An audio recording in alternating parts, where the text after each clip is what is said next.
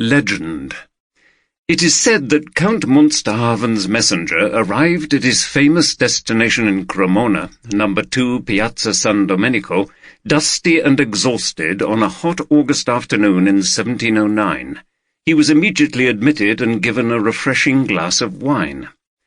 Having recovered a little, he was escorted up some rather rickety stairs to the workshop, seeing the apprentices at work and smelling the wood and the varnish. He passed violins and violas lined up in various stages of completion, like butterflies slowly forming in the chrysalis, before entering a tiny office where a man was sitting on a high stool at a desk looking at detailed drawings and diagrams. This was the genius himself, Antonio Stradivari, the most famous musical instrument maker the world has ever known. The messenger bowed reverentially and handed a sealed envelope, borne hundreds of miles from Germany, to the master, who opened it and read the enclosed letter. Even though he knew of the Count's wealth, his eccentric pride and his love of music, what the master read still surprised him. It was a grand commission, not for 1 or 2 or even 3 instruments, as he had been expecting since the Count's recent visit, but for all the violins, violas, and cellos of a chamber orchestra, 9 instruments in all. Every string player would play a Stradivarius. The Count was prepared to pay a fabulous price. Towards the end of the letter there was a neat coloured drawing of the Count's coat of arms, followed by a curious request expressed in an oddly formal style. "So that these instruments will be forever associated with me, you will receive my everlasting gratitude if, on the back of each one, you will cause to have painted my coat of arms as it here appears.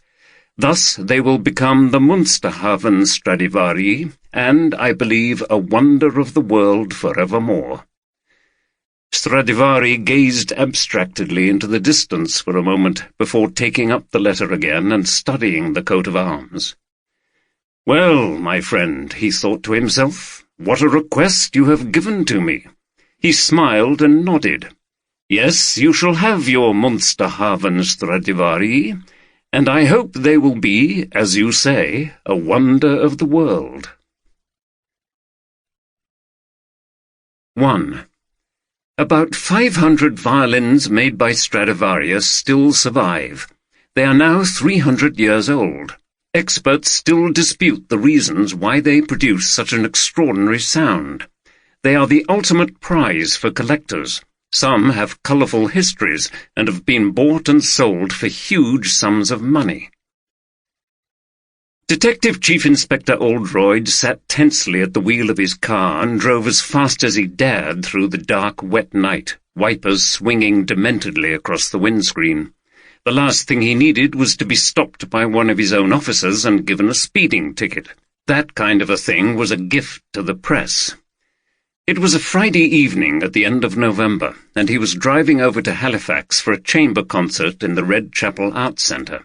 The internationally renowned Schubert String Quartet was playing their speciality, music by their eponymous composer, and not just any work by Schubert, but his greatest quartet, the one in D major known as Death and the Maiden, with its famous second movement, one of Oldroyd's favourite pieces of music. Oldroyd had been looking forward to this since August, when he'd been sent a copy of the Halifax Chamber Music Society programme, and had been planning to get away early from West Riding Police HQ in Harrogate. However, just as he was about to slip out, he'd received a call from Detective Chief Superintendent Tom Walker. Cursing, he went up to Walker's office, frantically thinking of ways in which he could make a quick getaway. It had turned out to be a relatively trivial matter concerning a recent report he'd sent to the super, but often Walker used such things as an excuse for a conversation, though conversation was not quite the right word. Walker had chosen Oldroyd as his confidant, the person to whom he could regularly whinge about all the things he thought were wrong with the modern police force, modern management methods, and the modern world in general, for that matter. His greatest bête noire were the media, which he considered an insufferable bunch of yobs intent on making the work of the police harder, and people like Matthew Watkins, the trendy young chief constable of West Riding Police, who spouted management jargon and talked relentlessly of business culture and target setting. If only Walker could confide his rants to extended emails that could be quickly skimmed over and then deleted, thought Oldroyd, as he'd sat in Walker's office trying not to look at his watch. But his boss was ill at ease with the newfangled gimmickry of the digital age and preferred face-to-face communication. Another problem was that the old boy liked him, and Oldroyd didn't want to offend him. He was a good boss to have, trusting Oldroyd to get on with his job. But he didn't feel he could say to Walker that he wanted to get away to his concert, if that was okay. He suspected that if Walker had any musical tastes at all, they would not extend beyond brass bands or Shirley Bassey. What he would make of a string quartet he had no idea, and didn't want to find out. As Oldroyd could think of no other plausible reason for getting away, he had to sit there while Walker railed on about Watkins. "Do you know what the latest is, Jim?" As usual, Walker didn't give him the chance to answer. "He's going to employ a firm of consultants to come in and assess our work patterns." "What the bloody hell does that mean? Can you imagine a bigger waste of public money? And that's not all. These consultants apparently specialize in banks and finance, so, of course, they don't know a bloody thing about policing. And then they'll produce some jargon-ridden report saying we're spending too much on—" And so it had gone on. Oldroyd shook his head to dismiss the memory. It had been nearly 6:15 when he finally made his escape, and the concert started at 7:30. It was now 5 minutes past 7, and he was passing Shibden Park, with the dark, rather sinister-looking mass of the Jacobean Shibden Hall in the distance. He drove through a steep cutting in the millstone grit under a steel bridge marked 1900, turned to the right, and below him could at last see the lights of Halifax. He started to relax a little. He would probably make it. In the small artists' room at the Red Chapel Arts Centre, the Schubert Quartet was preparing for their performance. They'd dispensed with the formal white tie and tails in favour of casual open-neck black shirts and jackets. Anna Robson, the violist, wore a white blouse and black skirt. The German leader, Hans Müller, was at least 20 years older than the others, who were all British players. The second violin, Michael Stringer, Anna Robson and cellist Martin Hamilton had all studied at the Bloomsbury School of Music in London. They'd played together for nearly 25 years and won an international reputation for the Viennese classics of Haydn, Beethoven and Schubert, but especially Schubert. Their acclaimed recording of the complete Schubert quartets had won a rosette in the Penguin Guide to Classical Music. In the room there was a tension in the air beyond that normally expected before a concert. Anna Robson absent-mindedly practised short passages from the Haydn quartet they would be performing. Müller and Stringer were talking quietly but rather heatedly. Hamilton had just returned from the building's entrance, where he'd stood just outside smoking a small cigar and tapping at his phone. They each played marvellous instruments from the Italian Golden Age, Amatis and Stradivari, but Müller's violin was something truly remarkable. It was a Stradivarius from 1710, wonderful in itself, but what made it extra special was that on the back, beneath the famous varnish, a red and yellow coat of arms was neatly painted onto the maple wood. This indicated that it was one of only 9 instruments, only 4 of them violins, made by the famous Italian at the height of his powers as a special commission for Count Munsterhaven in Germany, a wealthy patron of the arts in that era. It was truly priceless. Müller impatiently waved his hand at Stringer as a sign that the conversation was at an end. He had just taken up the famous violin and was playing a few arpeggios when a music society official put his head around the door. 10 minutes, please, the man said with a smile, and the 4 players made their final preparations. Oldroyd ran down the wet streets, past the looming mass of the Peace Hall and across a cobbled road to the entrance to the Red Chapel, so called because it was, unusually for this area of millstone grit, constructed out of small 18th-century red bricks. It was no longer a place of worship, but an arts centre, so in Oldroyd's book still a spiritual venue, especially on an evening like this. He was relieved to see people still queuing to get in.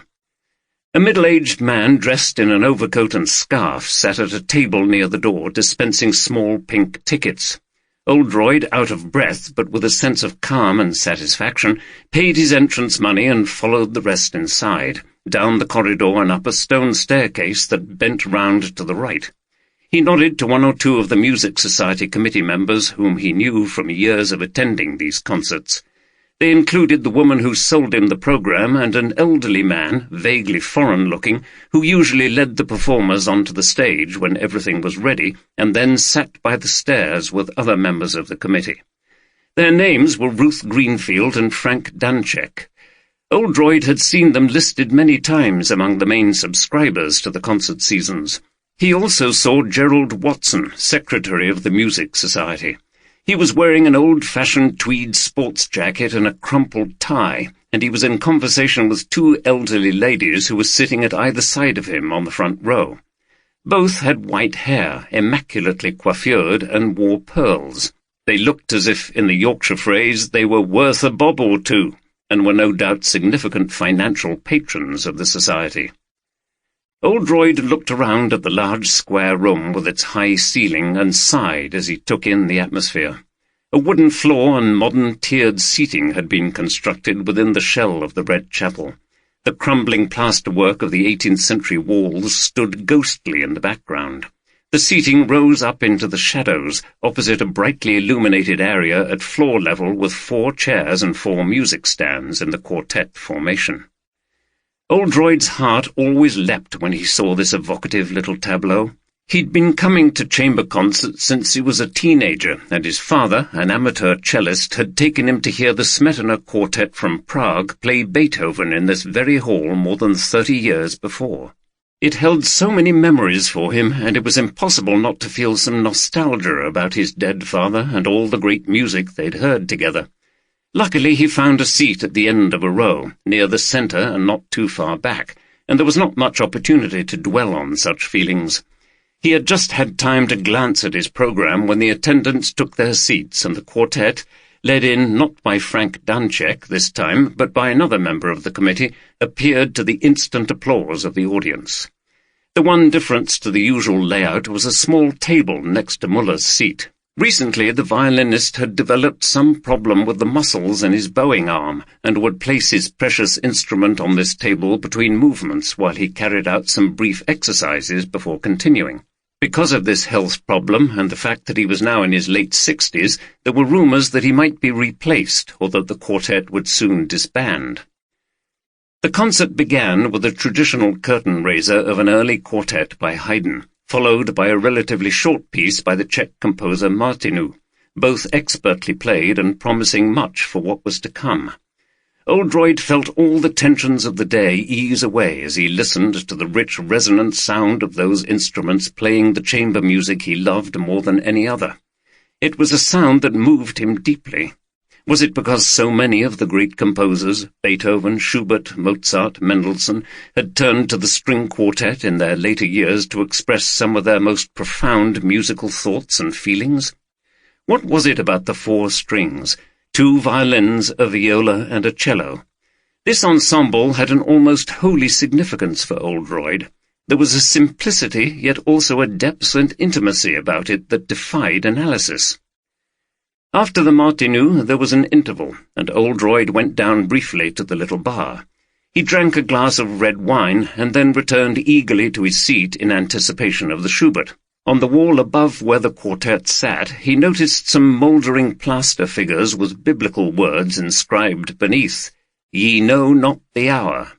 Next to this was a window, and he looked out into the darkness. There was a solitary house silhouetted on the hillside opposite, tall and narrow, and the lights of a road angled crazily up the hill. He could just make out dry stone walls snaking up the fields. It was like something from a Lowry painting, and he mused on how eccentric a place this was for such a concert compared to London, Paris, or Vienna. Suddenly there was applause as the quartet reappeared, bowed, and took their places again. The hall was hushed in expectation of a special performance of Schubert's masterpiece. There followed an intense and dramatic first movement handled with masterful technique and power, and then the slow movement. Oldroyd had always thought that the opening was like a funeral march. Death is stalking the maiden as in the old legend and Schubert's earlier song. She pleads with him in a poignant and plaintive series of variations. Ich bin noch jung, but he is implacable. The music increases in menace and drama. Death draws near, enveloping her in a dance and then striking her down. A turbulent passage of agony climaxes in death throes, but then subsides slowly into quietness and calm. The final bars convey transcendence. The opening themes are repeated but transformed, uplifted. Schubert, contemplating his own early death from incurable syphilis, manages to attain a sublime and serene peace at the end. Sollst sanft in meinen Armen schlafen. Oldroyd sat transfixed until the final chord faded out. There was utter silence. The quartet slowly lowered their instruments, and Muller gently placed the Munsterhaven Strad onto the little table. As he did so, there was a tiny thudding noise high up behind Oldroyd. A small circle of red appeared on the right side of Muller's forehead, and his eyes widened. He appeared to try to stand up, still holding his bow, then plunged forward, knocked over his music stand, and crashed to the floor, where he lay still. The sheets of his score were scattered around him. There were a few strangely still seconds of complete incomprehension in the hall before it was realized that death had claimed more than the maiden that night in Halifax. 2. The Molitor Stradivarius was made in 1699. It is thought to have once been owned by Napoleon Bonaparte, and was named after one of his generals. It was bought in 1957 by William Anderson, who kept it under his bed in Aberfoyle Terrace, Derry, Northern Ireland, for 31 years. In 2010, it was sold to American violinist Anne Akiko Myers for $3.6 million. As Oldroyd stared down at the body, the sound of police sirens broke the grim reverie into which he'd briefly fallen. He was used to investigating murders, but not to witnessing them. The brutal act had disrupted a serene moment, and the shock left him feeling an odd dislocation from the scene. In the bizarre moments that followed Muller's crash to the floor, Oldroyd was out of his seat quickly and leaping down the steps towards the players before there were shouts and screams from the audience. Suddenly, everything speeded up. Frank Danczek got to his feet and shouted, "My God, up there!" He pointed high up into the ceiling of the hall. "There's—" Then he ran off down the stairs. Other people were getting to their feet. One of the old ladies sitting next to Gerald Watson seemed to faint and slumped in her seat. Oldroyd sensed that chaos could quickly ensue if he didn't act. "I'm a police officer!" Oldroyd shouted in his most commanding voice. He held up his identity pass, which seemed rather pathetically ineffective in the circumstances. "Please try to remain calm and stay where you are. You are not in any danger. No more shots have been fired, so it's likely the victim was the only target." After a cursory examination of the body revealed no sign of life, he placed himself in front of the corpse and turned to face the audience. He quickly looked up to where Danczek had pointed. Danczek had had a better view of the upper balconies from where he'd been sitting. There was a lighting gantry that had obviously served as a sniper's nest, but Oldroyd couldn't see any sign of anyone up there now. Despite his reassurance to the audience, he didn't know for certain that no one else was at risk.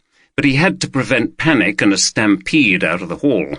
He was aware that behind him the 3 remaining members of the quartet were leaving the hall by the smaller second staircase, which led down into the artist's room. He allowed them to go. They had been directly in the line of fire, and maybe more at risk than anyone else if there was some crazed gunman around with a grudge against string players. That seemed highly unlikely, but Oldroyd had no space yet to even begin to speculate about a motive. A well-dressed man in his 40s, another committee member, came up to Oldroyd. "I've called the police and ambulance, explained what happened. They said they'll come armed." "Well done. We'll all wait here until they arrive. Don't touch anything." Ruth Greenfield, visibly shaking, pointed up to the same spot as Danczek and repeated what he'd said. "The shot definitely came from up there, Chief Inspector. Frank must have gone to try to stop whoever it was from escaping. I hope he's all right. He could get shot himself." "I can't leave the hall until more police arrive. Let's just all stay here and keep everything as calm as we can." Oldroyd wished desperately that he had some officers with him now. The crime scene needed to be sealed off and the search for the gunman begun, but he couldn't leave the hall. Vital minutes were being lost. All he could do was remain standing at the front, looking as if he was in control. He stared down again at the body. Maybe it wasn't such a bad way to go. Your last act playing the final chords of one of the greatest pieces of music ever written. Then he heard sirens and the sound of cars pulling up and doors slamming. Soon footsteps sounded on the stone stairs. He felt relieved. At last he would be released from being imprisoned in the hall with the rest of the unhappy concert-goers. The latter seemed to have calmed down. Now it was clear that there was no madman on the loose. They were variously either standing warily at the side of the hall as if ready to make a run for it if necessary, or cowering in their seats, too shocked and frightened to move. Oldroyd hoped that someone he knew would appear. It would make things so much easier. This time God, in whom he found it hard to believe, was nevertheless on his side. Behind a couple of young DCs who came bounding up the stairs, both armed with pistols, Oldroyd saw a portly figure struggling and breathing heavily. He had a pronounced paunch and a balding head. His small eyes widened when he saw Oldroyd, and his chubby face broadened into a smile revealing yellow nicotine-stained teeth. "Bloody hell, Jim, what are you doing here?" he said in a deliberately exaggerated broad Yorkshire accent, and rushed over to shake Oldroyd's hand. "Sam, good to see you. You might well ask. I was here for the concert, saw it all happen. Took charge. Good job I was here, actually, otherwise it'd have been bloody chaos." Oldroyd had known DCI Sam Armitage since they'd been junior detectives together in Leeds many years earlier. Sam had risen through the ranks in the West Riding Force and was now based in the Halifax Division. He was a jovial character famously renowned for his unhealthy lifestyle. A heavy smoker, he was fond of lunching on pork pies laced with brown sauce, and his consumption of beer easily outstripped Oldroyd's. He was still out of breath from the climb up the steps. He saw Muller's body sprawled by the upset music stand. A small puddle of red had gathered by the head and was starting to trickle away across the floor. "Good God! So we was playing when it happened, middle of the concert?" "Yep, picked off by a sniper up there." Oldroyd pointed to the gantry. Armitage looked up, screwing his eyes against the glare of the lights. "So we was shot? And then what happened, Jim?" "I came down to the front, tried to calm everyone down. I don't think anyone's left the building, except one chap. He's always here, member of the committee. He ran off down the steps as soon as it happened. He must be still down there. I don't think there's anyone up in that gantry now. Must have got down somehow, or be hiding. Did you see anybody on the way in?" "A bloke on the door and people in the bar. Nobody who looked as if they'd just shot someone. What about the other players?" "They went down those stairs." He pointed across the room. "They lead to the artist's room. They must be still there." Oldroyd blew out with relief. "It's been bloody awful. Couldn't move from here until someone arrived." Armitage shook his head. "I'll bet. Anyway, we can get on with it now." He looked at the audience, who seemed even more startled now that they had seen the police with guns, and shook his head again. "We'll have to get more people over here to deal with this lot." He gave Oldroyd a playful smile. "You'll be one of the chief witnesses, Jim, but at least not a suspect, I hope," he added cheekily. "Get away with thee," replied Oldroyd, and Armitage laughed. "Anyway, let's get on with it. Hodges, Wilson, Hepworth, start with this lot. No one leaves yet. We need to get personal details and statements from them all. See if anyone saw anything unusual. Jim, we'd better get down there and see what's going on. We just rushed past everything on the way in. They said someone had been shot up here, so we came straight up." The two senior detectives went quickly back down the stone steps, then through some swing doors and into the short corridor at the bottom. On the right was a door to the toilets. The outside door was in front of them at the end of the corridor. Next to it was another door, leading to the bar on the left. 2 armed police officers stood by the outside door, and the man who had sold Oldroyd the ticket was looking very anxious. Oldroyd looked around, checking the layout of everything, while Armitage approached the agitated individual. "I'm Inspector Armitage. What's your name, please? Were you here when the shot was fired? Has anyone left the building since?" The man turned his white face towards the 2 detectives. He seemed to be struggling to remember the order of events. "Stuart Atkinson. Yes. No, I didn't hear a shot." "There was no sound," said Oldroyd. "They must have used a silencer." "The first thing I heard was a scream, and then all sorts of commotion up there. Then Frank Danchek came running down the stairs. He was shouting, 'Someone's been shot. Has anyone come down here?'" "Had anyone?" Armitage repeated his question. No one came down the stairs before Frank. I've been here by the door since the interval, clearing this board and putting new information up." He pointed to a big notice board where events were being advertised. "No one has gone through that door except Frank. When I told him no one had come down, he looked puzzled and asked me if I was sure, and then he went outside and— Oh, he's there. Ask him yourself." Oldroyd and Armitage turned to see Frank Danchek standing behind them. He seemed out of breath and was grim-faced. He sat down on a chair by the entrance to the bar, looking exhausted. Oldroyd noticed the faint Eastern European accent overlaid by Yorkshire. He must have lived in this area for a long time. "Go back up there, Inspector. He must still be there. The door was open. I ran down here thinking he must have made a run for it, but then Stuart said that no one had come down." He shook his head. "I couldn't believe it, so I went outside round the streets. Couldn't see anyone, so I came back." "What do you mean the door was open?" asked Oldroyd. Danchek pointed back up the steps. "Halfway up, there's a little door. It leads to a ladder that goes up to the lighting gantry. I suppose it would have been access to the chapel loft in the old days. But, Inspector—" There was fear and alarm in his face. "He must still be up there. He might shoot someone else." "Are there any other exits to the building?" Oldroyd was puzzled. "There's only the emergency exit at the back of the building, but that's alarmed. He would still have had to come down the stairs to get to that, and I didn't see anybody. The alarm hasn't gone off." "Right, let's get back up there, but no more shots have been fired. I couldn't see anyone up there, though I admit it was dark. I think if he was going to take a pop at someone else, he would have done it by now." "Up here with us," Armitage called to one of the armed officers. "The assailant is probably still up there, so use maximum caution." The burly officer holding a pistol led the way back through the swing doors and up the steps.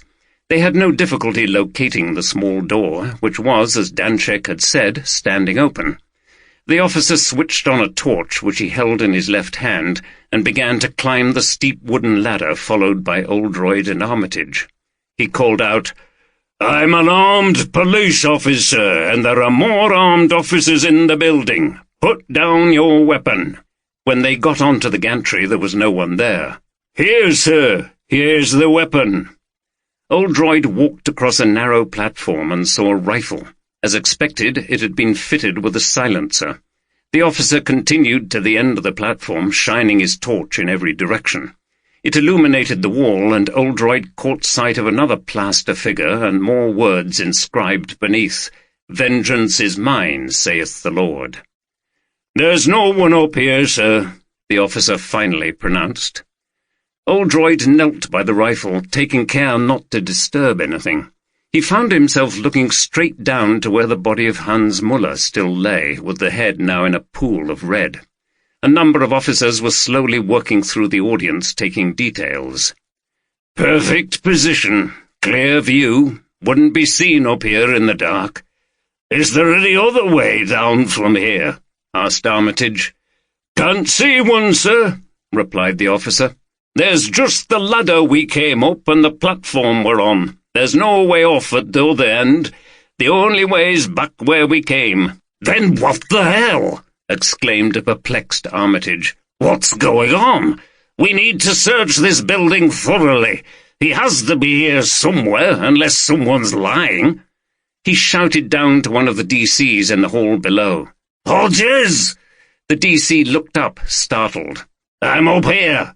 Make absolutely sure no one leaves. The gunman's not here, but he must still be in the building somewhere." He pulled out his radio and spoke to the officer at the door. "No one is to leave the building. We've found a rifle here, most probably the murder weapon. No sign of the assailant. Keep Mr. Atkinson there. We need to talk to him again." Oldroyd followed Armitage back down the ladder, looking carefully for any clues, but saw nothing. He frowned as he ducked under the low door. This was starting to get very mysterious. When he got back to the main staircase, he remembered something. "Sam, the other players. They must be still in the artists' room. I'll go and speak to them." Oldroyd returned to the hall. At the opposite side to the public entrance, the separate staircase led down into a room on the ground floor. This room and staircase had been used by preachers in the days when the building was fulfilling its original function. They prepared in this room and were then able to ascend to the main hall of the chapel separately from the congregation. The pulpit had stood where the artists now performed. Strange, thought Oldroyd, how music and theatre have become the new spirituality for many people as the churches decline. But who wouldn't rather hear a string quartet than a bigoted old ranter going on about hell, damnation, and the evils of drink? When he reached the room, he found the three of them huddled together in silence. "I'm Chief Inspector Oldroyd." He showed his identification. They looked at him with indifference. They seemed lifeless with shock. This has enormous significance for them, thought Oldroyd. It's not just the murder of their colleague and no doubt friend, but the shockingly abrupt end of their performing life together, the end of something brilliantly creative that they've shared for all these years. It must feel like having a limb chopped off. "I understand what this means to you, not just personally, but for your professional life."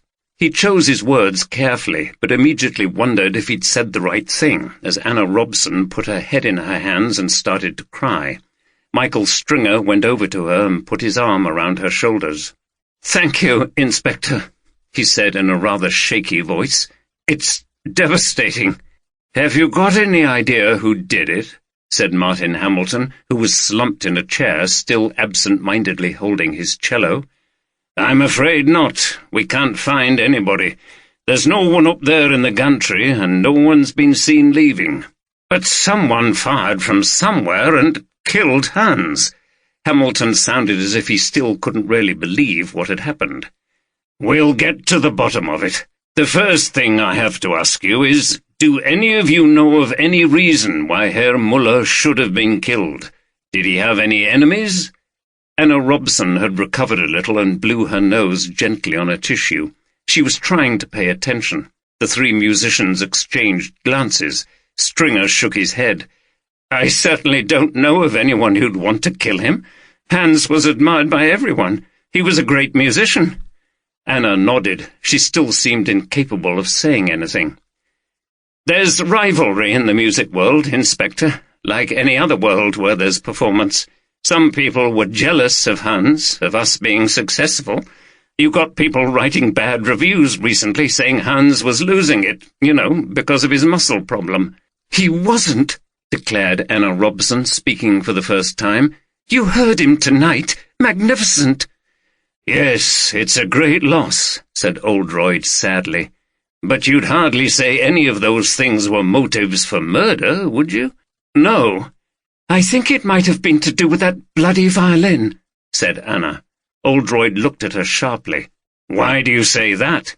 "People were always pestering him about it, wanting to buy it, making offers, wanting to take photographs of it. He once told me he wished he'd never set eyes on it, but of course when he played it, it was a different matter. Absolutely magical. Where is it, by the way?" Everyone looked around the room, but the famous violin was not there. "Didn't one of you bring it down with you?" said Oldroyd. It's not up in the hall." The players looked at each other. "No," said Hamilton. "It was the last thing on our minds." Inwardly, Oldroyd cursed. He'd been too distracted by what was happening after the murder, and the need to control the audience to keep an eye on the violin. "I'd better go and have a look. Please feel free to go up to the bar for a drink. It might help, but don't leave the building." He went back up the stairs to the hall. The small table was empty, and a quick search revealed nothing. The violin, like the murderer, had disappeared. Oldroyd joined Armitage, who had set up a makeshift headquarters in the small bar of the Red Chapel, and they sat disconsolately at one of the tables, pints of beer in front of them. The volunteers running the bar had agreed to keep it open. It was now very late. The audience had finally been allowed to leave, but only after they'd all made statements and been searched for the missing violin and any other evidence. This had taken a considerable amount of time. The 3 surviving members of the quartet were still in the artists' room, and refreshments had been taken to them. An ambulance had arrived to remove Muller's body. Armitage took a swig of his pint and wiped his moustache. He looked comfortably ensconced in his seat by the bar, and it looked to Oldroyd as if he would take a bit of shifting. "At least this beer's good. They've got a microbrewery here. Well, I never expected to carry on like this. No murderer, and then a priceless instrument goes missing. At least we've got some idea of motive now. It must have been planned. Bump off Muller and take the violin. They must be connected, don't you think?" "It certainly seems so. Too much of a coincidence, but," replied Oldroyd, fiddling with his pint-glass and still reeling from everything that had happened. And he'd only come here to listen to Schubert. Just my luck, he thought. A wry smile came to his face, and he shook his head. "But what, Jim?"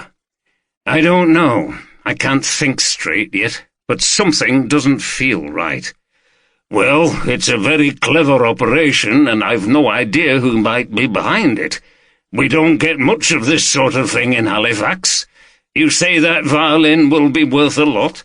"No doubt about that. It's what's called a Munsterhaven Stradivarius, very rare. You'll have to find out more about it, and who was interested in it. It'll also be interesting to know how Muller came to own it."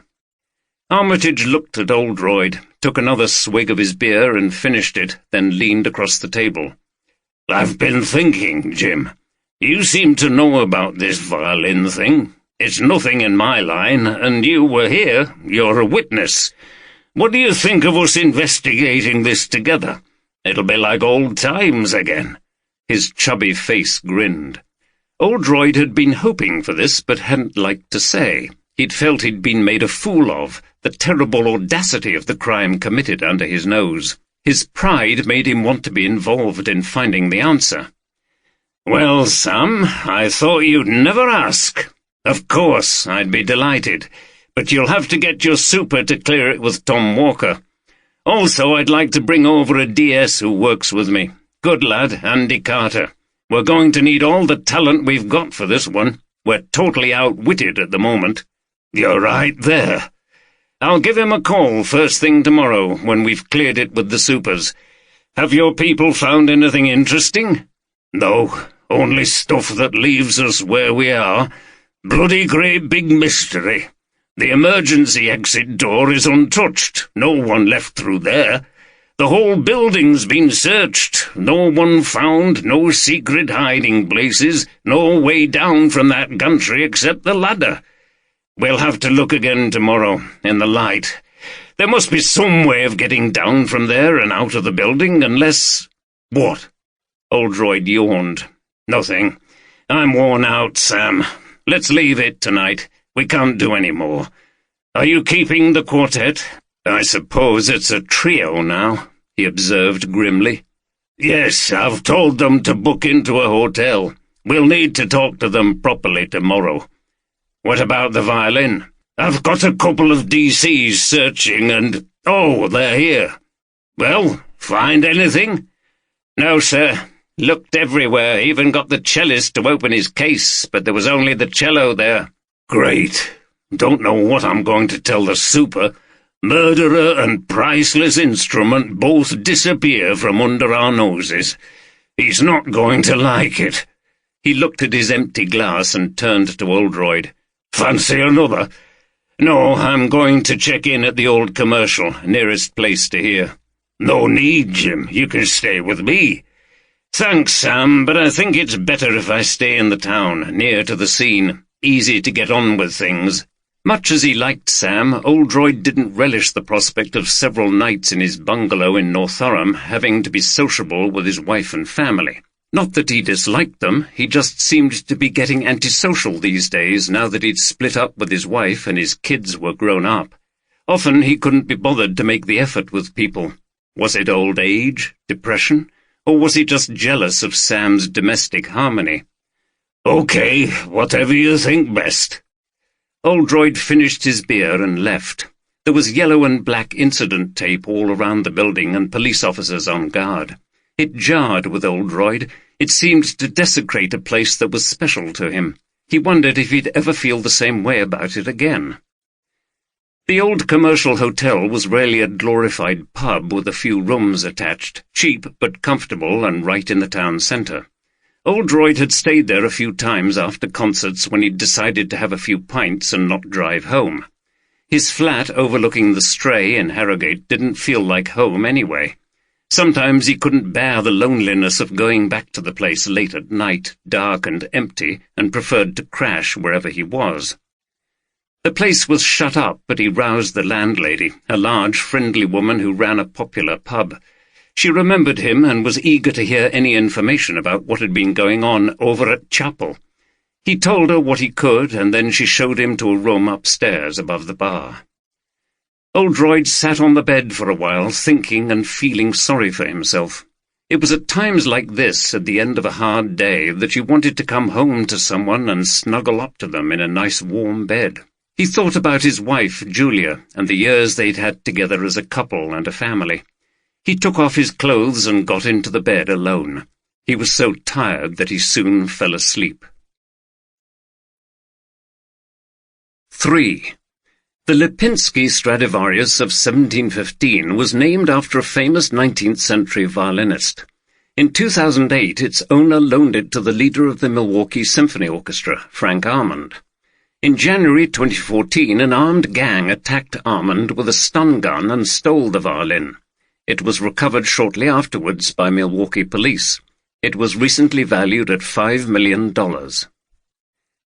Detective Sergeant Andy Carter got the surprise call from his boss as soon as he arrived at West Riding Police, Harrogate Division headquarters the next day.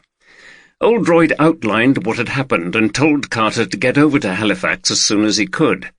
"Halifax? Where's that then, sir?" Carter was a Londoner who had come north to join the West Riding Force as a detective sergeant. He found it hard to navigate around the complexities of Yorkshire's dales and valleys. "In the Calder Valley, Andy. It's about 28 miles from Harrogate. Surely you've got a map. Go on the Bradford Ring Road and then on the Halifax Road near Wibsey. You can't go wrong." Carter suspected that he almost certainly would go wrong without assistance. "It's okay, sir. I've got my GPS. I'll just follow the directions." Oldroyd grunted his contempt.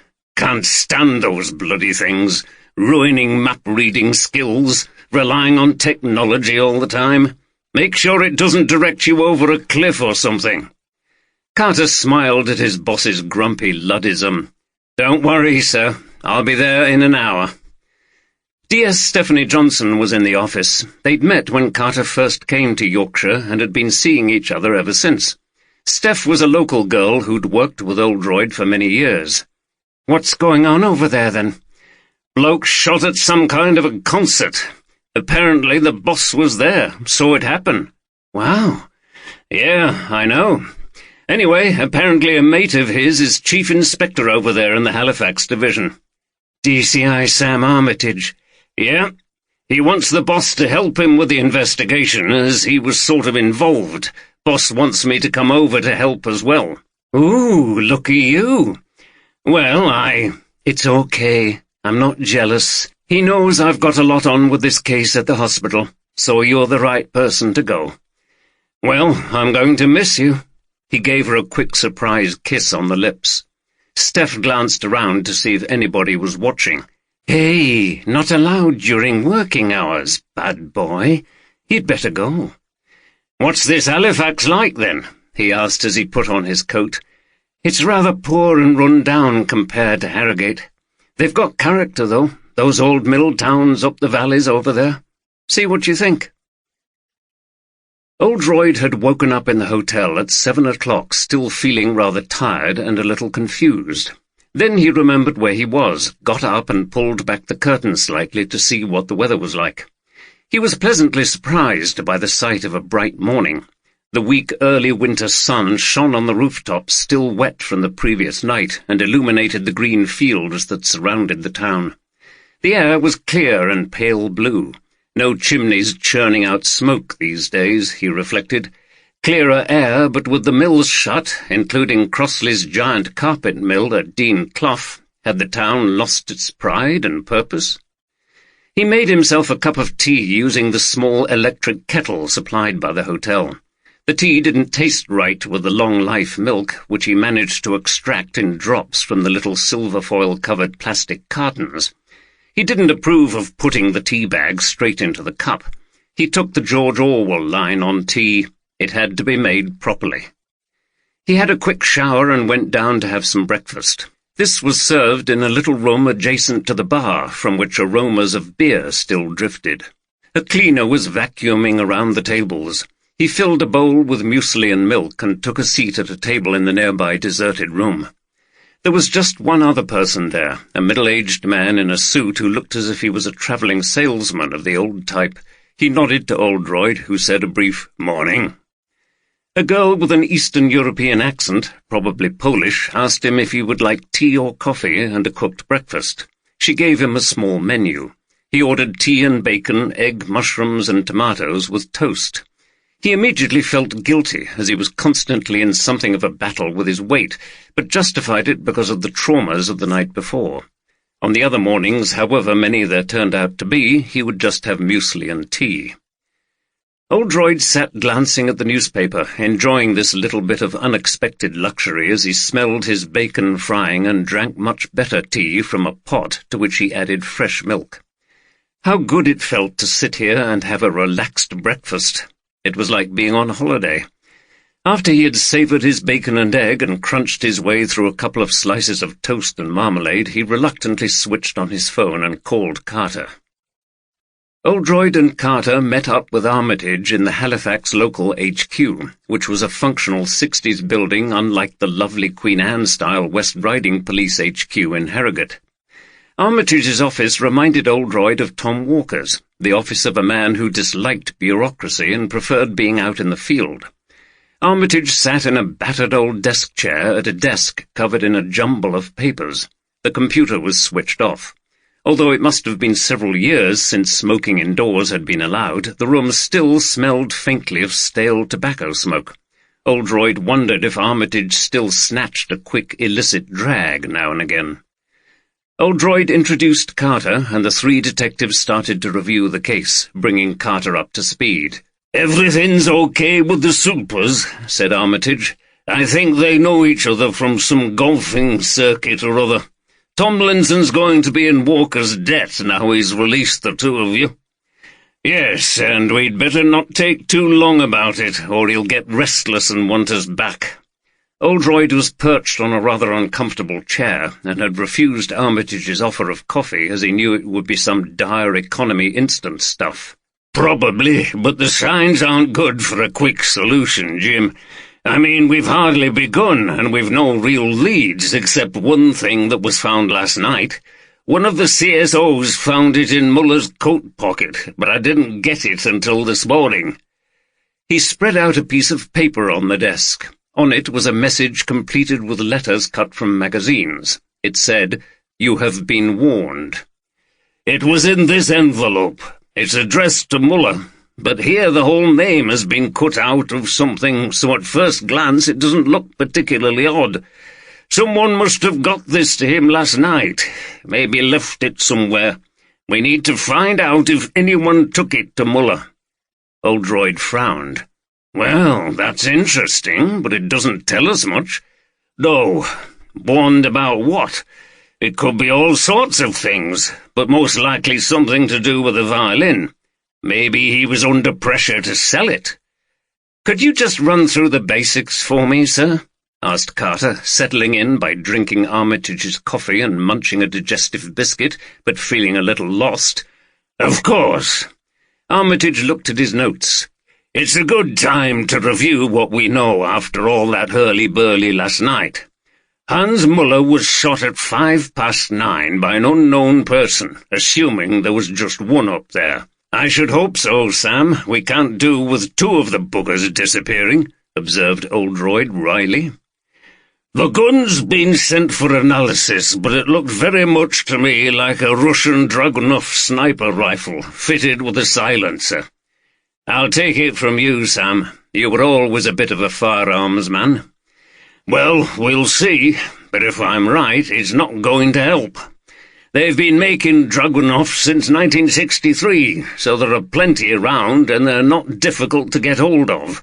The only thing we can conclude is that the sniper knew what he was doing. Set up the rifle in the ideal position, confident enough at that short distance to hit the target without needing an optical sight.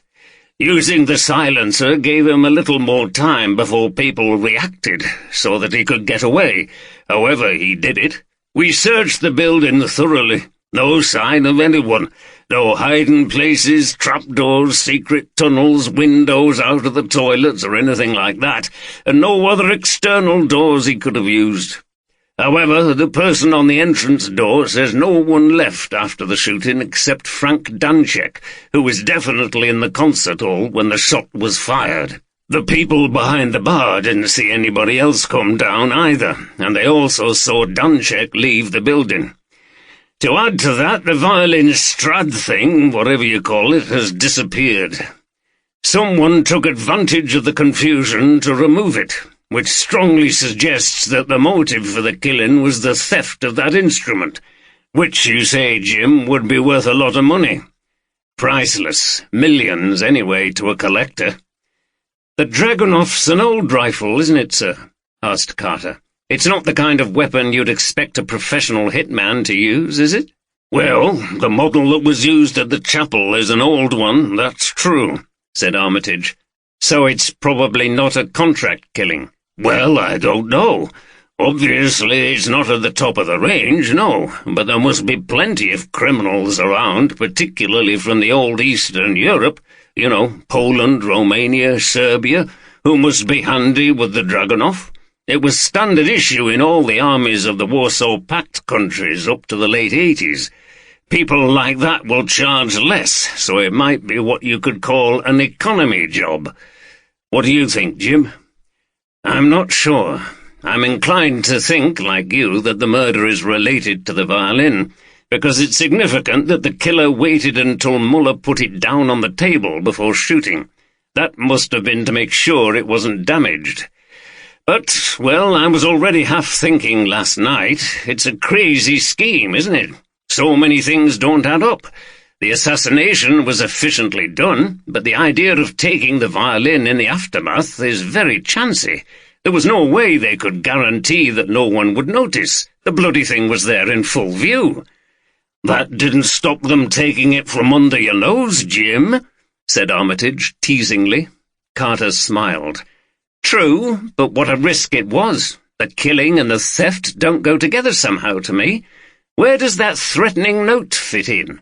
Can you imagine a professional operator leaving a note like that?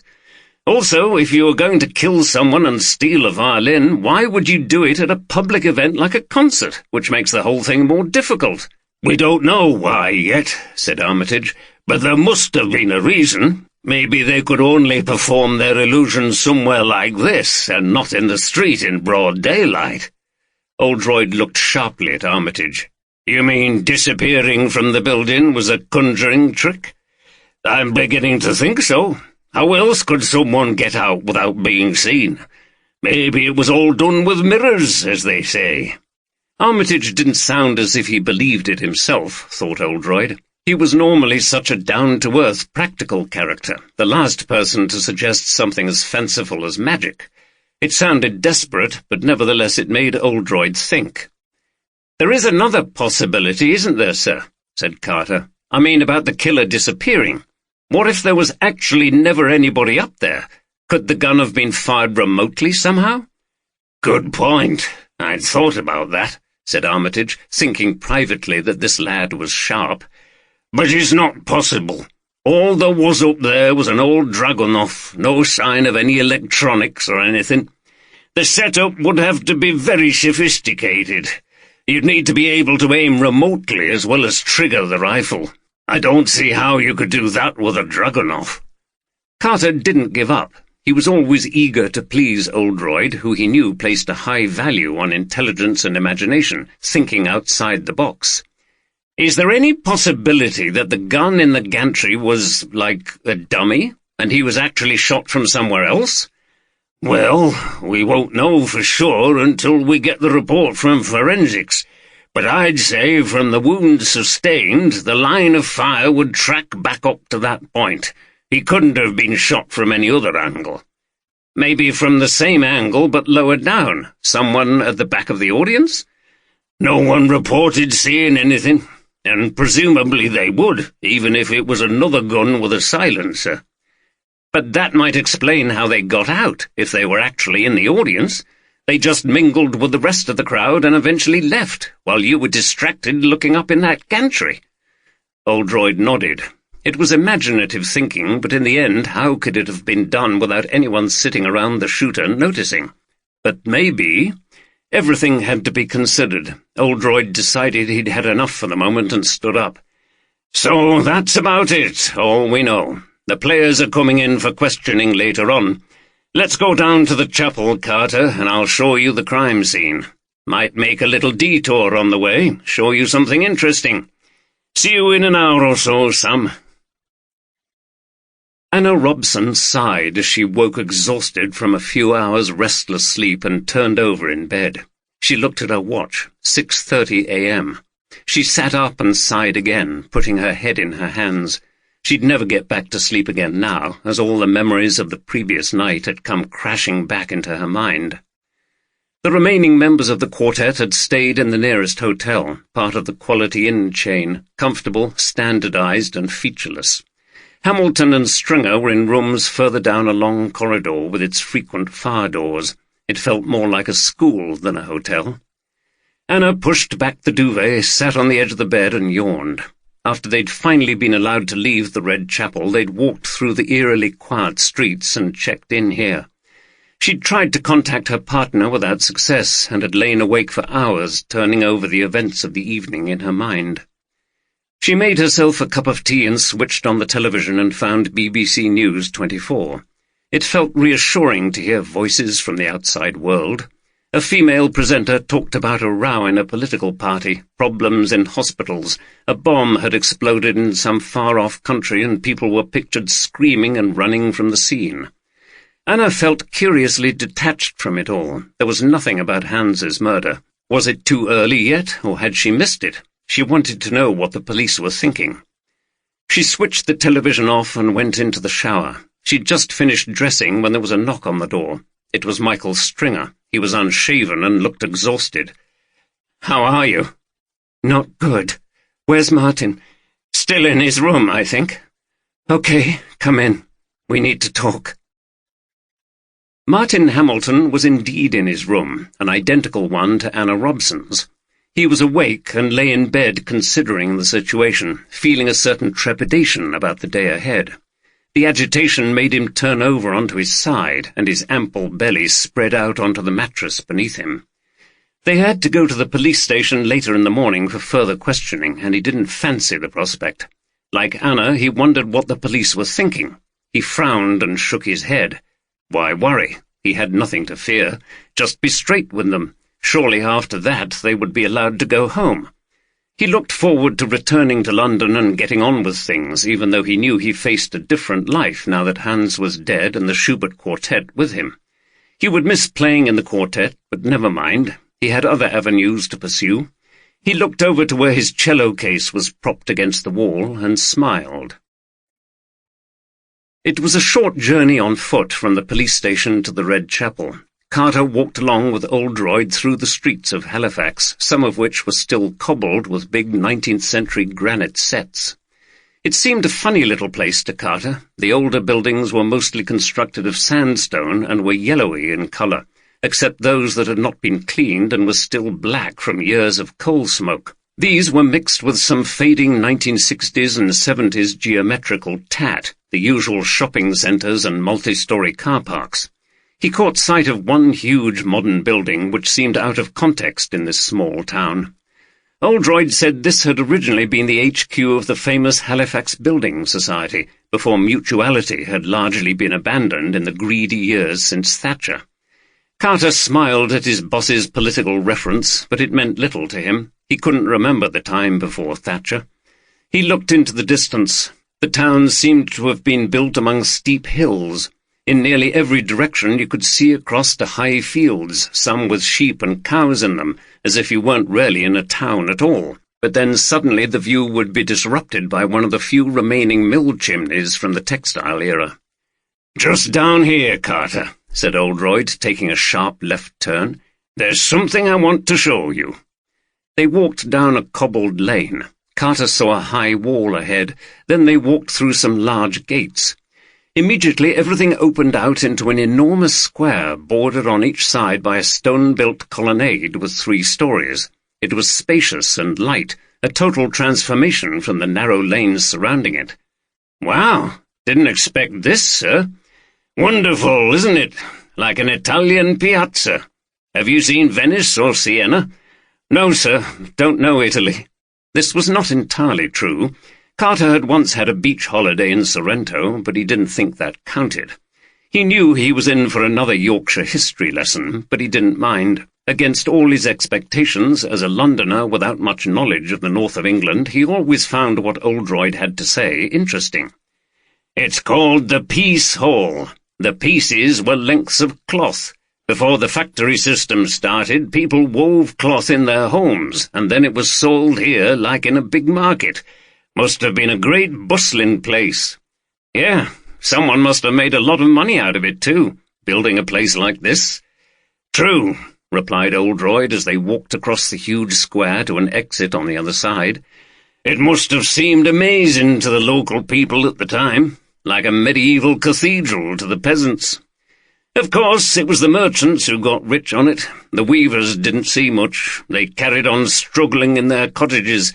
Then, when the factory system started, they moved into the terraced houses and worked for a pittance for the mill owners. And now, who knows what they do, but you can bet it'll be low-paid, casual stuff.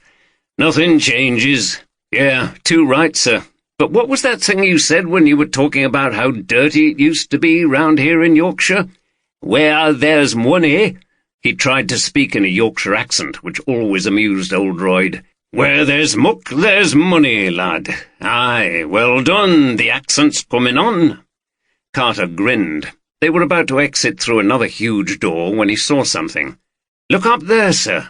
He pointed to the second story, near the exit, where there was a sign. "Violins, stringed instruments. Maybe they had something to do with it." It wasn't a serious suggestion, but Oldroyd looked up and seemed intrigued. Well, you never know. It might be worth a visit. At least they should know who's interested in acquiring violins in these parts."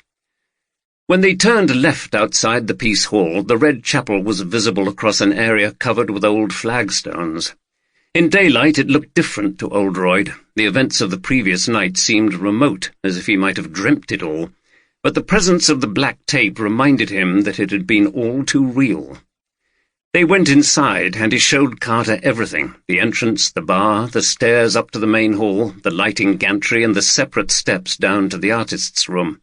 He was hoping that walking through it all again might give him a fresh perspective and some ideas, but it didn't. Carter stood in the performance area. Things had been tidied up, but there was still the dry stain of blood on the floor. "And the bloke was shot here while he was playing?" he asked, trying again to make sense of it. "Not exactly. It was at the end of the second movement. He'd just put the violin down." Oldroyd thought about this again. Was that just the killer waiting to protect the violin, or was there another reason? More questions than answers. He glanced around the crime scene for a last time. "We'd better get back. We're not going to find out any more in this building. Someone who was here that night knows the answer. It's time we got to work on some questioning." Anna Robson looked decidedly nervous, thought Oldroyd, as he sat with Armitage and Carter facing her in the interview room.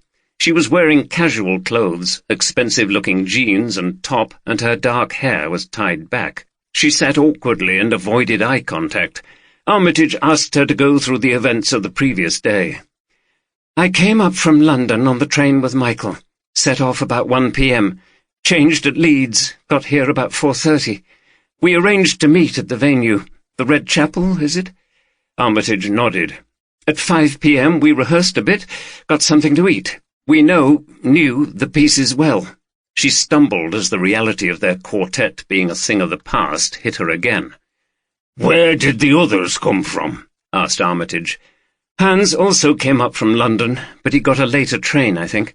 I don't know where Martin had been. We don't stay together all the time, Chief Inspector. It's a professional arrangement. We only meet to rehearse and perform. We lead separate lives." "How did everyone seem to you? Did anything unusual happen?" Oldroyd watched her carefully. She was definitely uneasy about something. "No, not really. Things were just normal." "What do you mean, not really?" She was momentarily reluctant to continue, but then said, "Michael and Hans had a bit of an argument. They don't get on very well. But it was nothing serious." "What about?" "We all admired Hans, but we knew he was coming to the end of his career. Michael was worried about what would happen if Hans retired. He kept pressing him to say when he would go. Thought we should be looking for a replacement, maybe rehearsing with someone part of the time. Hans got very angry. I don't think he wanted to think about retiring. It's such a big step after a lifetime playing. He certainly didn't want anyone telling him when to go. They also disagreed about our repertoire. Michael thought we were getting a bit stale with the Viennese classics, especially Schubert, though he is our speciality. Michael wanted to do more modern works, Bartók, Ravel. Hans would have none of it. I think he thought he was too old to start doing new things, so Michael's two complaints came together, really." "And last night?" "Same old things. Michael saying we'd done Haydn and Schubert to death, Hans saying you could never perform the greats too much, they were the timeless masters, and so on. They were at it up to a few minutes before we started." "What did you and Martin Hamilton think about it?" "We're more easygoing. We didn't mind keeping things the same until Hans gave up. Then would be the time to change." "Did these arguments ever threaten to become violent?" "Not really. Except once. It was Hans who got threatening, and he said something odd." She paused again. "Go on." "They were having one of their Barneys. Michael had implied that Hans might be past his best.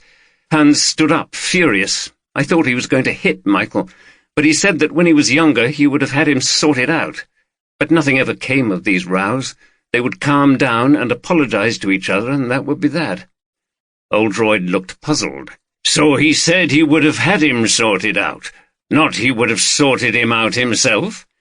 "Yes, but you have to remember that English was Hans's second language. Sometimes his expressions were unusual." "What do you know about Hans's background?" "Not a lot. He never said much. He came from East Germany after the wall came down in 1989. Never talked about his life there. I remember when he arrived at the Bloomsbury School while we were still students, and it was so exciting. He had this aura about him, like many string players from Central Europe." Oldroyd saw her eyes light up at the memory. "And he had this fabulous instrument, a Munsterhaven Strad. None of us had ever seen anything like it. It was legendary, though it became a curse." "Did he say where he got it from?" asked Oldroyd. "No, never. No one liked to ask. Hans was a very private person, and he could be very fierce if he felt people were prying into his life. We never asked him questions like that, especially in the early days. We looked up to him so much, felt so privileged that he selected us to form his quartet." "Apart from Stringer, did Muller have any enemies? Anyone who might want to kill him?" asked Armitage. Anna reacted immediately. Michael wasn't his enemy. They just disagreed about things. Michael would never have harmed Hans. Oldroyd thought she sounded very defensive. I said last night I can't think of anyone who would. He lived for his music. I don't even know who his friends were, if he had any. We found this in Muller's pocket after he was killed. It suggests someone didn't like him for some reason. Armitage showed her the message. Robson looked shocked. That's awful. What does it mean? Warned about what? We don't know. Do you know anything about it? No, nothing. Do you think this was written by the murderer? It could have been. Muller wasn't married? No. Any family? None that I knew about, unless they were still in Germany. He never spoke to me about anyone. Did you see anyone take the violin after Muller was shot? Oldroyd watched as she rubbed her hands nervously together, the strong but elegant and sensitive hands and fingers of a violin player. No, I asked the inspector where it was. I didn't see anything. We came to the end of the slow movement. Hans was shot, and after a few seconds we left down the other staircase. We didn't feel safe up there. I didn't notice the Strad. You think this is all to do with the violin, though, don't you? Asked Oldroyd slightly more firmly. You said just now it became a curse. Perhaps. It's a wonderful thing, isn't it? But something like that can cause evil. People are jealous. They want it for themselves. Are you thinking of anyone in particular? Asked Oldroyd. No. Oldroyd's long experience of interrogation and listening carefully to the nuances of people's replies told him that might not be true. To your knowledge, pursued Armitage, had anyone made any offers to him or threats about the violin recently? Was he concerned, worried about anything? No, as I said to the inspector last night, he just told me that people were always bothering him about it, making him offers, being persistent. You know, it was a nuisance. You mean collectors, wealthy people? I suppose so. I don't know much about it, but I think it's a murky world. Do you think that message was about the Strad? It could have been. What about the rest of you? You play valuable instruments as well, don't you? Yes, but not in the class of Hans's violin, and we don't own them. They belong to the school.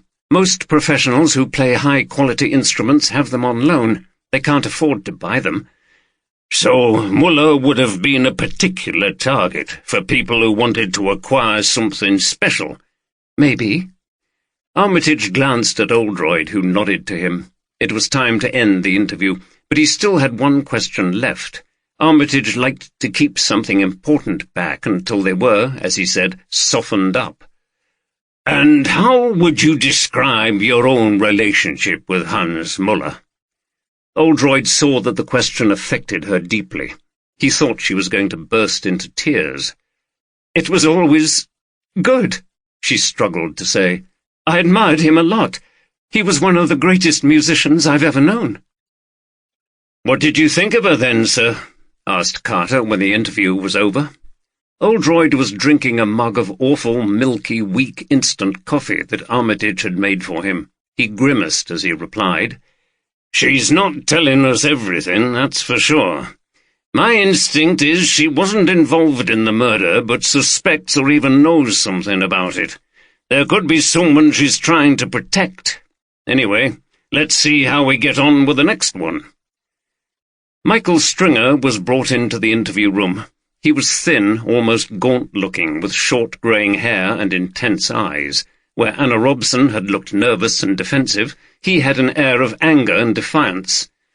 "Can I just ask what all this is about?" he said before he was asked any questions. "Surely none of us can be suspects. We were all sitting there in full view when the shot was fired. We don't need alibis or anything." "It's routine to question everyone," replied Armitage, "and you don't need me to tell you that not everyone who plans a murder actually carries it out." Stringer laughed sardonically. "Oh, so you think one of us took out a contract on Hans, thereby ruining our professional life together? And for what? The violin? Great scheme. Murder someone in a public concert and steal a violin while everybody's watching."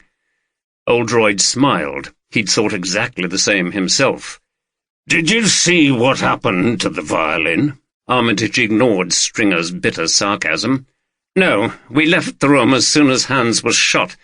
I didn't see anything, and anyway, the Chief Inspector was there." He nodded towards Oldroyd.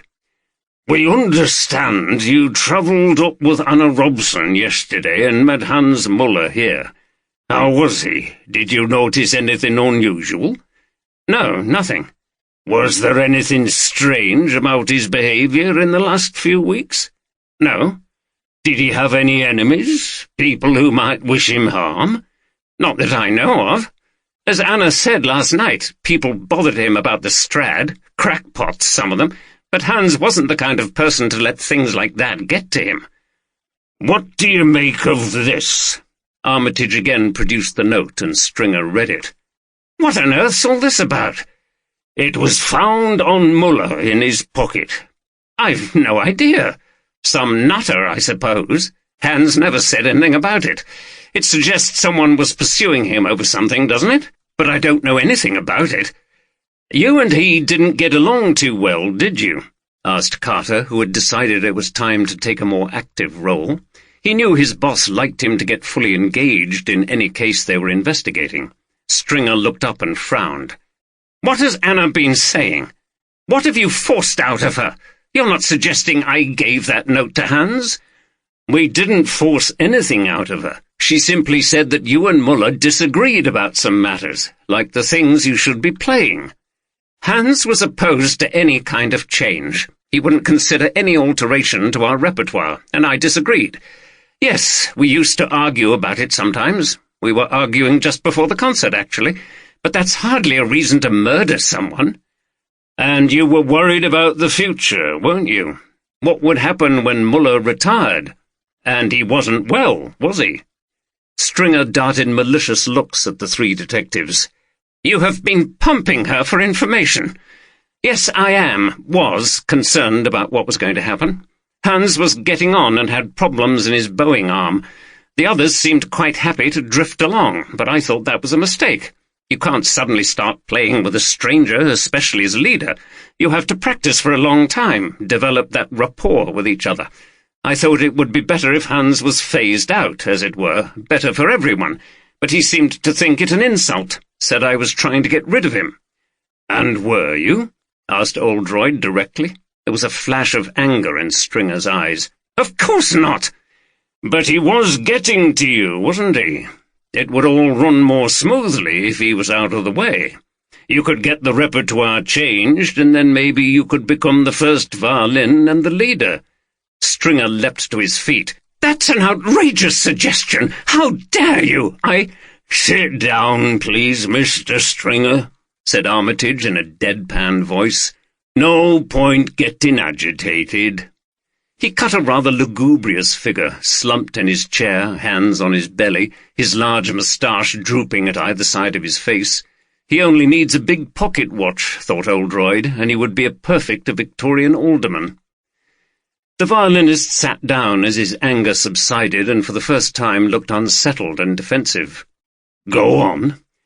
"Well, I have no ambitions to be leader. I'm happy as second violin.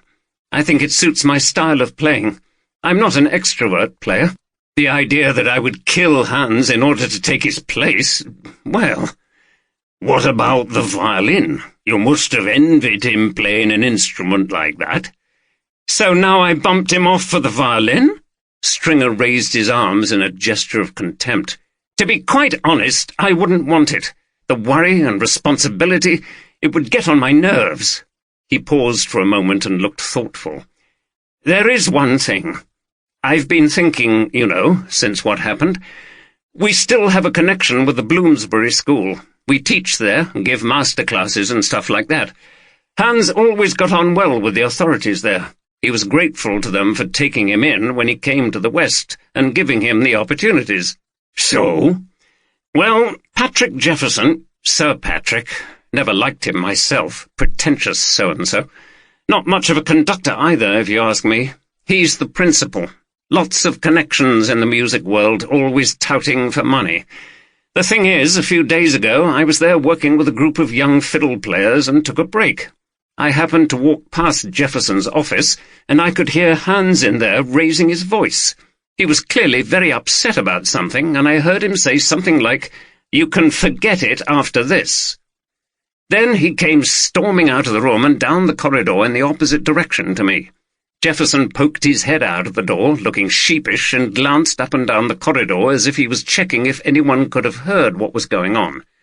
He nodded to me, rather cursorily, and then went back inside. I didn't think much about it at the time, and Hans never said anything, but when you asked if he had any enemies, well, I don't know. It's not much, but it was quite a shock to hear it, and he sounded really angry. Oldroyd had been listening intently. "Do you have any idea what the argument might have been about?" "No." "And you don't remember any tension between the two men before?" "No. That's the point, really. I rarely saw Hans angry about anything, except sometimes with me." He smiled wryly. Armitage stirred himself. "You're quite right to mention it. When exactly did this row take place?" "It was Wednesday, a couple of days before the concert." "Thank you, Mr. Stringer." "Do you think he wanted Muller out of the way badly enough to get him shot?" asked Carter sceptically, once Stringer had left the room. "Not really. And, as he says, what a way to do it," replied Oldroyd. "We'll have to follow up this business at the Bloomsbury School, though. Get down to London at some point. But, on the face of it, it doesn't look promising.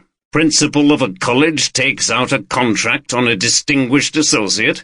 What on earth might prompt that? If Stringer was worried that the quartet might flounder if Muller stayed, that might be a motive. After all, it's his future at stake. Oldroyd slouched in his chair with his hands behind his head. Nothing was making much sense yet. "Oh, I don't know," he sighed. "Bring on the next." Martin Hamilton seemed the calmest of the three interviewees. He sat relaxed in his chair with a faint smile on his face as the detectives asked him the same questions and showed him the note. "No, I don't know of anyone who would have wished Hans any harm. I'm sure Anna and Michael will have told you. He was a private person, led a quiet life. Didn't have many friends, I don't think, but no enemies either that I knew of. I can't imagine who would send him a horrible note like that. It's weird. We understand he and Michael Stringer didn't get along too well. What was your perception of that?" Hamilton shrugged his shoulders. "It was nothing, really. They disagreed about what we should be playing. Martin was worried about the future, tended to nag Hans about the repertoire and so on. But the fact is, if four people are going to play together like we do, they have to get on pretty well. It wouldn't work otherwise." "So how would you describe your relationship with him?" "Good. We always got on well. He was a magnificent artist, and we'll miss him badly."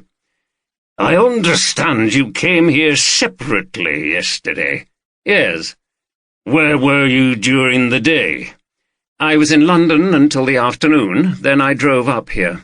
I have some business interests that I was dealing with. I buy and sell musical instruments." This got the detectives very interested.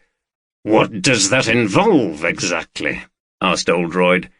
"Through my contacts in the musical world, I get to know when instruments are going to be available, and I act as a kind of agent for some of the auction houses and for some of the wealthy dealers and collectors." "So you would be interested in a Munsterhaven Strad?" Hamilton smiled. "I knew this was coming, Chief Inspector, and the answer is yes, of course, but only if it was acquired legitimately. I'm not in the habit of bumping people off to get my hands on priceless violins." "Are you one of the people who harassed Hans Muller about the Strad?" "No point, Chief Inspector. I talked to him about it, naturally, but he made it clear it was not for sale and never would be. I accepted that, and I'm not in the habit of sending threatening notes either." "Who were you seeing yesterday in London?" "A client of mine. I'd rather not mention names. It's a matter of privacy and confidentiality." "I'm afraid that won't do, sir. Armitage became more formal as he laid down the rules.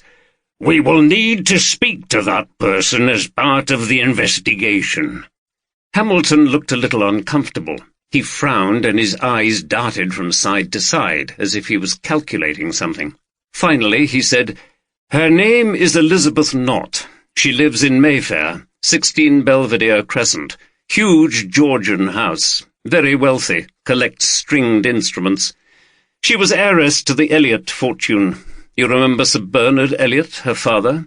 Invented those household gadgets, that vacuum cleaner and stuff. He started the collection and she's continued it. I've seen what's there, and it's stunning." "So she might be interested in acquiring a Munsterhaven Strad?"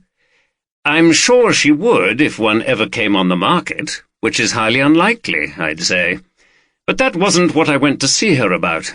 She's interested in a 16th-century lute that's for sale, wants me to negotiate for her. We're talking about hundreds of thousands." "Okay, moving on then. You say you didn't see what happened to the Strad last night?" "No, none of us did. And your officers searched the room, didn't they? Even looked in my cello case." "Yes." Hamilton's face formed into a very serious expression, but Oldroyd, scrutinizing him very closely, was not sure that it was genuine. "So it's a bad business all round. I don't envy you. Man killed and priceless instrument goes missing. Sorry I can't help you any more." "One more thing," said Armitage. "Stringer told us he overheard Muller having a row with the principal of your college, Patrick Jefferson. Do you know anything about that?" "Absolutely nothing, I'm afraid. They always got on well, as far as I was aware." While the detectives were processing their first interviews and getting the investigation underway, an emergency but informal meeting of some of the members of the Halifax Chamber Music Society Committee was taking place in a nearby pub in order to undertake their own inquiry. They assembled in a little snug bar at the back of the building, somewhere that would have been a smoke-filled place for male beer-swilling darts players until the British pub began to change. It was now a quiet, clean and comfortable little space, tastefully decorated, with a wood-burning stove in one corner. Gerald Watson and Frank Danczek sat with pints of real ale in front of them. Nigel Howarth, who had called the emergency services the previous night, had a pint of lager, and Ruth Greenfield a glass of Pinot Grigio. None of the other committee members were available, including Stuart Atkinson, who'd been on the door for the concert and was too traumatized to leave his house. The mood was sombre, and no one spoke for a while. "Well, what the hell do you make of it all?" began Watson at last. "God knows, incredible," said Howarth. "It's the last thing you expect. Someone murdered at a sedate chamber music concert. It's not exactly a drug-fueled rock gig where arguments could get out of hand. The police will be going over everything with a fine-toothed comb, so we'd better make sure our testimonies harmonize. Not that we've anything to hide." Howard was a wiry-framed, rather nervous character, a local solicitor who negotiated contracts with the visiting performers and tended to focus on the legal implications of everything. "There's not much to say, is there?" continued Watson. "There we all were, listening to a concert, and then suddenly, bang, it was all over, and there was a corpse on the floor." Ruth Greenfield winced. "Don't remind me. How much could you see up there?" Watson asked Danczek. "Not much. Too dark. Just a shape. And nothing when you got down the stairs?" "No. I still can't understand it. How could anyone get out of the building without being seen?" "It was a bit risky pursuing the assailant, wasn't it?" asked Howarth in legalese. "I know, but I didn't think about it. It happened so quickly, and I was angry. It was just an instinct." "What about that fiddle? What the bloody hell happened to that?" "I didn't see anything," said Watson, "and I was fairly close." "Nobody did. We were all distracted. It must have all been planned, and very clever, too." Greenfield fiddled nervously with her glass and still seemed very shaken by the events of the previous night. "What will we do about the concert that's coming soon?" asked Danczek. "There's a piano trio in 2 weeks' time. Can we continue?" "Well, you know what they say," said Watson with a sardonic smile. There's no such thing as bad publicity. We might get an audience boost. Ruth Greenfield winced again. Even so, said Howarth, it could be seen as bad taste. We might at least have to look at changing the venue. I don't even think the police will have finished investigating the chapel by then, so we won't be able to use it. There'll be a stain, said Greenfield, morbidly distracted. A red stain on the floor where he fell. They'll never get rid of it completely. It'll always remind us. She shook her head. Maybe we should move somewhere else permanently. I know what you mean, but we can't decide that now. Whatever we do, things will never be the same again. No, I don't suppose they will.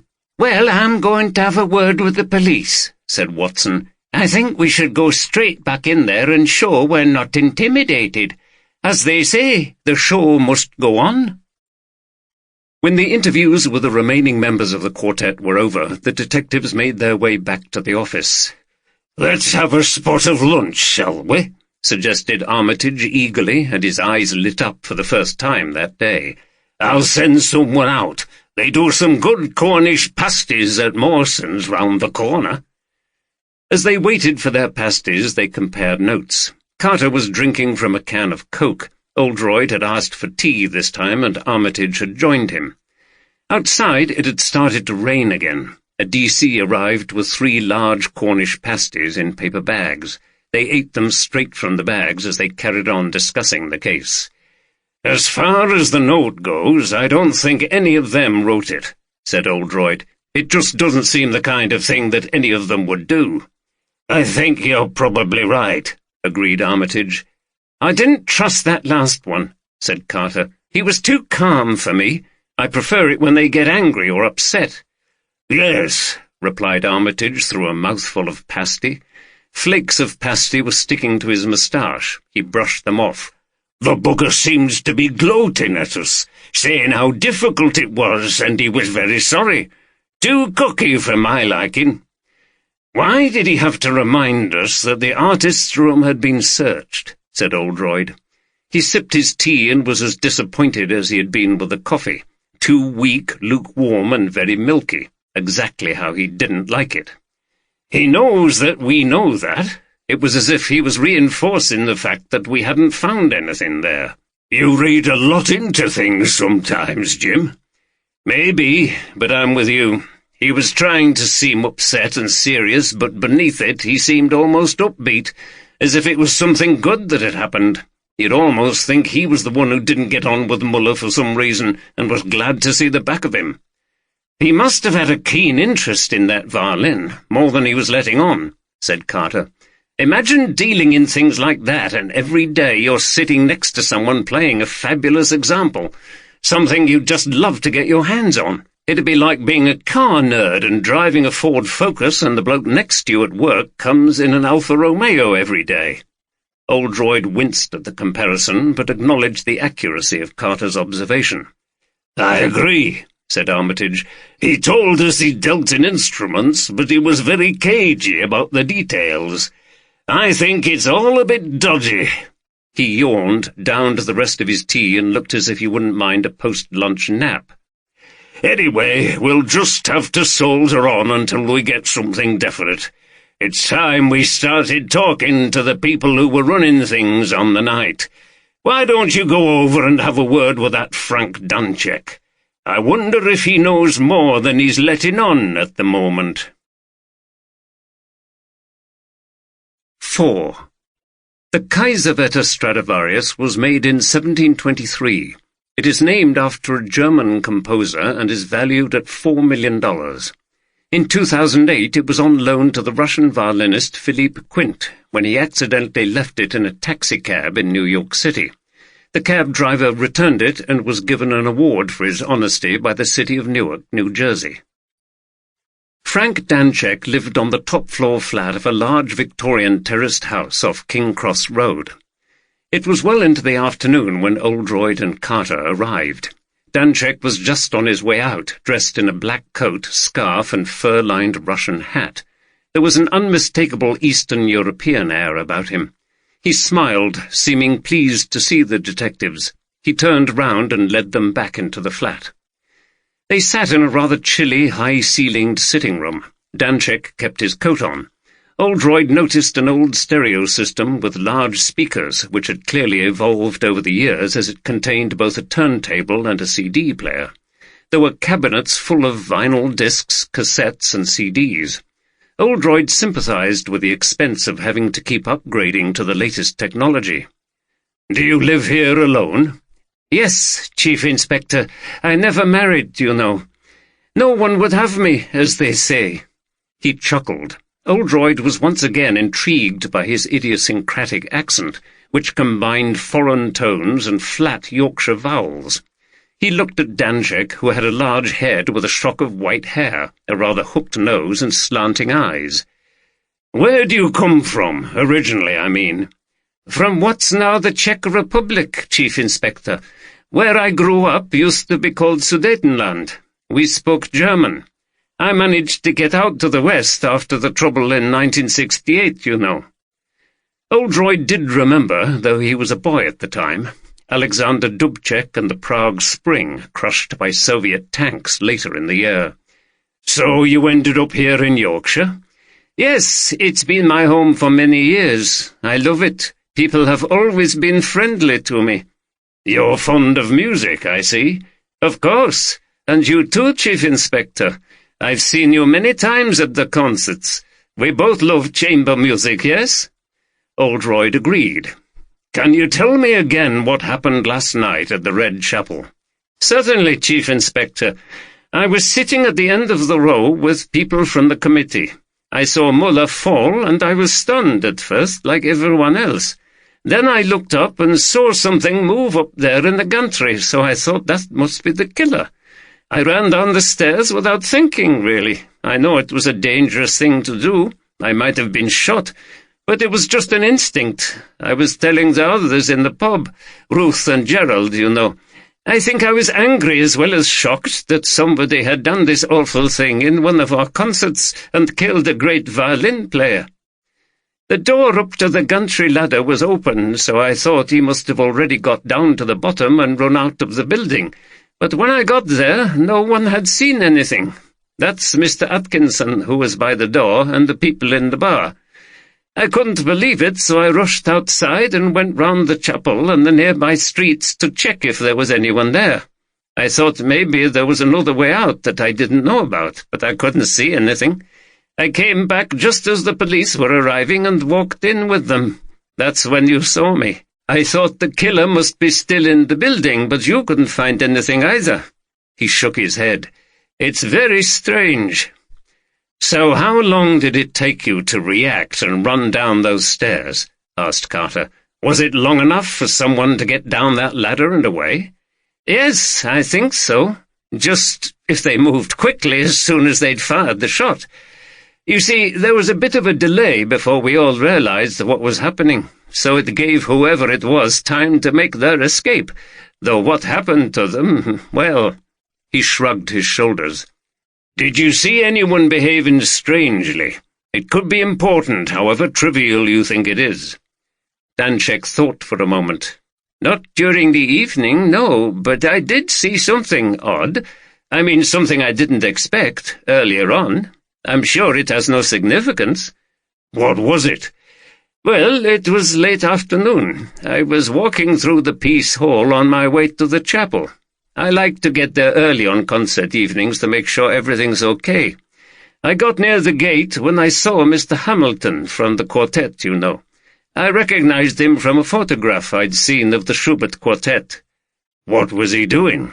"He was just coming out of that musical instrument shop on the second floor. But the odd thing was that all the shops were closed. It was nearly 6 o'clock. He must know the owner, which I suppose is not surprising, considering that Mr. Hamilton deals in stringed instruments himself, doesn't he?" Oldroyd glanced at Carter, who grinned. Maybe the detective sergeant was about to be proved right. "Do you know anything about that shop?" asked Oldroyd. "No. I've been in once or twice, but there's never much in there. It's very small, and they don't sell CDs, only instruments." "You don't collect instruments yourself, then?" Danchek laughed. "Me, Inspector? No, I don't have the money for that. You have to be very wealthy to do that, like Mr. Shaw." "Who?" "Mr. Edward Shaw is the president of our Chamber Music Society. He wasn't there that night. He doesn't come to all the concerts." "And he collects instruments?" Danczek looked a little uncomfortable. "Well, I don't like saying things about people like this, Inspector. It sounds as if I'm trying to get them into trouble, and—" "It's a murder inquiry, sir. You have to tell us everything you know." Danczek still looked unhappy. "Well, yes, he does collect instruments, but he never talks about it, and no one mentions it. I don't think anyone's ever seen his collection. We don't want to offend him. He gives a lot of money to the club. We couldn't get performers like the Schubert Quartet without him." "I understand. We'll be as careful as we can, but we need to talk to him. Can you tell me where he lives?" "Well, he's a wealthy man, you know. He lives in a big old house out in the country, Bradclough Hall. It's beautiful." "Thank you. Is there anything else you remember?" Danczek looked thoughtful for a moment. "Not anything I saw," he said at last. "But it was strange, wasn't it, that they were playing Death and the Maiden?" He had a distant look in his eyes. "I wonder if it was just coincidence, or is it telling us something? And he was killed at the end of the slow movement, Schubert's meditation on death. It is, what is the English word, macabre, I think?" In the early afternoon, Armitage informed the three musicians that they could leave the town, but must remain contactable and not leave the country.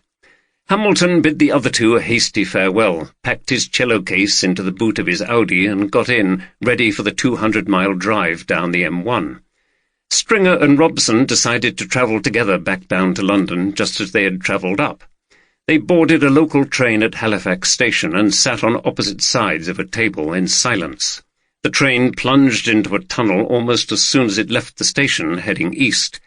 Robson had a pang of irrational fear as they entered the mouth, and she glimpsed the small ferns and water dripping down the walls in the ghostly half-light before everything went dark.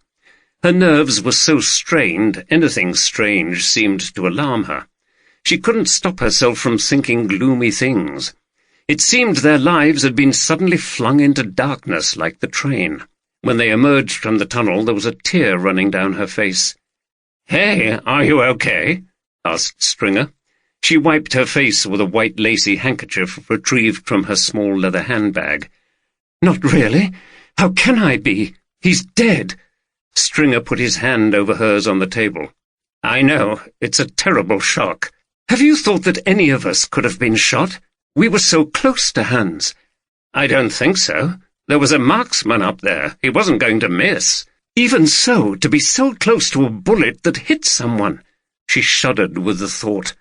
"How am I ever going to forget seeing Hans lurch to his feet like that, and the blood and—" She dabbed the handkerchief at her face again and looked out of the window. They were passing some fields with cows, but there were also towering mills in the valley bottom. It was a strange landscape to her. "It's hard. I saw it all too.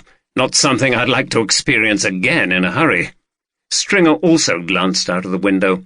The train entered another tunnel and then started the gradual descent into Bradford. "What were the police like with you?" asked Robson. "Okay. I made it clear I thought the whole idea of them interviewing us like that, as if we were suspects, was ridiculous. I don't envy them, though, to be honest. It won't be the easiest crime they've ever had to solve." "You didn't, say anything, like we agreed?" "No, nothing, so don't worry." They fell silent again. The train reversed out of Bradford Exchange and began the final leg of its journey to Leeds. "What's it going to be like now?" Robson shook her head. "It's been our lives for so long. Why did it have to end like this? What are we going to do?" "I don't know," replied Stringer, "but we would have had to face it sooner or later. It's just sooner than we thought, and, well—" He shrugged his shoulders as if there was no more he could say. The train arrived at Leeds station and they got off, changing platforms to board the London train. Robson was glad to be back in a city and found the noise and bustle of Leeds station comforting. She felt she was putting some distance between herself and that terrible, gloomy red chapel building in that odd little town. Nevertheless, she was suddenly overcome with a wave of tiredness, and the prospect of another nearly 3 hours' travelling before she arrived home was a daunting prospect. Edward Shaw lived, as Danczek had said, in an extraordinary house in the countryside near Halifax. It was a 17th-century West Riding manor house in its own grounds near a small village. The Shaw family money came from the textile trade, now almost vanished in the West Riding. Edward's great-grandfather had established the Shaw carpet mills in Halifax in the 1860s, and the firm had prospered, at one time employing hundreds of people. It was he who had bought Bradclough Hall. Edward's father had seen the writing on the wall regarding the Yorkshire woolen industry earlier than most, selling up in the 1970s and retiring early a very wealthy man. He'd also been a founder member of the Halifax Chamber Music Society after the war and had begun to collect instruments. Edward was sent away to an expensive boarding school, and there were hopes that he would get into one of the old universities and become a barrister or something. But Edward proved to be a disappointment. He was lazy at academic work and was eventually expelled from the school's sixth form. There were rumours that this was for more sinister reasons than a mere failure to complete essays. He returned home under a cloud and seemed chiefly interested in country sports and his father's instrument collection. His fascination with the latter was partly related to music, as he had once attempted to learn the violin and liked to attend the occasional concert, but more to the value of the collection, which continued to grow as his father slowly added to it, and the prices paid for rare instruments continued to soar. He also dabbled in the general antiques trade. His father set him up in Harrogate with a small business, and it was there that he met his wife, Angela, the daughter of a well-to-do North Riding farmer. Although he'd now inherited the family wealth and Bradclough Hall, he kept on the antique business, staffed mainly by himself. It was Monday morning as Oldroyd drove along the steep, narrow lanes around Norland and Greetland. He was enjoying getting out of the town and glimpsing the fields and moors. He twisted and turned between the dark stone walls until he reached the village of Bradclough, clinging to the valley side. Here he stopped to point out the old weavers' cottages to Carter. Low, stone-built houses with large upstairs windows that let in plenty of light to the rooms where the looms had stood in the days of hand-loom weaving. They drove up a hill out of the village and finally arrived at the entrance to Bradclough Hall. Oldroyd eased the car up the short drive to the house. "Wow, sir, this is a big pile," exclaimed Carter, looking up at the heavy stonework and the mullioned and transomed windows. "A bit gloomy, though." Oldroyd, however, gazed in admiration at the dark atmospheric building. Rooks cawed in the black branches of the leafless trees which surrounded the house. Dry stone walls enclosed a garden dominated by overgrown rhododendrons. It could have been a model for Thrushcross Grange in Wuthering Heights. "Magnificent," was all he said as they walked up to the heavy oak door, which sat beneath an unusual rose window looking out over the moors. Suddenly 2 shots rang out. The rooks in the trees rose up in a fluttering mass of beating wings and flew around chaotically, cawing madly. The shots appeared to have come from a copse behind the house. Oldroyd pressed a solid and ancient-looking white doorbell and heard a faint tinkle inside. As they waited, 2 more shots disrupted the attempts of the rooks to settle again in the trees. The sounds made Carter uneasy. Gunshots were always bad news to a man like him, who'd spent all his life in London before joining West Riding Police and Oldroyd's team. They meant trouble. He wasn't used to hearing shotguns used for relatively innocent purposes in the countryside. The door was opened by a blonde-haired woman dressed in expensive country casuals. Behind her, the detectives could see an oak-panelled hallway and 2 black Labradors lying on a Persian rug. "Yes?" she inquired. "Can I help you?" She smiled to reveal a perfect set of teeth in her pretty, subtly and expensively made-up face. The detectives produced their IDs, and Oldroyd introduced them. "We're investigating the murder of Hans Muller at the Red Chapel in Halifax. We'd like to speak to Mr. Edward Shaw. I presume he's your husband?" The smile on her face died. "Oh, yes, he is. I'm Mrs. Shaw, but I'm sure Edward knows nothing about it. He's out in the woods shooting a few crows, I think. I'll just call him." She pulled a phone out of the pocket of her expensive jeans and tapped at the screen. "Edward? Yes, you'd better come back. The police are here." "Yes, the police. I don't know exactly why, but it's to do with that murder at the Red Chapel." "Yes, okay." She ended the call and said, "He says he'll be here in a few minutes. Please come in." They followed her down the dark, rather baronial entrance hall. Carter half expected to see burning torches and suits of armour lining the walls. As they passed them, the Labradors roused themselves and commenced a chorus of barking. "Jasper, Tim, be quiet! What a lot of fuss! I'm sorry. Please come in here." Mrs. Shaw showed them into a spacious sitting-room full of chintzy furniture. Large oil paintings in ornate gilt frames adorned the walls. They appeared to be copies of portraits and Scottish landscapes by Landseer. Or were they originals?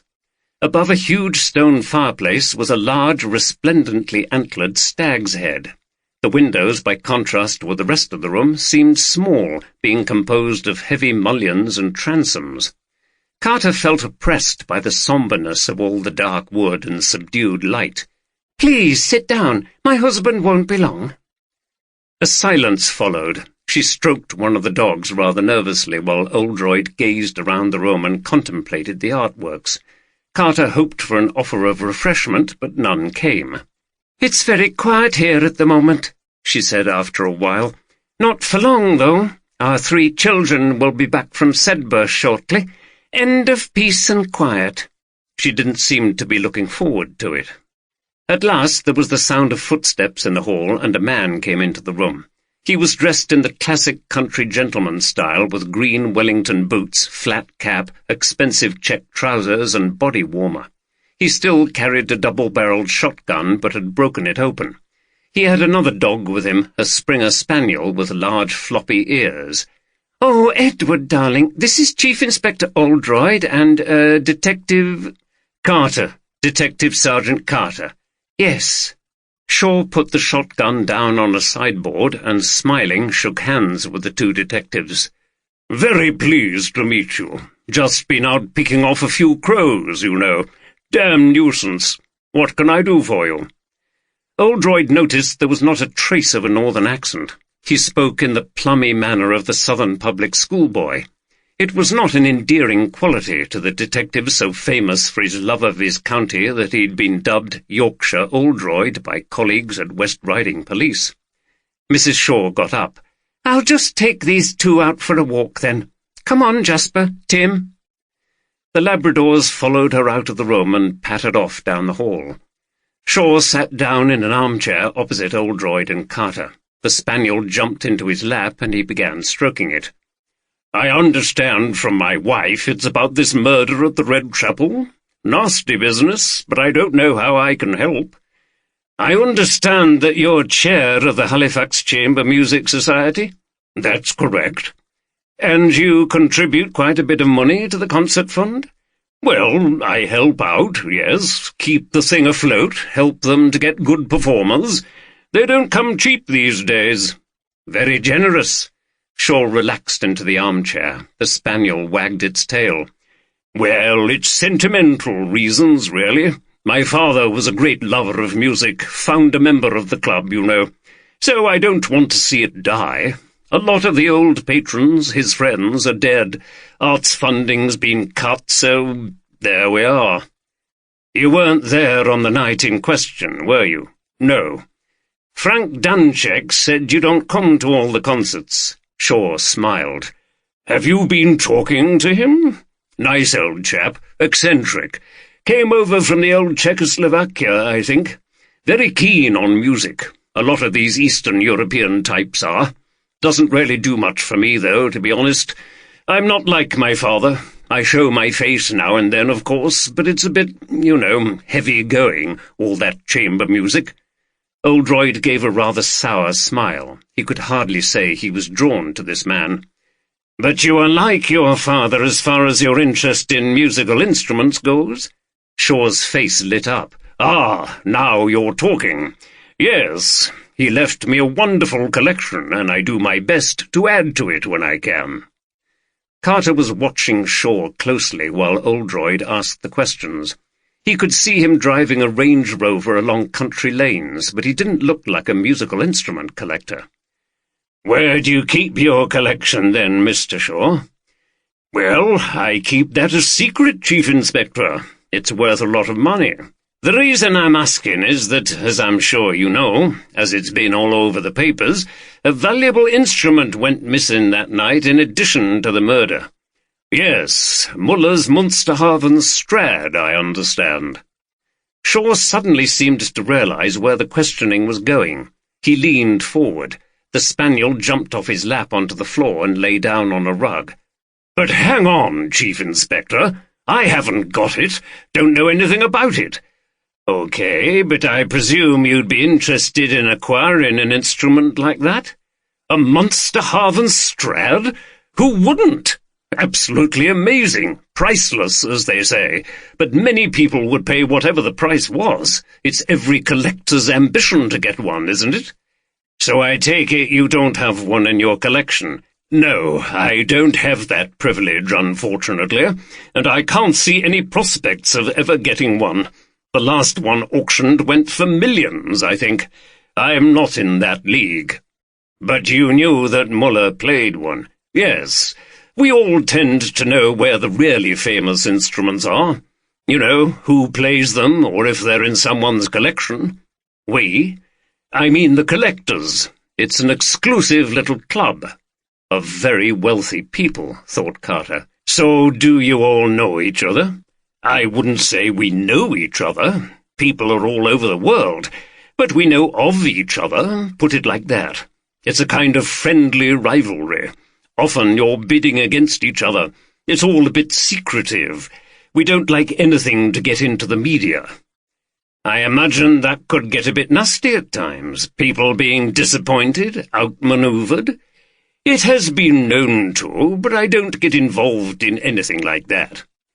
"So was the fact that Muller had the Strad a factor in getting the Schubert Quartet to come here?" "Well, not really. I don't decide on the programme. That's Gerald Watson's job. He's secretary. He comes to me to talk about the money involved, and we discuss what I'm prepared to put in, and so on." "But you didn't come to the concert. You missed a chance to see the violin."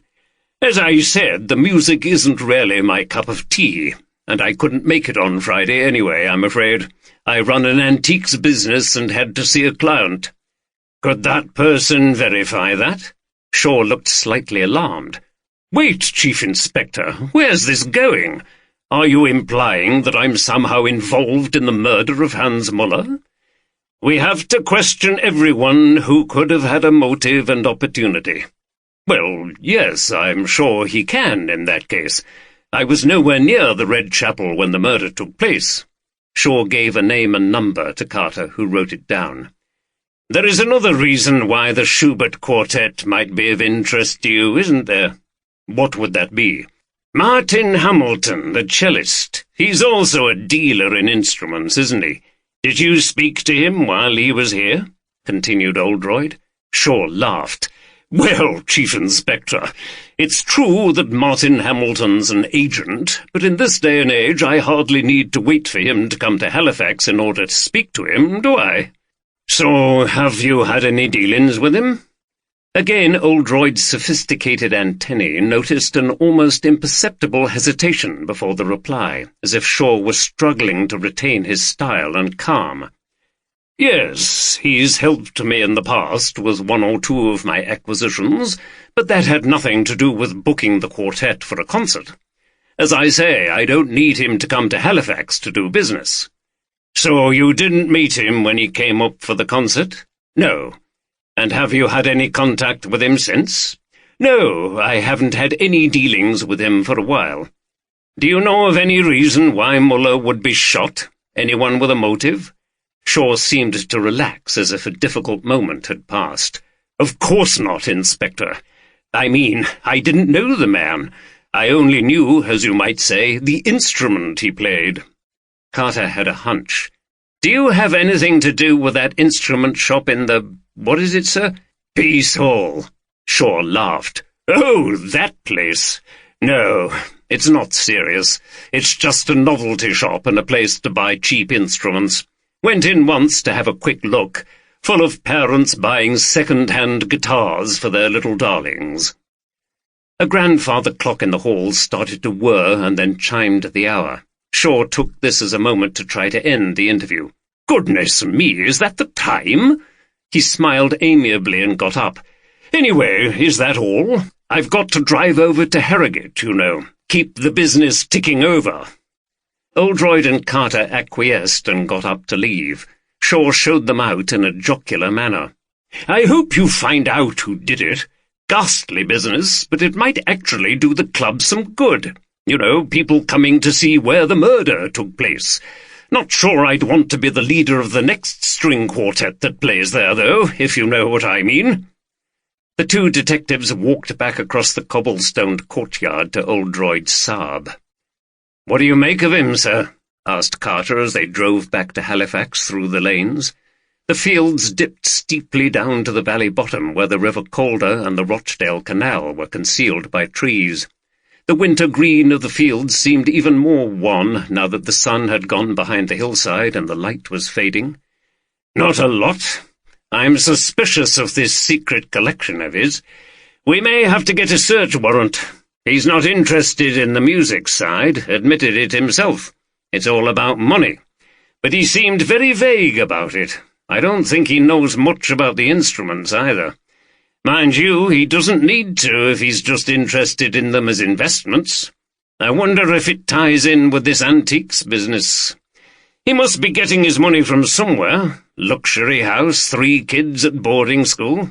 I can't think he's just living off what his father left him. Maybe his wife does something. I don't think so. Seemed like a lady of leisure to me. I think our next visit should be to that shop in the Peace Hall, which you've rightly drawn attention to twice now. Let's see what we can find there." The cold evening sky was dark but clear, and the stars were shining when Oldroyd and Carter arrived at the Peace Hall. There was an eerie atmosphere in the big courtyard. Wavy lines of coloured light bulbs had been hung around the walls, but did little to dispel the gloom. In the centre of the big space was a large Christmas tree with small white lights winking in the gathering darkness. Oldroyd didn't like the early onset of Christmas decorations that characterised the modern commercialised Christmas, but it was now almost December, and the proper Advent period was about to begin. Workmen were busy erecting stalls for the Christmas market that was about to start. One corner of the courtyard was more animated. A children's fairground ride was still operating despite the near darkness. A mechanical fairground organ ground out a tune as the ride spun round, and a few small children bobbed up and down on the horses watched by their parents. One of these horses, baring its teeth in quite a disturbing manner, swung near Oldroyd as he walked past. There was a child on its back, crying plaintively to get off. Oldroyd didn't blame them. As a child, he'd always hated any fairground ride that rotated. The movement made him feel sick. Carter was watching the child and smiling. "That takes me back, sir. I haven't ridden one of them for years. I used to go on them with my sister at Margate, on holiday, you know. Amazing how small they look when you're grown up, isn't it?" "Sir?" Oldroyd didn't reply. Just watching the roundabout go round and up and down was making him feel queasy. He turned away and lurched slightly as he grasped the iron railing and began to walk up the stone stairs. Carter followed. Up on the first-floor balcony, a warm glow of light shone from the instrument shop. Oldroyd opened the door. This activated an alarm that played a phrase from Vivaldi's Four Seasons in a tasteless electronic manner. A figure immediately appeared from a back room. It was a man in his 30s with a beer belly, a short beard, and a long ponytail. He was dressed in jeans and a white T-shirt with a skull and crossbones on the front. He carried a guitar. "Hi, how are you doing?" Oldroyd looked around briefly before replying. There were some battered-looking guitars on a shelf and a mandolin. 2 cellos and a double bass were leaned against the wall. A locked display case contained a viola and a violin. There were a number of piles of sheet music. Another wall displayed faded and curling black-and-white photographs of great string players, Heifetz, Casals, Perlman, Fournier. It was all pretty shabby. Carter looked around with incomprehension. Oldroyd produced his ID. "Chief Inspector Oldroyd, Detective Sergeant Carter. We're investigating the murder over in the Red Chapel. And you are?" The man looked unsurprised at their presence. He sat down on a stool and started fiddling with the tuning pegs on the guitar. "Paul Taylor. Yes, sorry, I've got to get on with this. Customer coming to collect it soon. I thought you might pay a visit over here. A rare violin went missing, didn't it? And a bloke got bumped off. Juicy stuff for you guys." Oldroyd frowned at this flippant response. "And how do you know about it?" "Oh, these things get around quickly, Chief Inspector. Halifax is quite small, and the music fraternity even smaller. But I can promise you I haven't got it. Bring your blokes in and search the place if you want." "Okay." Oldroyd looked at him quizzically. There was something about the setup here that he found odd. It didn't quite ring true. Carter was thumbing through the sheet music. Oldroyd looked at the photographs and pointed to a couple. "I've got Fournier playing the Bach cello suites, but I think I prefer the old Casals version." "Right. It's an odd place to have a stringed instrument shop, isn't it?" continued Oldroyd. "What's trade like?" "You'd be surprised. We get lots of parents buying guitars and violins for their kids to learn on. I don't keep much here in the shop. I order stuff for people. We get students from the music school at Huddersfield. That's where I studied. My old tutors send people over." "What about the trade in collector's items? I don't suppose the average parent or student can afford to get into that." Oldroyd thought he detected a slight uneasiness. Taylor started to strum the guitar before replying. "Not much through the shop here. It's mostly done online these days. I don't keep much here. I have stuff at home." "Do you know Edward Shaw?" "The Edward Shaw who collects instruments? Yes, of course. He comes in occasionally." "He must be one of your main customers, surely. There can't be many collectors like that round here." "Well, not really. I mean, I have got things for him occasionally, but he's a big player. He deals all over the world." "Can I ask you where you were on the night of the murder?" Taylor laughed. "Does this mean I'm a suspect?" "Not necessarily." "Closed at 5 o'clock and went home as usual. Friday night, went out to the Fleece for the jazz." "You went straight home at 5? "Yeah, why?"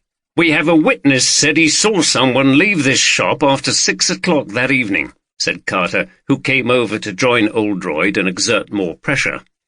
Taylor had been strumming and tuning the guitar, much to Oldroyd's annoyance, but at this he stopped abruptly. "Leaving here? Who? And who said it?" "I can't name the witness, but they claim that they saw Martin Hamilton from the Schubert Quartet leaving here. Do you know Mr. Hamilton?" Maybe Taylor was a little rattled, but he was trying hard to conceal it. "Met him once or twice. He's a different level from me, though. International stuff, isn't he? Very big money. But he certainly wasn't here that night." "Are you sure about that? It would seem strange that he would be here in Halifax and not pay a visit to a fellow dealer in the area, even just to exchange information and so on." "Well, he might well have been going to come in on the Saturday, for all I know. I presume you guys were questioning him instead. Then he probably went off back to London." "Why would we be questioning him then, sir?" asked Carter. "He was there, wasn't he, when the bloke was shot?" "Yes, and when the violin disappeared," cut in Oldroyd abruptly as he leaned towards Taylor. "Did you get him to steal it for you? Was that what you were arranging at that meeting?" "What meeting? I've told you, he never came in here. Ask him." "We will, sir," said Carter.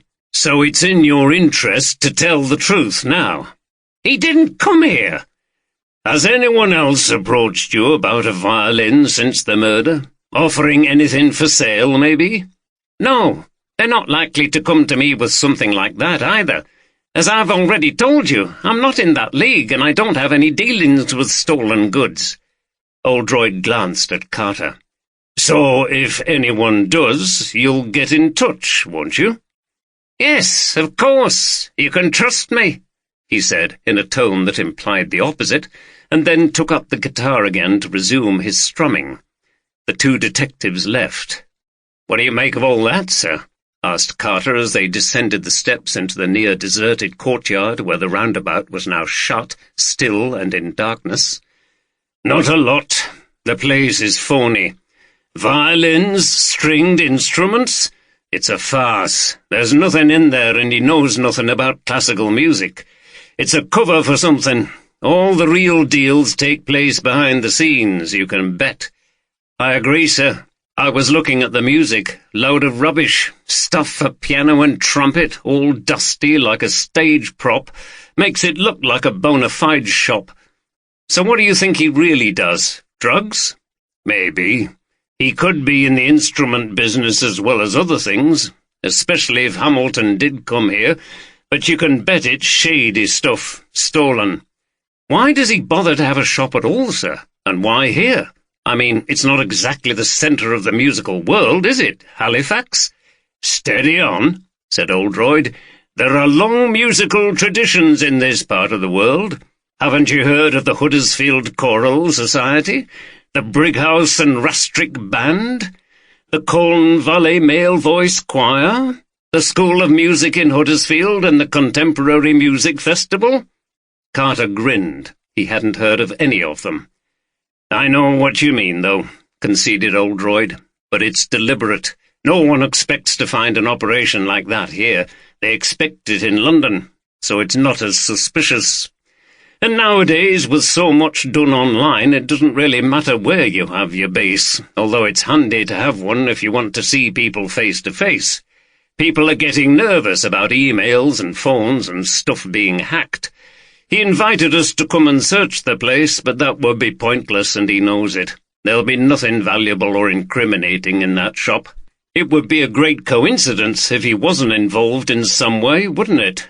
mused Carter as they made their way back to Police HQ. "I mean, a violin goes missing, and there's probably a dodgy set-up dealing with instruments virtually next door." "True, very suspicious, but almost too easy. Coincidences do happen. It's important not to jump to conclusions. Too many police forces have done just that over the years and ended up getting innocent people convicted." Despite this, Oldroyd had become convinced that the answer to the mystery lay with the missing Strad. Just how was still very far from clear. On the way home, Oldroyd decided to stop at one of his favourite fish and chip shops. At Stump Cross, on the way out of Halifax, the shop was nestled eccentrically into the wall at a junction of two main roads, one of which climbed steeply from the junction while the other went slightly downwards. The shop was brightly lit and warm on the dark winter's evening, but the most enticing thing was the distinctive smell, one of the most evocative Oldroyd knew. It was redolent of crisp batter, juicy fish, tasty chips with vinegar, and delicious mushy peas. It suggested childhood, when he'd gone to the fish shop for a bag of chips and bits of crunchy batter. No meal was more satisfying to a true Yorkshireman. He stood in the queue and listened to the local banter. Two men still in work overalls were chatting with the server, who was wearing a white smock. Behind him there was a sudden bubbling and roaring sound as a bucket of chips was tipped into the fat fryer. A cloud of steam billowed up. "What the hell's going on at that chapel place, then?" "You mean that bloke getting shot?" "Aye, at one of them posh concerts. They said he were playing a violin." "Aye, and somebody told me he were a German, one of them that came over when that wall went down." "Aye, well, it's not a surprise, is it? Who knows what some of them were up to before they came across?" "Well, they needn't be bringing their trouble here. We don't want it." The server turned to Oldroyd. "Yes, sir?" Oldroyd, a little distracted for a moment by what he'd heard, replied with his order. He applied salt and vinegar and took the warm packet out to his car. Chip shops no longer wrapped food in newspaper, thanks to health and safety, but it smelled the same as ever. He ate his fish and chips out of the paper and was able to submerge himself, if only for a relatively brief time, in bliss.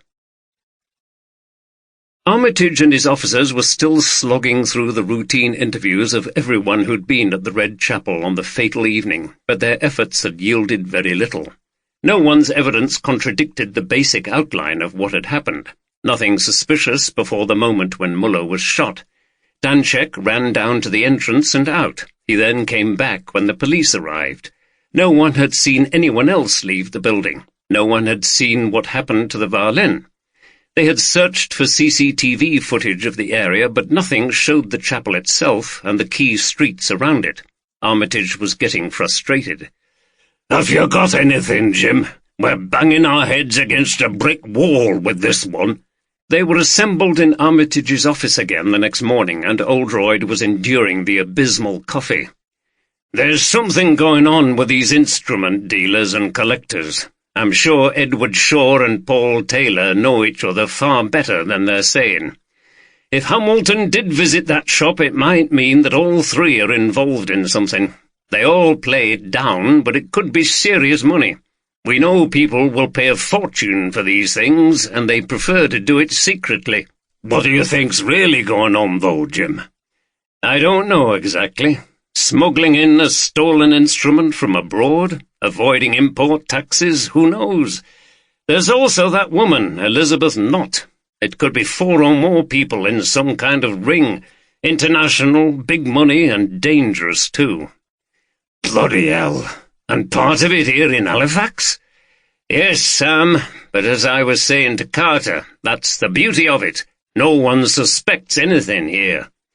"So you think there might have been some kind of plan, a conspiracy to bump off the violin player to get the instrument?"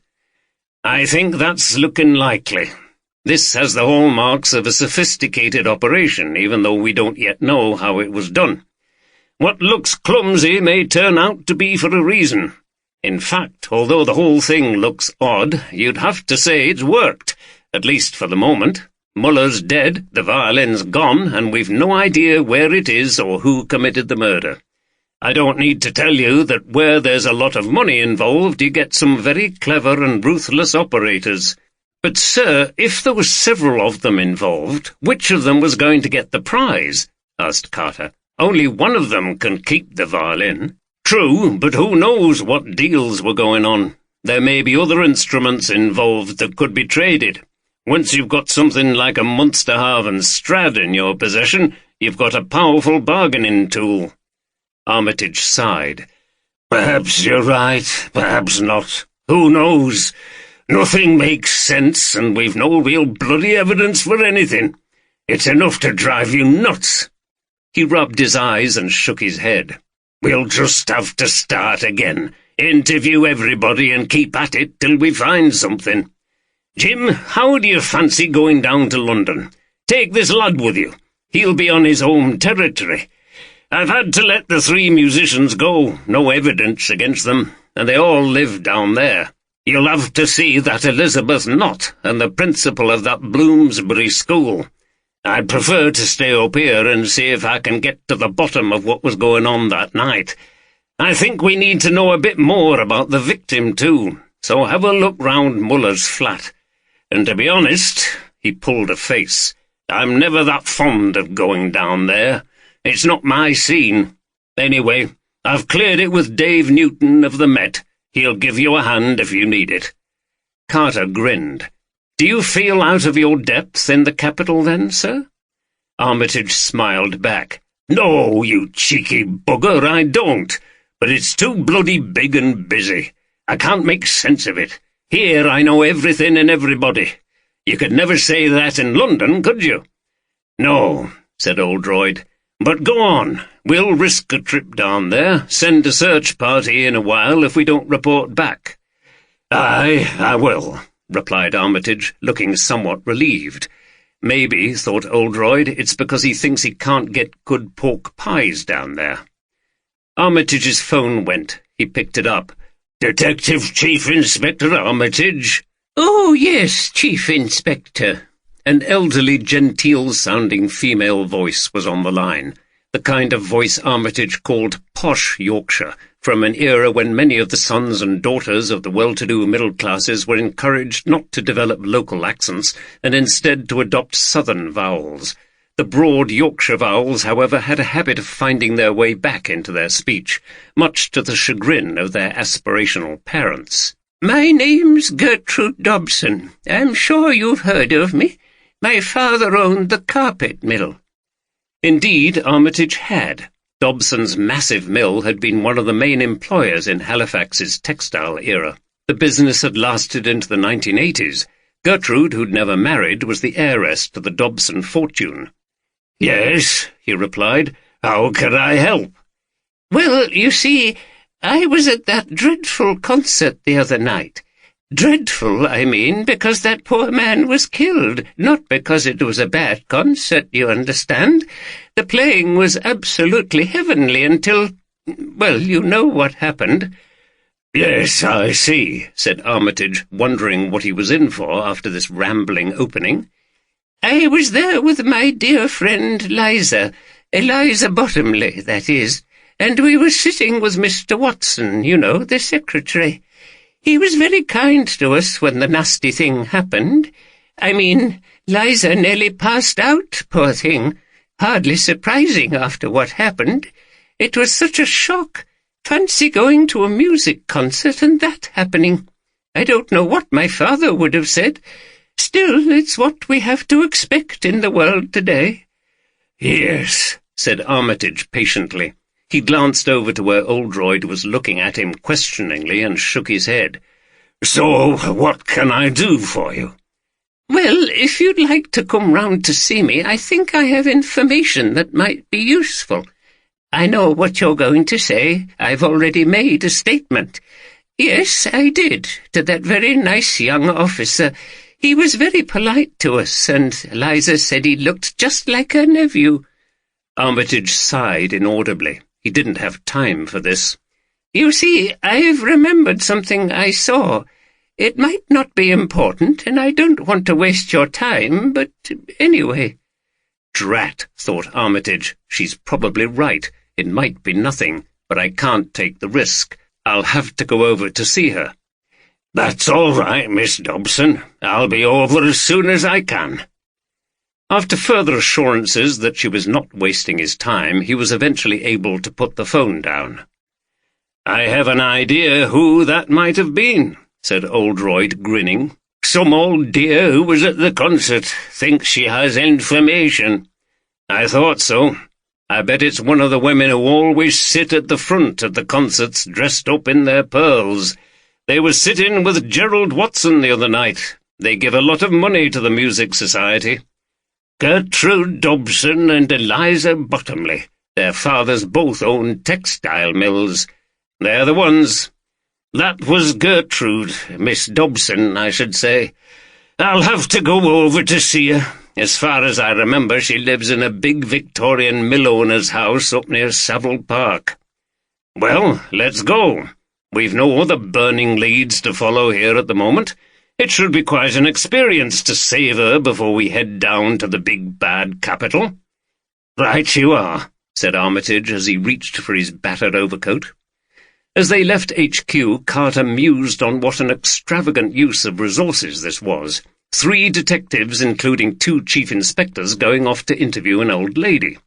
He'd learned to expect these differences from his old life in the hectic and pressurized world of London policing, and he'd also learned that somehow, with DCI Oldroyd, things seemed to happen in very unexpected ways. Armitage drove through the town in the direction of Sowerby Bridge. He had an old Mercedes that retained some of its style despite the unwashed exterior and the rather scruffy interior, which smelled strongly of cigarette smoke. Oldroyd opened his window halfway down to get some fresh air despite the freezing temperatures. Luckily, Armitage didn't smoke on the way and add more to the fog. They turned onto a wide, tree-lined road. "This is the street. Great big mansions. Bit gloomy for my taste. They certainly got some brass out of those mills," said Armitage. Carter looked out. Between the tall, mature trees he could see large, grand Victorian houses set back from the road in spacious grounds. "Aye, by paying the workers a pittance," replied Oldroyd. "All right, Karl Marx," laughed Armitage. "Don't say that to Miss Dobson, or you'll be insulting her father. It wasn't his generation who were the worst. It was the ones who started the mills in the 1840s, had children working 10 hours a day until people like Richard Ostler campaigned against it. Armitage, who had little interest in either politics or history, did not reply. "Who lives in these houses now, sir? There aren't many mills left now, are there?" asked Carter. "Not many. Most of these mansions are split up into flats now. Miss Dobson's pile must be one of the few left that's still owned by the original family." "Here we are," said Armitage as he turned into a gravel drive and swept up past leggy rhododendrons and overgrown lawns to the door of a rather faded Victorian mansion built of the local millstone grit. They got out and pressed a large white button by the door, which looked as if it was made of ivory, with the word "Press" engraved in the centre in black. Some things were similar to Bradclough Hall, but in a much worse state of repair. Carter noticed that the paint on the old window frames was peeling. This was what was presumably known as genteel poverty. There was the very distant sound of a bell ringing, and then a voice saying, "Just a minute." Bolts slid back and the door swung open. Gertrude Dobson was there, an elderly, thin figure dressed splendidly in a black and white houndstooth dress with a set of large white pearls hanging around her neck. She looked as if she was about to depart for a grand dance in the 1930s. All she needed was a white fur stole. "Please come in, gentlemen." Oldroyd could detect the unmistakable traces of the Yorkshire vowels in the voice. They followed her across a large cold hall, and their footsteps echoed on the marble floor. "Through here. It's draughty. Can't afford to heat it all these days. We'll snuggle round the fire in this room."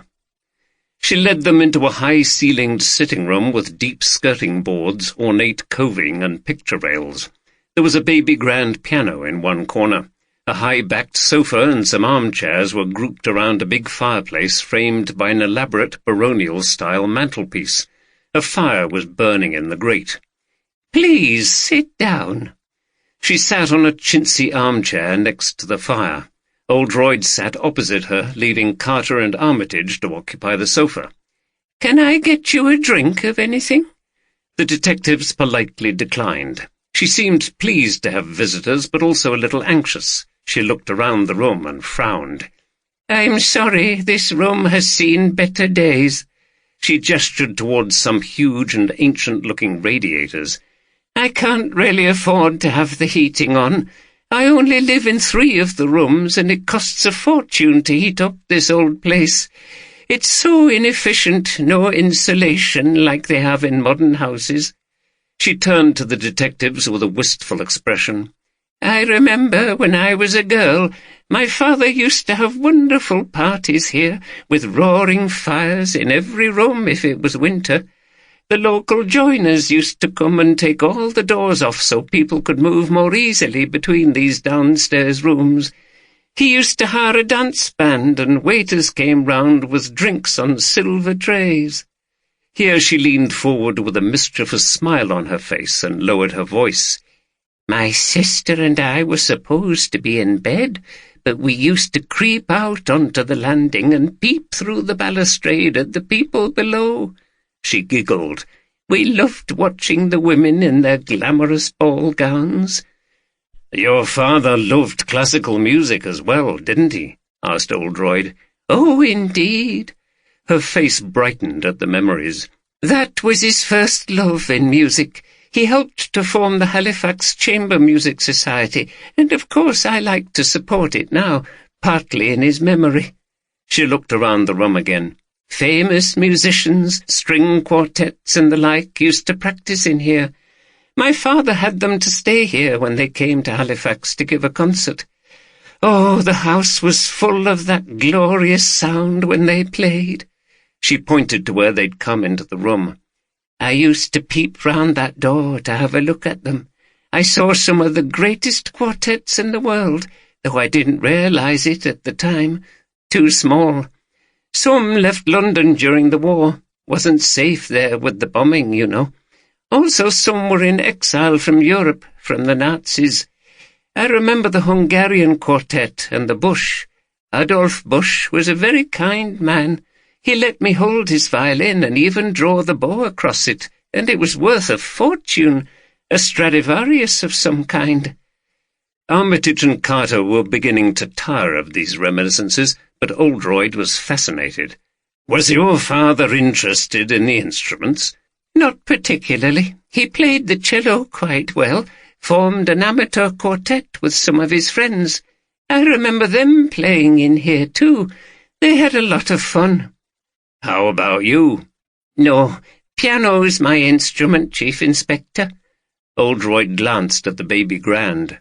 "I went to the Royal Manchester College, you know, became a teacher, taught scores of pupils at that piano. Can't play like I used to, I'm afraid." She looked down at her hands, which were lined with veins but still looked very elegant. "Did your father own an expensive cello?" "It was an Amati, I think, but he sold it when he got too old to play and times were harder. The business was doing badly and he had to sell up." "So he never collected instruments?" "Not to my knowledge." "So, Miss Dobson," Armitage had had enough and wanted to move things on. "What is it that you have to tell us?" She turned to Armitage. "Ah, yes. Well, it was just something I saw. Well, I didn't actually see anything, but there was something odd, if you see what I mean." Armitage didn't, and felt as sceptical as ever about the value of this particular inquiry. "Can you take us through it?" suggested Oldroyd helpfully. "Yes, of course." She closed her eyes and seemed to be making a big effort to recall the events of the fateful evening. "You see, it was after that poor man was shot. There was a terrible commotion, Chief Inspector, and you came down to the front and took control. You were very commanding, I must say. It was so fortunate that you were there, but I know how regularly you've supported us over the years." Armitage glanced at Oldroyd and raised his eyebrows. Oldroyd nodded smugly to Gertrude Dobson. "Liza fainted, I think. She was slumped over to one side, and Mr. Watson was attending to her. I was leaning over to speak to her, asking her if she was all right, but I also kept an eye on what was happening down where the quartet had been sitting.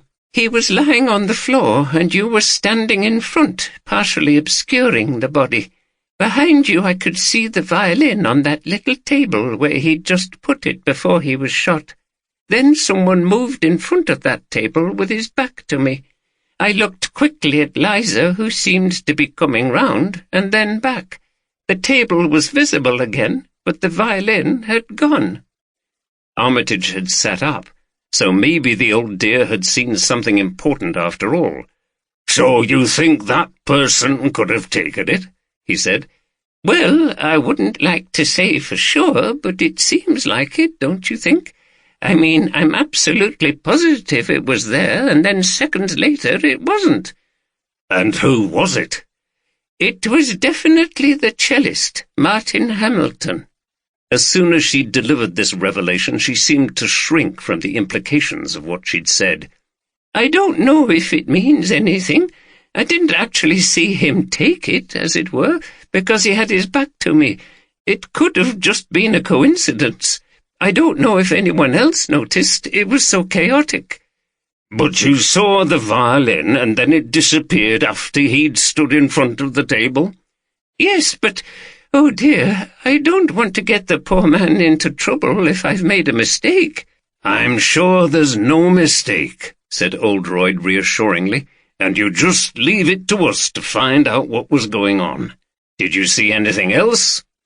"No, Mr. Watson and I revived Liza, and we just sat there until that nice young policeman came to talk to us. I know I should have told him at the time, but I didn't think of it. Eventually Mr. Watson rang for a taxi to take us home. It was only later, when I saw the reports saying the violin was missing, that I realized that maybe I'd seen something important." Armitage got to his feet. "Well, thank you very much, Miss Dobson. That's been very helpful. You stay here by the fire now, and we'll see ourselves out." Miss Dobson, however, insisted on seeing them to the door, and looked quite sad that they were leaving. "I think she's a lonely old bird," commented Armitage as he drove back to Police HQ. "Yes, it's a shame," replied Oldroyd, who had some personal sympathy. Wonder why she never married. Probably the war killed thousands of young men in this area. Not enough to go round after that. Not sure about the poverty tale and not putting on the heating. Dobson's worsteds must have been worth millions. Well, maybe she's just frugal, doesn't want to waste money. She still gives plenty to the Chamber Society, which is why Gerald Watson makes a fuss of her. What did you make of her, Andy? Seemed a nice old dear, sir. Can't see she would make anything up. So isn't that our first real lead on what happened to that violin? I think you're right. We'll have to pay Mr. Hamilton a visit as soon as we get to London. 5. The Duke of Alcantara Stradivarius of 1732 was named after a Spanish nobleman. It belonged to the University of California, and in 1967 David Margetts, second violinist in the UCLA Quartet, borrowed it for a rehearsal. Either he left it on the roof of his car, or it was stolen from the car, but it was missing for 27 years before being recovered from an amateur violinist who claimed it had been found at the side of a freeway. Anna Robson owned a small but very expensive terraced house in the Barnsbury estate in Islington. Delicate early 19th century brickwork and a small garden. She'd bought it with her husband, Christopher, who was a journalist and currently in America. It was a fine but cold-looking morning, and she stood in the house gazing out of the window. She hated being alone in the emptiness and quiet.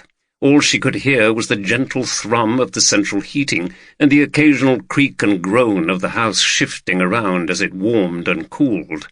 It was enough to drive you mad. It was also quiet outside. Occasionally someone passed by, and then the postman walked up to the door. The letterbox rattled, but she stayed where she was. She couldn't be bothered to go and pick the mail up. The postman retreated, and she turned back to the room where her music stand stood and her violin was laid on the table in its case. She should have been practicing, but she didn't have the energy. She sighed and put her hands up to her face. There were so many things she regretted, but she knew the feeling was pointless. You could never change the past.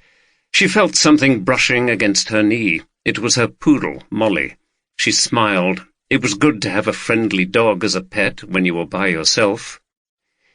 "Come on then, madam, let's go for a walk," she said, ruffling the dog's ears. She went into the hall and started to put on her shoes. Molly barked in anticipation. Anna picked up the mail and put it on a table by the door to be sorted later. Then she put on her coat, attached the lead, grabbed a key and some doggy bags, and opened the door. She was pulled forward by Molly, who strained with enthusiasm. "Hey, careful, girl! Who's taking who for a walk?" They got onto the pavement outside the house. "Right, let's go down to the canal." She walked through the pretty streets of restored terraced houses down to where the Regent's Canal came out of its tunnel before crossing the railway lines out of King's Cross. As it was quiet, she let Molly run up and down the towpath, which gave her time to think. Hans was dead. She'd both loved and hated him. When he'd first arrived in London, she'd been mesmerized by him and infatuated. This glamorous and mysterious figure from Eastern Europe who played so brilliantly on a wonderful violin. They'd soon become lovers, even though he was more than 20 years older. The relationship had lasted for several years, until she met Christopher, though she'd come to sense that Hans had grown distant from her. She later discovered that he'd conducted numerous affairs, mostly with young musicians at the Academy. He'd obviously used the same charms on them as he had with her. She could have forgiven him that, if he'd been able to let her go, but he seemed to resent her leaving him to marry Christopher and was constantly trying to lure her back to him, telling her she was the real love of his life, how much he missed her, and so on.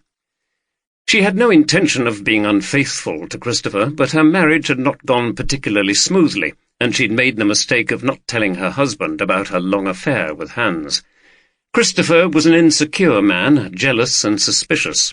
Hans seemed to sense this and dropped hints about what had happened in the past, and even suggested that things might still be going on. It was malicious, and Anna was furious. Unfortunately, it had the effect that Hans intended. It drove a wedge between her and Christopher. They had rows. He said he couldn't trust her, Now she feared even worse repercussions. Anna was walking under one of the numerous bridges over the canal. A runner went past wearing headphones. Anna called out to Molly and sighed at the unpleasant memories. She blamed the man who'd once been her lover for the problems in her marriage. She could never forgive him for that, and it had become more and more difficult to play with him and the quartet. She had really wanted to see the back of him, although she'd been careful not to let the police know just how hostile she had become towards the dead man. She sat on a bench for a while, making Molly sit still and wait. She was trying to train the dog, which was still little more than a puppy. She got out her mobile phone and scrolled through her texts.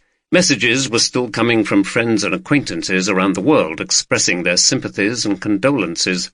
None of them really knew what a complex and painful situation it was. She was sitting near the railway bridge that took the trains leaving St. Pancras. A long passenger train powered its way across the bridge, taking people to destinations in the Midlands. She felt it would be nice to escape for a while, maybe visit a friend in Los Angeles or Paris, but she knew that was not possible while the investigation continued. She was permanently on edge, waiting for the next contact from the police and very anxious about the future. She looked at the still grey water of the canal and felt misery welling up inside her. She looked at the phone again. She would have to call Michael Stringer. He would reassure her. She'd always been able to rely on him. They went back a long way. She tapped in the number and the phone rang. She was disappointed to hear Michael's voice in a recorded message. She left a brief message for him and, with a sigh, got up and walked back down the towpath towards home. The dog trotted after her, happily unaware of its owner's state of mind. As Anna Robson walked by the canal, Martin Hamilton, dressed in a silk dressing gown, bustled about his apartment in Notting Hill with a spring in his step. It was 3 days after his arrival back in London following the remarkable events in Halifax. He'd not seen the other members of the quartet since they'd got back. He'd been too busy. He sang softly to himself as he spooned fragrant grounds into his coffee machine and switched it on. He slipped 2 slices of bread into his toaster. Sitting at his pine kitchen table, he glanced at the morning paper while the gadgets did their work. The murder of Hans Müller was still causing quite a stir in the press. There was a long article that included an interview with Chief Inspector Armitage, in which he employed the usual evasive police phrases, pursuing several lines of inquiry, no arrest imminent, and so on. He also asked for anyone with information about the missing violin, which had a distinctive design on its back, to come forward. Hamilton was smiling as he read this when the door buzzer sounded. He was expecting someone, but this was a little early. He pressed the button and said, "Hello?" while still half reading the newspaper. The visitor spoke a code word, so Hamilton pressed another button to release the lock on the outside door. His toast popped up, and the gurglings of the coffee-maker reached a crescendo as he ambled down the short hallway and opened the door to the apartment. A figure dressed in black immediately barged in, knocked the portly cello player against the wall, raised a gun with a silencer, and shot him between the eyes. Hamilton's expression was frozen in surprise as his legs gave way. He slid down the wall and came to rest sitting by the door, his back propped against the wall. The Schubert Quartet was now reduced to 2. Andy Carter stood at the entrance to Martin Hamilton's ground-floor apartment and looked through the open door at the elegant and characterful street outside. The apartment was now swarming with Sokos, and the entrance up the Georgian stone steps cordoned off with black and yellow tape. Little groups of people were gathering across the street, fascinated by the presence of all the police cars. It felt strange to be back on his home territory. He hadn't expected the case to take a turn like this, but it was now clear that there was some kind of organised crime involved. The big boys in London were fully in on the case. The body had been removed, but blood was congealed on the varnished wooden floor by the door. It seemed like another contract killing, brutal and efficient. He walked back into the living room to join Oldroyd, who was comparing notes with DCI David Newton from the Met, one of Carter's old bosses. The apartment was an utter mess. Every room had been thoroughly ransacked. It suggested that the intruder had had difficulty finding what they'd been looking for, if indeed they had found it. "It has to be connected to the violin in some way," said Oldroyd as Carter came in. "If you say he told you he was a dealer, I would agree," replied Newton, a tall, powerful figure dressed in a smart suit. "But do you think he had it in here in the flat?" Oldroyd gazed around the room and sighed. The case was becoming more dangerous and complicated by the day. He and Carter had made a very early start from Halifax and had got to the London area on their way to see Hamilton and Elizabeth Nott when the call came through that Hamilton had been murdered. 2 members of the quartet killed in a similar manner, both clinically taken out by gunmen who knew what they were doing, and it looked now even more as if the violin was the motive. Oldroyd and Armitage had agreed that they would work with the Met. The press were now going mad, and the world of classical musicians was in hysteria at what seemed like an unprecedented attack on their profession. The pressure was intense, and Oldroyd was desperate for some kind of lead. All he could see in the stylish but devastated flat were books, smashed ornaments, overturned furniture, and Hamilton's cello next to its case. Why hadn't they taken that? Too conspicuous? Not valuable enough? It looked as if they'd taken it out of the case. That case was there on the night of Muller's murder. What if— "Andy, let's have another look at that cello case." Carter and Newton looked puzzled. "There's nothing in there, is there, sir? Wasn't it searched the other night?" "Yes, but just come over here." Dutifully, Carter went over to help his boss as Newton watched skeptically. Oldroyd turned the case over, looking at the outside and then the inside. He seemed to be measuring using his hands. He shook his head. "There's something not right here. Hold it open." As Carter did, Oldroyd fiddled around with the inside of the casing as he muttered, "It'll be very well concealed." He felt around the rim and seemed to find something. "Yes!" he cried. He pressed a catch and a panel in the back of the case sprung open. A neat, thinly padded space was revealed, just big enough to hold a violin. "Bloody hell, sir," said Carter, and Newton whistled. Oldroyd pointed to the case. "If you look at this, there's obviously a cavity there. It's too narrow on the inside compared to the width of the outside. You can bet that's where the violin was concealed. So our Mr. Hamilton did take it the other night. He saw his chance when everyone was distracted. Miss Dobson was right, Andy. He must have picked it up, hidden it under his jacket or something, and then put it straight into this hiding place where it's probably been ever since. It fooled us, but the killer obviously knew where to look. All this mess is a diversion to get us to think the motive was an ordinary burglary. They've got what they wanted." "Do you think Hamilton planned the whole thing then, sir? It still doesn't really make sense, does it? The chances of someone seeing him pick it up were high. In fact, they did, didn't they?" "No, Andy, I don't think he planned it at all. It was just opportunistic. Maybe he got to the violin before someone else, and this is their revenge. Or he's offered it to someone dodgy, and he's been double-crossed. He was clearly involved in shady stuff, as we suspected. He'd had this compartment specially constructed for the purpose of moving things about in secret." He looked at the case again and then at Carter. "It's time we paid a visit to Elizabeth Nott." Visiting Elizabeth Nott turned out to be quite an experience. The house in Mayfair was a spectacular Georgian mansion of 3 stories in a very select square with a private garden in the centre. This must be worth millions, thought Oldroyd, as he and Carter ascended the stone steps, passing elaborate wrought ironwork at either side. The windows were huge, and Oldroyd noticed that one on the first floor was fitted with steel security bars. The door was flanked by 2 black ceramic tubs containing ornamental box trees that had been shaped like cellos. "We're clearly at the right place," observed Oldroyd as he pressed the doorbell. Inside they could hear the buzzer sound, and almost immediately a voice was heard from a metal box on the wall. "Turn round, I can't see you," a peremptory upper-class voice was heard to say.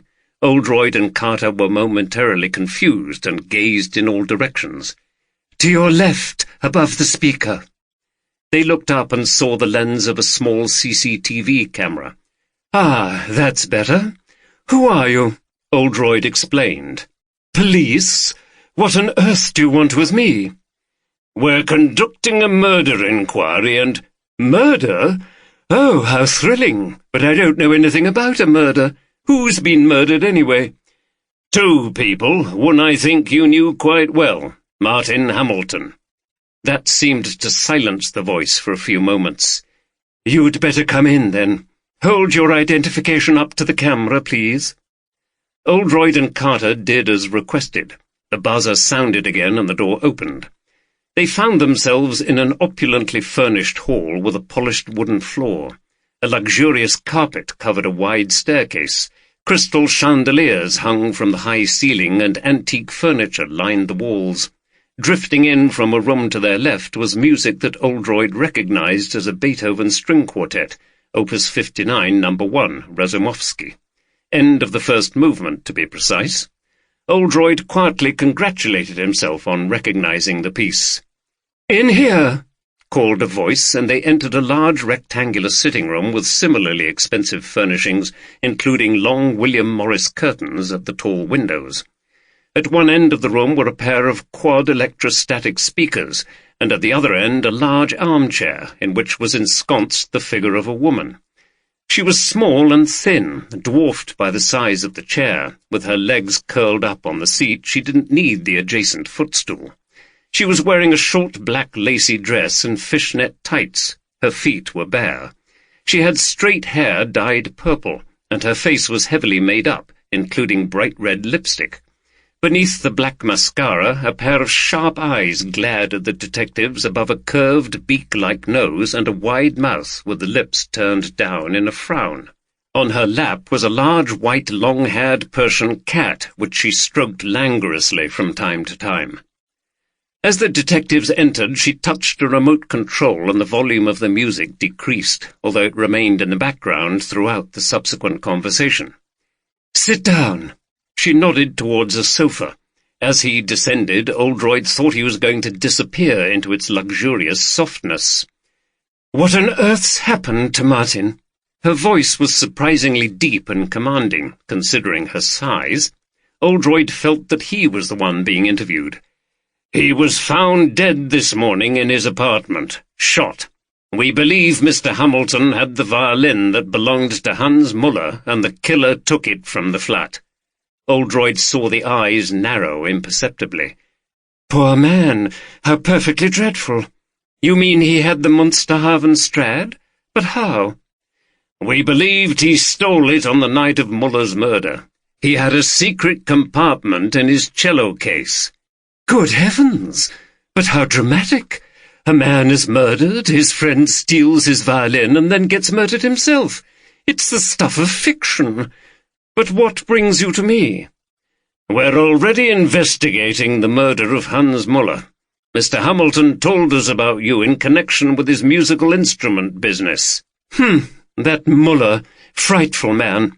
Yes, I knew Martin for many years, got hold of some wonderful instruments for me. Excellent cellist, too." "Was it just a business relationship?"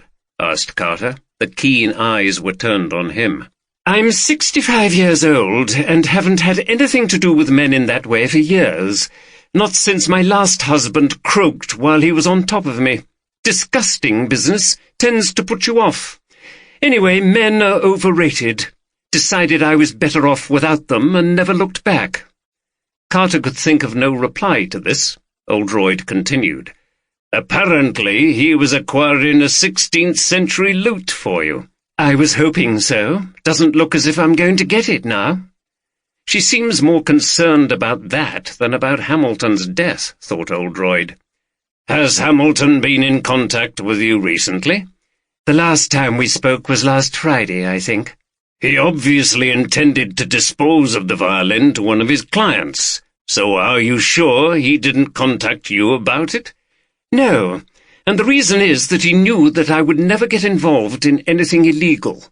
Oldroyd wondered if knowingly get involved might be nearer the mark. Every dealer and collector they'd encountered in this case immediately denied being involved in anything illegal, which probably meant that in fact they all were. "Did he ever offer anything to you that seemed shady?" "No." "Where did he get his instruments from?" "I don't know. It was none of my business." "So was it a case of ask no questions, hear no lies? You must have had some idea where he got the stuff from." The frown intensified and the eyes glared. "I hope you're not making allegations against me. I can assure you that everything in my collection was acquired legitimately. Martin also dealt with other collectors who wanted to buy and sell, but it's all done very discreetly. A lot of people involved in this are very wealthy, but they're also very private, don't like drawing attention to themselves. Martin did the negotiations very quietly. No auction houses, no press people." "And a lot of money changed hands?" "Of course, sometimes millions."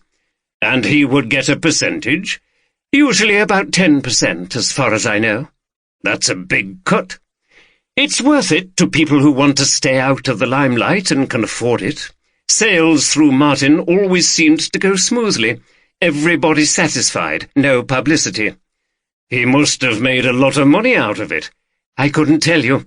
Part of his discretion was that he didn't talk about his other clients or deals he'd made. He just made you aware of what was available, or he'd conduct a search for you if you were after something specific.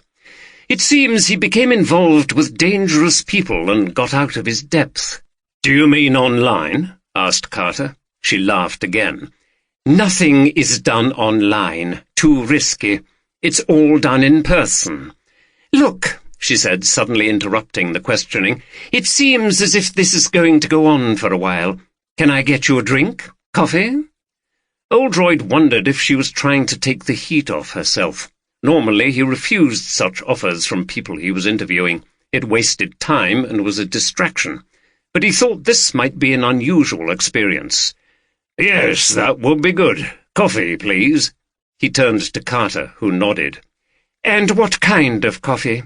Espresso, latte, Americano? We've got a big espresso machine down in the kitchen. Came from Italy.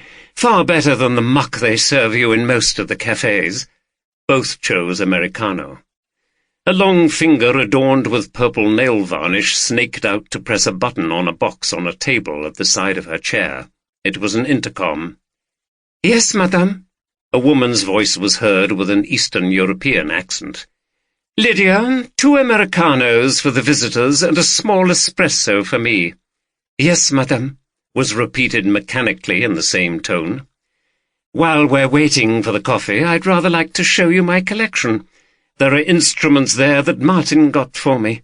You might find it interesting." Again Oldroyd hesitated.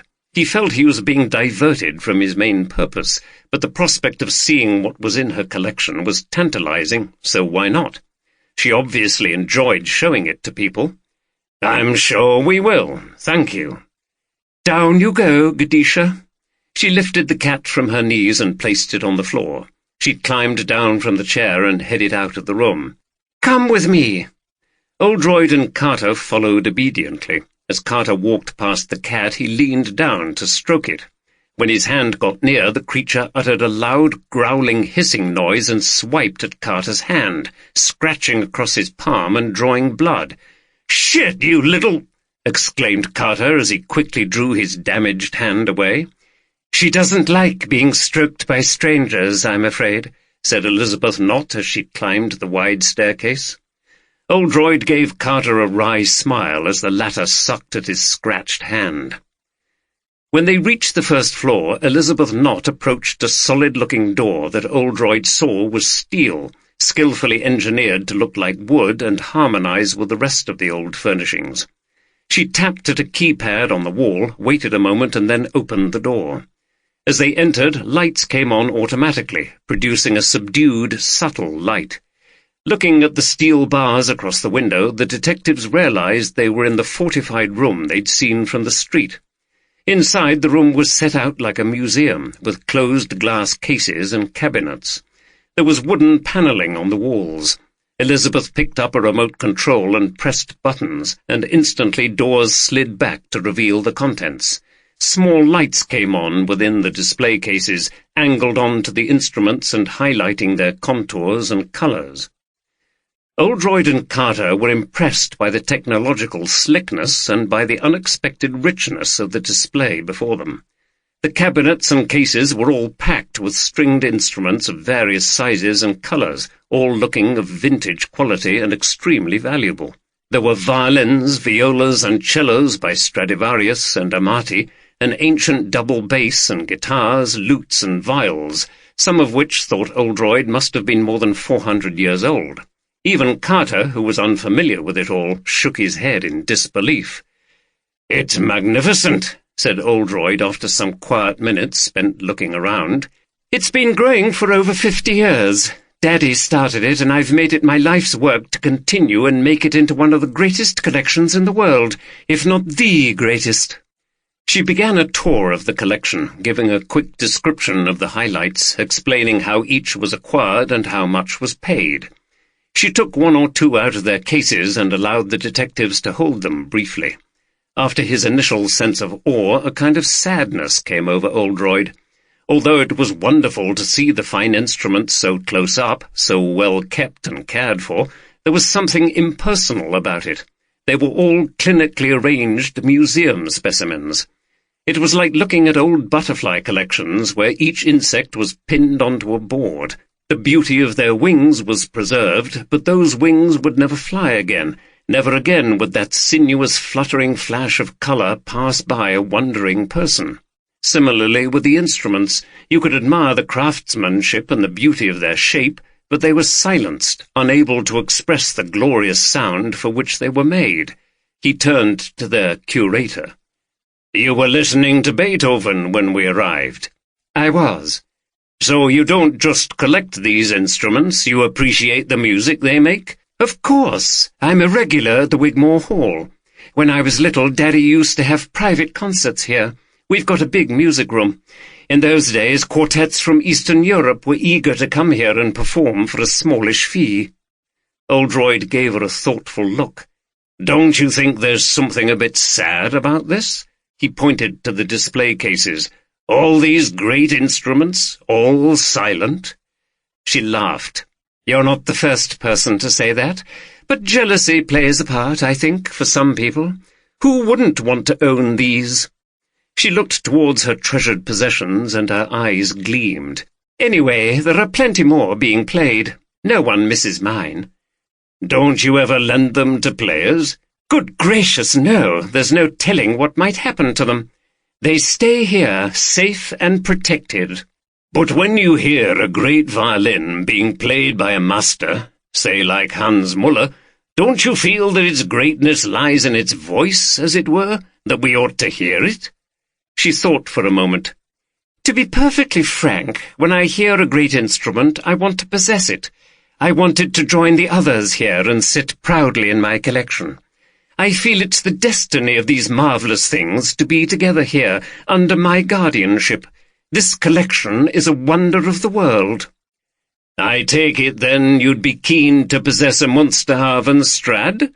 I don't see one here." She gave Oldroyd a wry smile.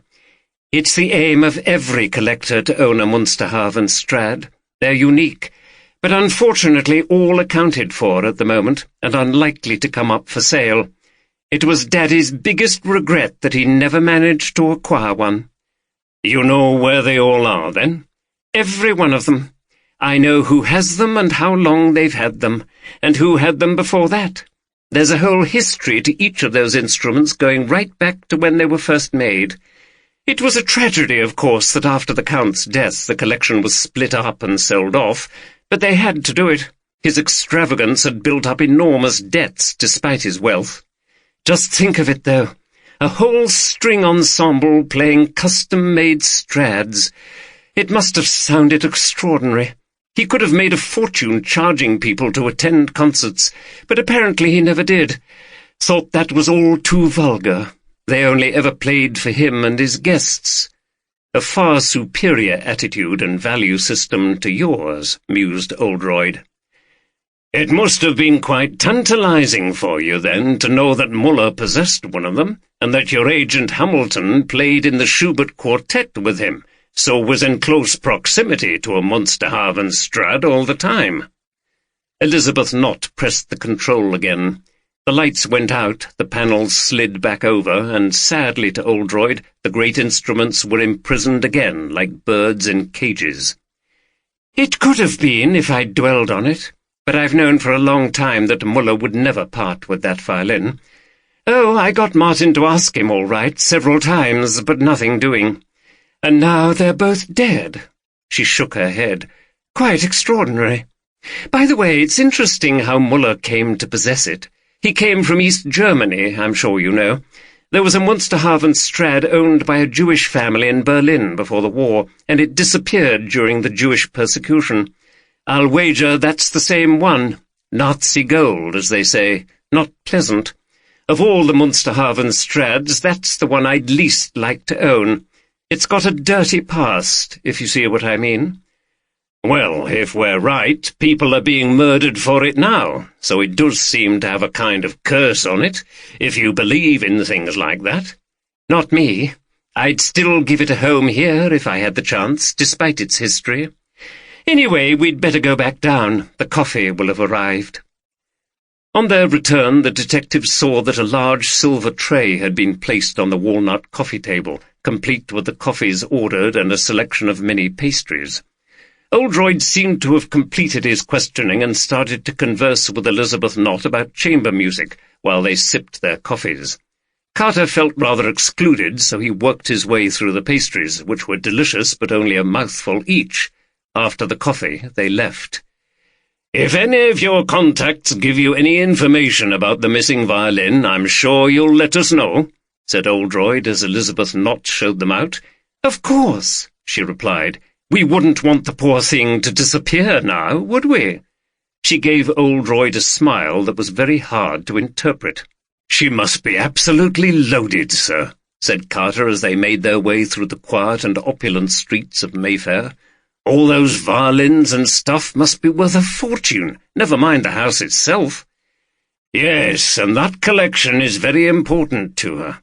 In fact, it seems like the most important thing in her life. She's more interested in that Munsterhaven Strad than she's letting on.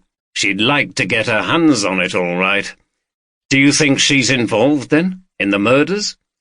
Oldroyd stopped and looked up at the majestic facades around him. This was a world where money was everything, regardless of its aspirations to preeminence in the world of high culture. "I don't know. Not directly. She would be absolutely ruthless in getting what she wanted, but she would keep any dirty work at a judicious distance. I didn't buy all that about her acquisitions being legitimate. I'm sure she'd take anything, never mind how it got to her. So we should get Inspector Newton and his team to monitor her movements? Yes, but low profile, I think. If we're careful, she might lead us to it. Anyway, before we go to see Jefferson, we'd better take a quick look at Muller's apartment." As soon as she closed the door on Oldroyd and Carter, the ambiguous smile left Elizabeth Nott's lips. She went straight back to the sitting room, shooed off the cat, which had sat in her chair, sat down and dialed a number on her phone. "Yes," growled a male voice. "It's me. Have you got it?" "Got what?" "Don't play games with me," snarled Elizabeth Nott. "You know what I'm talking about. Hamilton was shot, and it's been taken." She tapped her foot on the floor while she listened to the reply. "I don't know whether I believe you, but if you haven't got it, you'd better get hunting for it if you ever want to get a penny out of me." There appeared to be an outraged response from whoever was listening. "Don't give me that! You'd better use all your contacts, all those lovely people you know in the underworld, because I'm paying you nothing until I see that violin nicely placed in my collection upstairs. So get moving." She pressed the button to end the conversation and sat grim-faced in her luxurious armchair. The rejected cat peered at her, wondered about jumping back up onto her knee, but decided against it, curling up underneath the chair instead. Muller had lived in an apartment owned by the Bloomsbury School of Music, not far from the school itself, in another elegant street of Georgian houses. When Oldroyd and Carter entered, the last of the December sunlight was shining through the window of the sitting-room, which looked out onto the street, but the apartment was chilly as the heating was switched off. In the corner there was a baby grand piano and several music stands. The walls were lined with bookshelves upon which were dozens of volumes on music and art, many in German. A number of shelves contained a large collection of sheet music. There was also a writing bureau, and Oldroyd opened the drawers to reveal stacks of papers. "Well, there's plenty of stuff to look through here," he said rather wearily. It had been a very long day. "We'll have to get Newton's lot to go through it carefully, but we'll have a little preliminary search. Off you go and look around the other rooms. I'm going to have a look at this stuff." "Okay, sir."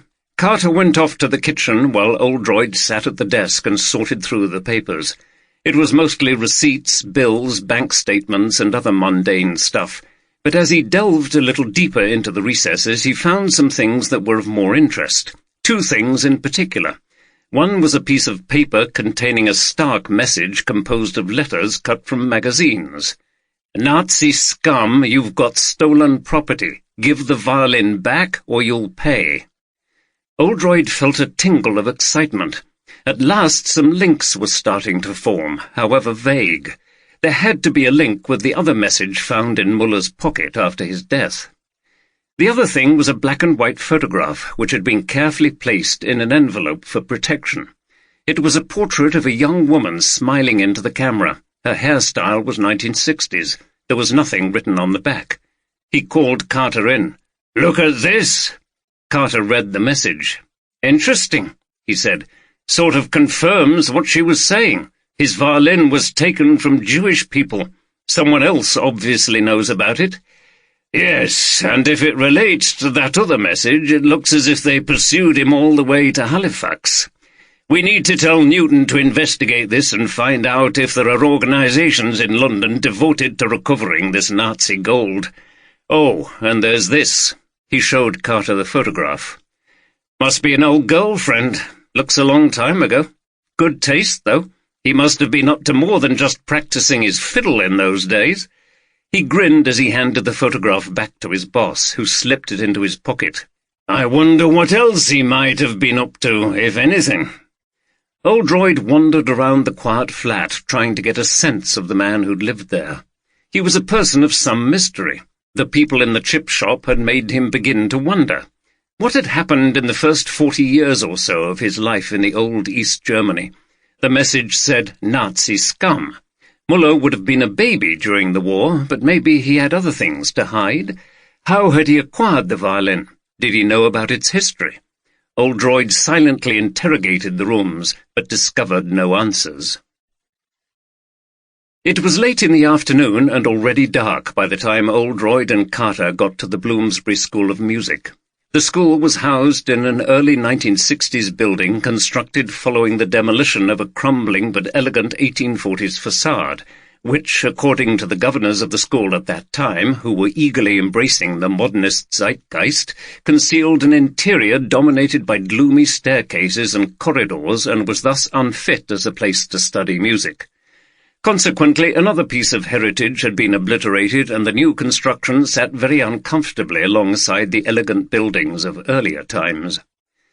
These were some of Oldroyd's thoughts and surmises as he surveyed the building. Carter was just enjoying the sensation of being in the lively London streets again, and the architecture didn't really register. They entered through glass and metal doors and found themselves in a light and airy concourse that Oldroyd had to concede was quite welcoming, although he did detect a kind of faded tiredness in the fittings and flooring, cracks in the ceilings and general deterioration in the window frames, as if the building may already have been coming to the end of its short life. It was a flimsy, almost temporary structure compared to the solidity and grandeur found in the buildings of previous ages, which seemed to mature and improve with age like good wine. However, he decided he wasn't in the mood to share any of this with Carter, whom he sensed would be a rather unresponsive audience.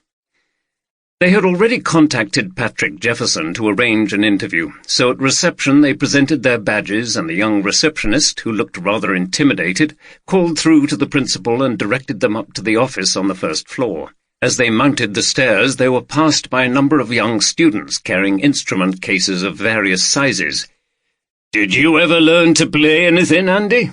"I can do a bit on the guitar, sir. mostly chords and stuff. I had a battered old Fender Stratocaster once. Me and a few mates formed a band. We were going to storm the world and be the next great boy band. You know, girls shrieking at us, millionaires before we were 20. You know what it's like when you're a teenager? How about you, sir? Nothing so exciting, I'm afraid. My father tried to get me going on the cello, but I wouldn't practice. It's a shame. I regret it now. There were several other things in his life he regretted too, but he shrugged off those thoughts. This was no time for self-pity. Patrick Jefferson turned out to be a tall, thin, dapper, rather old-school character wearing round, steel-rimmed glasses. He welcomed Carter and Oldroyd into his office with a scrupulous but rather formal politeness, and then sat behind an expensive-looking wooden desk with neatly organized bookshelves behind him. On the wall opposite were a number of black-and-white photographs of famous luminaries of the Bloomsbury School. Carter and Oldroyd sat on the other side of the desk. It felt a little as if they'd been called to the principal's office for a dressing down, but when Oldroyd searched Jefferson's face with his keen eyes, he detected a tension there that Jefferson was trying hard to control. "I presume you're here because of Hans's murder." The voice was very precise and rather clipped. "Absolutely dreadful business, but I don't know how I can help. Where was it, Halifax, or somewhere or other up there?" "Things have become more serious today," said Oldroyd, bridling at the implication that Halifax was in the back of beyond, and emphasizing his Yorkshire vowels to counter Jefferson's public school plumminess. "I'm afraid there's been another murder. Martin Hamilton was found shot in his flat this morning." "What?" Jefferson leaned forward in the chair and put his hands on the table. He seemed genuinely shocked. "Another member of the Quartet dead? That's terrible. This is going to be so bad for the school. 2 of our most illustrious alumni murdered. What on earth will people think?" He shook his head, raised his arms in a theatrical gesture, and then seemed distracted, as if he'd temporarily forgotten the detectives were there. "I'm sure you're aware that Muller's violin was stolen from the murder scene." Oldroyd's question jolted Jefferson out of his reverie. "Yes, I knew the violin was missing." "We're pretty certain now that it was taken by Martin Hamilton. He smuggled it away in a secret compartment in his cello case, and then it was taken from him by his murderer."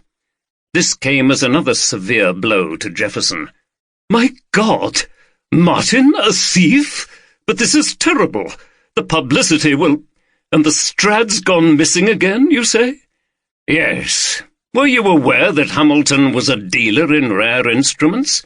"Well, yes, but I didn't think he would do anything illegal.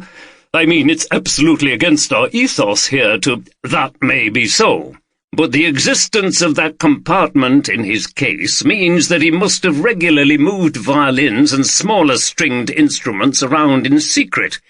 Why would he do that unless he had something to conceal?" Jefferson shrugged. "It's very puzzling, but I can assure you that we had nothing to do with that here at the school." "Going back to Hans Muller, did he have any enemies that you were aware of?" "Hans? No, certainly not here, Chief Inspector.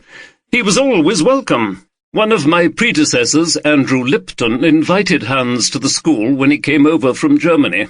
He was an outstanding player, very experienced, and he brought that amazing instrument with him. He worked with our young musicians, and 3 of them formed the quartet with him." "Did he ever tell you where he got the Strad?" "No, he never talked about his life in Germany. I don't know why. Maybe he just wanted to start a new life here and forget the past. He did come from the East, which may not have been that pleasant." "Would you say that you personally got on well with him?" "Yes, I would." Oldroyd and Carter exchanged glances. "You see, we have a report that there was a row between yourself and Muller here just a few days before he was killed. Is that true?" There was a pause. For the first time, Jefferson seemed to be on the defensive. "Yes, it's true that we exchanged words, and Hans got rather upset." "What was it all about?" asked Carter. "Well, He stuttered and seemed perplexed. "These matters are confidential, and—" "This is a murder inquiry, sir. You must tell us." Jefferson sighed and sat back in his chair. "Well, the truth is, and this is not my doing, as I hastened to tell Hans, that the school wanted, I should say, to terminate Hans's contract here. It's part of the cuts we have to make. Hans was on quite a significant salary for not doing a great deal, really, as he spent most of his time with the quartet, just a bit of teaching. We always thought it was worth it to retain such a prestigious figure. He'd had this contract since he first came to the school. However, the governors decided that it couldn't be justified any longer. Hans was getting on a bit. His health was not good, and that would inevitably have affected his performance at some point. He was offered a generous retirement package, and he would still have done some teaching, but on a casual contract. There was a proposal to set up an award named after him in recognition of his contribution over the years. But he didn't like it? No, he didn't, and I can't say I blame him. It felt like we were casting off someone who'd done so much for the school just because they were getting a bit older. Hans was a proud man. He was very upset by what was proposed. He got very angry, said he would cut all links with us, we were so ungrateful, etc. He stormed out of the office. I'd been thinking ever since about how I could bring him round, make him see that maybe it was time to step back a little, but I never saw him again. So you had no contact with him after that? I'm afraid not. Jefferson sank into the chair, looking completely deflated.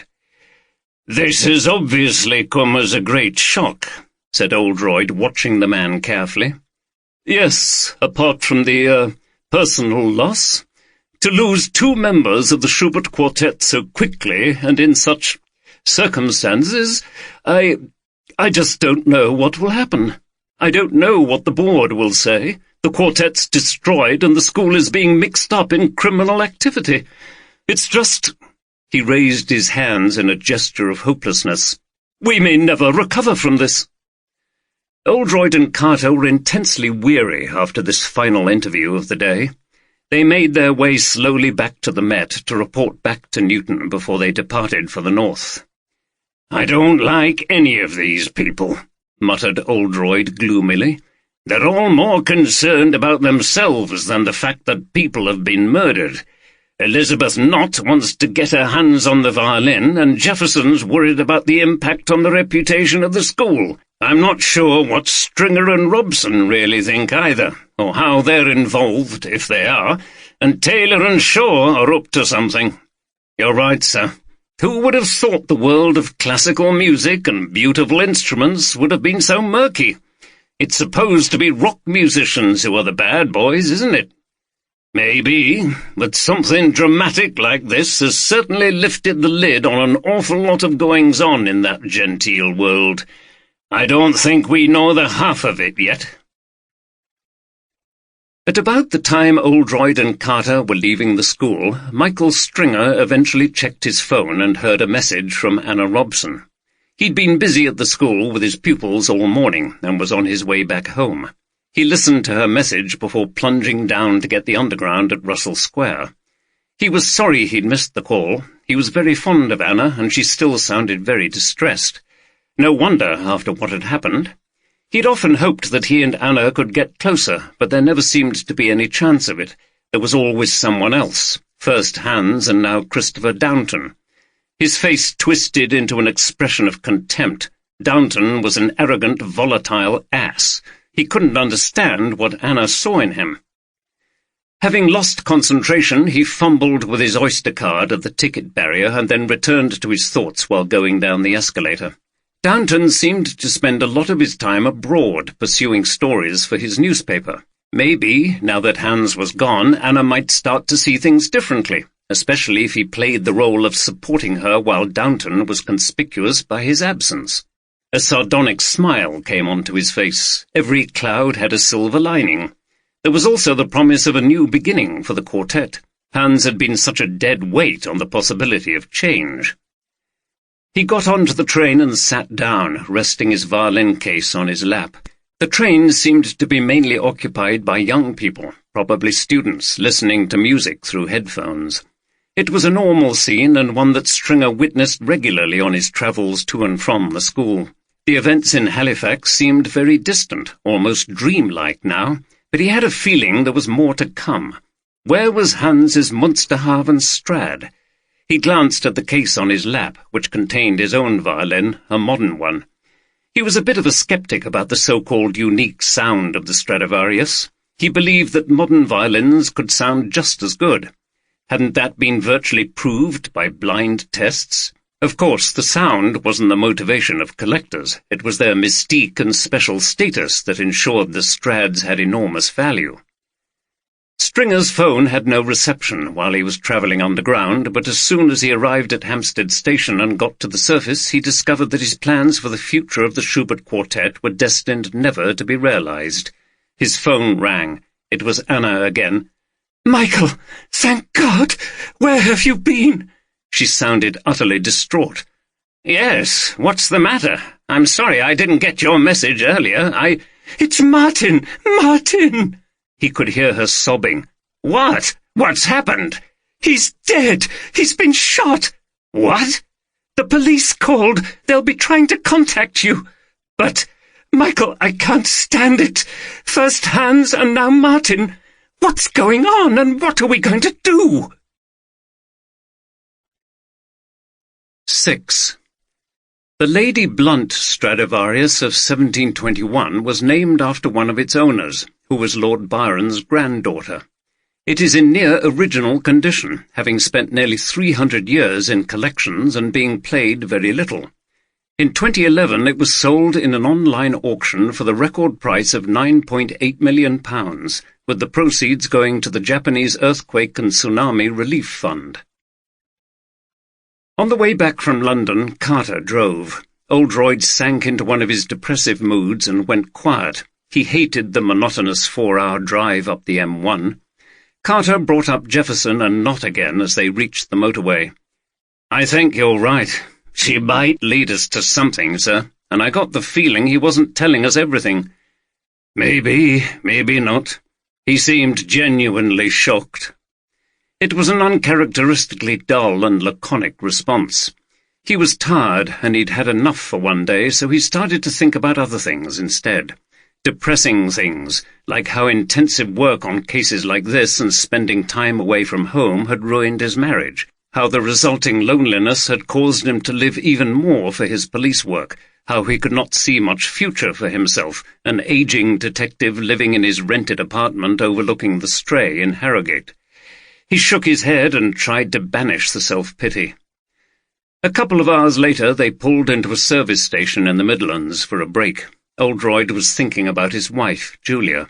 They'd been happy together for many years, but she was a mystery to him now. Since they'd separated, she hadn't formed any other relationships as far as he knew, which gave him hope that she might one day have him back. But she remained aloof. They met in Harrogate every couple of months to talk about their children, Louise, who'd followed her parents to Oxford to study history, and Robert, who worked for an engineering firm and lived with his girlfriend in Birmingham. Other than that, she gently resisted all his attempts to meet her socially and maybe make a new beginning.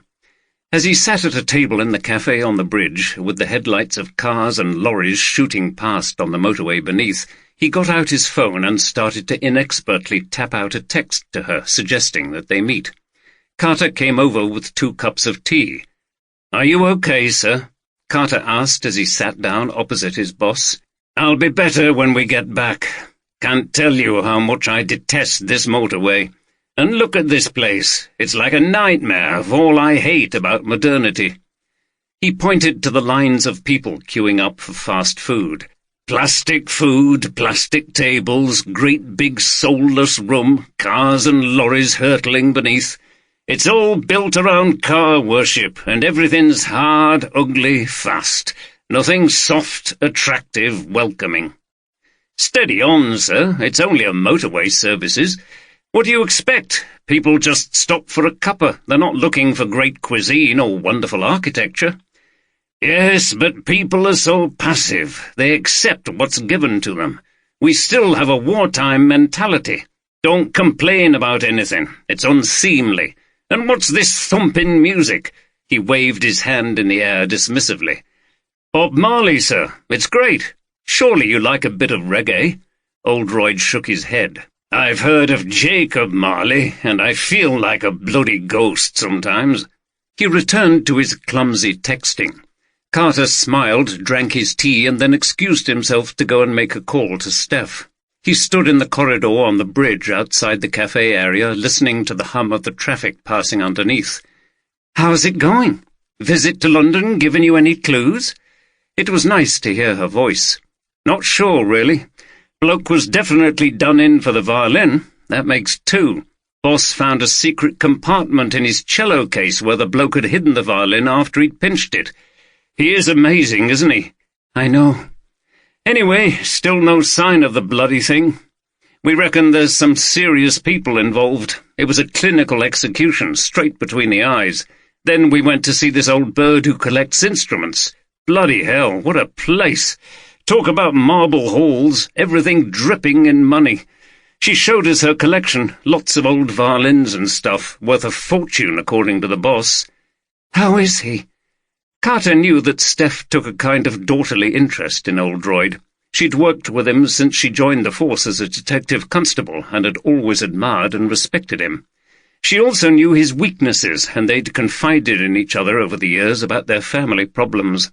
Oldroyd's separation and Steph's now absent father, who'd terrorized the family when she was a girl. Oldroyd was the nearest thing she had to a father, and she cared about him. "Not too good at the moment. It's been hard going. Set off at 6 this morning. Went to Muller's flat after Hamilton's place and then ended up going to see the principal of the music college. Not much doing with any of it, really. Then we had to report back to Newton and get on to the M1. Traffic was awful, as usual. He must be tired, and not just because of today. He's been at it non-stop since the first murder, and that must have been a special stress, you know, being there when it happened." "Yeah, I'm sure it was.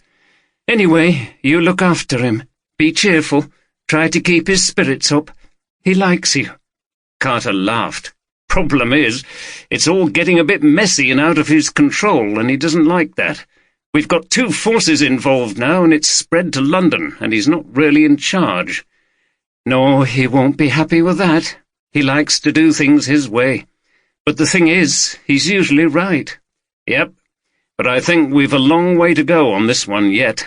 Anyway, see you soon. Shouldn't be too late back." "Bye. Love you." Carter dropped the phone back into his pocket and felt the warm glow of being in a good relationship. Against all his expectations when he'd first come north, he much preferred his present settled life in Harrogate to the relative wildness of his time in London when he was growing up, and later working for the Met.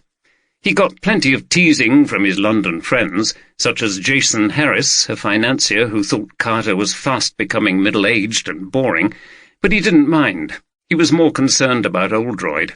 He felt his boss didn't deserve the loneliness and depression that clearly dogged his life at the moment. When he got back to the table, he found Oldroyd still tapping at his phone. "Any luck, sir?" Oldroyd looked at Carter and sighed. He had told him a certain amount about his personal life, though it was rarely mentioned. He knew the young man was sympathetic. "Nope," was all he said, and they returned to the car. After Carter had driven a few miles in silence, Oldroyd said, "Sorry, Andy, this case is getting to me, and Christmas will be here soon. It's a hard time of year for me." "Don't worry about it, sir." On the last leg of the journey, Oldroyd fell asleep. It was after 10 o'clock when they arrived back in Harrogate. Although his flat opposite the Stray often seemed lonely, Oldroyd had had enough of the old commercial in Halifax and decided he would commute for the duration of the case. Carter dropped him off. It was very quiet in the winter evening. He could just hear the sound of a television in a neighbouring flat as he entered his. The door pushed against a pile of mail, and a draught of cold air greeted him. He switched on the light, grimaced at the sudden brightness, and looked around. It all had the forlorn feel that came with everything being exactly as he'd left it. No one else had been in to tidy things up and put the heating on. This was no one else's space. He didn't share it with anybody. He put the kettle on and half-heartedly sorted through the mail. The day's old milk was off. He tipped the stinking, gloopy liquid down the sink and drank his tea without it. He sat down in the small living room and thought about the television. There would probably be something on the news about the case, but not involving him. One advantage of working for these other forces and divisions was that Armitage and Newton had to handle the media, and he could stay in the background, even if they had enjoyed the idea of a detective chief inspector being present at a murder and being outwitted. He'd seen some headlines, "Musician murdered under noses of police," and the like, but he wasn't going to take the bait. He had too much to do and think about to get involved in energy-sapping press conferences when he didn't have to. Having rejected the television, he didn't know what to do with himself. He'd slept on the journey up, so he wasn't particularly tired and he wasn't relaxed.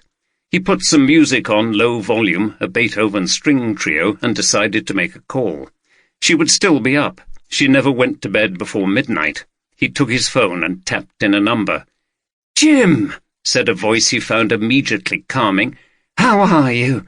This is a bit late for you." It was his sister Alison. She was a vicar in a picturesque village near Harrogate called Kirby-Underside. She was a few years older than him and a great source of wisdom and strength. "Just thought I'd give you a call. It's been hectic recently with all this stuff in Halifax. We've been down to London today. Another member of that quartet has been murdered. It's all getting very serious." "Yes, I've seen it on the news, as I usually do. And you were there at the concert when the first victim was killed?" "Yes, he was shot at the end of the slow movement of Death and the Maiden." "That's dreadful, and also strange. Did that have anything to do with it?" "What do you mean?" "Well, why then, at that particular point in the performance? Couldn't he have been shot at any time in the concert?" "Yes, but we're pretty sure the gunman waited until the violin Muller was holding was put down safely. He didn't want to shoot him while he was playing for that reason. It was all about the violin, you see. It's a priceless instrument." "I see, but that still doesn't explain why, then. Why not after the first movement, or the third?" Oldroyd thought and then smiled. He often got help with cases from his sister.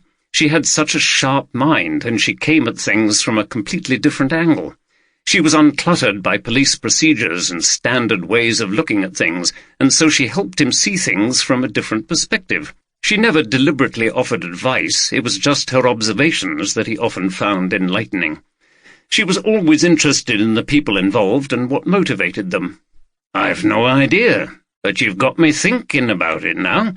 I'd assumed it was arbitrary, but maybe not." "Well, I'm assuming it was all well planned, so it's unlikely to be chance." "True." "Anyway, how are you, Jim? I hope you're looking after yourself. You must be exhausted. That must have been an awful shock even for someone like you, seeing someone shot in a place like that. Last thing you were expecting." "Oh, I'm okay. Seen plenty of blood in my time. The problem with this is it's a brain teaser. Murderer disappeared from the building. No trace, and the violin's still missing. We're not really getting anywhere with it." "Well, it'll come to you. It always does. Are you doing okay in that flat?" "Can't complain. It's not exactly family life, but—" His voice trailed off. He didn't need to explain it to her. "I know. Heard from Julia?" "Not much. I'm trying to keep in contact, show her that I still care, but I don't get much response." "What do you expect? She wants to be sure you're really serious about wanting her back. I take it she hasn't found anyone else?" "Not as far as I know." "Well, you'll just have to be patient. How are Robert and Louise?" "Fine. Don't hear much from them either." "Are you feeling a bit sorry for yourself tonight?" Oldroyd smiled. "Yes, I can't keep it from you, can I? But enough of that. How's the old parish?" "Oh, fine. As good as it'll ever get. It's not really me, as you know. Too sedate."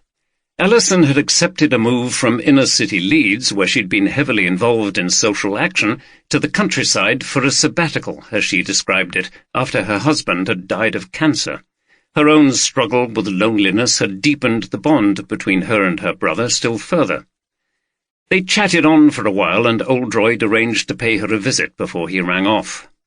As if she'd sensed they'd been talking about her, Oldroyd immediately received a text from his daughter Louise. "Hi, Dad. Running a bit short this month. Any chance of a bit of a loan? £50? Pay you back over Christmas. Going to get a holiday job. L. XXXXX."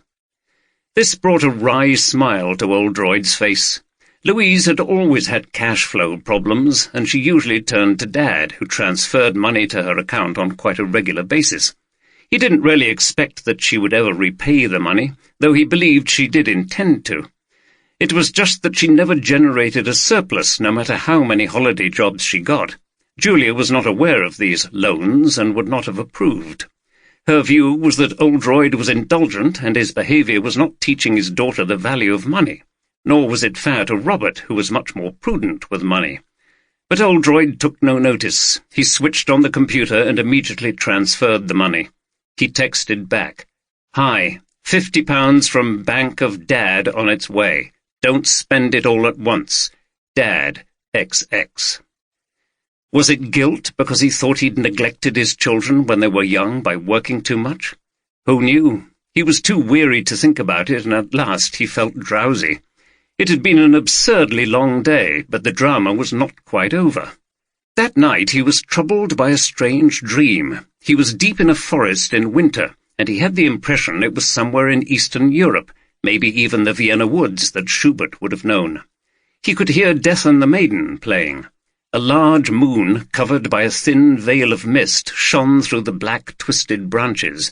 There was snow on the ground, and everything was in black and white. Suddenly a young woman, long hair streaming behind, came running through the forest, casting anxious glances behind her. She was out of breath and started to stumble. In the distance he saw a ghostly white carriage pulled by spectral horses, flitting at great speed between the trees. With an expression of despair, the woman stood exhausted against a tree as the glimmering carriage stopped and a macabre figure emerged from the interior. It was a skeleton dressed in the tattered remnants of clothes. It held out its arms in welcome as it strode purposefully towards her. With a shock, Oldroyd realized he was watching the ancient motif of Death and the Maiden played out in this winter forest. There was no sound other than that of the string quartet, which reached the dramatic fifth variation. It was like watching a silent film. The maiden was pleading with Death, but he took her hand and they began a terrifying dance of death in the snow. With surprising and grotesque agility, Death whirled her around as the music reached its frantic climax, at which he grasped her in his arms. She seemed to look towards Oldroyd. Was she asking him for help? Then she went limp. The words came again to Oldroyd as they had on the night of the concert. "Sollst sanft in meinen Armen schlafen." Gently, Death cradled her in his arms and laid her body on the snow. As he sat beside her, she was transformed into a skeleton like him. The music subsided into its tranquil ending. Oldroyd woke abruptly and sat up in bed. The room was completely dark and silent. He lay down again and tried to go back to sleep, but he found it difficult to forget that young woman, the maiden who had succumbed to death. He had a strange feeling that she was trying to tell him something. After a poor night's sleep, Oldroyd was tired when he arrived at the police station in Halifax, even though Carter had driven them over from Harrogate. Armitage remained his dogged self, despite the fact that he'd had to deal with the press again. They were in top gear over a double murder and a missing violin. It was a wonderful, dramatic puzzle, and they were milking every exotic twist. It was all right for them, Armitage reflected ruefully. They didn't have to solve the wretched thing. In fact, the longer the thing remained a mystery, the better it was for their sales. "Got some useful information, Jim," he said as he settled himself in his usual chair. Oldroyd had declined the offer of coffee and was drinking water. His head ached, and he felt that a single mouthful of Armitage's brew would make him vomit. "We've been finding out a bit more about Hans Muller, to see if that'll give us any clues. I've been on to the police in Germany, and they've sent some stuff over. It's in English, so don't worry." He pulled his screen around so that Oldroyd and Carter could see, and opened up a file. A photograph of Muller came up, along with paragraphs of information. He looked much younger, and the picture had probably been taken when he came to England in 1990. He was from the East, of course, and so the early part of his life is a bit unclear. In fact, the authorities are reliant on his own account of that part of his life. I suppose there must be records somewhere that were kept in the old regime, but they're not mentioned. Could have been destroyed after the wall came down. Anyway, according to Muller, he was born in East Berlin. Family seemed to have been fairly well off. His father was quite a high-ranking official in their equivalent of the civil service. He went to the Hans Eisler Academy of Music and then played in orchestras around East Germany. Details of that are a bit sparse. What I'm interested in is how and where he got that violin. Remember Anna Robson said he would never talk about it? I can't see how his family could have been so wealthy as to acquire one for him. And anyway, was it even legal to trade in things like that in the communist regime? Elizabeth Knott thinks it was Nazi gold taken from a Jewish family in Berlin, who were on record as having owned a Munsterhavenstrad before the war, and it's never been traced since. An image came into Oldroyd's mind of a wealthy musical family treasuring the violin, playing it at family events. They probably all ended up in a death camp, the instrument confiscated by some Nazi official. What's more, we found a few things in Muller's flat. Oldroyd told Armitage about the threatening letter. Armitage raised his eyebrows. Interesting. If that's the case, then it would explain his attitude. Too ashamed. Or too wary. I've asked Newton to investigate if there are any groups around who track down things like that. We know they do it for Nazi war criminals. Maybe they do it for this so-called Nazi gold as well. So you think it's a real possibility that some kind of organization had Muller bumped off as revenge for taking the violin? Asked Carter. And to get it back. Martin Hamilton could have been in league with them, or could have taken the violin himself, which would explain why things got nasty. It would make some sense, as much as anything else does in this case. But why wait so long? He's been in Britain for 25 years, and his possession of the violin's not been a secret. Surely they would have made the connection long ago. Do we know how long he'd had that letter? Asked Armitage sceptically. No, but again we'll get the Met onto it. Could just be some crank, but they seem to know quite a bit. Yes, and the other interesting thing about the violin is this. I've been on to Muller's solicitors to see if there's anything notable about his will. Do you know who he's left the violin to, if we ever find it? Go on. The Bloomsbury School of Music. This brought Oldroyd to a state of alertness for the first time that day. Now that is interesting. That would make his argument with the school and Jefferson potentially much more significant. Oldroyd briefly explained to Armitage what Jefferson had told them about the incident. We need to find out if they knew Muller was leaving the violin to them, because if they did, they could have been worried that he might change his will and so had him bumped off before he could do it. Exactly, said Oldroyd. Maybe Sir Patrick was not telling us everything he knew. The acquisition of a Munsterhavenstrad would be a wonderful boost to them, and its loss a major blow. Surely Muller would have discussed it with someone there, told them he was leaving it to them, said Armitage. Maybe he didn't, or they wouldn't have been as keen to pension him off. Anyway, we need to try to find out who knew what. Yes, and remember the state of his health. If he thought he was going to get to the point of not being able to play, he might have thought about selling the violin. To finance his retirement? Possibly, and that might be another reason why the Bloomsbury School would miss out, unless he could be stopped. I'll contact Newton and get him to question Jefferson again. We're also reliant on him now to track down the violin, said Armitage.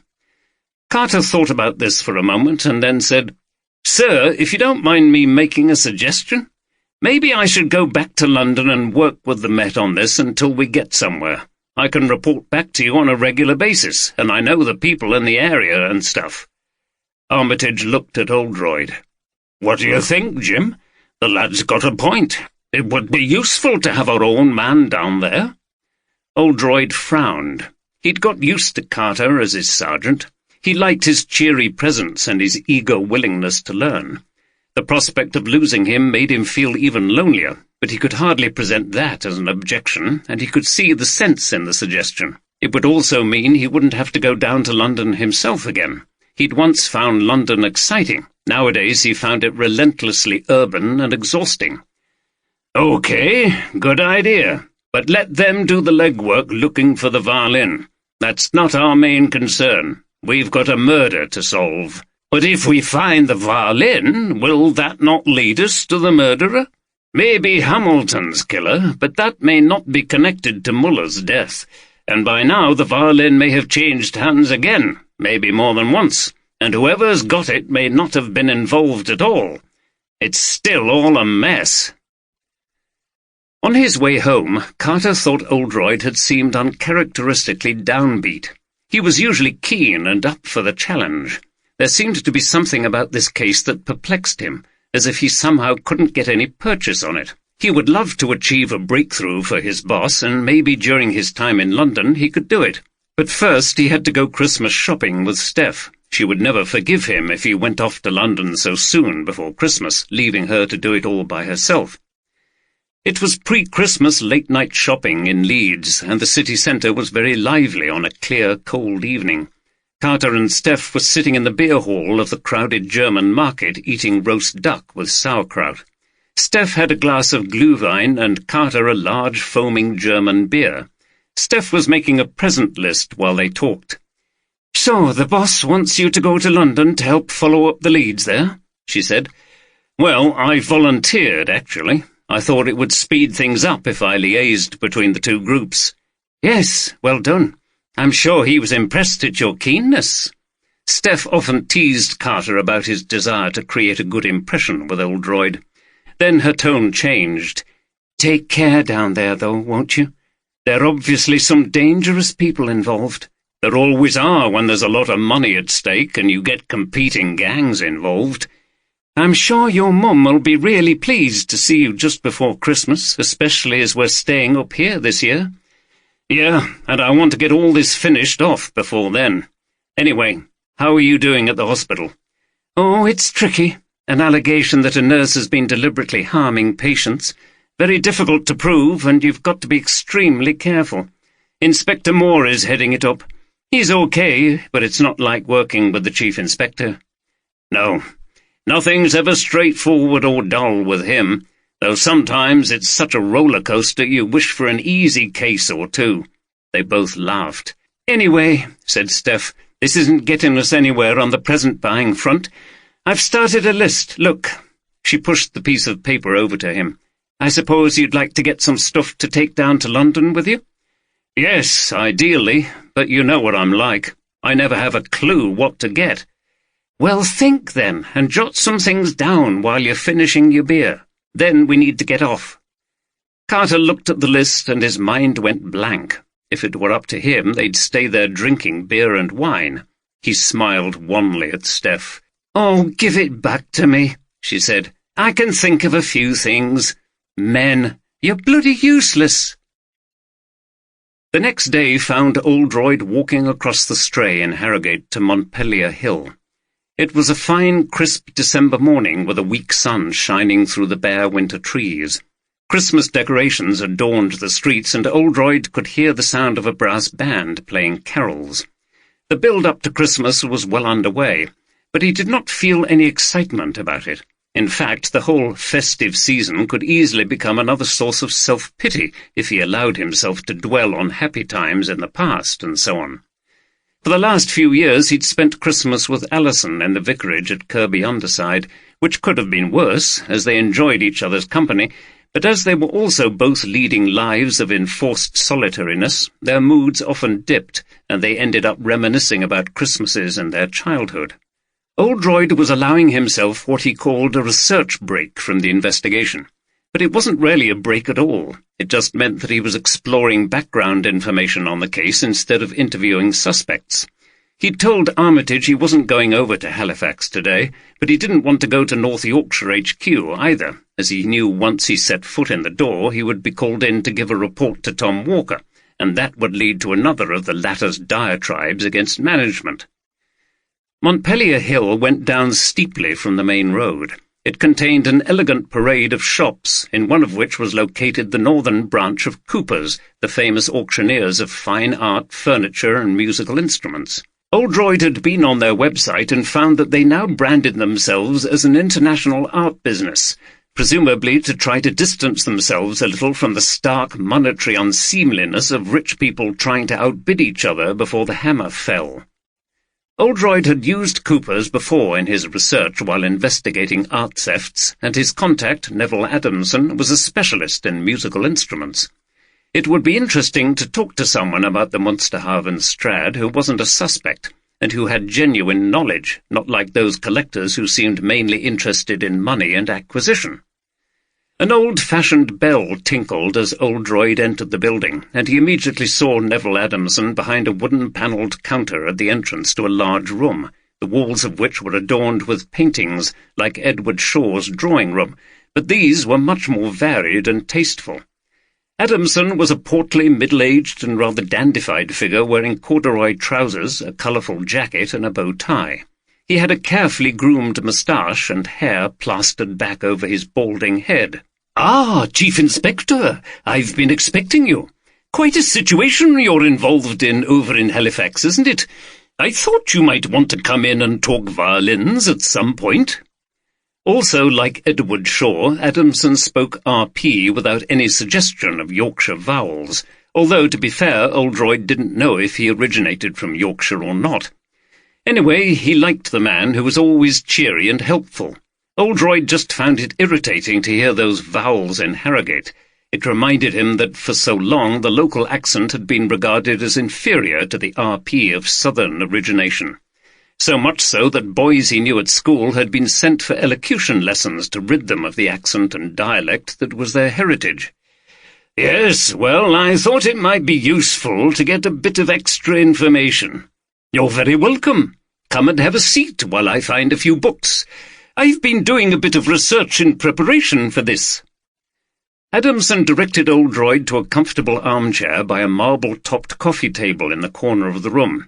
This, thought Oldroyd, must be where Adamson chatted up his potential clients and maybe sometimes persuaded them to part with their prized possessions. Adamson fussed around some bookshelves behind his desk for a minute, talking to himself. "Yes, that'll be useful, and that." Eventually he sat down opposite Oldroyd and placed a pile of books on the coffee table. "The Munsterhaven Strads. Yes, one of the most amazing stories in the history of music and art. They were the only instruments that Stradivarius personalized like that, the only ones to have anything painted on them in that manner." He opened one of the books and showed Oldroyd a picture. It was the back of a Munsterhaven Strad showing the Count's coat of arms painted on the wood beneath the varnish. "Wasn't that an unusual thing to do?" asked Oldroyd. "I mean, in the sense of mightn't it affect the sound the violin produced?" "Good question, but it doesn't seem to have done. In fact, there are people who argue the Munsterhaven Strads produce the finest sound of all. The paint is thin, protected by the famous varnish, and of course they were using natural pigments in paint then, no damaging chemicals." "Is it still thought that it's the varnish that makes them special?" Adamson laughed. "The varnish, the wood, the preservatives, take your pick. There are lots of theories, and some people think it's all nonsense anyway, that a modern instrument can sound just as good. They did some blind tests once, and prominent musicians seemed to be unable to distinguish the Strad from the modern violin." "What do you think?" "Well, Chief Inspector, I'm not a musician or an artist either. I just deal in fine works of art of all kinds. But to me it wouldn't change anything if somehow you could prove that a Strad wasn't any better as an instrument, because that wouldn't remove the mystique, would it? It's because these amazing pieces of craftsmanship are still being played after 300 years, and they still produce such a fine sound. There'll always be a fascination with them." Which is why they're so valuable? Of course! Here's a picture of the man who started it all, the Count. Adamson pointed to a reproduction of a painting, and Oldroyd saw a fat man with a trim beard, dressed in an ornate costume and posing majestically on a large throne-like chair. He was fabulously wealthy, and a great patron of the arts. He loved music most of all. Bach and Handel stayed with him. He had one of those fairy-tale castles on the Rhine. The story goes he heard a Stradivarius being played and was so impressed he travelled to Italy to see for himself how they were made. After that he had to have some at his court, and that's when he gave Stradivarius that extraordinary commission.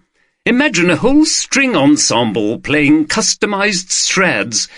They would have been worth a lot then, but now, if it was possible to gather them all together, their value would be beyond anything in the world of art and music, even the Mona Lisa.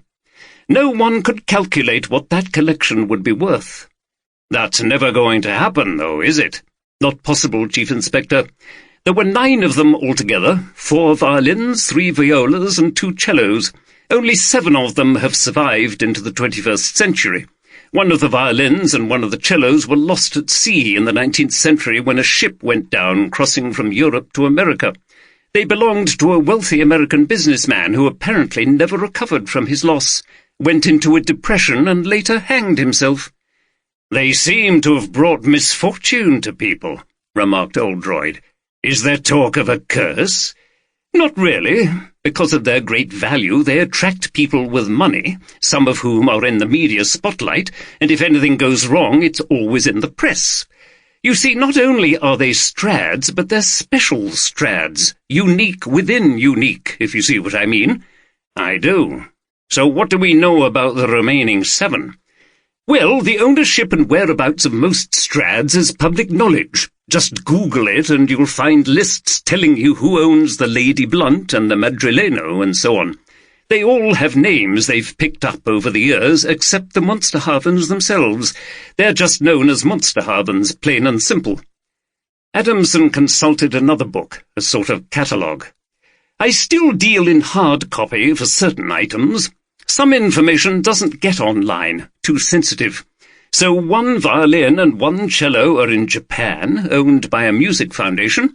One of the 3 violas, one is owned by a Texan oil billionaire, one is owned by the Paris École de Musique, and one is in a museum in Rome. Finally, 2 violins left, so there's Muller's and then another that's been missing for many years. It was stolen in 1963 from its owner, Stefan Schwarz, who played in an orchestra in Vienna. He'd had the violin bought for him by his uncle, a wealthy industrialist. That poor man died later from cancer while he was still young, but there's no suggestion of a link with the Strad, unless you think the illness was caused by guilt. I suppose he must have thought he'd let his uncle down by not taking greater care of his special present, even though the uncle was dead by then." He passed the book to Oldroyd, who looked at the list and the photographs of various instruments. It was amazing to think of the strange histories many of them had, and how they'd survived to the present day despite being jealously desired, fought over, hidden away, and rediscovered. "How many of them are actually being played?"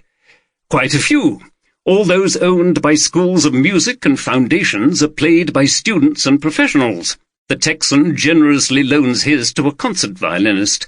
Up to now, Muller was playing his. The only one not being played is the one in the museum." Oldroyd was thoughtful. "Does anyone have any idea where the missing one might be?" "No one who's prepared to say anything. It's most probably been squirreled away in someone's private collection, and they're not going to let on because they know it was stolen. And it's a long time ago. If it was going to reappear, it would more than likely have done so before now, although of course it's not impossible." "And if someone were to acquire 2 of these Monsterhaven Strads?" Adamson whistled. "Well, that would be unprecedented. It would instantly raise that person's collection, whoever that person was, to preeminence. It would become the world's greatest collection. It would indeed. But it's not likely to happen because, from a collector's point of view, the situation is not good in terms of any of them coming up for sale. They're either owned by organisations who put them to use, or by people who are not likely to sell. I think you're right, agreed Adamson. However, Muller was getting older, and it was not clear, at least to the public, what was going to happen to his Strad after his death. As he was not hugely wealthy like the Texan, maybe he could have been persuaded to sell it, suggested Oldroyd.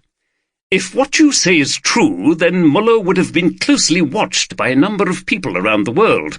You'd be surprised at the lengths some of the more fanatical collectors will go to acquire something like a Munsterhaven Strad. Oldroyd thought about the bodies of Muller and Hamilton, and was not surprised. What do you know about those people? The ones who have the desire and the money to buy things like that? Adamson shook his head. Companies like mine only deal with public auctions, no private deals. We occasionally auction something valuable enough for it to attract the attention of the press. There was a Strad auctioned recently that sold for over £9 million. It's often done online these days, and when something like that happens, everyone thinks what powerful brokers we are. But I tell you, Chief Inspector, what we do is paltry compared to what goes on in private. Deadly rivalries between ruthless, obsessive people who will stop at nothing to get what they want. Yes, we've seen evidence of that. Do you know any of these collectors? Not personally, no, but I know of them. I've been involved in auctions where people have been bidding by phone. They're very shady characters. They try to stay out of the limelight. What about Edward Shaw, the local chap? He has an antiques business here, doesn't he? Adamson smiled. Well, I've heard he collects instruments, but I don't know how serious he is. If it's anything like his antiques shop, it'll be a bit of an amateur carry-on. Do you know anything about an instrument shop in Halifax at the Peace Hall? Seems to be run by someone called Paul Taylor. No, never heard of it. How about Elizabeth Knott in London? Adamson raised his eyebrows.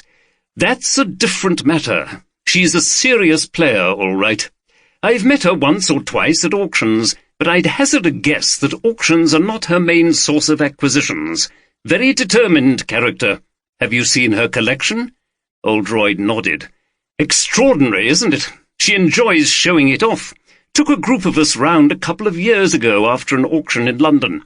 I found it all a bit creepy, though. All those fabulous instruments in glass cases like specimens. They really ought to be played.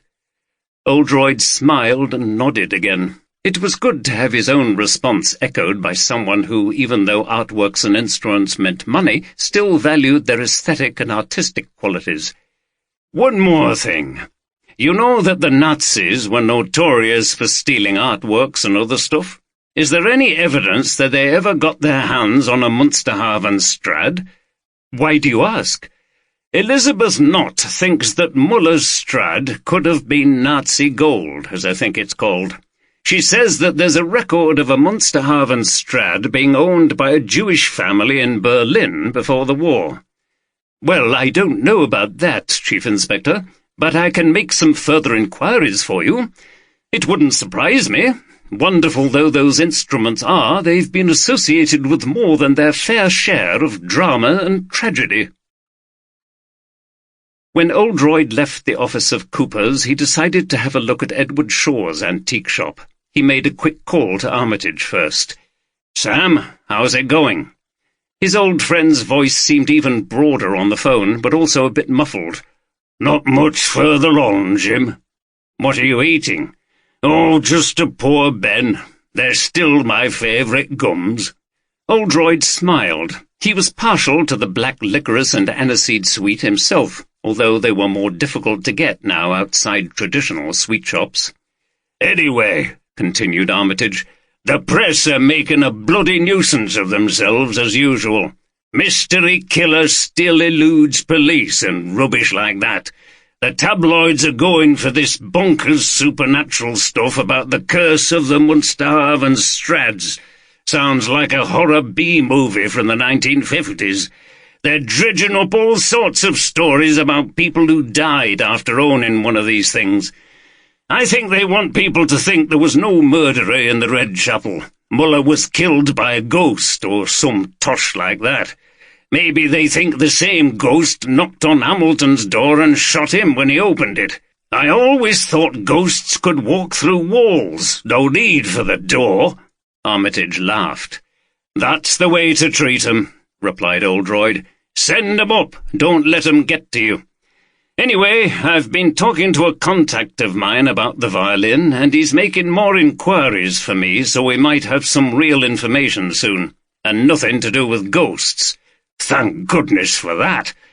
Anyway, I'm about to speak to Edward Shaw if he's in his shop. Did we establish his alibi for the night of the murder?" "Hold on a minute." Oldroyd could hear Armitage muttering to himself. "Yes, the man whose name he gave, a Colin Benton, backed up the story. Said he was with Shaw at the shop in Harrogate at that time, negotiating a price for an antique table. Unless, of course, he's in on it all too. You can never tell in this bloody case." This time Oldroyd laughed. "Not to worry. Keep at it, Sam. I'll be over tomorrow." "Right. Has that lad of yours gone back down to London?" "Yes." "Good. Well, let's hope he can unearth something down there we could do with it." The antique shop was smaller than Oldroyd expected and rather shabby. There were some small, ornate tables and chairs on display, and various vases, ornaments, and lamps. Shaw was semi-reclined on a chaise longue, reading a book and looking extremely relaxed. He glanced up and removed his reading glasses. "Ah, Chief Inspector, I didn't expect to see you here. How's the investigation going? Things have got more complicated, haven't they, since we last spoke?" Oldroyd inwardly bridled again. There was something faintly smug and patronizing in the man's tone.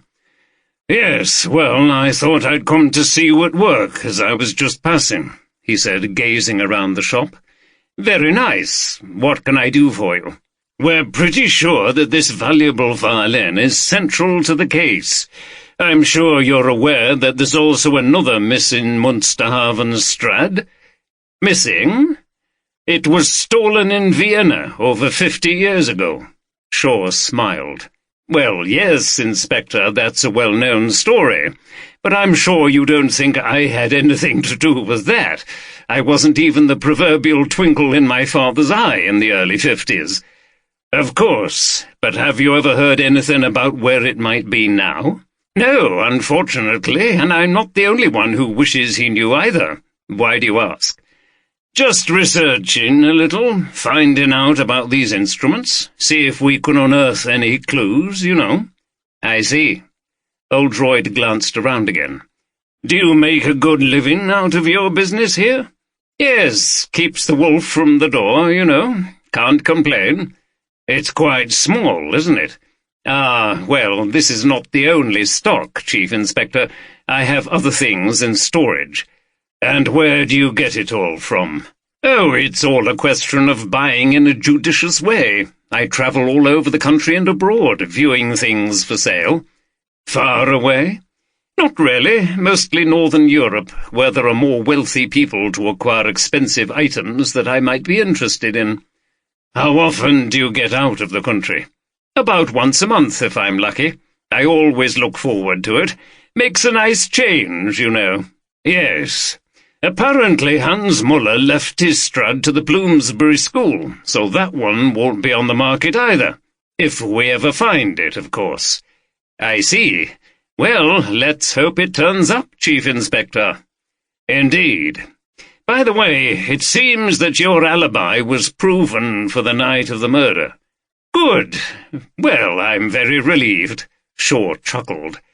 "We shall, though, need to see your collection at some point." Shaw didn't seem quite so sanguine about that. "Well, of course, if you insist, but I don't know what you'll gain from it. We always have to be very thorough. We won't disclose any details about the location or the contents." Shaw didn't reply. "So we'll be in touch." "Very well." When Oldroyd had left, Shaw watched him walk away across the stray until he was out of view. Then he opened a door in the corner. "You can come out now," he said, and Paul Taylor, owner of the Peace Hall shop, emerged. How much of that did you hear? Most of it. It's a good job we saw him coming. It wouldn't do for him to see you here. Did you hear what he said about seeing my collection? Yes, replied Taylor, who was laughing. He sat on the chaise longue and put up his feet with their dirty trainers. I failed to see what's so amusing. What am I going to do about it? And please put your feet down. That's valuable. Taylor slid them onto the floor. I haven't a clue. You'll just have to keep stalling them. Until when? Taylor shrugged his shoulders. Until all this is blown over and the police aren't crawling all over the place. And when the hell is that going to be? Who knows? But what choice have we got? I'm expecting them back sniffing around my place again before too long. All we can do is ride it out. Answer their questions, but don't give anything away. And you're sure we can get through it? Why not? We just have to keep our nerve. He grinned at Shaw. His hair was lank and greasy, and his T-shirt, straining over his belly, was stained with food. Shaw looked away in disgust. Later that evening, Oldroyd was listening to Dvorak's American String Quartet and drinking a glass of wine when Adamson called.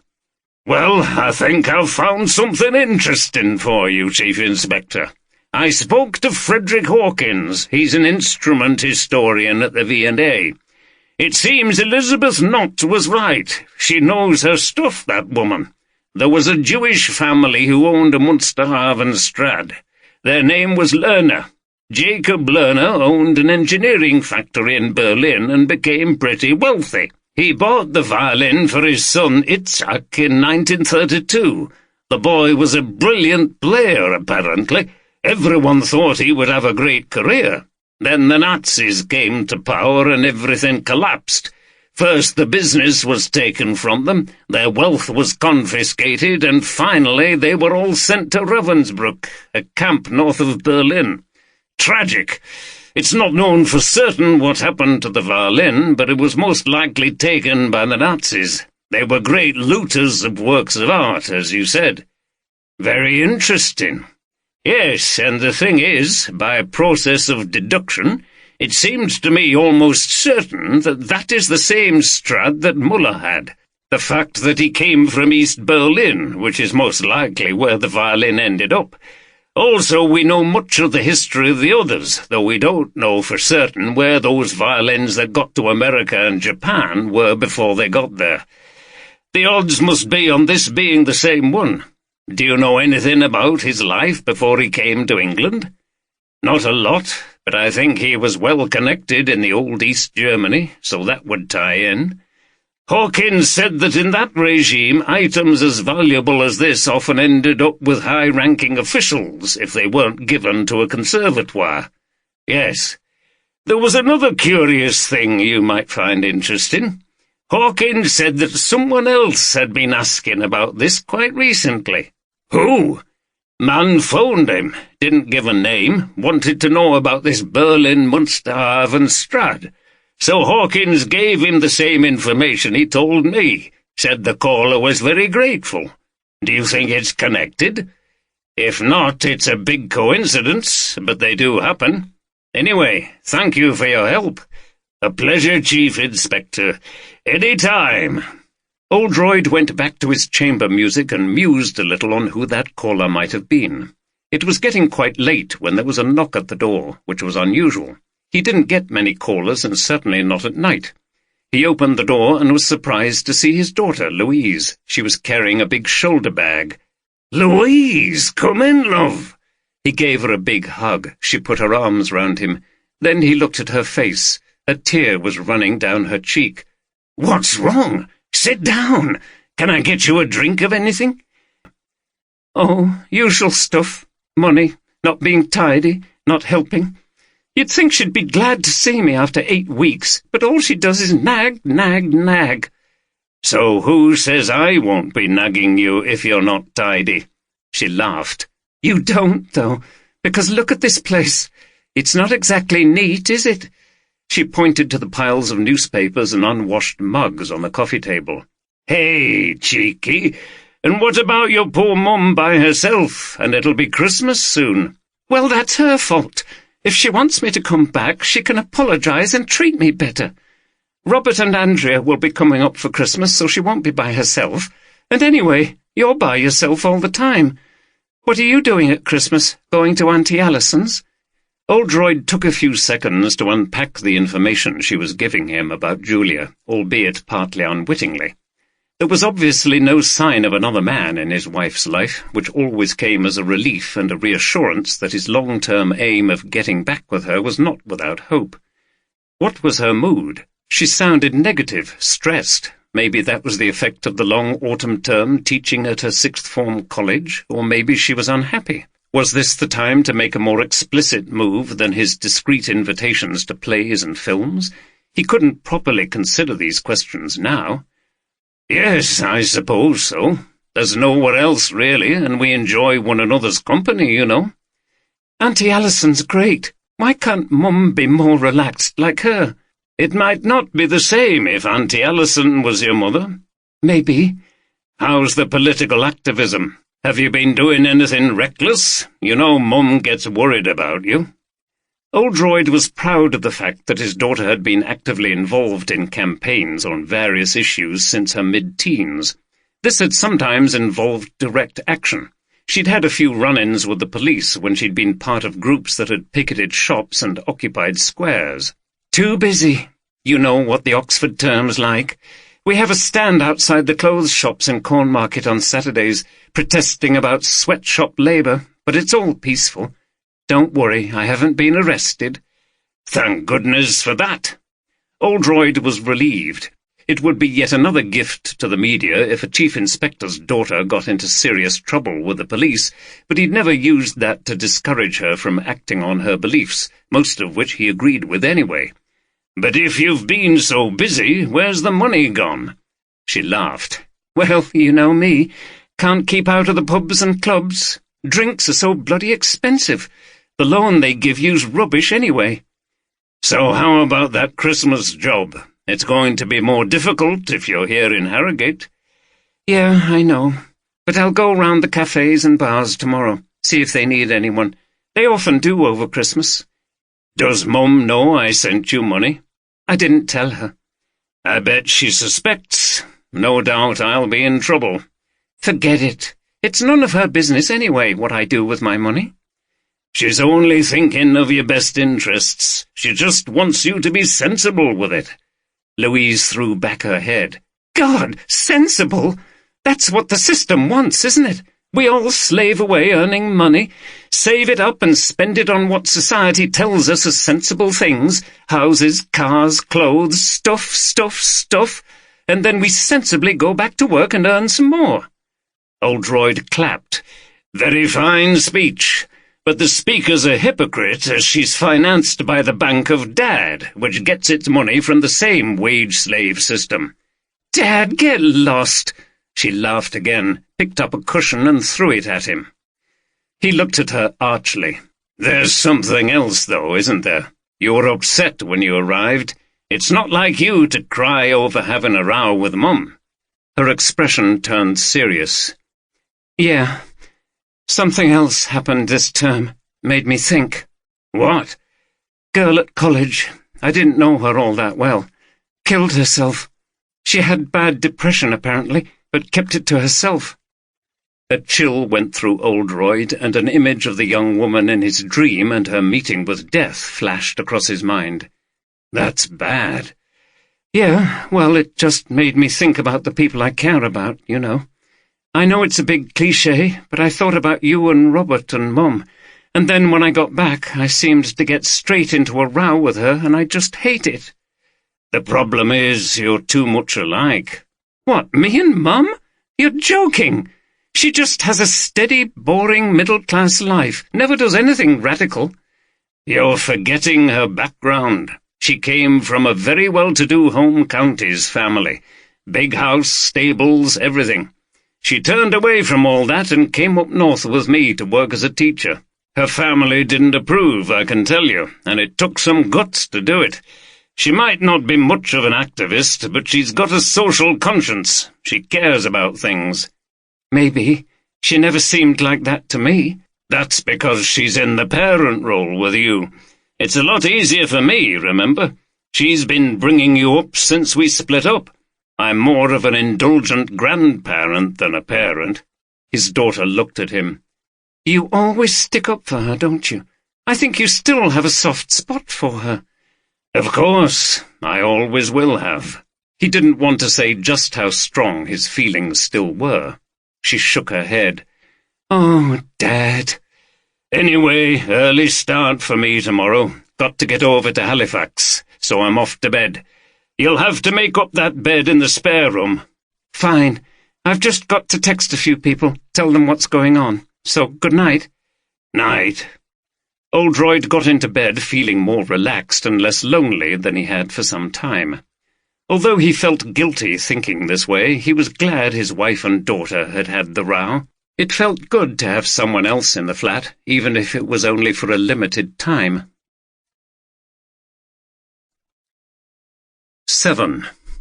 The King David Stradivarius of 1734 was in the possession of the violinist Eugène Ysaÿe when it was stolen from a dressing-room in St. Petersburg in 1908. It turned up mysteriously in a shop in Paris in 1925. It is now played by the leader of the Israel Philharmonic Orchestra. The church in Notting Hill was packed for the funeral of Martin Hamilton. It was a dull, cold day, but the church was brightly lit. Some of his pupils played cello pieces, and one of them delivered a moving tribute, describing what an inspirational teacher Hamilton had been. The recent revelations about the deceased's criminal activities were judiciously ignored by all present. Anna Robson and Michael Stringer sat together towards the back. It was the second funeral they'd been to recently, but at least this was much better attended than the one for Hans. As had been expected, no one had come from Germany, so it was just his fellow musicians and his pupils and representatives from the Bloomsbury School. The same people, including Patrick Jefferson, were here again today. Stringer caught Jefferson's eye, but the latter looked away. Afterwards they paid their respects to Hamilton's family, which consisted of a brother and sister. Sad, thought Stringer, how he himself was the only member of the quartet to have a family of his own. He had 2 sons at high school, though he was divorced from his wife. It was often the case with successful musicians, as it was with actors. The incessant travelling and the punishing performance schedules put enormous strains on relationships and family life. Afterwards, Stringer and Anna went to a nearby cafe. Anna looked very pale and said she wanted to talk. A goatee-bearded waiter wearing a striped apron took their order. A cappuccino and pain au chocolat for Stringer, and an espresso for Anna. Stringer looked round as they waited. The cafe was called NY55, and the walls were exposed brick hung with black-and-white photographs of New York scenes of the 1950s. The chairs and tables were metal and glass. Jazz was playing softly in the background. There was silence until the waiter brought the drinks and the pastry. Stringer took a knife, cut his pain au chocolat in 2, and took a bite from one half. The warm, flaky pastry and the melting chocolate formed a satisfying combination. Anna still seemed distracted. He reflected ruefully on the funeral they'd just attended. It had been a most unwise move of Martin's to steal the violin like that, and he'd paid the price. He'd never been that fond of Martin, to be honest, never trusted him. He glanced at Anna and saw that her hands were shaking. "Are you okay?" "Not really. What the hell's going on, Michael?" "I know, it's terrible." "But now Martin, too. I can't believe it. I'm in a state." "I don't blame you." She looked at him with a face lined with strain. "You look calm. I mean, how do you know it's not going to be one of us next? I don't feel safe in the house. I'm thinking of going away."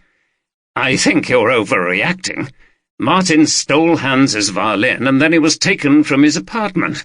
He was obviously killed because of that. Neither of us are involved in the criminal world, are we? I don't think some maniac's out to massacre the whole of the Franz Schubert Quartet." "What about Hans, though?" Stringer looked at her quizzically. "Do you really think Christopher could have been involved?" She put both hands rather pathetically around the tiny cup of espresso as if hugging it for warmth. "I don't know what to think. I'm confused. Christopher's still in America. I've had a short conversation with him. I told you in Halifax. I've been worried about him ever since he found out about me and Hans. He's volatile, and you know his past." "Yes, but he wouldn't do a thing like that." Stringer suppressed his dislike of Downton in order to reassure Anna. "It's a wild idea that he would arrange a hitman to bump Hans off at a concert in Halifax, of all places. Does Christopher even know where that is? I mean, it's ludicrous." "I suppose so. You're sure you didn't say anything to the police?" "No, of course not. But I did tell them about Hans having an argument with Jefferson at the school. They'll have a good time investigating that, though I can't see anyone at the school having Hans murdered either. Can you imagine Lord Bromley, our distinguished chair, ringing up the mob and hiring a hitman? He'd never soil his aristocratic hands with something so sordid." Stringer picked up the last piece of his rapidly cooling pastry and popped it into his mouth. His attempt to lighten the mood had not really worked. Anna still looked haunted. "But Martin," she shook her head, "he was dealing with stolen stuff all the time, and we never knew." "It appears so, though I like to think most of his dealings were above board." "I've read the reports. The police found a secret compartment in his cello case. He must have had that made to transport instruments around in secret, stolen stuff. I can't bear to think about it. All these years we've known him and worked with him, and he was really a criminal. She burst into tears. Stringer put his hand over hers. "He wasn't just that. He was a great cellist and our friend. I'm sure—" "Friend?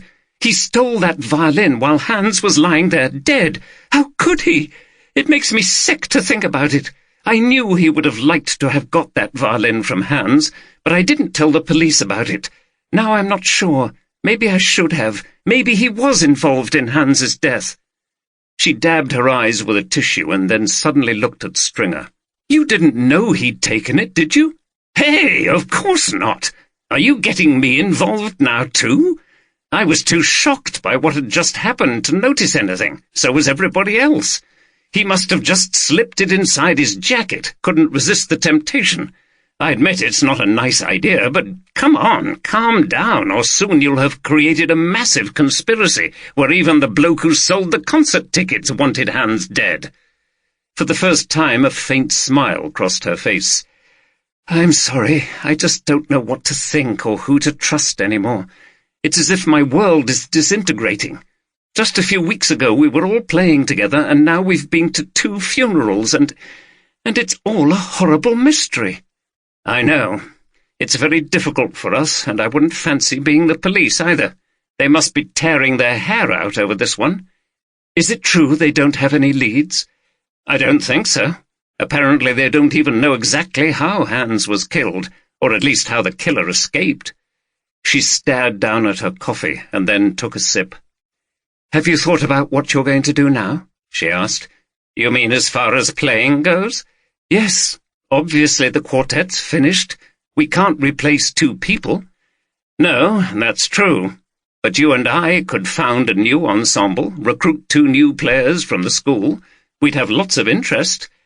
"I don't know. It's too early. I wonder whether it would ever be the same." "No, it wouldn't be the same. We could play a different repertoire, more modern. It would appeal to young players." She peered up at him. "That's what you always wanted, isn't it? A different repertoire." "Maybe. I can't think about it. Haven't got the energy." "I understand. We'll talk again later." "I'm going to stay with my sister and her husband in Brighton for a while. I can't stay in the house by myself, and Christopher's not back for a few days." "Is he not coming back early after all this?" "Says he can't. The paper want him there until he finishes his assignment." "What's he doing that's so vital?" "He's in Washington, covering the midterm elections to the Senate." Stringer drank the last of his coffee. "Okay, well, I have to be getting off. Got some pupils to see." He put his hand lightly onto hers again. "Call me from Brighton and take it easy. I'm sure the police will make a breakthrough at some point." She smiled wanly and nodded. "Okay." He left some money and she watched him leave the cafe. Her mood darkened again. Michael was always a help, but she was finding it hard not to be suspicious of everything and everybody. He'd always been a rather cool person, not given to showing his feelings, but even for him he seemed strangely unaffected by what had happened. She knew he'd never liked Hans, and she'd seen them have those awful rows, but that couldn't have been enough to— And what about Martin? Surely. She shook her head, paid the bill, and left. Sir Patrick Jefferson knew it was only a matter of time before the police came back again. The governing body of the Bloomsbury School of Music had held an extraordinary meeting in the boardroom to discuss recent events. It had been a grim affair, dominated by a sense of crisis. Not surprisingly, the governors, led by their chair, Lord Bromley, were very keen to minimise adverse publicity, and Jefferson had had to reassure them that he was doing everything he could to distance the school from the criminal investigations, reports of which were plastered over the front pages of every tabloid newspaper. The biggest difficulty, as they all realised, was the fact that on Muller's death the school inherited the Munsterhaven Strad. Wonderful as this was, or would have been had the violin not disappeared, it obviously looked as if the school would have benefited from Muller's murder. This was perfect material for unscrupulous journalists looking for the next sensational story. "If it emerges that we were intending to pension him off, however generously, and that he didn't like it, we're in trouble," said one of the governors, a corpulent businessman who chaired the committee concerned with sponsorship and private sector involvement. "It's going to look as if we could have got rid of him to make sure he didn't change his will." "But that's monstrous," replied another governor, a retired soprano who had been famous in her time. "Who on earth would think such a thing of such a reputable institution like this?"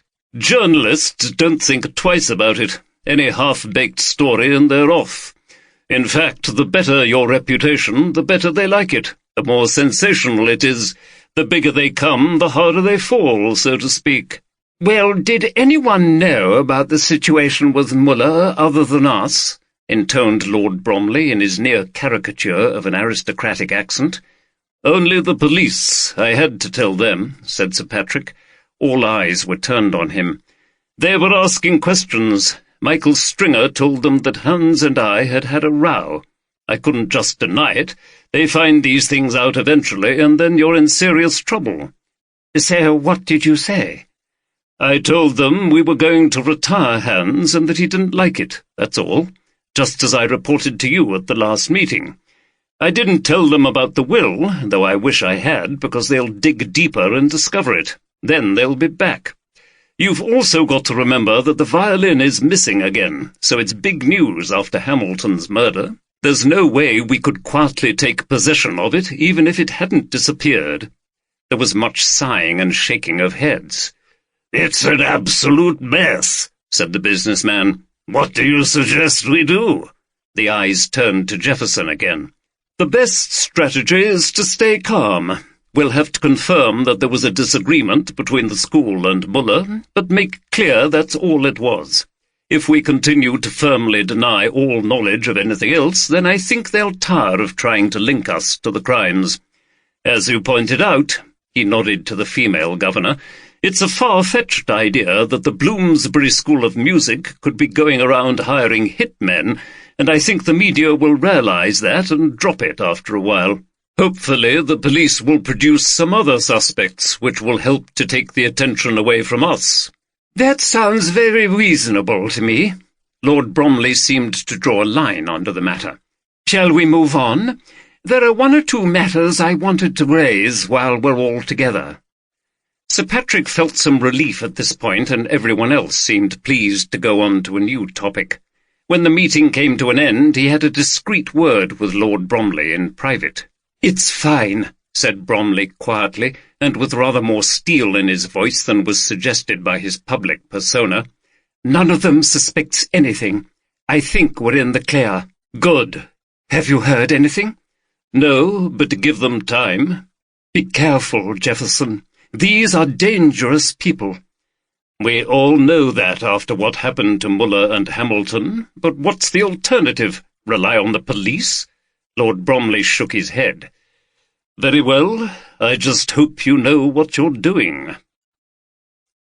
When Carter appeared for his second meeting with Sir Patrick, the latter felt better prepared. Carter, on the other hand, had little enthusiasm for the encounter. He didn't favour the idea that the School of Music had anything to do with it at all. To him, professional murders like these meant hardened criminals, ruthless characters, not these genteel types who played musical instruments.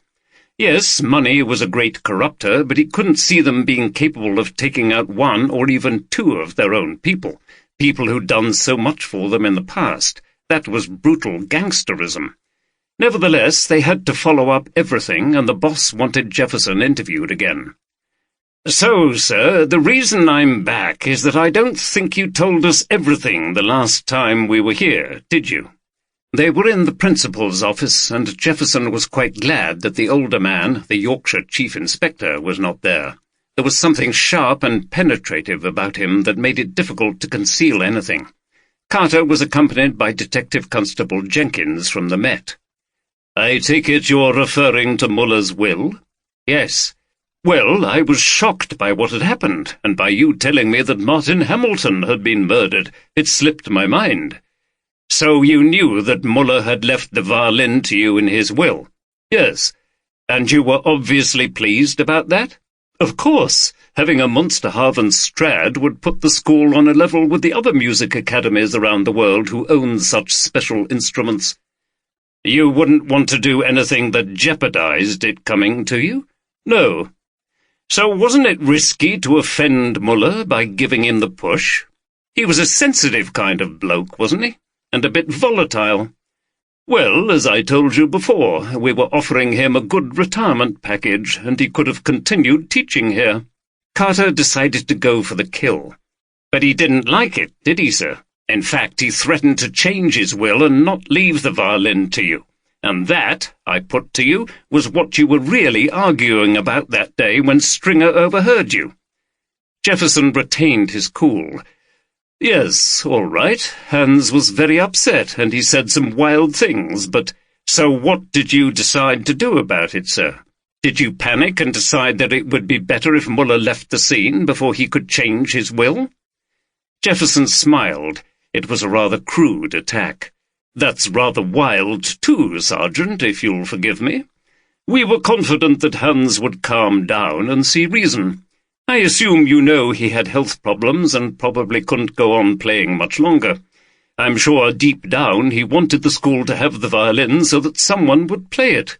He wouldn't have wanted it to go to a museum and into a glass case. With the money he was going to get from us, he would have been financially secure and wouldn't have had to consider selling it." "Who's we, sir?" "I discussed it with Lord Bromley, the chair of governors." "And did he agree?" "Yes." "So you were prepared to just play it cool despite his threats? That was risky, wasn't it?" "No, I don't think so. I don't think there was any real danger to our inheritance." Carter paused. He somehow felt that he still wasn't getting the full truth. "You told us before that no one here knew that Hamilton was dealing illegally with instruments." "Of course not." "That would have been a scandal, wouldn't it, if it had ever become known?" "Yes." "So did you find out what he was doing and then take steps to stop it?" Still Jefferson remained unruffled. He smiled patronizingly at Carter. "What do you mean, Sergeant? Are you accusing us of having Martin Hamilton murdered now? This is the Bloomsbury School of Music, not the Sicilian Mafia. But maybe you knew what was going on, and then when Hamilton stole the violin, that was the last straw. After all, that was what you've just described as your inheritance. So we had him killed to get the violin back? Well, I have to hand it to you, Sergeant. You're certainly persistent." "Maybe, sir, but you can't deny you certainly had a motive." "I suppose that's true, but I wish you the best of luck in proving the ludicrous idea that we had anything to do with the murders of two of our most illustrious musicians. And in the meantime, I also wish you luck in recovering our inheritance, as you put it, for us." Carter had decided that was as far as he could take things and was getting up to leave.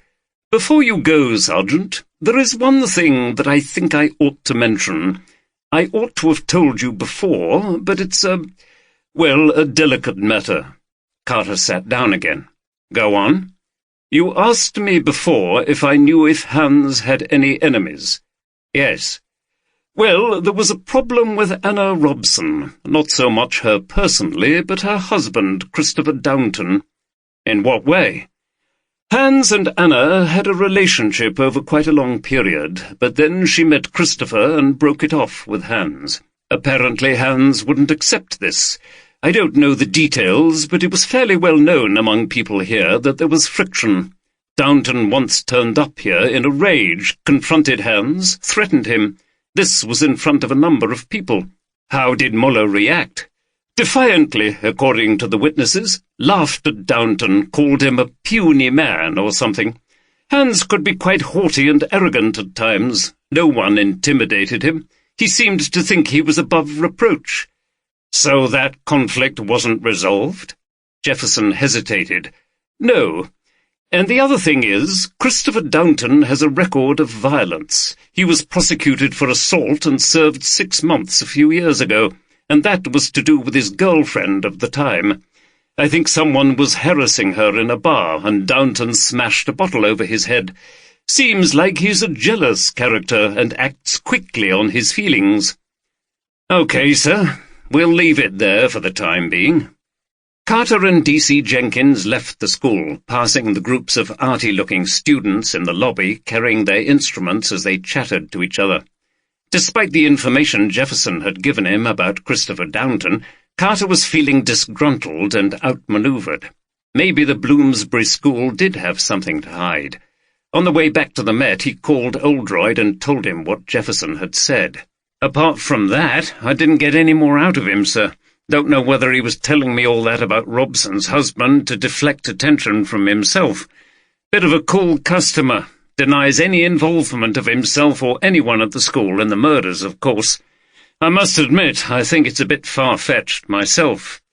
Sometimes the most unlikely explanations prove to be the ones that turn out to be true.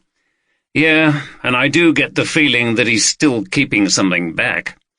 Carter had been working on his instincts, his antennae.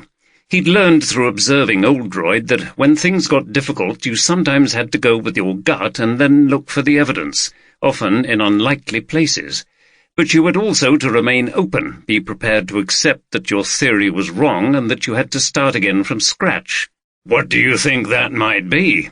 "Don't know, sir, but he's a smug git, if you'll pardon the expression. He seems to enjoy the fact that we've nothing really on him. I wonder how genuine all that shock was when we first interviewed him. It just seems to me that there was so much at stake, you know, if they'd lost that violin." "Do you think other people at the school are involved?" "Don't know, sir. It's all speculation." "Do you think they know where the violin is?" "Who knows? All I can say is he seems very calm for a man whose prize inheritance is missing, maybe for good." "Okay, and how is it going with the search for Hamilton's killers and the violin? Has Newton got any leads?" "He's got a team working on it. They're pretty good. Know all the gangs who deal in stuff like that. They're using all their contacts to get information. The airports and ferries are on the alert for anyone trying to take it out of the country." "Good. Well, getting back to Robson, you'd better go and talk to her again about this husband of hers and her affair with Muller. She kept that from us, so there must be something she's trying to hide." "It sounds like another long shot to me, sir. I mean, it's one thing to lose your temper and whack somebody over the head in a pub, but this was a clever, premeditated job and more than a bit dangerous. What if the gunman had missed and hit Anna Robson? Would you put your own wife at risk?" "I know, but let's see what she has to say. But also talk to Stringer again and find out what he knew. Call me again when you've got things to report." "Okay, sir." Carter ended the call. D.C. Jenkins was driving the car. Carter looked around as they went down Gower Street past the British Museum and on to New Oxford Street. It was good to see the streets of London again and get the vibe, but he'd forgotten the kind of pressure such a relentless urban environment produces. He felt a bit claustrophobic. He'd got used to being able to drive out into the countryside within minutes. He was staying with his sister, who lived in Croydon, not far from the house they'd grown up in.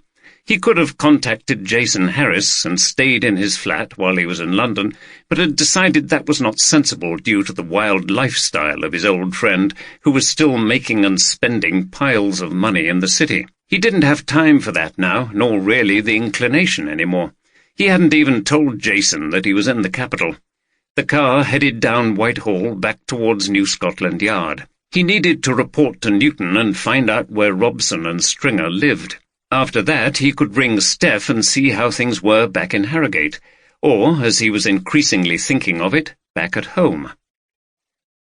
The next day, Oldroyd returned to Halifax, driving again over the same route he'd taken on that fateful night.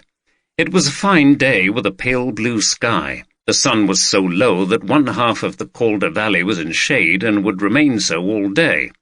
He decided to go a different route and took the road out of Bradford, which climbed up to Queensbury. Here there were panoramic views of the moors and hills in all directions. He stopped, got out of the car briefly, and inhaled the bracing air.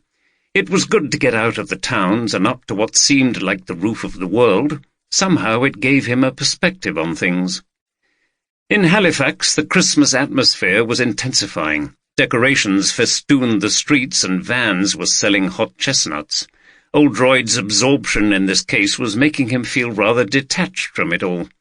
He arrived at Police HQ and reported his findings about the violin to Armitage. The latter was chewing his way through a packet of jelly babies, and he offered one to Oldroyd. "I'm not sure it gets us much further in narrowing down the field, Sam," said Oldroyd. He put the green baby he'd chosen in his mouth and chewed the soft, sweet gum. "We still haven't got any definite links between anybody and the criminal things that happened that night apart from Hamilton, and he's dead. But the most interesting thing is that someone else has been asking about Muller's Strad. Do you think they could have been the killer? Possibly, but like just about everything else in this case, we can't be sure.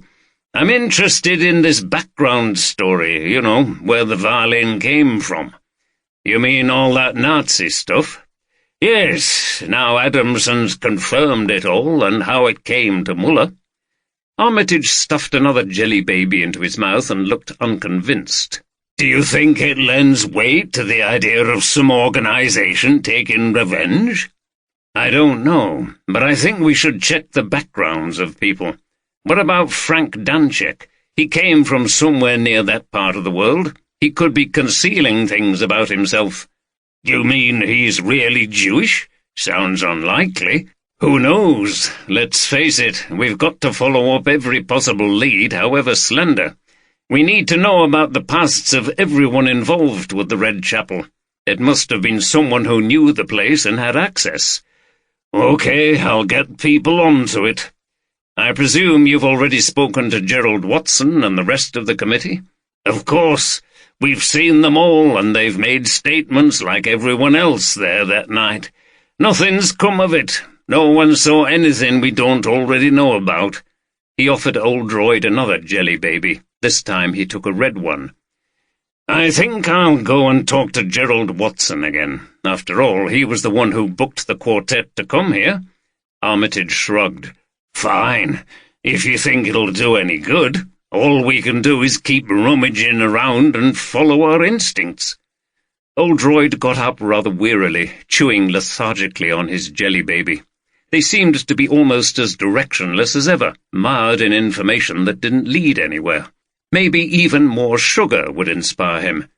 "Sam, how about a few of those for the road?" "You're welcome," Armitage replied, and poured some from the packet into Oldroyd's outstretched hand. At least his sweets are better than his tea and coffee, thought the latter as he made his way out of West Yorkshire Police HQ, wondering how Armitage managed to retain any of his teeth. Gerald Watson was a true Yorkshire eccentric. He lived in an old manor house in the village of Longstalls, high up in the hills to the west of Halifax, above the Calder Valley. From here he ran his own one-man engineering company, supplying finely crafted individual metal parts to bigger companies that were geared to mass production. He had few hobbies other than music. He was a fine amateur violin player and a long-standing supporter of the Halifax Chamber Music Society. He was unmarried, lived rather frugally, and his personal wealth was difficult to determine. However, he was always generous in respect of the society and keen to engage the finest ensembles. Oldroyd enjoyed the drive up from Halifax. The weak sun illuminated the fields with a slanting light. He liked this part of the West Riding. It was not as gloriously beautiful as the limestone dales further to the north, but it had a rugged, wind-swept, bleak attractiveness and a unique atmosphere. In the small valley towns were the remnants of the textile industry, with many of the chimneys gone and mills demolished or converted into apartments. Narrow, winding roads with millstone grit walls led up to villages and hamlets where many old solid stone weavers' cottages stood. Oldroyd relished the unusual names: Sick Hollins, Choppards, Wash Pits, Thurish Rough, Dog Kennel Bank, Totties, Flush House, Dockery, hamlets called Paris and Egypt. He loved the sheer stubborn determination and bloody-mindedness that had built farms on these high moors, eking out a living from the peaty ground with sheep and cattle. But people were mistaken if they thought this was a place lacking culture and sophistication. As well as the musical traditions, this was the land of the Bronte sisters and the poets Ted Hughes and Simon Armitage. As he drove along, he glanced over at the hills to his right and knew that up there somewhere was the ruined farmhouse of Top Withens, almost certainly the model for the eponymous home of Cathy and Heathcliff in Wuthering Heights. He wound his way up and around the hillside. The hardy sheep stood in the damp and scratched at the frosty fields to get at the cold winter grass.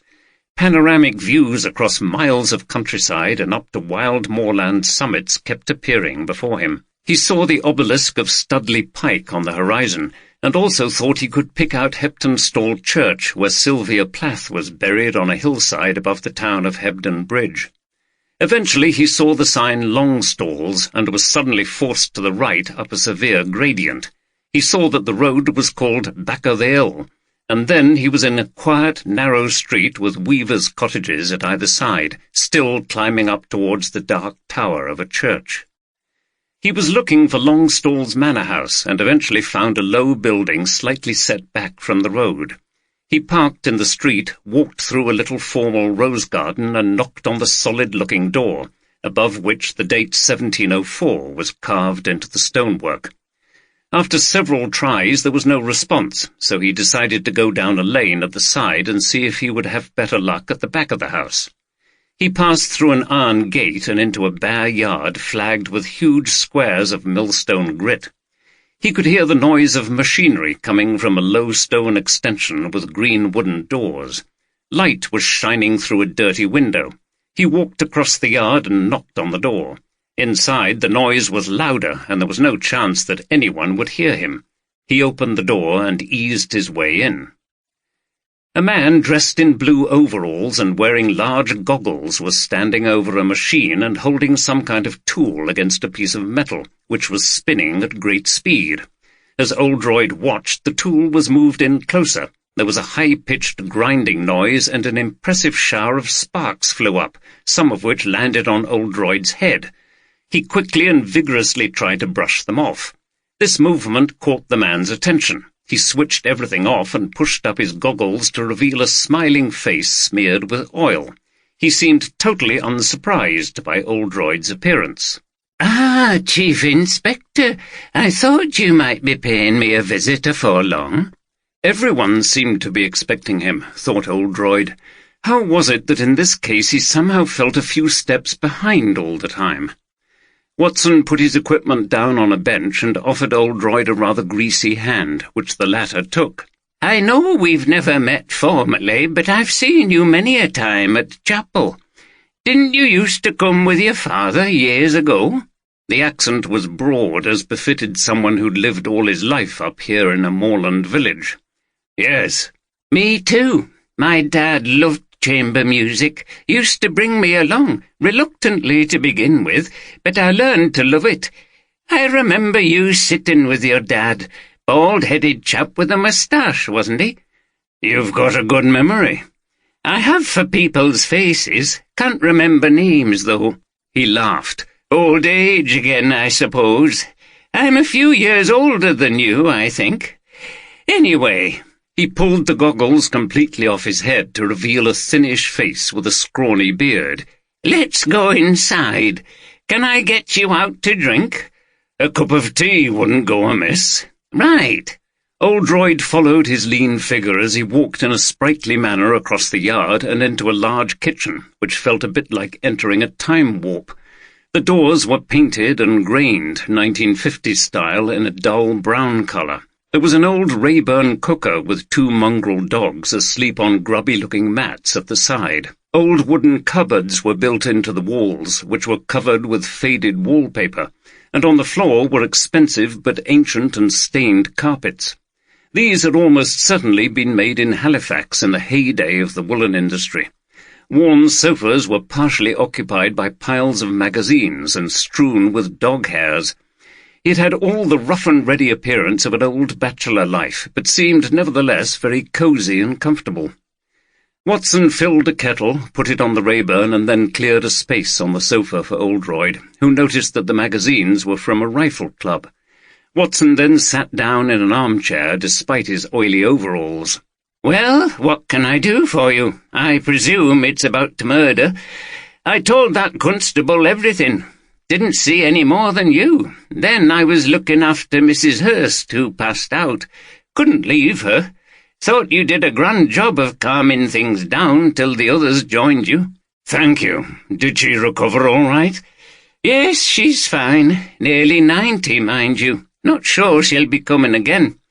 Said it was a disgraceful carry-on, people getting shot at a concert and in a chapel too. What was the world coming to? He laughed and shook his head. Some of the old people can never accept it's not a place of worship anymore. I think she used to go there in the old days when it was a Methodist chapel. Aye, it's a shame. She was a generous donor, not without a bit of brass, you know. Her husband had an engineering company in Sowerby Bridge, though he's been dead a few years now. I know you made a statement at the time, but I wanted to ask you again if you saw anything unusual that night or in the days leading up to that concert. Anything at all? Steam billowed from the Rayburn. The kettle was boiling. Just a minute. Watson got up and mashed several spoonfuls of tea in a big brown pot. He stirred it round and poured the dark brown liquid into 2 huge mugs. Milk and sugar? Just milk, please. Watson splashed the milk in, plus a couple of spoonfuls of sugar into his, and passed a mug to Oldroyd, who sipped the potent brew. It was the strongest tea he had ever tasted, but a relief after the awful stuff that Armitage made. He noticed that the inside of the mug was stained brown, presumably from prolonged soaking in the stuff. Watson sat down again. He opened a battered tin and offered the contents to Oldroyd. Fancy a chocolate digestive? Oldroyd declined, but Watson munched his way through several during the conversation that followed. There was nought odd that I can remember, just a normal concert. Everybody was excited, you know. Schubert Quartet being that famous, we were lucky to have 'em. How did you manage to book them? They must have been expensive. Watson dunked a biscuit in his tea. It's mainly due to Edward Shaw. He always coughs up a lot of money. I mean, we all put in money on the committee, you know, but we couldn't really continue without his contributions, not and get anybody decent. I always planned the programme with him, and we were looking at information from the agents. I said what a good quartet they were, and he read through the stuff about them and said, let's have 'em. And I wasn't going to argue. Did he say anything about the Munsterhaven Strad? You know he's an instrument collector. Yes, but he never says much about all that. I suppose that might have been the attraction for him, but then it's odd if he was wanting to get a look at it that he didn't come to the concert. Mind you, he doesn't always come. I don't think he's that fond of the music, not like his father was. He admitted as much to me. So why do you think he keeps paying so much towards the concerts, then? Asked Oldroyd. Watson shrugged. Don't really know, and don't ask either. As long as he keeps giving us the money, that's good enough for me, no questions asked. I think it's to do with his father. Thinks his father would want him to keep supporting the society. Does he have any contact with the ensembles when he does turn up? Yes, well, he's president, so he has the right to meet them. He usually goes into that artist's room and has a chat. What about? Well, when I've been in there, it's always been about the instruments they're playing, as you'd expect. Did he ever make any offers to any of them to buy their instruments? Not that I ever heard. What about you? I think you're a fiddle player, aren't you? Watson laughed. Me? He got up and went over to a cupboard, from which he took a violin and bow. Abruptly he put the instrument up to his chin and rattled off a passage that Oldroyd recognized as from one of Bach's unaccompanied violin suites. It wasn't at all bad for an amateur. One of the dogs woke up and barked as it walked over to Watson. "Shut up, Trixie! Oi, calm down, you stupid dog. She doesn't like the sound of me playing. It always upsets her. Maybe she's got a musical ear." He laughed again as the dog's noise subsided to a growl and she slunk back to the Rayburn. "I play with a few friends. We're all getting on a bit now. We have a go at one or two of the easier Haydn quartets." He looked at the violin. "It's a nice old instrument, Chief Inspector, but I don't imagine it's worth much. I don't think Edward Shaw'd be interested, put it that way, and neither am I, really. I don't go in for collecting 'em like he does." Oldroyd took a long drink of his tea. "What's the routine on a concert night?" Watson sat down again. "Well, I meet the performers at about 6 o'clock usually, and take 'em to chapel, down into that room. Make sure they're settled in, get 'em drinks and stuff, and then leave them to practice." "Did everything go as normal on that night?" "Pretty much." "How did they seem to you?" Watson shrugged. "Okay, you don't get much time with them, really. The woman, Anna Robson, she was very nice, and that cellist who was shot later. The other two didn't say much, didn't look too happy." "So after that, what happened?" "I left them to it. The other committee members started to arrive about 6:30. We all have a job, you know. Ruth sells programmes. Stuart is usually on the door checking tickets, poor bugger. That turned out to be quite a job that night. I take it he still swears no one went out at the building except Frank?"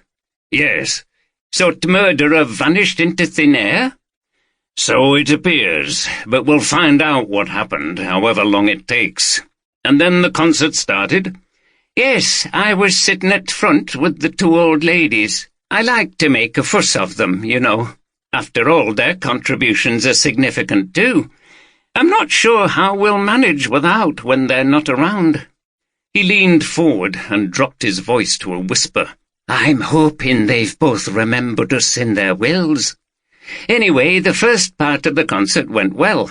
"And that was all before the interval?" "Yes, then went down to the bar. Saw you there. Went back up, and then they started the Schubert. You know the rest." Oldroyd finished his tea and put the mug down. He looked at the piles of magazines at his side. "I see you're interested in guns." "Yes, I've got a few old rifles. I go with some friends to a rifle club. Blast away at the targets. It's all above board. I've got the licenses if you want to see them." "No, that's fine. Wouldn't mind seeing the rifles, though. I presume you've got them locked up?" "Of course. The gun cupboard's through here in the hall." He got up and led Oldroyd into a rather dark hallway where there were two grandfather clocks ponderously ticking away and a wooden cupboard. Watson took a key and opened the cupboard. "There you are. 3 beauties there, my pride and joy. I can get 'em out if you like." "No, that's fine. I can see everything's in order. I'll be off now. Thanks for the tea." "Aye, you're welcome. I'll come out with you. Back to work. Got to get those bearings finished." He showed Oldroyd out through the front door, and the detective stood for a moment considering the December rose garden in which a few pinkish flowers still hung on in the cold. When Oldroyd got back to the car, he dialed Armitage's number.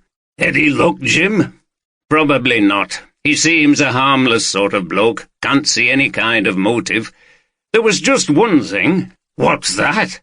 He had a Dragunov sniper rifle in his gun cupboard. Carter had woken up with a bit of a hangover. He'd given in to temptation in the end, got in touch with Jason and arranged a night out.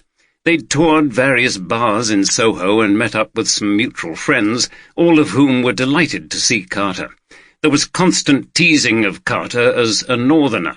"Aye, by gum, it's Andy Carter to Yorkshireman," delivered in clumsy parodies of a Yorkshire accent. "Have you been on Ilkley Moor, bar whatever it is, lad? How's them Yorkshire lasses swooning for the London stud, I'll bet?" He took it all with a smile and didn't even try to explain what it was really like and how he'd come to love it. Nor did he mention Steph. He didn't want a lot of ribald banter about her. He played the evening judiciously and drank well, but not to excess. Nonetheless, it was well into the small hours when he got back to his sister's in Croydon, and he felt well and truly knackered this morning. Maybe he just couldn't take it any more, too old. But that was a fact of life, wasn't it? Much better to accept that you're getting older and make the changes than try to live an eternal and increasingly sad youth like Jason. "Feeling a bit rough, Sarge," said D.C. Jenkins, who was again driving the car as they headed towards Islington. He grinned at Carter, who was yawning and looking rather pale. "Yeah, it was a good night. Had to celebrate being back in London with my old mates." "So you're up north now?" "That's right. Harrogate, West Riding Police." "That's a posh place, isn't it? A bit like Cheltenham?" "Don't really know Cheltenham, to be honest, but Harrogate's a nice town, lots of green." "You don't get bored then, with it being so quiet?" "Not really. I work for a very interesting bloke, and unusual things happen. It's different." He thought of telling the constable about his first case, where the body was found in a pothole, but the effort of explaining about what potholes were and how the body came to be found where it was too much in his present state. He was quite relieved when they arrived at Anna Robson's house, and he had to summon up the effort to conduct the interview. Anna Robson was expecting them, and she showed them into a living room that was like a smaller version of the one in Muller's apartment, with its baby grand piano, music stands, and shelves lined with books. She remembered the handsome young detective from the interview in Halifax. "You've caught me just in time, Sergeant. I'm leaving London tomorrow, going down to Brighton to stay with my sister for a while. It's all getting a bit much here, as I'm sure you'll appreciate." Carter shuffled a bit uneasily and tried to remember how Oldroyd would conduct an interview like this. He still found interviewing educated, articulate people difficult. He was more familiar with thugs and burglars from the harder parts of the city. "Yes, I can. Quite a bit's happened since we last, spoke. Going to Brighton is fine, just as long as you don't try to leave the country." Robson looked alarmed. "I just mean that until we've concluded the investigation, everyone, involved has to stay available for questioning." "You make it sound as if I'm a suspect." "You weren't entirely frank with us when we interviewed you in Halifax." "How?" "We know you had a relationship with Muller in the past, and that your husband didn't like it. Also, they had a row." Anna Robson sighed. "Who's been telling you this?" "Patrick Jefferson, but he claims it was widely known." "He should mind his own business." "Is it all true?"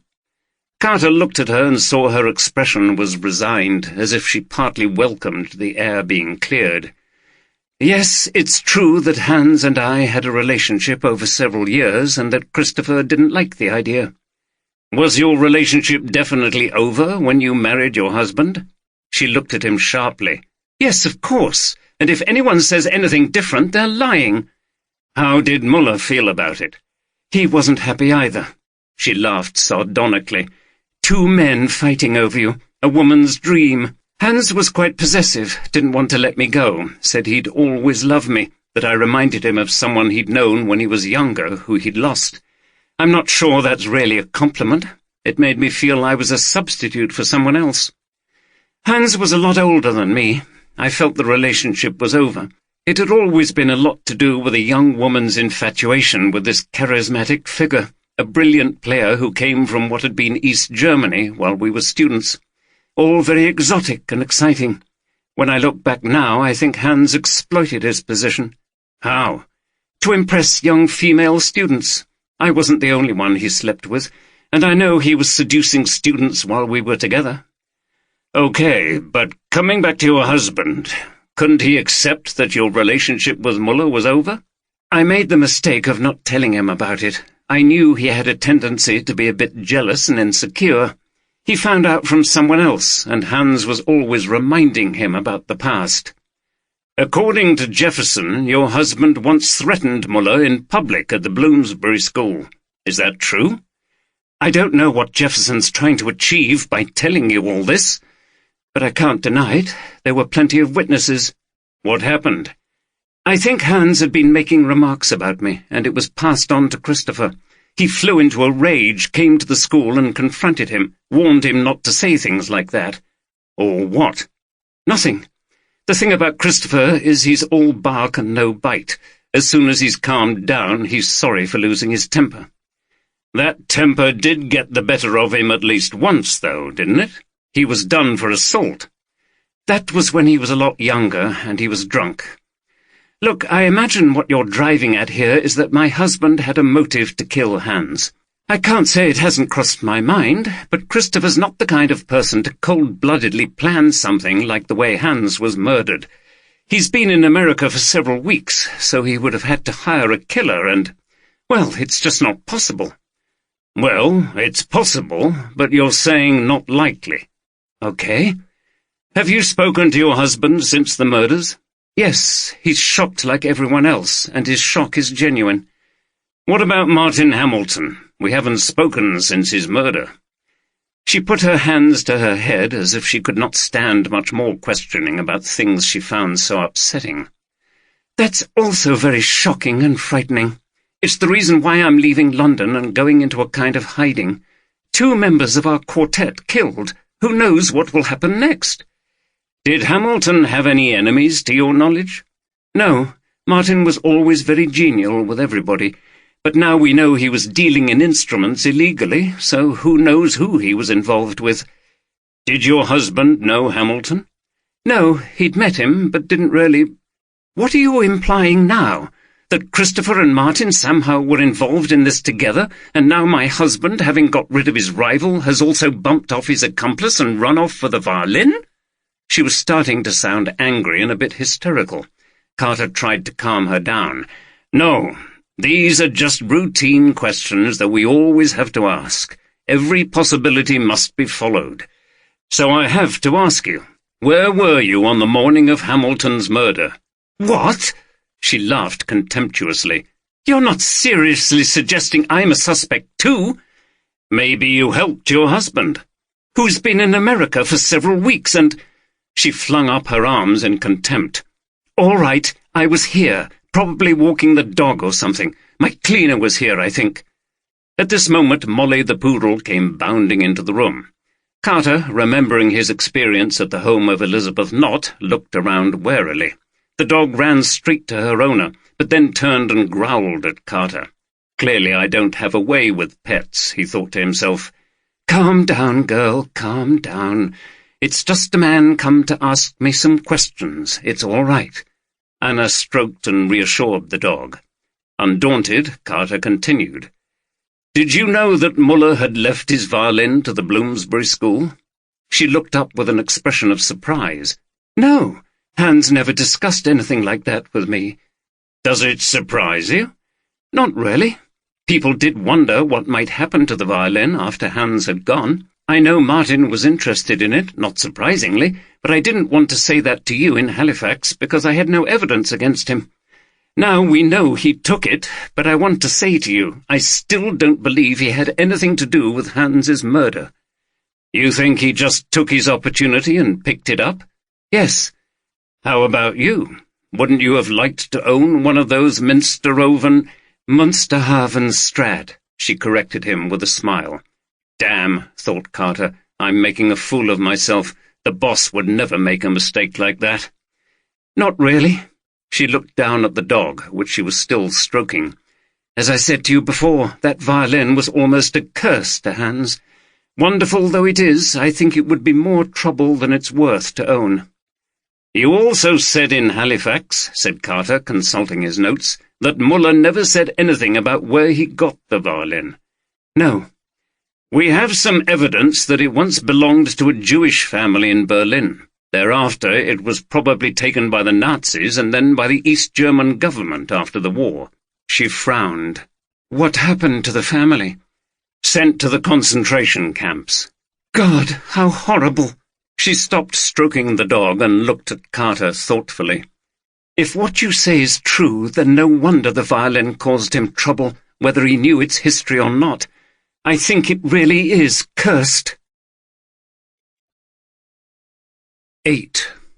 A Stradivarius violin manufactured in 1698 was owned by South Korean violinist Min Jin Kim, when in 2010 it was stolen from her by a team of opportunist thieves who snatched it from the floor of a cafe at Euston Station, London, while she was distracted.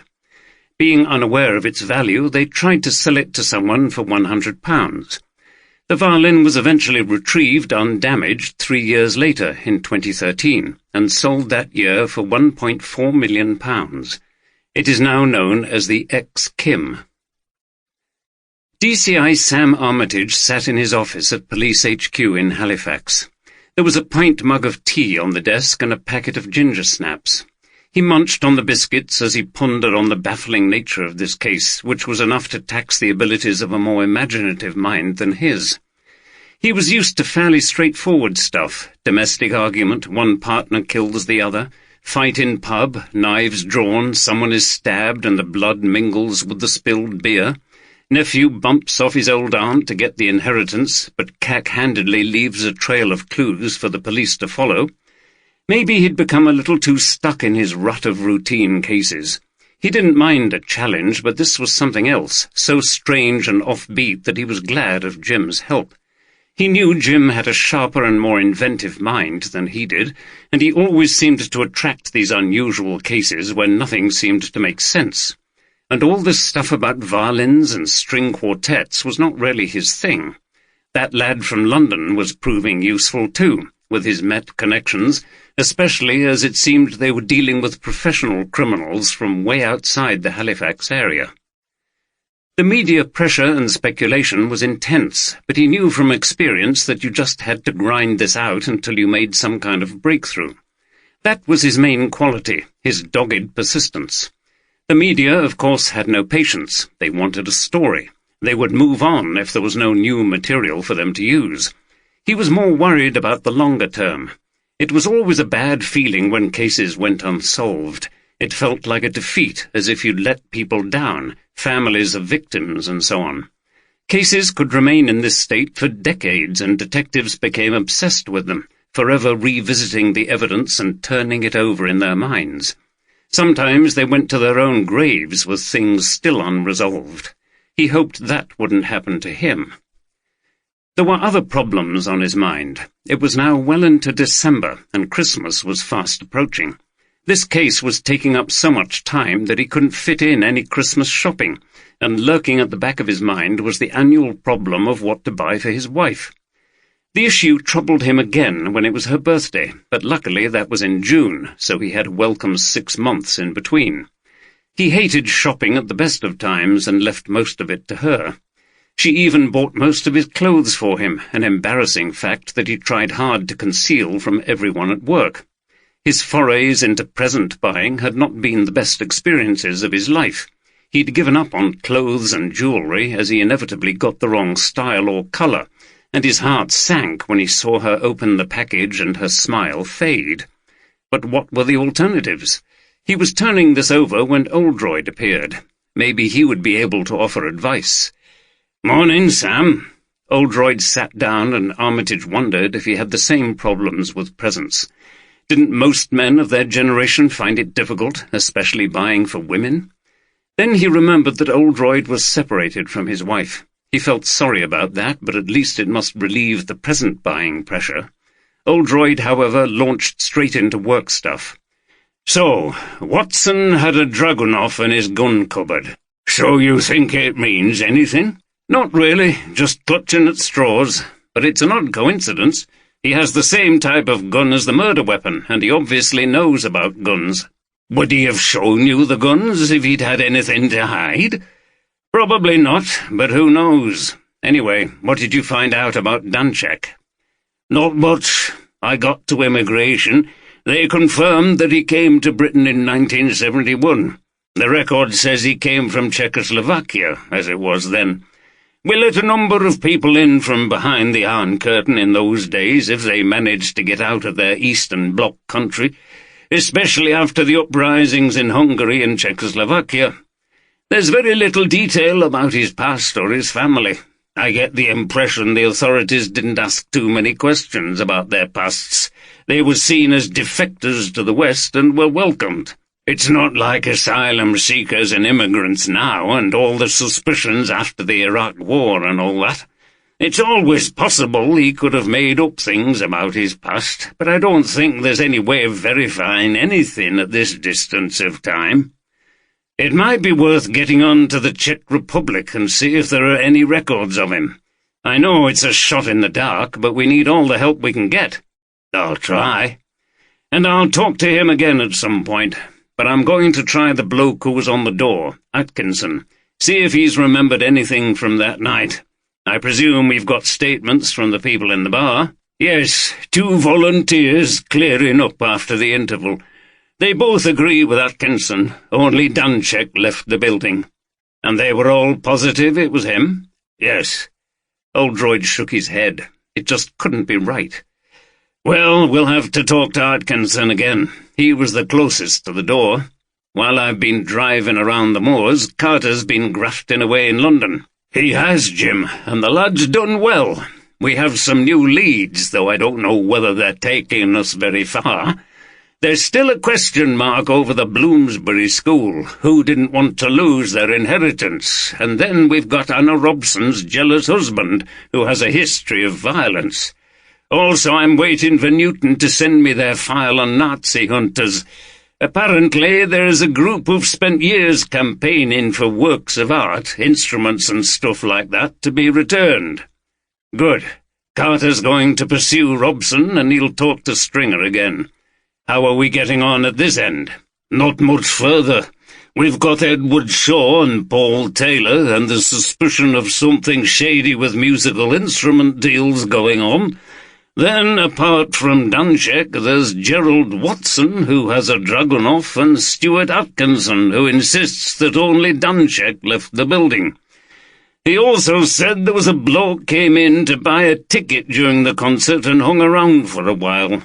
It's all a bit thin, isn't it? Atkinson could be mistaken about Danczek, but other people saw him running out of the building too. I know, but maybe the person who ran out was disguised or something. But if it wasn't Danczek, who was it? And in that case, what happened to Danczek himself? Because you saw him leave the concert hall and run down the steps? That means they would have seen 2 people come down the steps and go out, and then Danczek was back in the building when we arrived. Oldroyd shrugged. He had no answer, but he wasn't about to give up. We need to look wider. You said there was nothing in the statements of the audience that was suspicious. No, and I can't see how any of them would have had the means or the opportunity to set up a thing like that. We must be looking at somebody who was on the committee, an official who had access to the building and could move around without looking suspicious. Oldroyd sighed and frowned. There were a few minutes of silence during which Armitage's mind strayed back to considering when he might ask his friend's advice about Christmas shopping. "Okay," said Oldroyd at last. "There's another thing I think we should do at some point. Go to the archives and see if we can find the original plans for the Red Chapel. There might be something there that might help us." Armitage shook his head. It all sounded pretty desperate, but Oldroyd got up and rubbed his hands as if trying to spark off some energy. "So, come on, we've plenty to do. Let's start with Atkinson." He was clearly ready to set off immediately. "I'll come with you," said Armitage, putting on his coat. "I need to get out of this office for a bit." Stuart Atkinson lived in a terraced house not far from Frank Danczek's home in King Cross. When Oldroyd and Armitage called, his wife opened the door. She looked worried and harassed. "Stuart's just having a lie down. He's been off work since the murder. The doctor told him to rest. He's never been that good with his nerves. This has all been too much, with all that questioning from the police. Do you have to go over it all again?" "I won't be hard on him. It's just that we have to keep talking to witnesses to see if they remember anything later that they forgot at the time." She sighed but didn't reply, and led them into a living room that looked out onto the road. Atkinson was laid on the sofa, but roused himself as they came in. Mrs. Atkinson spoke softly to him. "Stuart, this is Chief Inspector Oldroyd and Chief Inspector Armitage. They want to speak to you again." He sat up and looked from one to the other in alarm. "God, two of you! I've said everything already.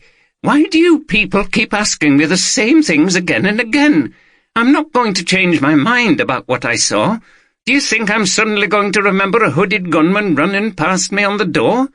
He waved his arms, and his face had a haunted look. "Calm down, Stuart. I'm sure they're not going to harm you." "Not at all, sir," said Oldroyd, adopting a deferential style. He nodded to Armitage, who took the hint and sat down on a chair at the side of the sofa, leaving the questioning to Oldroyd. "I'd just like to ask you again about what happened that night, in case you remember something else, something different, however trivial it sounds." Atkinson sighed and shrugged his shoulders.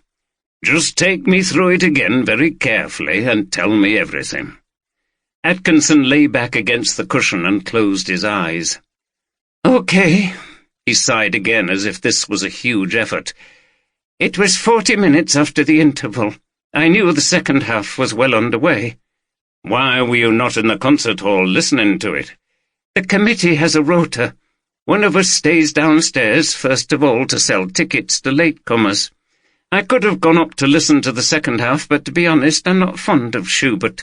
Too gloomy, especially all that Death and the Maiden stuff. It's too much like a death march to me." Oldroyd profoundly disagreed, but this was not the time to pursue it. "So you stayed downstairs?" "Yes, I helped them clear up in the bar a bit and then hung around the door. We sometimes get people making inquiries and wanting to buy tickets for concerts coming up." "Did anything happen before the murder?" "No." "Did anyone come into the building before that moment?" "A man came to ask about the next concert, a piano recital, bought a ticket, paid cash." "Did you recognize him?" "No, never seen him before." "What was he like?" "Middle-aged, average height, dark hair, wore an overcoat." "Did he stay at the door or come into the building?" "He came in, said he needed the toilet." "So he went out of your sight for a while?" "In the toilets, yes, but I saw him come out and leave the building before there was any trouble." "How long was he out of your sight?" "Not long. Can't remember exactly. I got talking to one of the people in the bar, but I definitely saw him go out." "And then what happened?" "It was all completely quiet, except you could just faintly hear the music playing. I was messing around with the notice board, then the music stopped, and seconds later I heard screaming. We all heard it, and I was just about to go up the steps to investigate when I heard someone clattering down, and Frank Danchek appeared." "How did he look?" "Shocked. He said, had anybody come down the steps just now before him, and I said no, and he looked puzzled. Then he said someone had been shot from the lighting gantry, and the killer must be trying to escape. Then he looked round desperately and said he was going to look outside, and asked was there another way out of the building. I said no, and then he ran out." "And it was definitely him?" Atkinson looked exasperated. "Yes, no doubt. I was standing speaking to him, looking right at him. I've known Frank Danchek for a long time. It was him, right down to the accent, which was a bit thicker that night. I expect because of the stress he was under." "Okay, carry on." Oldroyd frowned. It didn't look as if his idea that the person leaving might have been disguised and somehow mistaken for Danchek was going to stand up. "So, after that, we didn't know what to do. It didn't seem wise to go upstairs if there was a gunman around, so we just waited near the door ready to bolt for it if anyone appeared with a weapon. But nobody did, and then the police arrived and went upstairs." Then we came back down to speak to you, and Frank Danchek was there. He'd come back in from his search. Yes. He told you about the door up to the gantry, and you went back up. That's it. That's all that happened.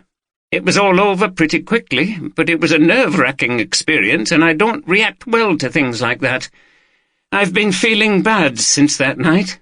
I have a history of anxiety and depression. Being involved with the music society was supposed to be a way of relaxing, and now this. Don't know whether I'll ever be able to go into that chapel again. I'm sure you will, given time. How well do you know the chapel building? As well as anyone. We're all like caretakers of the place. It's mostly run by volunteers. We clean it, maintain it, and all that. So you've no knowledge of any other ways in or out other than the front door where you were, and the fire escape which was still sealed? No. He looked weary again. I've told all this to the police already. There are no other doors, no tunnels or secret passages. It was a chapel, for God's sake, not Dracula's castle.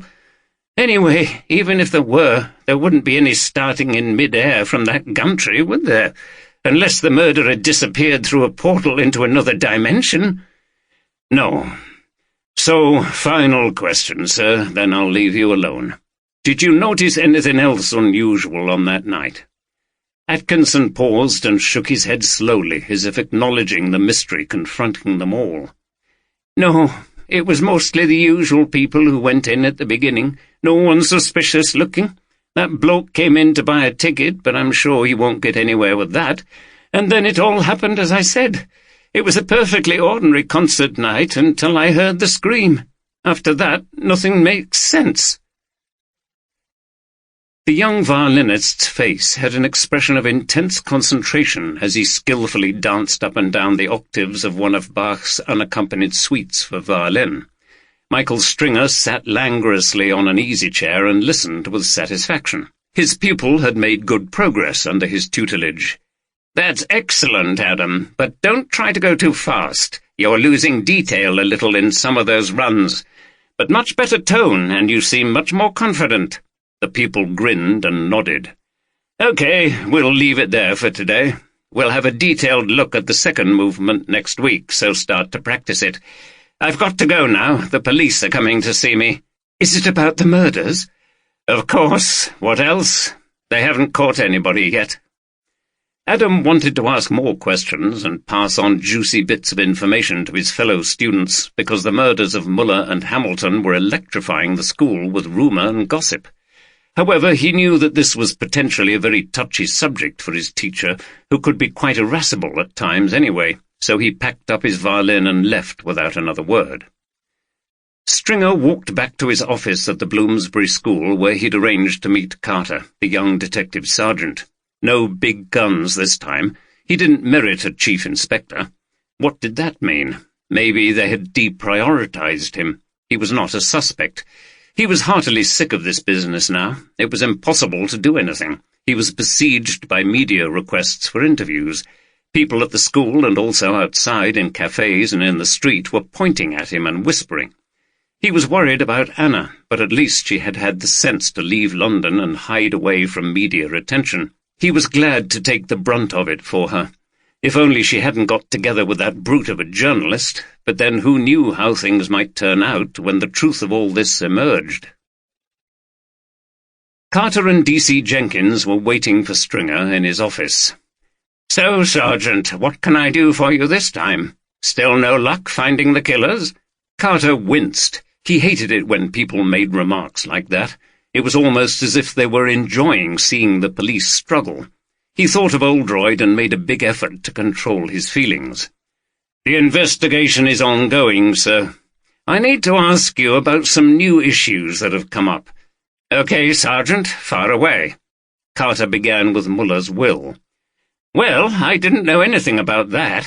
Hans always kept his cards very close to his chest." He smiled in a rather unpleasant way. "Poor old Patrick. The violin's left to the school, and then it goes missing after Martin pinches it. What a right old mess." "You're sure that you weren't interested in that violin yourself?" "Certainly not, as I told you before. and Hans would never have left it to me anyway. Carter moved on to Anna Robson's husband and his jealousy of Muller. Yes, I was aware of all that. So why didn't you tell us when we first interviewed you and asked if Muller had any enemies? Stringer was thrown onto the defensive.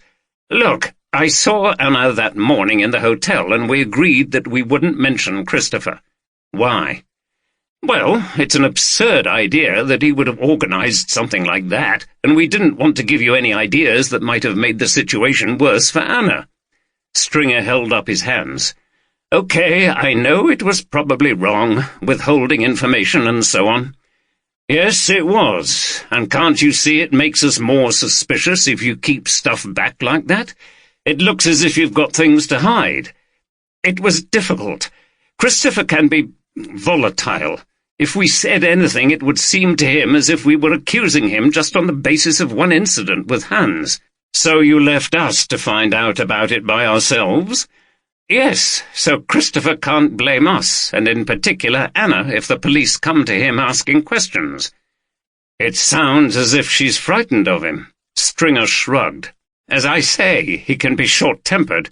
Absolutely charming man most of the time, and very interesting. Amazing knowledge of international affairs, but anyway. Were you a bit surprised when they got together? Stringer looked up at Carter. Maybe he'd underestimated the young detective. That was a very perceptive question. And disappointed? That was even more perceptive. He laughed a little nervously. Yes, I admit it. Sometimes there's no accounting for taste, is there, Sergeant? But I hasten to add that there's never been anything between me and Anna. Do you wish it were otherwise? Stringer was now finding this very uncomfortable. Look, I'm not sure how relevant this is. I've always got on well with Anna, and yes, I find her attractive, but I repeat, there's never been anything between us. I'm not even sure what she thinks about me, in that way, as it were. Carter was enjoying seeing Stringer squirm a little. The rather irritating superior tone of condescension had gone. He decided to move on. Since we last spoke, Martin Hamilton has been murdered. Were you aware that he had any enemies? Stringer was relieved that the questioning had moved away from his personal life. No, none at all. Of course I knew he did instrument deals, but not that he was involved in illegal stuff. He must have known some dodgy characters. Maybe he got out of his depth. But it's been another terrible shock. No wonder Anna's scared. How about you? Aren't you worried that whoever it is might strike again? You make it sound like some terrible serial killer is on the loose. I don't know why Hans was killed, but it's pretty certain that Martin was killed because he had that violin. Whether it's all linked together, I don't know, but I can tell you that I had nothing to do with any of it. So where were you on the morning of his murder? I was here teaching. I'm sure I can get one of my students to verify it if necessary. Carter returned to the Met, feeling a little despondent. He felt he was letting Oldroyd down. He'd been entrusted with interviewing Robson and Stringer, two of the suspects, and had not made a very good job of it. They were sharp and intelligent, not that he wasn't, it was just that he knew Oldroyd would have pressed them more searchingly and maybe discovered something significant. Anyway, he'd done his best, and he knew he was still learning. Now it was time to report back again. Oldroyd and Armitage had just arrived back at Police HQ in Halifax when Carter called. No great revelations from Robson and Stringer, sir, but some things we might want to consider. Go on. Oldroyd had just refused Armitage's offer of a cup of tea and was sipping from a bottle of mineral water he'd taken to bringing with him. First, there's the business of Robson's husband. They both admitted that he is potentially violent and that they weren't open with us when we interviewed them in Halifax. This bloke, Christopher Downton, is supposed to be in America, works for a newspaper, been out of the country since before the first murder, but I think we need to check that. Did he actually go, or was that a cover? Maybe he's been here all the time and involved in all this. And are Robson and/or Stringer in on it? They gave me alibis that will need to be checked. He claims he was at the music school, but he could have slipped out briefly. She was walking the dog. Can you get Newton to follow up on those? He can also speak to Downton's paper, make sure this American trip is real. Okay. The other thing is, there's clearly some feeling between Robson and Stringer, at least on his side. I got him to admit he's fond of her. Well done. That can't have been easy. He's a bit of a spiky character. Thanks. What I'm thinking, I know this is a bit complicated, but if Stringer wanted to get rid of Downton, what better way than to get him implicated in Muller's murder, while apparently doing the opposite? Yes. Sounds a bit far-fetched, to be honest, and he's not got very far with his plan, has he? He hasn't given us any real evidence against Downton. Well, I think we're supposed to discover it ourselves as we investigate, so it doesn't look as if it came from him. Let's see what we find. Okay, Andy. Well, you know, I like a detective who thinks about things, however imaginative his theories are. Carter laughed. Thank you, sir. He rang off. Suddenly Armitage exclaimed, Bloody hell, Jim, look at this! Oldroyd rushed over. This is the file from Newton on that group who tracked down Nazi art thefts. Seems they've had some run-ins with the law. And look at these mugshots. Oldroyd looked at the screen and saw a series of standard police photographs of arrested people. Look there, said Armitage. He pointed to a picture of a woman. Good God, said Oldroyd. It was a photograph of Ruth Greenfield. The police car driven by one of Armitage's detective constables sped out of Halifax in the direction of the upper part of Calderdale. On the edge of the town it passed the Tower of Spite, a famous landmark in the region and a typical piece of Yorkshire eccentricity. It was meant to be a chimney, but had been completed as an ornamental tower with a striking cupola at the top and never used for its original purpose. There was a legend that it had really been built so that the owner could look over onto his rival's land. Today the top was illuminated by sunlight, and it looked like a watchtower surveying the valley. Oldroyd had once trudged up the 400-step spiral staircase inside the tower to get to the viewing platform at the top. The views had been worth it. Sadly, there was no time for such leisurely exploration today as the car continued down through the edge of Sowerby Bridge and into Luddondon Foot. Ruth Greenfield lived in Hebden Bridge, further up the valley. Armitage turned to Oldroyd. Do you get up here much these days, Jim? Not as much as I'd like. It's quite away from Harrogate. I tend to go up the dales when I'm walking. Aye, well, Hebden Bridge is a trendy place now, full of artists and vegetarians and stuff like that. They say there's more lesbians per head of population there than anywhere else in the country. Oldroyd had to smile at this edifying little description. It's not like it was when my uncle had a dye works in the bottom, continued Armitage, and dumped all the muck straight into the river. No.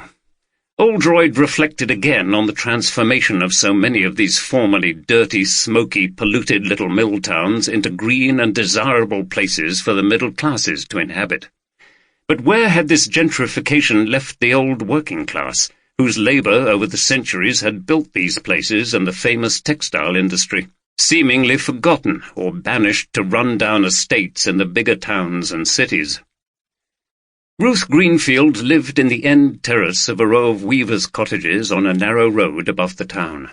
The DC manoeuvred the car around tight corners and up steep gradients, passing 4-story houses built into the hillside where the top 2 and bottom 2 floors were separate dwellings. They found the address and managed to squeeze the police car into a space by a gate that opened into a field.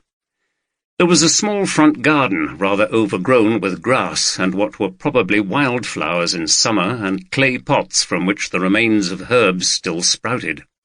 Small pieces of sculpture peeped out of the grass. Armitage knocked on the door, but there was no response. Oldroyd walked down the side of the house. There was a steep and narrow back garden and views over the town and the valley. A train sounded its horn as it left Hebden Bridge Station. There were some narrow boats on the Rochdale Canal, and in the distance he could again see the lonely pinnacle of Studley Pike on the hill above Todmorden. He turned to look through the window. There was a kitchen with a pine table and a wooden bowl of fruit. On the wall was a large picture, vaguely impressionistic in style, but clearly of two naked women embracing. He smiled as he contemplated Armitage's response to this, if they ever got inside. "Good afternoon, Chief Inspector." He turned abruptly to see Ruth Greenfield at the door of a small shed in the garden. "No need to gawp through the window. You can come in, and I assume you're not alone. This way." She was dressed in an orangey-red print skirt and a brown corduroy jacket, and she held a bag that contained some onions. Presumably she stored them in the shed in winter. He looked down the garden and saw that it was mostly dug over for growing vegetables. There was still some carrots and Brussels sprouts in the damp ground. He followed her through the back door, through the kitchen, and down a narrow hallway that was lined with posters from various campaigns, mostly around gay rights and animal welfare. Oldroyd noticed one that had a caricature of a Nazi officer with a swag bag holding paintings and musical instruments. The caption said, "Return Nazi swag now." Greenfield opened the front door to let in Armitage and the DC. "In here."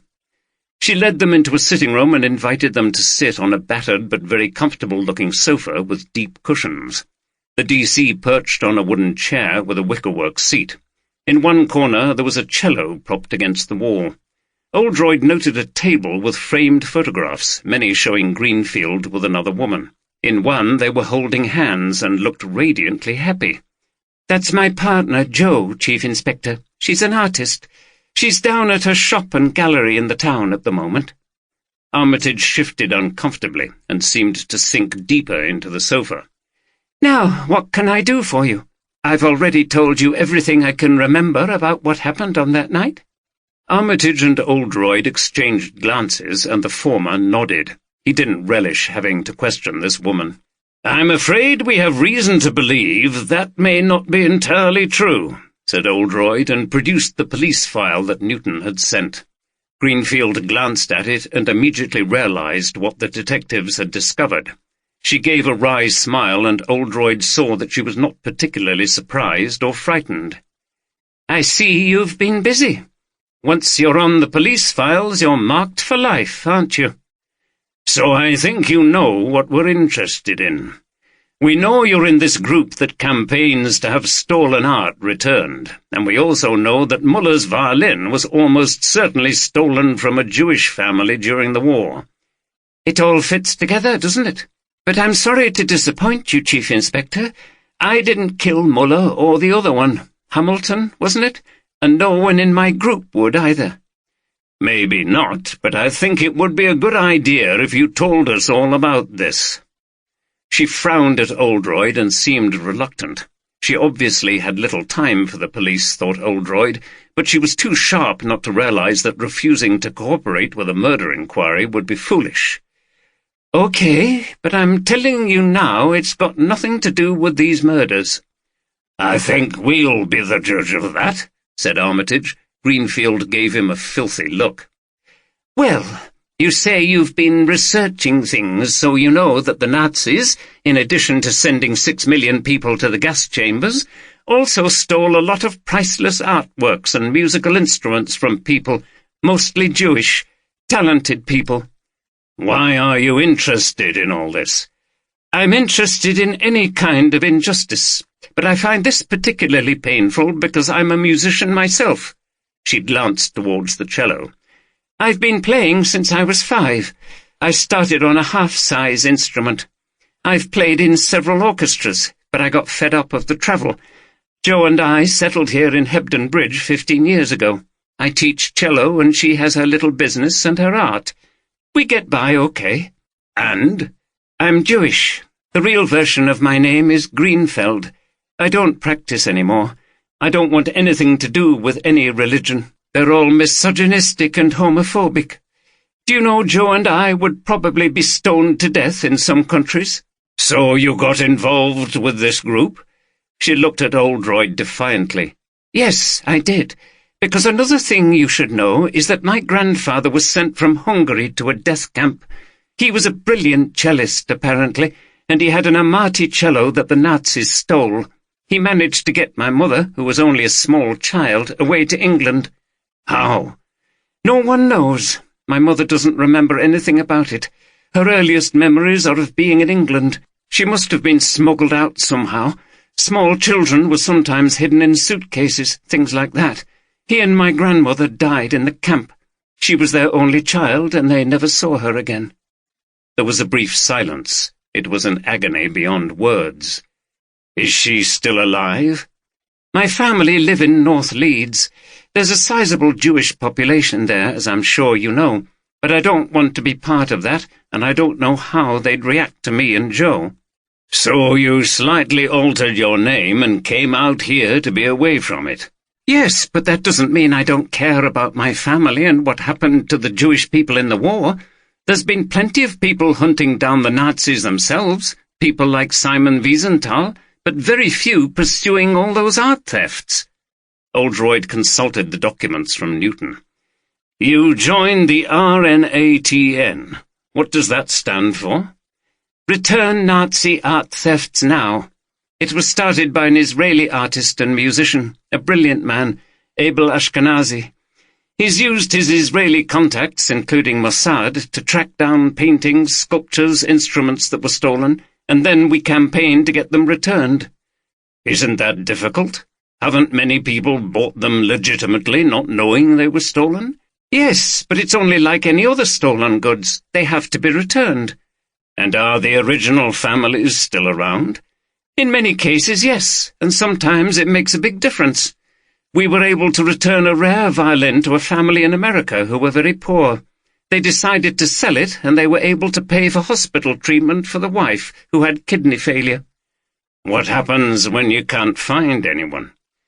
"It's our view that the instrument should be sold and the proceeds used to help victims of political oppression as suffered by the Jews in the war." So far, Oldroyd found himself agreeing with everything. But what about the methods? "Do you always campaign peacefully on this?" "Yes, I believe we do." "What happened to get you into trouble with the police?" "We do put pressure on people who won't cooperate. There was this wealthy banker in Mayfair. He had a painting that we could prove had been taken from a Jewish house in Berlin in 1938. But he wouldn't have anything to do with us, wouldn't even have a discussion. So we picketed his house continuously day and night, chanting slogans, pasting posters on the walls. He complained and we were ordered to stop, but we wouldn't, so we were arrested for breach of the peace. That's all it amounted to. We never use violence." "Do you threaten people?" "No." Oldroyd produced the messages found in Muller's apartment and in his coat pocket after his death. This time he saw that she was quite shocked, and she didn't reply straight away. "Do these have anything to do with RNATN, and more precisely with you?" Oldroyd's tone hardened, and his manner suddenly became much more hectoring. "Because if so, that is threatening behavior, and it's an offense." Her expression was now very serious. She seemed to be thinking hard, making a calculation. "All right. This is what happened. We'd identified Muller's Munsterhaven Strad as a stolen instrument." "Did anyone contact the V&A about that recently?" asked Oldroyd, remembering what Adamson had told him about another person asking questions.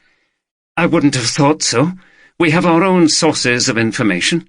We don't work through British museums, but if you've been researching, you'll know about the Lerner family.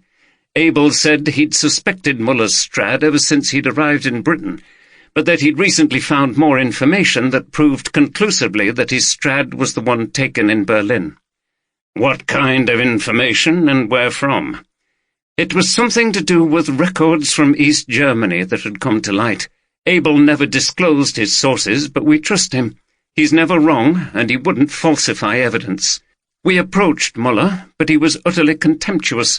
Said he'd earned the right to the violin. Not sure what he meant by that, but he would have nothing to do with us." "So?" "This was a tricky one, because we didn't want to create a lot of trouble for the Bloomsbury School. I went there myself, and so did others in the group. We didn't want to make it hard for the Quartet, either. Such a wonderful ensemble. We're not Philistines. It's not just about the value of these things. What we hoped was that we could intimidate Muller into giving up the violin, or at least acknowledging where it came from, and that it was wrong for him to have it." "Would that have been enough?" I don't think there's any trace of the learner family. They all went to the gas chambers, so we couldn't return it. We're flexible. We're open to suggestions as to the way forward. He could have sold it for a lot of money, and part of that could have been given to the causes we support, in recognition that a wrong had been committed. But he was having none of it, so you decided to send him the threatening messages? Yes. We knew he'd probably know who they came from, but we made them anonymous and nasty, hoping he would be scared and put feelers out to us. The first was sent to his apartment, but it had no effect. No, it didn't. And the second? By coincidence, the Schubert Quartet were coming to Halifax. It was too good an opportunity to miss. I wrote another message. When the quartet was in the artist's room, I went in with drinks for them, and I slipped it into his coat. The irony is, he probably never saw it. You understand that it was threatening behaviour? Repeated Armitage. She shook her head. Maybe, but I can assure you the only things we were threatening him with were exposure, embarrassment. We weren't threatening violence. You may not have been, said Oldroyd, but how do you know about the others? Are any of them capable of violence? No, none of them. We believe in correcting injustices, Chief Inspector. Muller may have been an unpleasant, arrogant man, but after all, he wasn't the one who stole the violin and murdered the family, so how would it be fair to do him any physical harm? So did you have anything to do with Martin Hamilton stealing the violin after Muller's death? That would presuppose I knew the murder was going to happen, and therefore was in some way involved. So, again, no. I didn't have much time for Hamilton. He was a dealer. Those people reduce wonderful instruments to commodities. I'm surprised that a man like him, such a wonderful player. It's depressing how money can come to dominate even a fine artistic temperament like his. How could he play that beautiful cello of his the way he did, and at the same time be constantly thinking about the monetary value of such things? And mixing with those dealers and collectors. They're the people who trade in stolen things, and they don't ask any questions about the history of any of it. Oldroyd studied her closely. She was highly intelligent with strong moral convictions. Sometimes convictions like that enabled people to justify dubious actions for what they saw as the greater long-term good. So, if you had nothing to do with the murder of Muller or the theft of the violin from the Red Chapel, did you or any of your group have anything to do with Hamilton's murder? She gave him an acid smile. You're determined to get me one way or another, aren't you, Chief Inspector? No, we don't kill people to get works of art back. People were murdered in the past and things stolen from them. It would hardly be fitting for us to do the same. And where were you a week ago on the day of Hamilton's murder? Here in Hebden Bridge. My partner can vouch for that. We went shopping and to our favourite cafe, so a lot of people would have seen us. Do you know of any other organisations or groups who might do things differently? No, we have nothing to do with violence of any kind. You need to look among the greedy people I mentioned before, the dealers. When there's money at stake, some will do very nasty things. I think Hamilton got too involved in that world and paid the price. Oldroyd had finished for now. We'll have to ask you to accompany us to Halifax to make a statement about those notes.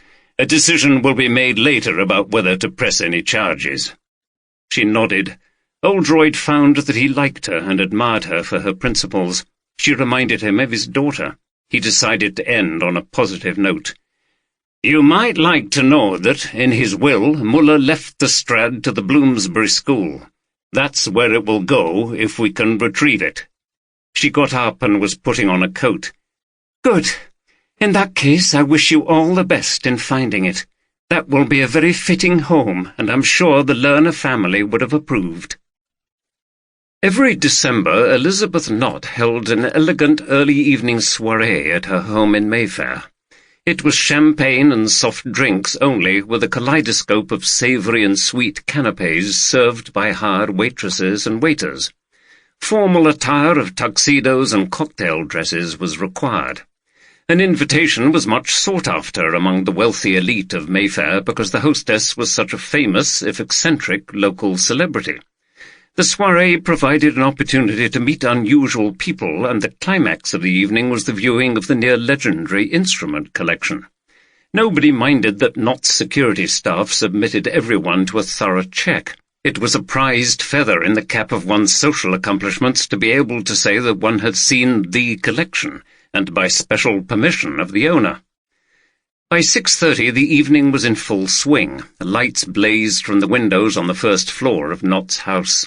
She preferred not to have curtains drawn on these occasions, and the sparkling chandeliers and mingling guests were visible from the street, together with a barely audible hum of conversation. The second floor, where the collection was housed, remained in darkness, although the security bars on the windows were just visible. The hostess, expensively dressed in a low-cut black silk cocktail dress, was flitting around the ground-floor rooms, champagne glass in hand, greeting her guests. These were an exotic collection of minor aristocrats, bankers, ambassadors, foreign oligarchs, and a sprinkling of famous musicians. She spoke to Lord and Lady Westerby, an aging titled couple who owned a massive Georgian pile in the next street. Nevertheless, their chauffeur-driven Bentley had brought them the few hundred yards round the corner. Lord Westerby was over 90, thin, stooping, and very deaf. He had the habit of turning to his wife, Lady Westerby, when he didn't catch whatever was said to him. "How are you?" asked Knott in what she thought was a fairly loud voice. Lord Westerby, however, immediately looked towards her ladyship, who sported a diamond-studded tiara on her immaculately coiffured hair. "What did she say? She's asking how you are," Lady Westerby bellowed at her husband. "Oh, very well, thank you," replied his lordship, but to no one in particular, as if he couldn't remember who had asked him the question. Suddenly he headed off towards a pretty waitress in a tight black skirt and white blouse who was holding a tray of canapes. Knott smiled at her ladyship and moved on to a balding man with a bulging paunch and miserable expression who was chief executive of an investment bank. "And how are you, Simon?" The man continued to frown. "Could be better. Down on my luck recently. Got outbid at the auction. There are too many damned Russians and other foreigners throwing their money about." Knott knew he was referring to a vintage sports car auction where cars from the 1950s and 1960s went for millions. Not that that was a problem for him, as his bonus alone would run into millions. "I was hoping to get my hands on a 1962 Aston Martin. It went for $3 million. I mean, it's just ridiculous." Not as ridiculous as you belly-aching about your lot in life, she thought, but played the part of the sympathetic hostess. "Oh, dear, poor Simon. Well, better luck next time, darling. You've got to know the opposition, take it from me. Why don't you have another drink?" The banker grunted and still refused to smile. He took another glass of champagne from a tray and knocked it back in a petulant, greedy gesture, almost of contempt. Knott moved on again. In a corner of one of the reception rooms, a group were gathered in conversation by the shiny grand piano. There was a large, muscular, brutish-looking man with a shaven head, a large nose, and a scar across his face, who looked more like a bouncer from a nightclub than a guest at a party like this. Next to him was his opposite, a small and rather frail man with a shock of white hair. He wore a permanent smile, but his eyes were cold. The third person was younger, with dark hair and slim build. He had an angry look on his face as he addressed the big man and was struggling to keep his voice down. "I don't believe you, Jaich. I think you know exactly where it is. In fact, I think you took it from Martin's flat after—" "Careful, my friend." The big man laughed, apparently unconcerned. "Careful what you are saying. I have Mr. Bartlett here as a witness if you slander me." "I don't care if—" "Steady on, Tony," said the older man in a rather wheezy voice. "Don't jump to conclusions. Just because our friend here has a reputation of a certain kind doesn't mean he had anything to do with this business." "Oh, Felix, I know you are meaning a reputation for honesty, straight dealing," said the big man facetiously, and the old man laughed. "Those aren't the qualities that immediately spring to mind. Where's that waiter? My glass is empty." He looked around with rheumy eyes while the big man clasped his hand to his forehead in mock outrage. "Felix, and I thought you are my friend." "I've had enough," said the young man contemptuously, and turned away. He walked across the room to the door and almost collided with Elizabeth Knott, who was just coming in. "Ah, Tony, I'm glad I found you." She looked at him with an expression of concern. "And how are you?" "Elizabeth, thank you. Okay, I suppose. Be feeling better if I hadn't got talking to them." He nodded towards the outlandish-looking pair, who was still by the grand piano. Knott looked over. Her eyes narrowed and became steely, and her lip curled with contempt. "Very unfortunate. I'm sorry you've encountered such inappropriate company. Not people I'm fond of, but I have my reasons for asking them." She turned to him. "Did they tell you anything interesting?" "Not likely, but I told Jaich what I think." "Which is?" "I'm sure he knows where the missing Strad is, whether or not he had anything to do with Martin's murder or Muller's." Knott looked across the room again at the big man. "Novak Jaich, one of the godfathers of the trade in stolen art. He's had more works of art and musical instruments pass through his grubby hands than the British Museum, and all illegally. Too clever to get caught, though.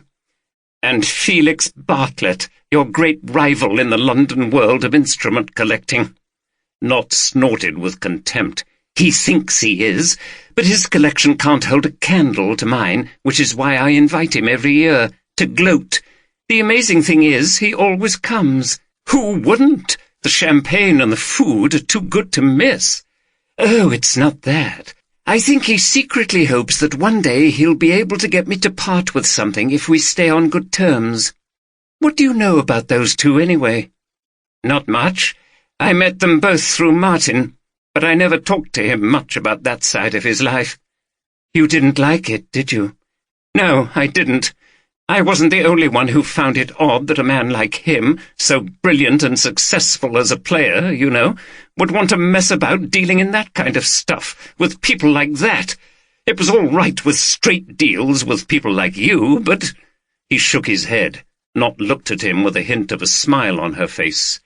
"Maybe it was the excitement, the sense of danger, or— Oh, Tony, I'm sorry. I didn't mean—" She saw that there were tears in his eyes. "I know," he said, wiping his face with an expensive and very soft white napkin, "but they were so uncaring. They don't know I was his partner, but they knew we were friends, and they just laughed at me. They're brutes. Don't take any notice. Here, have another drink." She clicked her fingers at a passing waiter, who refilled Tony's glass. "What really upsets me is that he brought this on himself. I mean, what was he thinking of, stealing that violin, and after Hans Muller had been murdered?" Knott looked at him with an expression of pity.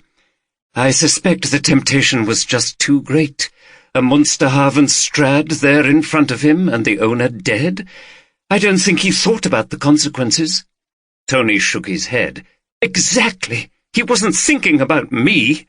He looked at Knott. "Did he contact you about that violin?" "No, he didn't, because, as I told the police, he knew I wouldn't have anything to do with anything dodgy." "Have the police been to speak to you?" "No, I don't think they know anything about me. We kept our relationship fairly secret. It was a very private thing, and we lived our own lives. I'm always off travelling with the orchestra, and he was with the quartet. Always kept our own apartments, too. I saw Michael and Anna at the funeral, but I don't think even they knew just what the relationship was between me and Martin." "Well, I'm not going to say anything." He gave her a wan smile. "Thanks. I think I'm going to get off now. Thanks for inviting me." She gave him a peck on the cheek. "Thank you for coming. It can't have been easy, I know." "No.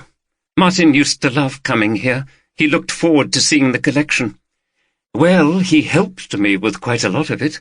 I'll always be grateful to him." He looked to be on the verge of tears again. He forced another smile and then went to retrieve his coat and scarf from the security people at the door. Knott watched him go and then turned to frown at the two men still in conversation by the piano. She walked over to them. "Ah, Elizabeth!" exclaimed Bartlett, toying with his glass. "When does the viewing commence?" "Not yet. You'll just have to be patient. I know it's the only reason you're both here, but I think you could be a little more polite and convivial with my other guests." "Do you mean Tony Mason?" laughed Bartlett. "Yes." "But Elizabeth," protested Jayach theatrically. "He is not nice to me. He accuses me of stealing Martin Hamilton's violin, even of killing him. This is right, Felix?" Bartlett laughed again. They clearly both thought it was a joke. "I'm sure you were shaking in your shoes," said Knott. "He's just a naive boy, doesn't know anything about what goes on, and he was very close to Martin." Jayach carelessly shrugged his shoulders. "Elizabeth," said Bartlett, in a placatory but rather wheedling manner, "I'm sure Novak meant no harm. These are strange times. We're all reeling from the sad and tragic events." "Yes, I'm sure we are," replied Knott rather sarcastically. "And I'm also sure that it hasn't escaped you that there's a Monsterhaven Strad on the loose, and you would give a great deal to get your greedy mitts on it." Bartlett maintained his affable smile, but the eyes became even more piercing and icy. "And you too, Elizabeth." "I think we understand one another," she replied and walked off. In the adjoining room, another distinguished guest, Sir Patrick Jefferson, was in conversation with a group of academics. He saw Elizabeth Knott enter, and making his excuses, moved across to intercept her.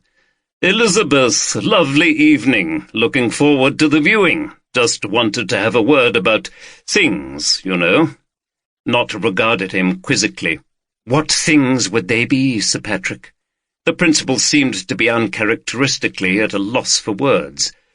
"Well, I know you must be taking an interest in what's been happening, and I wondered if you'd, discovered anything."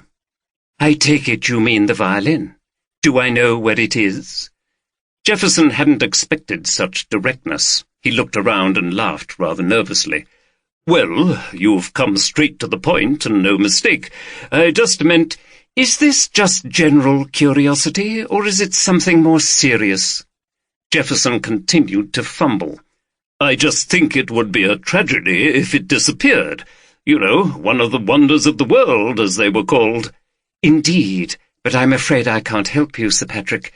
These are criminal matters. I don't get myself involved in things like that. I'm sure the police will find the culprits and the Strad in due course." "Quite. Well, I'm sure you're right. No offence, I just thought that as you're always alert to these things and so on, you might have heard rumours about what happened." She smiled at him rather sourly, and he excused himself and walked off. Later she saw him in conversation with Jayach. What was Jefferson's real interest in the Monsterhaven Strad? Was it to do with the reputation of the Bloomsbury School, or more than that? Whatever his motivation, the number of people wanting to track the Strad down was growing, and that was not good. However, she had no more time to speculate, as it was time for the grand viewing. The lights sprung up on the upper floor, and after going through security, the guests trooped upstairs to be admitted into the inner sanctum. The stunning collection was duly admired, Knott presiding and accepting the adulation from people who'd been invited for this very purpose and knew it. It was like an annual ritual observed by members of an ancient cult, welcoming the opportunity to view the sacred relics and make obeisance before the high priestess. As people were leaving, Knott cornered Jayach by himself. She came very close and lowered her voice. "So what have you found out?" "We're still working on it, don't worry. We'll find it. I have a good idea which gang is involved. Just be patient." His face contorted into a chilling smile. "Look, Jayach, I told you when the police visited me that I'm going to have that violin in my collection one way or another. This is probably my last chance to get a Monsterhaven Strad, even if I have to keep it a secret for the rest of my life." "You're not the only one," smirked Jayach, whose English was much better when he was being serious rather than playing the role of the ignorant-sounding Serb. Jefferson seems very interested, I don't know why, and of course old Felix would love to get his hands on it before you." "Don't be ridiculous," she hissed. "You know I'll pay much more than them, and I won't ask any questions." She sighed. If only Hamilton had come to you or me first. What was he thinking of? "I told you, he may have been going to, but once the word got out that he had a Munsterhaven Strad, he was in danger. He must have been hawking it round, trying to play us all off against each other, but he never got to us." She looked at him sceptically. You couldn't trust anyone in this dark world. "Of course I've only got your word for any of this. You could have had Hamilton killed and be sitting on the violin at this very moment." Jaich threw his arms apart. "Elizabeth, what do you think I am? A cold-blooded gangster?" She wanted to reply yes, but thought that might be too provocative. "You'd just better get a move on, or I might see if anyone else can help me, and then you'll get nothing." When all her guests had gone, Knott sat stroking Gadisha with one hand and drumming the fingers of her other hand on the arm of the chair in frustration. It was so tantalizing to be so near at last to the ultimate prize. She thought of her father, whom she'd always idolized. What would he have thought of her acquiring a Munsterhaven Strad? He wouldn't have been too worried about the circumstances either. Not all of his own business deals had been exactly ethical. She smiled. She was her father's daughter, despite her avowals of probity. She wanted that violin badly, for herself and for Daddy. She would stop at nothing to get it. 9. The Lincoln Stradivarius, made in 1698, is the only Stradivarius that belongs to a city. It was given by the Honourable Mrs. Dudley Pelham to the people of Lincoln, England, in 1970, on condition that it was loaned to the Halle Orchestra for the use of the leader. It has been valued at £2 million. Armitage and Oldroyd were deep in the vaults of the local archive, where a very helpful assistant had dug out a tattered portfolio of old plans and maps from the 18th century. They had put on thin rubber gloves and were now scrutinizing the original architect's drawings for the chapel from 1778. Oldroyd enjoyed the atmosphere of musty quiet and scholarly inquiry.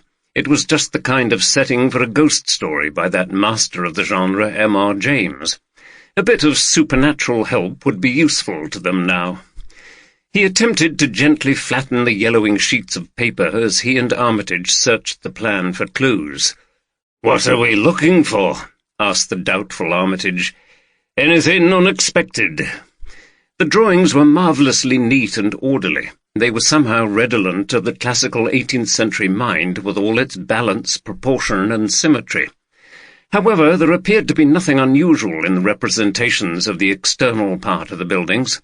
Turning his attention to the drawings of the inside of the chapel, Oldroyd finally found something interesting. "Yes! Now look at this, Sam. You see these wooden joists and rafters and so on holding up the roof? I wonder... And also, look here." He pointed to a small square drawn on the plan. "What's that? It looks as if it could be a hole in the floor, where there was a trapdoor. Hold on, there's something written beside it." He held a magnifying glass over the place and tried to make out what had been written with a quill pen in elaborate but tiny 18th century script all those years ago, but it was too faded. "But my officers have searched all over the building, and they swear there are no trapdoors or anything like that." "Nevertheless, it's worth another look," said Oldroyd. Further examination of the documents, even with the aid of a magnifying glass, revealed nothing more, so the two men left and made their way the short distance back to the Red Chapel. The streets, bustling with Christmas shoppers, seemed bright in the winter sun after the gloomy archive. A brass band could be heard in the distance playing carols in a characteristically rather slow and mournful manner. The chapel was now returning to normality. All incident tape had been removed, and there was no sign of any police officers. Inside it was quiet as Oldroyd and Armitage ascended the stone stairs to the deserted concert hall. Oldroyd now looked upon this space with a mixture of fond memory and horror. Sadly, he'd accepted that coming to concerts here would never be the same again. He had with him a photocopy of the relevant page of the plans, which he consulted. "Okay, let's go over here." Armitage followed reluctantly. He couldn't see where this was leading. Oldroyd walked right to the back of the hall and knelt down, examining the floor. "Well, it should be here, but of course this new wooden floor's on top of it. Do you really think there's some kind of hole or trapdoor under there?" Oldroyd grunted with frustration. He felt around on the floor, checking if anything was loose. "Something's marked on the plans, but how do you get to it now?" He shook his head. "I'd get your lot back and see what's underneath here, and also if this floor comes up easily somehow. Someone may have prepared a getaway route. The interesting thing is, look where we are." Armitage looked around. "We're behind all the seating," continued Oldroyd, "and it would have been very dark during that concert. If the gunman could have slipped down off that gantry behind the audience and got to here, he could maybe have got out this way." Armitage was deeply sceptical. "But even if there is a hole of some kind under there, and he could have got to it, where does it lead to? That's what we need to find out. We must be above the bar here. You're not telling me he dropped down into there and calmly ordered himself a pint?" Oldroyd grinned. "I'm not sure anything would surprise me, Sam. Anyway, my other idea—" Oh dear, not more of this, thought Armitage as he followed Oldroyd back into the centre of the hall, "was to have a look upwards, as it were, instead of downwards." Oldroyd craned his neck to look up into the high ceiling. "Yes, look up there." "What is it, Jim?" Oldroyd pointed. "You see at that section at the back? There's a framework of joists. I just wonder if, instead of dropping down off the gantry, he climbed upwards onto those joists. It would have been very dark up there, and somehow got onto the roof. And then what? Well, he could have shimmied down the drain-pipe in time-honoured style. Wouldn't he have been seen in his Spider-Man outfit?" Armitage wasn't sure just how serious Oldroyd was being. These ideas seemed pretty outlandish. Was the pressure getting to him? Oldroyd laughed. "Okay, Sam, I know none of it sounds very convincing, but we've got to think the unlikely. Whatever's not actually impossible has to be considered. There are no obvious explanations. You know what Sherlock Holmes used to say?" "What?" "When you have eliminated the impossible, whatever remains, however improbable, must be the truth." Armitage grunted and shook his head. It seemed to him at the moment that everything was impossible, but he might as well go along with his friend, who he knew to possess a very imaginative and analytical mind. "Fine, I'll get a team onto it. We'll examine the floor and up in those rafters, and I'll even get someone on the roof. But if we draw a blank, as I think we will, what do we do then?" Oldroyd just smiled and shrugged his shoulders. Armitage had another reason for acceding to Oldroyd's request. Maybe now was a good time to call on his old friend for help. "By the way, Jim," he said rather sheepishly, "I've been meaning to ask you—" Oldroyd looked up questioningly, not quite sure what to expect. "Have you any ideas about what I can buy Janet for Christmas?" When the two detectives eventually arrived back at Police HQ, there were two people waiting for them, Gerald Watson and Frank Danczek. They were taken into Armitage's office. "We're here about Ruth, Chief Inspector," began Watson, who looked agitated. "Ruth Greenfield." "What about her?" said Armitage. "She is an important member of the committee," said Danczek, though the detectives were not quite sure of the relevance of this. "News travels fast around here, especially in our little music community," continued Watson. "We hear you've brought her in for questioning about the case." "She's innocent," declared Danczek rather dramatically. "Ruth would never do anything violent." "Wait a minute." Armitage held up his hand. "I think rumours getting things more than a bit distorted. You seem to think we're about to arrest her for the murder of Hans Muller or Hamilton or both." The two men were silent. "Well, we're not. But as you're here, you can tell us all you know about her involvement with this Jewish organization, this getting Nazi artworks back business. Who told you about that? She did. Watson and Danczek exchanged glances. We knew she was involved with them, said Watson. She felt strongly about it, and we agreed it was a good cause.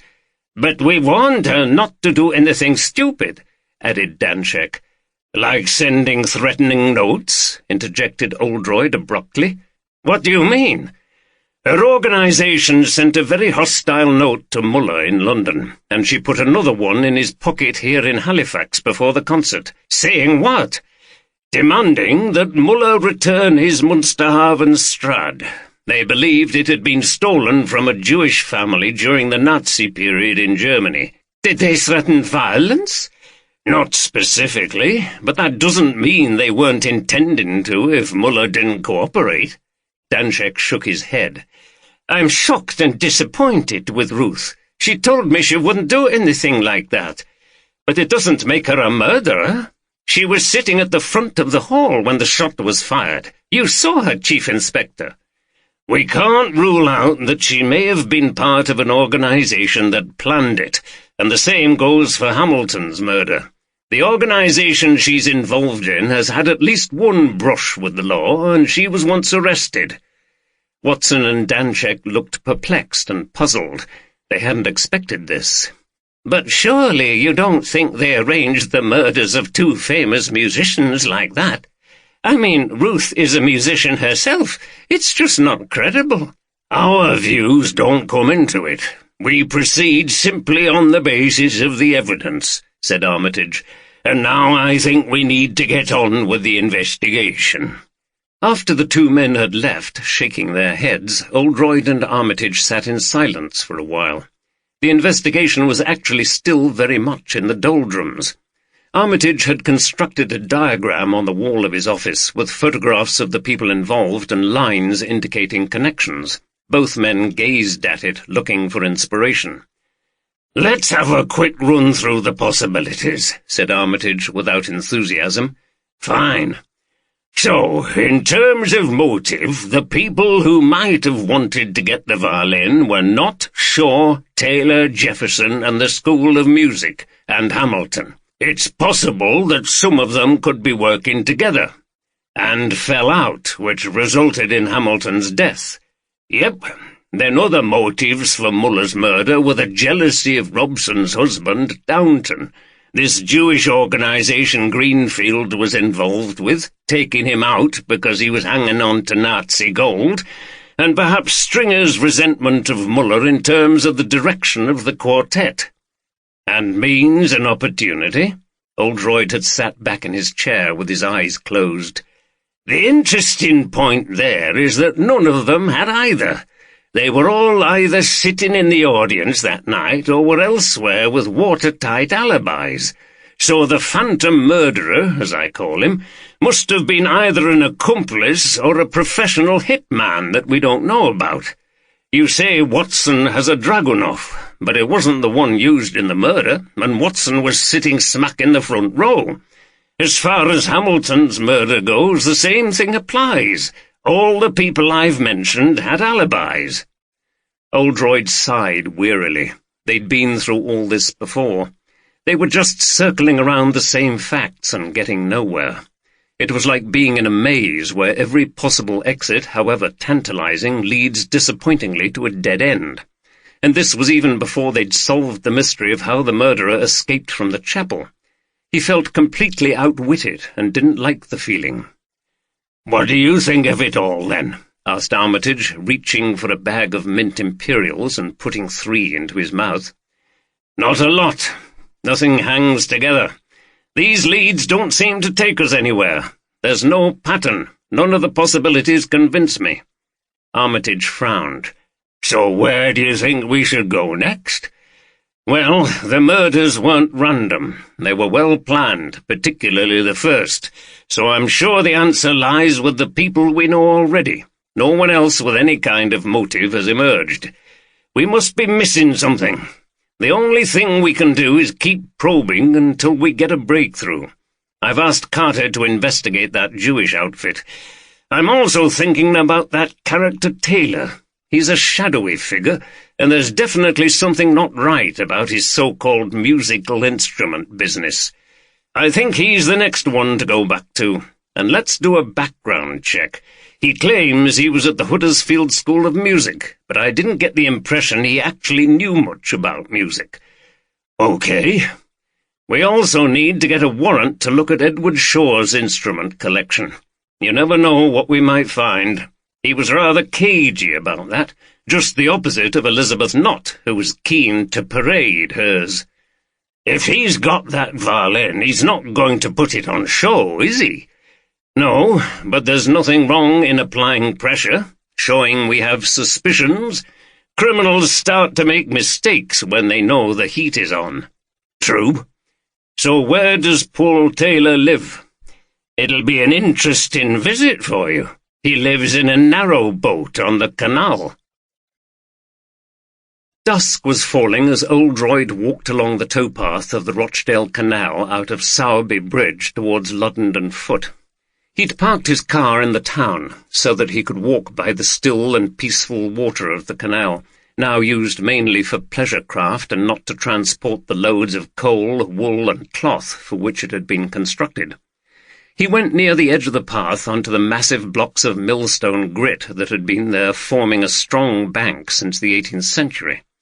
In the water were small groups of mallard huddled together and looking rather listless in the winter cold. On the far bank a grey heron stood hunched and completely still, peering into the water. He went under a bridge where the towpath narrowed rather alarmingly and thought about the horses that used to pull the boats along, trudging on this path. There was a tall stone warehouse, now empty, with an ancient crane hanging out over the water. He came to a lock and was delighted to see that a boat was going through. With a boyish enthusiasm he watched as the sluice gates were cranked open and the water rushed in. The boat rose slowly from the rather frightening depths to the top of the lock, and was almost 20 feet higher than when it had entered at the bottom. It was such a simple but ingenious device, and always satisfying to watch. The top gate swung open, and the boat puttered off through the calm water. Oldroyd continued down the towpath. A train clattered past, hidden in the trees up to his left, and on his right, in the valley bottom, was the River Calder. Streets of terraced houses climbed up the steep valley, some at crazy angles. There was something Gothic about this landscape, which had been one of the earliest places in the world to be industrialized. Oldroyd, like Armitage, remembered it when it was smoky and dirty, when the giant mills were full of rattling looms. The valley was now much cleaner, the air pure, the rivers ran clear. There was more greenery, and tourism was developing. How strange would previous generations have found that? They had decamped for their brief holidays to Blackpool or Scarborough to get the bracing sea air and to escape the grime. A little further on, Oldroyd came to a kind of marina. There was a chandler's shop selling all kinds of provisions for boats, including rope, varnish, and bottles of gas, and some permanent moorings, as well as toilets, showers, and facilities for disposing of rubbish. Oldroyd's phone rang, and he took a call from Armitage before going into the shop to inquire which was Taylor's boat, and being directed to a rather shabby-looking narrow boat that looked as if it had been moored in the same position for some time. Nearby, just off the path, was a motorbike, chained to a metal post and covered with tarpaulin. Oldroyd lifted the cover. It was a Harley-Davidson. The light had nearly gone as he clambered onto the deck to have a look round, and he trod carefully so as not to trip on anything and fall in. He wasn't sure what he was looking for, but you never knew. There was a door into the cabin which was locked. He peered through the grubby windows and saw the outlines of rooms with a table, bed, chairs. On the deck were some rectangular flower troughs containing dead geraniums and overgrown with weeds. Absent-mindedly he pulled some of the weeds out. "Thanks, Chief Inspector." He turned round, rather startled, to see Paul Taylor standing by the narrow boat. He was wearing a black leather jacket and heavy boots. His ponytail hung down his back. "I'm not much of a gardener, as you can see. Things usually die when I get my hands on them. I used to enjoy gardening when I had a garden, but I live in a flat now. replied Oldroyd. Bet it's expensive. You want to get onto the water. Very cheap. Anyway, didn't expect you here. Good place for a murder, though, isn't it? They've found a few bodies in this canal over the years. Just think, I could knock you over the head and push you into the water." He raised one of his legs, displaying the boot quite threateningly. "And who would know? You'd drift downstream and they'd probably find you by the lock." "You've got quite a morbid imagination for a musical instrument dealer. Always liked a good murder on the telly, you know. The more gruesome, the better. Anyway, come in." He stepped onto the deck, unlocked the door, and flicked a light switch. Oldroyd followed him in, down a short flight of steep wooden stairs and into a narrow corridor. At the end was a small sitting area with fitted wooden benches around a table. The benches were covered with dirty cushions. "Have a seat. Fancy a drink?" "Not for me, thanks." Oldroyd sat down. He could see out of the rather grimy windows onto the bank. Two serious-looking cyclists wearing helmets and cycle shorts passed by, pedalling vigorously. Taylor lit a stove and filled a kettle with water. Then he came and sat opposite Oldroyd. "What can I do for you?" Oldroyd looked at him. Often the jauntier the suspect was, the more they had to hide. "Wanted to check again if anyone has contacted you offering a violin." Taylor smiled. "It's still missing, then? And that cellist I was meant to have seen in the shop got shot?" He shook his head. "Bad stuff. But no, as I told you before, I don't deal in things like that." Oldroyd looked around. "Very comfortable here, isn't it? Very compact, though. Not much space for storing things, I shouldn't think. It's fine. But you told us last time that you didn't have instruments in your shop in the Peace Hall. You said you stored them at home. How do you manage that here?" Taylor's jaunty confidence was suddenly a little diminished. "I didn't mean here. I have another place. It's part of a flat I used to live in, and I store the stuff there." "I see. We'd be quite interested to have a look at some point." "Why? There's nothing in there that will interest you." "We have to be thorough in an investigation like this." "Fine, if you just let me know so that I can, sort it out a bit. Excuse me." The kettle was boiling, and Taylor seemed glad of the temporary respite from Oldroyd's questioning as he returned quickly to the kitchen area. Oldroyd waited patiently. Taylor returned with a mug of tea, and Oldroyd continued. "How long have you been interested in musical instruments?" Taylor looked a little hesitant, as if he was not quite sure where Oldroyd might be going. "Since I was a student." "At Huddersfield?" "Yep." "What did you study there?" "I was doing a music degree and learning guitar." "But you didn't complete the course, did you?" "No." "Why was that?" "Just got fed up, with student life. Dropped out." "That's not exactly true, is it?" Taylor looked rattled. "What do you mean?" "I had a call from my colleague just before you arrived. You were expelled from the University of Huddersfield because of drug dealing. So why are you lying to me?" Taylor squirmed and fiddled nervously with the handle of his mug. "Okay, congratulations on the research. It's not something I'm proud of. I'd rather forget about it." "So are you still involved with drugs, then?" "You don't expect me to answer that." "Why?" "Pointless question. You coppers know that millions of people smoke stuff, and more. It's against the law, but you can't stop it. If I say yes, you can take me in, but if I say no, you won't believe me anyway." "You know what I mean. Are you involved in dealing?" Taylor laughed. "Same question, same answer." "Okay, so what happened to your musical career after you left Huddersfield?"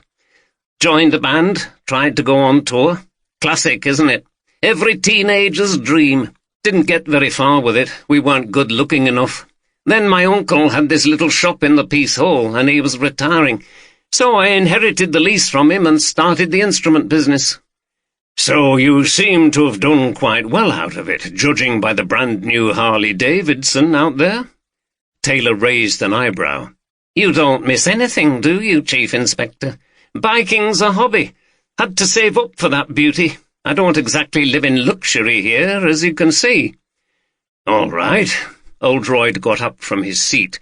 "That'll be all for now, but we'll be back to see your collection, so if you could get it ready for us, as it were, that would be most cooperative." There was an unmistakable sarcasm in his tone. Taylor nodded, but didn't get up from his seat as Oldroyd climbed up the stairway and exited back onto the towpath. He walked back into town, noticing barges and boats on both banks. The glow of lights from behind curtains and the smoke coming from the small chimneys suggested coziness on the winter evening. Everything about the interview confirmed what Oldroyd already thought. There was something deeply suspicious about Taylor. Oldroyd thought about ringing Armitage, but he was tired. He'd had enough. It was dark and cold, and he wanted to go home, so he got into his battered old Saab and drove back to Harrogate, following the same route as the one he'd taken on the night of the first murder, only in reverse. Since that night he'd worked almost continuously, travelling around the Halifax area and down to London. It had been exhausting, but the effort had so far yielded no real breakthrough. The clues that he normally uncovered in such cases hadn't appeared, unless he was missing them. He had the uncomfortable feeling that somehow their lines of inquiry were off track, like the terribly misguided Ripper investigation of the 1970s that went off on the wild goose chase of trying to locate a killer with a Geordie accent. As he entered Harrogate, he saw the Christmas lights again on the Stray and felt a pang of guilt, as he'd done nothing yet about cards or presents. Julia had always taken care of all of those kinds of things, and not properly appreciated by him, as he now realized. But when was there time for any personal life when he had a case on like this? It was the same old dilemma with which the job had always tormented him. The flat was in darkness, and he found a note from Louise on the table. "Hi. Gone into Leeds, meeting up with Jenny, Chris, and the old crowd from college. Back sometime. L. XX." He was just looking in the freezer to see what there was to eat when the phone rang. "Hi, it's me." It was a rare phone call from his wife. "Oh, hi. How's things?" "Not that good, obviously. Is she there?" "No, gone into Leeds, meeting up with her old friends." "Is she expecting to come back here to crash out?" "No, I don't think so." "Well, how's she getting back to Harrogate when the clubs are shut?" "No idea. She'll probably stay over somewhere." "Yes, probably with that Ben and his girlfriend. Apparently they live in a filthy student house in Hyde Park and smoke weed all the time.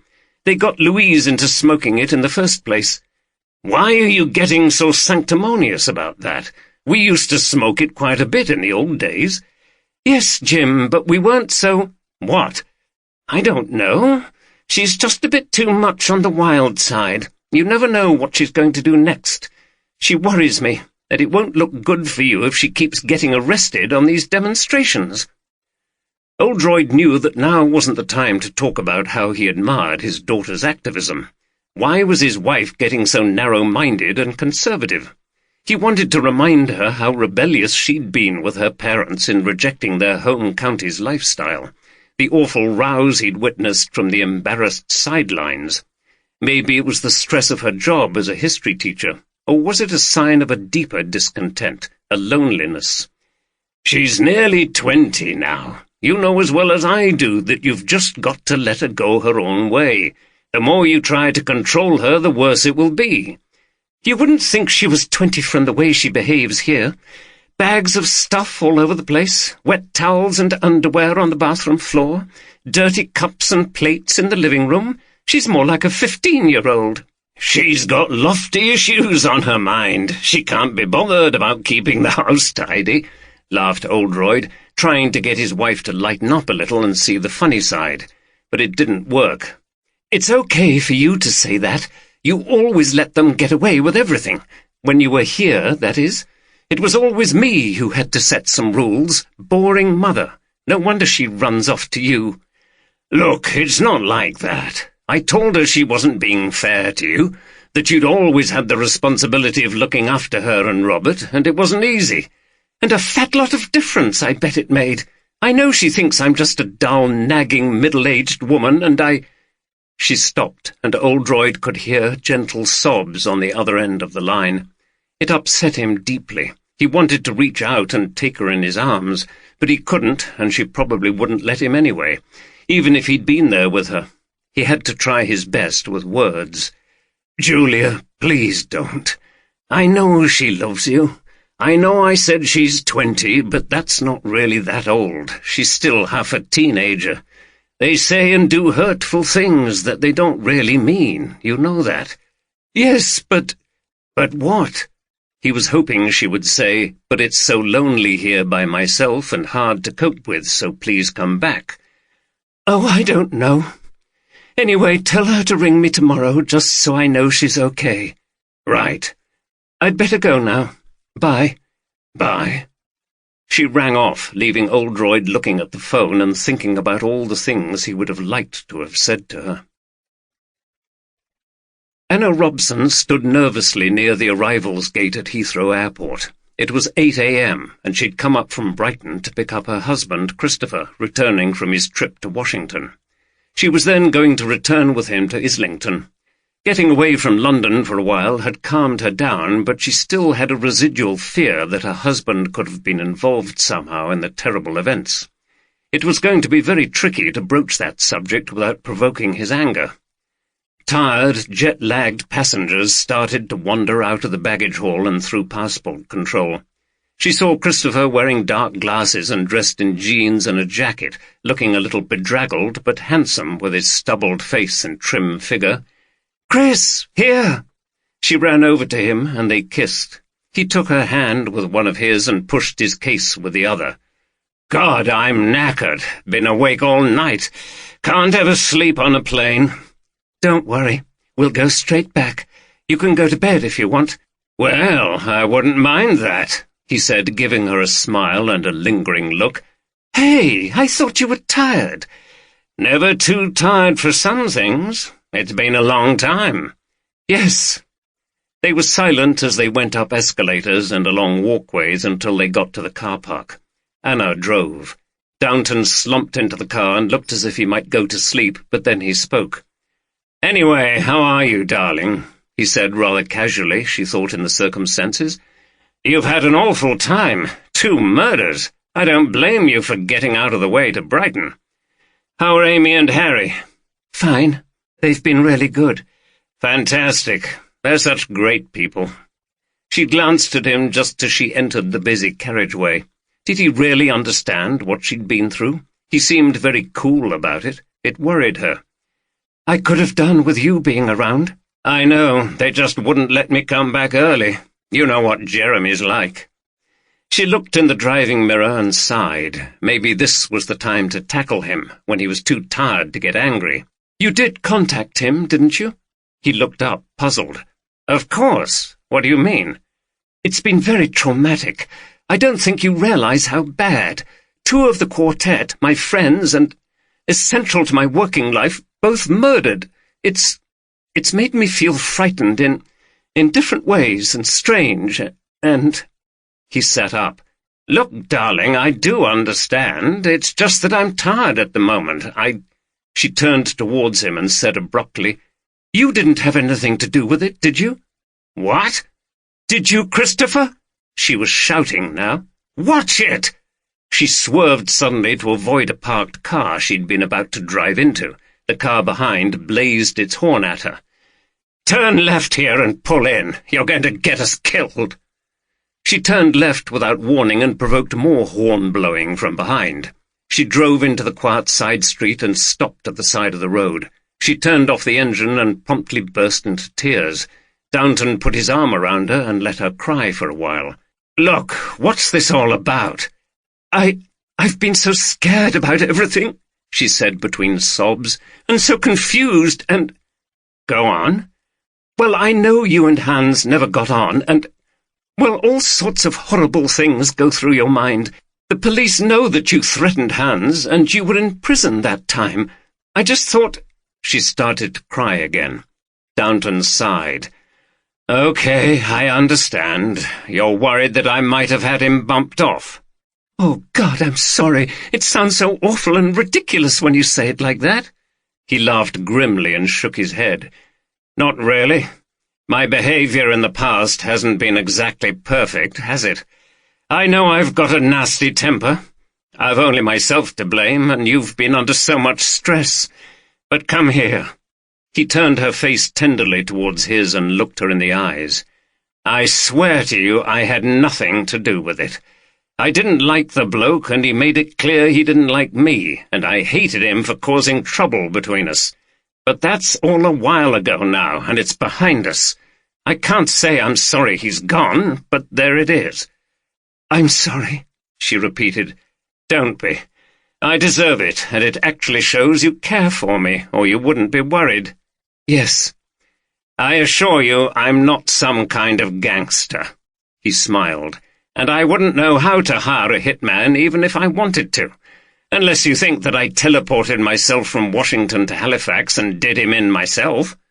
She had to smile at that. "And surely you don't think I would have Martin killed?" "No, of course not." "So let's forget about all that. I promise you I'm going to look after you now I'm back, starting now. Get out of the driver's seat. You're not fit to drive." "But—" "No buts." They got out of the car and changed over. It was a relief not to have to drive. She sat with her head resting against the window during the journey back to Islington, feeling a measure of relief that was nevertheless not total. She believed him, but such was her state of turmoil now that it would only be once the police had actually caught the real perpetrators that she would be able to even contemplate feeling relaxed again. Carter and D.C. Jenkins drove to Golders Green to seek the location of returned Nazi art thefts now. It was not a part of London he was very familiar with, but he knew there had been a significant Jewish community there for a long time. They passed a number of synagogues as they went up Golders Green Road. "Must be a bit of a shame being Jewish at this time of year," said Jenkins, observing what he considered to be a paucity of Christmas decorations around the streets. "You mean they don't get to stuff their face and watch telly after falling out with the family they hate and only see because they have to? That's a bit jaundiced, Sarge. I've always liked Christmas, you know, ever since I was a kid." "Yeah, I was only joking. It's good, I like it too. Good excuse for some boozing. I'm sure a lot of Jews and other religious types have a good time at Christmas, don't they? I mean, it's not much to do with religion anymore, is it? Just a holiday and a big party." "My family's a bit on the religious side. We have to go to church on Christmas Day or my mum and dad aren't happy." "Then you don't go again for the rest of the year," laughed Carter. "Yes, at Easter when the family's together again." "Right. Slow down, we're nearly on it." The address was on the main road, but there was no sign of the organization. The building seemed to be a pizza takeaway. Carter went inside to inquire and was directed to the back of the building. Jenkins drove gingerly down a narrow back alley between shabby back entrances and lock-up garages and parked up. There was a buzzer by the door with RNATN scrawled faintly beneath it. Carter pressed it and waited for some time before he heard a voice behind the door. "Who is it?" "Police, this is a murder inquiry. We need to ask you some questions." "Murder? What murder?" "Two murders. 2 musicians have been killed, one here in London, one in Yorkshire." "What's it got to do with us?" "I think you need to let us in." There was a brief pause and then the rattling sound of bolts and locks being opened. A man's face peered round the door and looked at them suspiciously. He was bearded and wore a kippah. He asked to see their ID and then let them in and directed them up a staircase. "We've got to be careful. They're skinhead groups, fascists around here. They're always ready to smash things up. That's why we don't advertise our presence here." "I wouldn't have thought what you're doing was that controversial. Jewish people claiming anything is not popular with everyone, even if you're only asking for stolen things to be returned. It's not generally realized how much anti-Semitism there still is. Synagogues, Jewish businesses, they regularly get bricks through the window." Carter felt a point was being made, probably that they could do with more support from the police. "Anyway, come in here." He opened a door to reveal a room that was clearly the nerve center of their outfit. There were several desks with PCs and people working, filing cabinets, old black-and-white photographs on the walls of paintings and musical instruments, and also some rather poignant ones that looked as if they were of Jewish families before the war, looking happy and blissfully unaware of what was to happen to them. On one wall was a banner proclaiming, "Justice is still justice, however long it takes." 2 or 3 very earnest-looking people were tapping away at keyboards. "I understand that this is the Office of Return Nazi Art Thefts now," said Carter. "Who's in charge?" "Me," said the man who'd let them in. "Adam Rabin. Please sit down." He gestured to a couple of desk chairs in front of a workstation that was obviously his. "I don't have an office. It's all open plan. A team effort, no hierarchies." "Okay," said Carter, perching on the rather small and uncomfortable chair. "So we're investigating the murders of Hans Muller and Martin Hamilton. Also the disappearance of a rare violin. Carter looked carefully at his notes so as to get it right this time. Munsterhaven Strad. A Strad that belonged to the Lerner family in Berlin before the war and was stolen from them by the Nazis. Are you sure about that? Yes, I'll show you." He clicked on the screen while he was talking. "We've spent years tracking down this kind of stuff." He swiveled the screen to reveal a faded black-and-white photograph of a young man in formal pose, smiling into the camera and holding a violin. "That's the only surviving picture of Itzhak Lerner, the young man who played that Strad, and there he is, holding it. If you look carefully, you can just see a bit of the Munsterhaven coat of arms on the back, which makes those instruments so famous and valuable. Of course, all the more reason they should be returned to their rightful owners." "How did you find out about all this stuff?" "It wasn't me, it was Abel, our founder." He pointed to a photograph on the wall behind his desk. It showed a portly, rather elderly man with a greying beard wearing a suit and a kippah. "Abel Ashkenazi. He's in New York, that's the headquarters, though he's over 80 now and doesn't do much anymore. We run the London office. He started the organization in the 1970s. His family had a wonderful art collection that was taken by the Nazis. He began by trying to recover those paintings that had been dispersed over Europe. Then he realized just how widespread the problem was, and that he wasn't the only one looking for stolen stuff. So he started RNATN. But you can't be absolutely sure that that's the same violin as the one owned by Muller. "Not 100%, but the odds must be on them being one and the same," said Rabin, echoing Adamson's words to Oldroyd. Carter consulted his notes again. "One of your members, Ruth Greenfield, says that Abel Ashkenazi has some information that confirms that they are the same instrument. Maybe, but you'd have to ask him. I don't know whether Ruth knows something I don't. I'm sure Ruth has also told you that Abel has developed a network of contacts over the years. Many of them are secret, and he doesn't share the identity of his sources with anybody, even us. But we all trust Abel, so if he says he knows that's the same instrument as the one owned by the Lerners, then we believe him without asking how he knows." "Okay, so you believe that that violin should be returned to the family?" "It would be nice if that were possible, but they were all wiped out in the concentration camps. In those circumstances, our policy is that musical instruments should be given to music schools so that young musicians get a chance to play them. If by any chance they're sold, the money should benefit certain charities that we promote. I'm sure Ruth will have told you that." Carter looked at Rabin, who was leaning back casually in his chair. He radiated confidence and certainty, and the cause seemed a just one. But when did campaigning zeal become fanaticism? How far would this organization go in their pursuit of what they regarded as justice? "The violin that belonged to Muller was taken by Martin Hamilton, one of the Quartet, and then by whoever murdered him." "So I understand from the press. Getting rather lurid, isn't it? All kinds of speculation going on." "Yes, but has your organization had anything to do with it?" Rabin smiled and looked unruffled. "We don't go in for murder, Sergeant. But you have gone in for intimidation, haven't you?" "What do you mean?" "Come on, don't play ignorant. Sending threatening messages, protesting outside houses, harassing people. Some of your members have been arrested for breach of the peace. You know that Ruth Greenfield herself was questioned about sending a threatening note to Mullah on the night he was killed.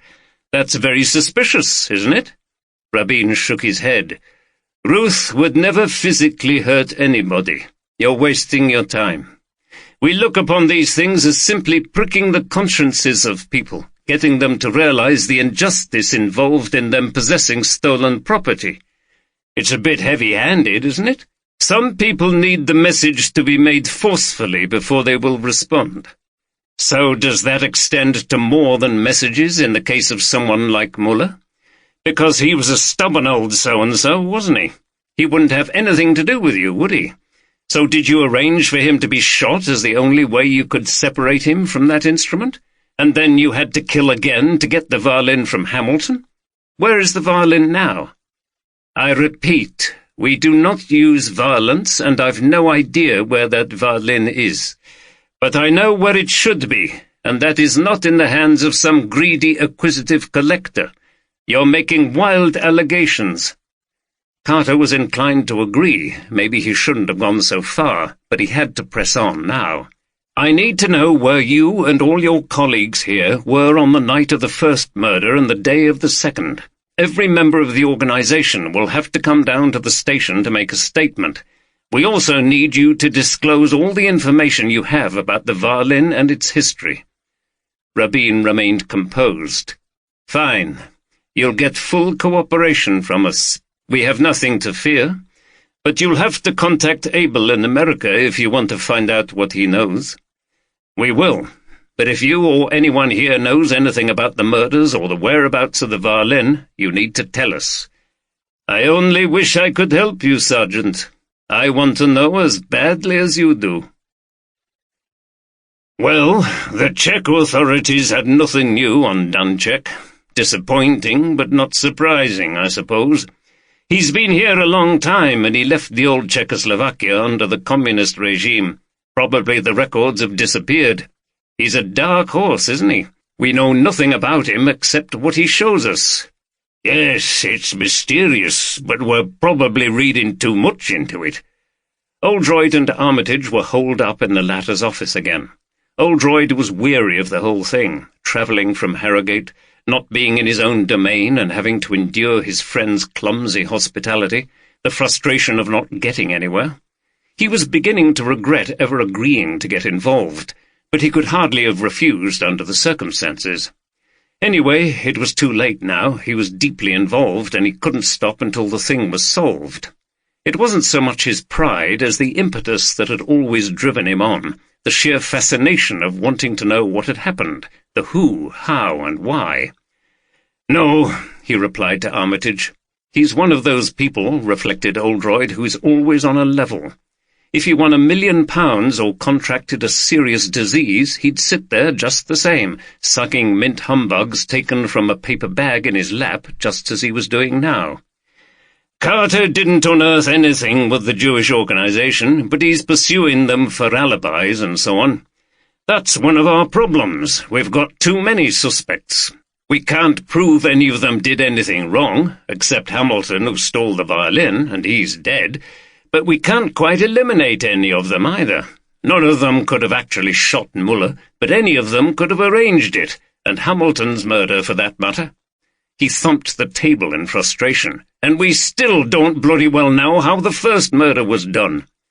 On that score, I'm afraid none of your ideas about hidey-holes and escape routes have led to anything either. I've had people go over everything again, including on the roof.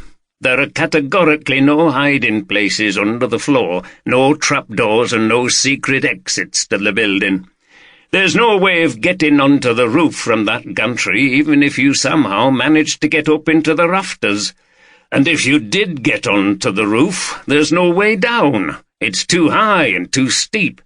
We spoke to a bloke who did some roof work there, and he said they had to use scaffolding to get up and down. Ladders were useless." "Great," murmured Oldroyd dejectedly. "Well, I suppose it was a long shot.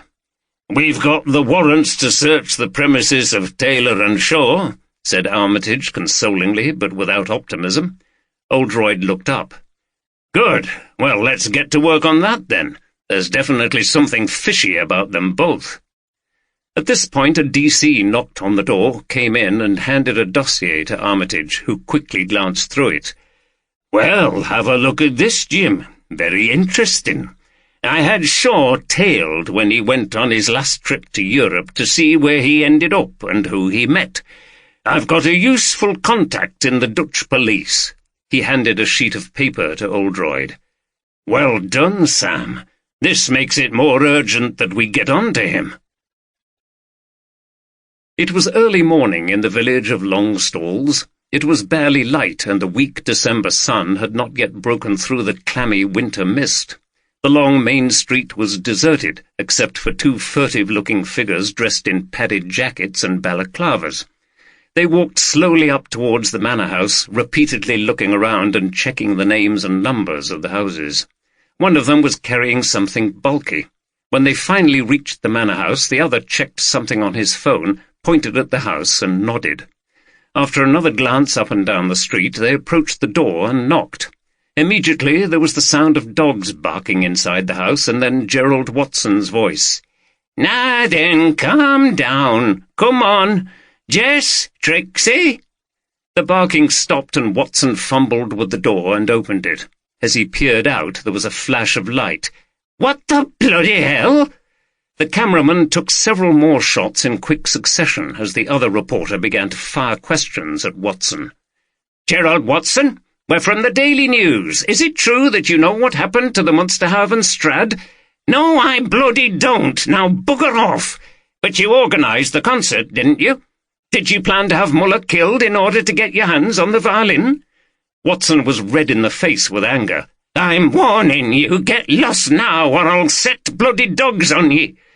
Did you have anything to do with Hamilton's death, Mr. Watson? Was he in the way when he took the violin? That wasn't fair, was it, when you'd had the dirty work done on Muller? How did your mistress react? Did she encourage you?" Watson was so bemused by the question that he'd answered before he could stop himself. "Who the hell do you mean? Anna Robson in the Quartet? You were having an affair with her, weren't you, Mr. Watson? Did you do it all for her?" Watson's face progressed from red to purple. He turned abruptly back into the house. Undeterred, the reporter continued to hurl questions after him. "Have you sold it, Mr. Watson? Will you and Anna go away together when all this has died down? Will—" He was halted by the spectacle of Watson returning to the door, brandishing his Dragunov rifle. He shouted at them, "This is my final warning. Get off my property now, or I'll bloody well give you something to think about." The two reporters finally retreated backwards down the path, but not before the cameraman had taken a picture of Watson with the gun, which would appear in the newspaper the following day with the headline, "Double Musician Murder Suspect Threatens Reporters with Gun." As they reached the gate, a final question was called out. "Is that the same type of gun used in the murders, Mr. Watson? You seem to know how to use it." It took all of Watson's self-control to prevent himself from taking a potshot at the man. Instead, he abruptly went back into the house and slammed the door. Muttering, he picked up the phone and made a brief call.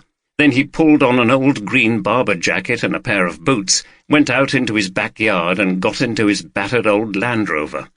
He shot up the lane at the side of the manor house, out into the main road, and drove at speed along the damp country lanes, diesel fumes belching out of the exhaust pipe.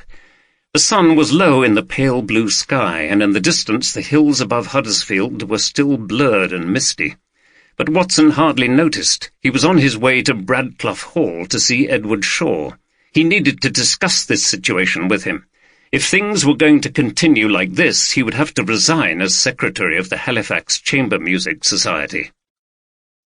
At Bradclough Hall, the atmosphere was rather strained even before Watson's arrival. Angela Shaw was concerned about her husband, who obviously had something on his mind. He was uncharacteristically moody and quiet. He had long phone conversations in his study, and sometimes she could hear him shouting. She'd tried several times unsuccessfully to persuade him to tell her what was wrong. She had some dark thoughts that she was trying hard to persuade herself couldn't possibly be true. Her face was strained as she brewed coffee while the dogs lay on the kitchen floor. Shaw was in the study now, working at the computer. Maybe if she took coffee in, she could get him to talk to her. She couldn't stand this atmosphere any longer. As she waited for the percolator to complete its process, she looked out of the window at the curving herbaceous borders, pergolas and smooth green lawns, which were such attractions at the rear of the house. They were not the result of her labours, nor of those of her husband. They employed a professional gardener for 2 days a week, 3 in summer, at considerable cost, just as they employed a cleaner for a full day each week, and occasionally a chef who prepared meals when they were entertaining. It was a comfortable lifestyle to which she had grown accustomed, and as the children were mostly away at boarding school, it left her free to take long walks with the dogs and to pursue a social life with other women of similar means in the area. She'd never taken the slightest interest in how the whole thing was financed. That was Edward's domain. She was quite happy with her traditional female role as homemaker, especially as most of the making was done by other people. So any suggestion that anything may be amiss, any possible threat to their position, made her feel alarmed.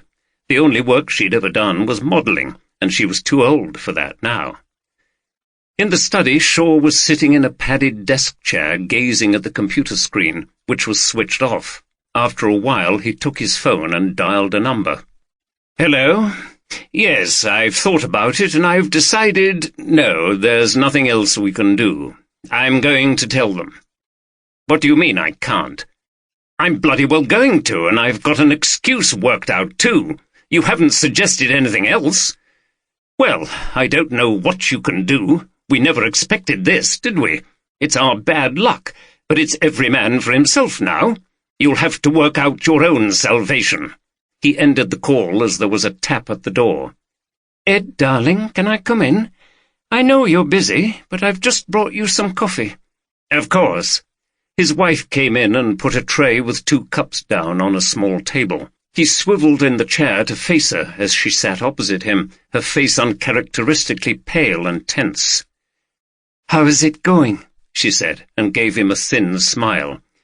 "Fine, just a few of the old money flow problems, nothing to worry about." His tone was unconvincing. "Are you sure?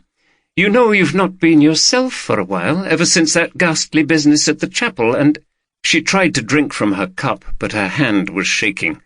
"Look, you didn't have anything to do with that, did you, Ed? I mean, did you?"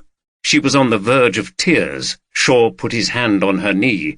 "Darling, no, of course not. You don't think—" "I didn't know what to think. You've been behaving so strangely, and then the police came, and I—" Suddenly there was the sound of a vehicle coming up the drive, seemingly at some speed. "Damn," said Shaw. "Who the hell's that?" A car door slammed, and then there was an urgent knocking on the door of the house. "I'll go," he said, giving his wife's knee a reassuring squeeze. Shaw strode down the hall, feeling some relief. He was glad to escape from his wife's questions. He opened the door to reveal an agitated Gerald Watson. "Gerald? What on earth? What's wrong?" "I've had enough, Mr. Shaw. I really have." He stumbled over the threshold. "I'm a private person. Can't be doing with it. I don't know why they've picked on me." "Who?" "The bloody newspapers. Never away from the door. They were round early this morning, taking photographs, accusing me of all sorts of stuff." "Come in. Let me get you a drink." "Thanks. I'll just wipe me feet." Watson attempted to remove some of the mud and general filth from his boots, and then followed Shaw down the hall and into the sitting room, where Oldroyd and Carter had recently sat. Shaw opened a cabinet, took out a decanter, and poured whisky into 2 glasses. He could do with a drink himself. He handed 1 glass to Watson, who took a big gulp and held the glass with both hands, leaning forward and resting his elbows on his knees. "I've just had enough," he repeated. "I'm being hounded just because I'm secretary and my name's on stuff and I organise the concerts. They're trying to say I was involved. I arranged it." "That's ridiculous." "That doesn't make any difference to them. They got me so worked up just now, like an idiot, I got my rifle out and threatened them."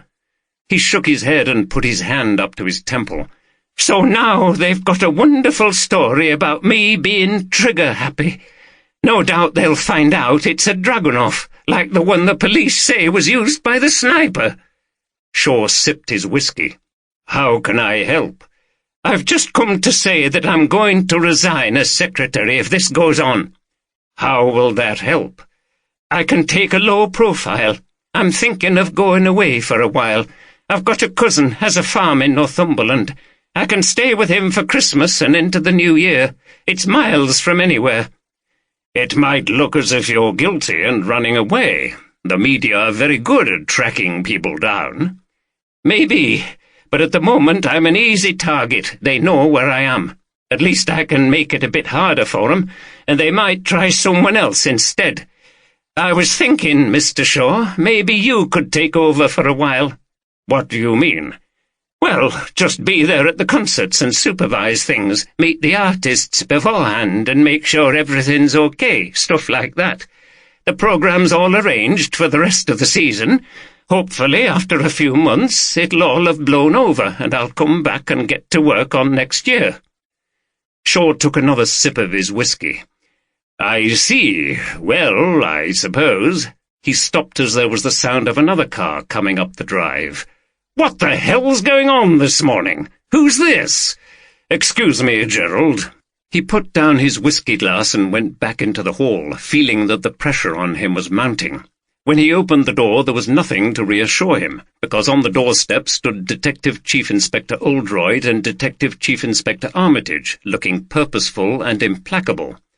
"Oh, good morning, gentlemen. I wasn't expecting you," he said lamely as he struggled to compose himself.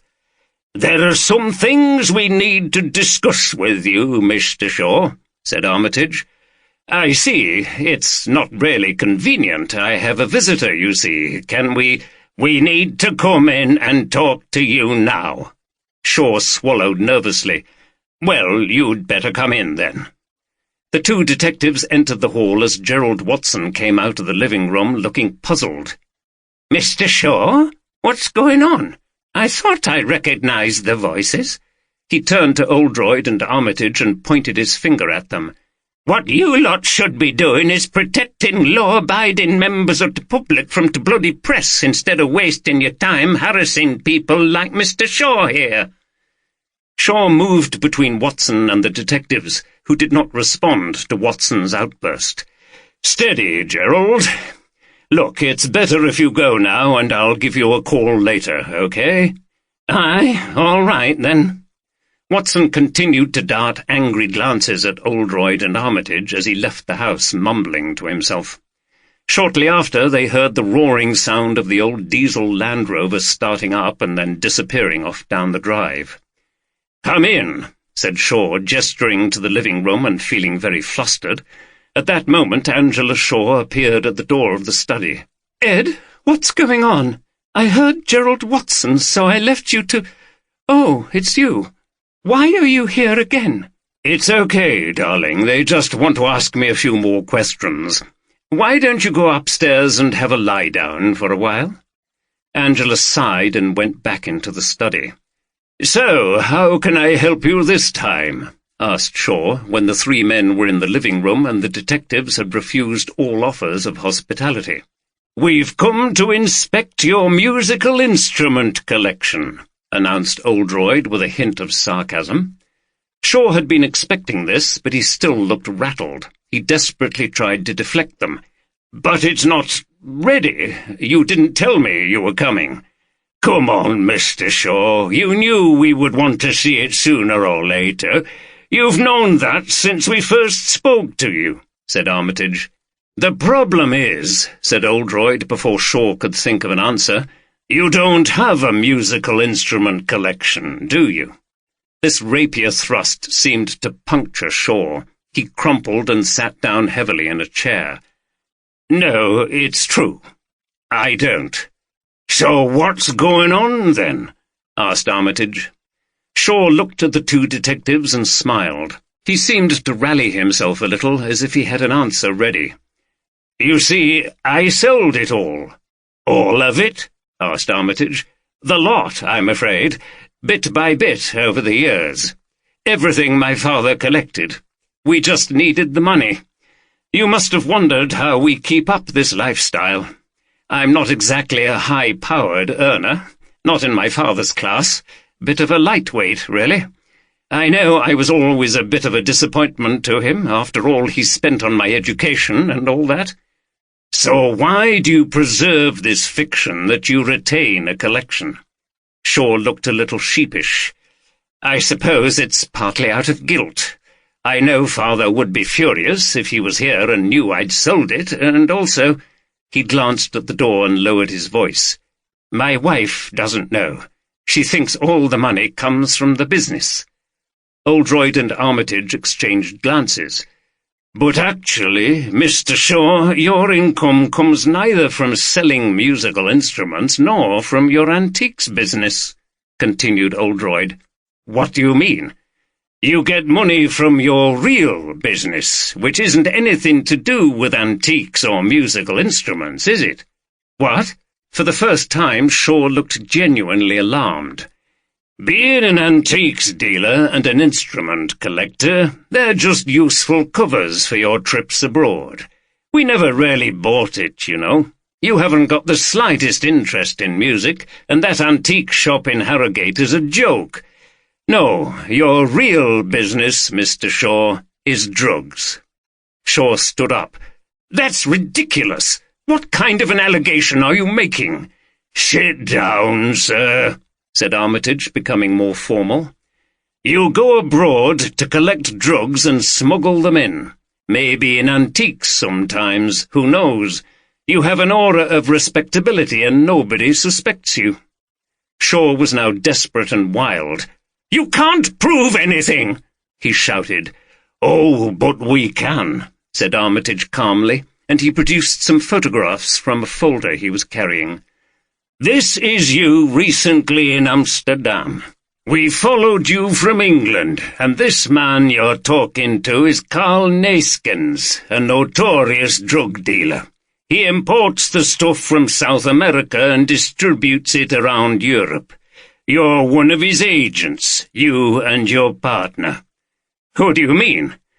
Paul Taylor. He's another one using his so-called instrument business as a cover. He doesn't have a collection either. We've also seen you and him together. The problem is he's got form in being involved with drugs. That's what put us on to you. You're the respectable face of the operation who brings the stuff in. And he's got all his links at this end to sell it on. Links he's been building up for years, ever since he was a student. Shaw was silent. The door opened and Angela Shaw came in, looking worried.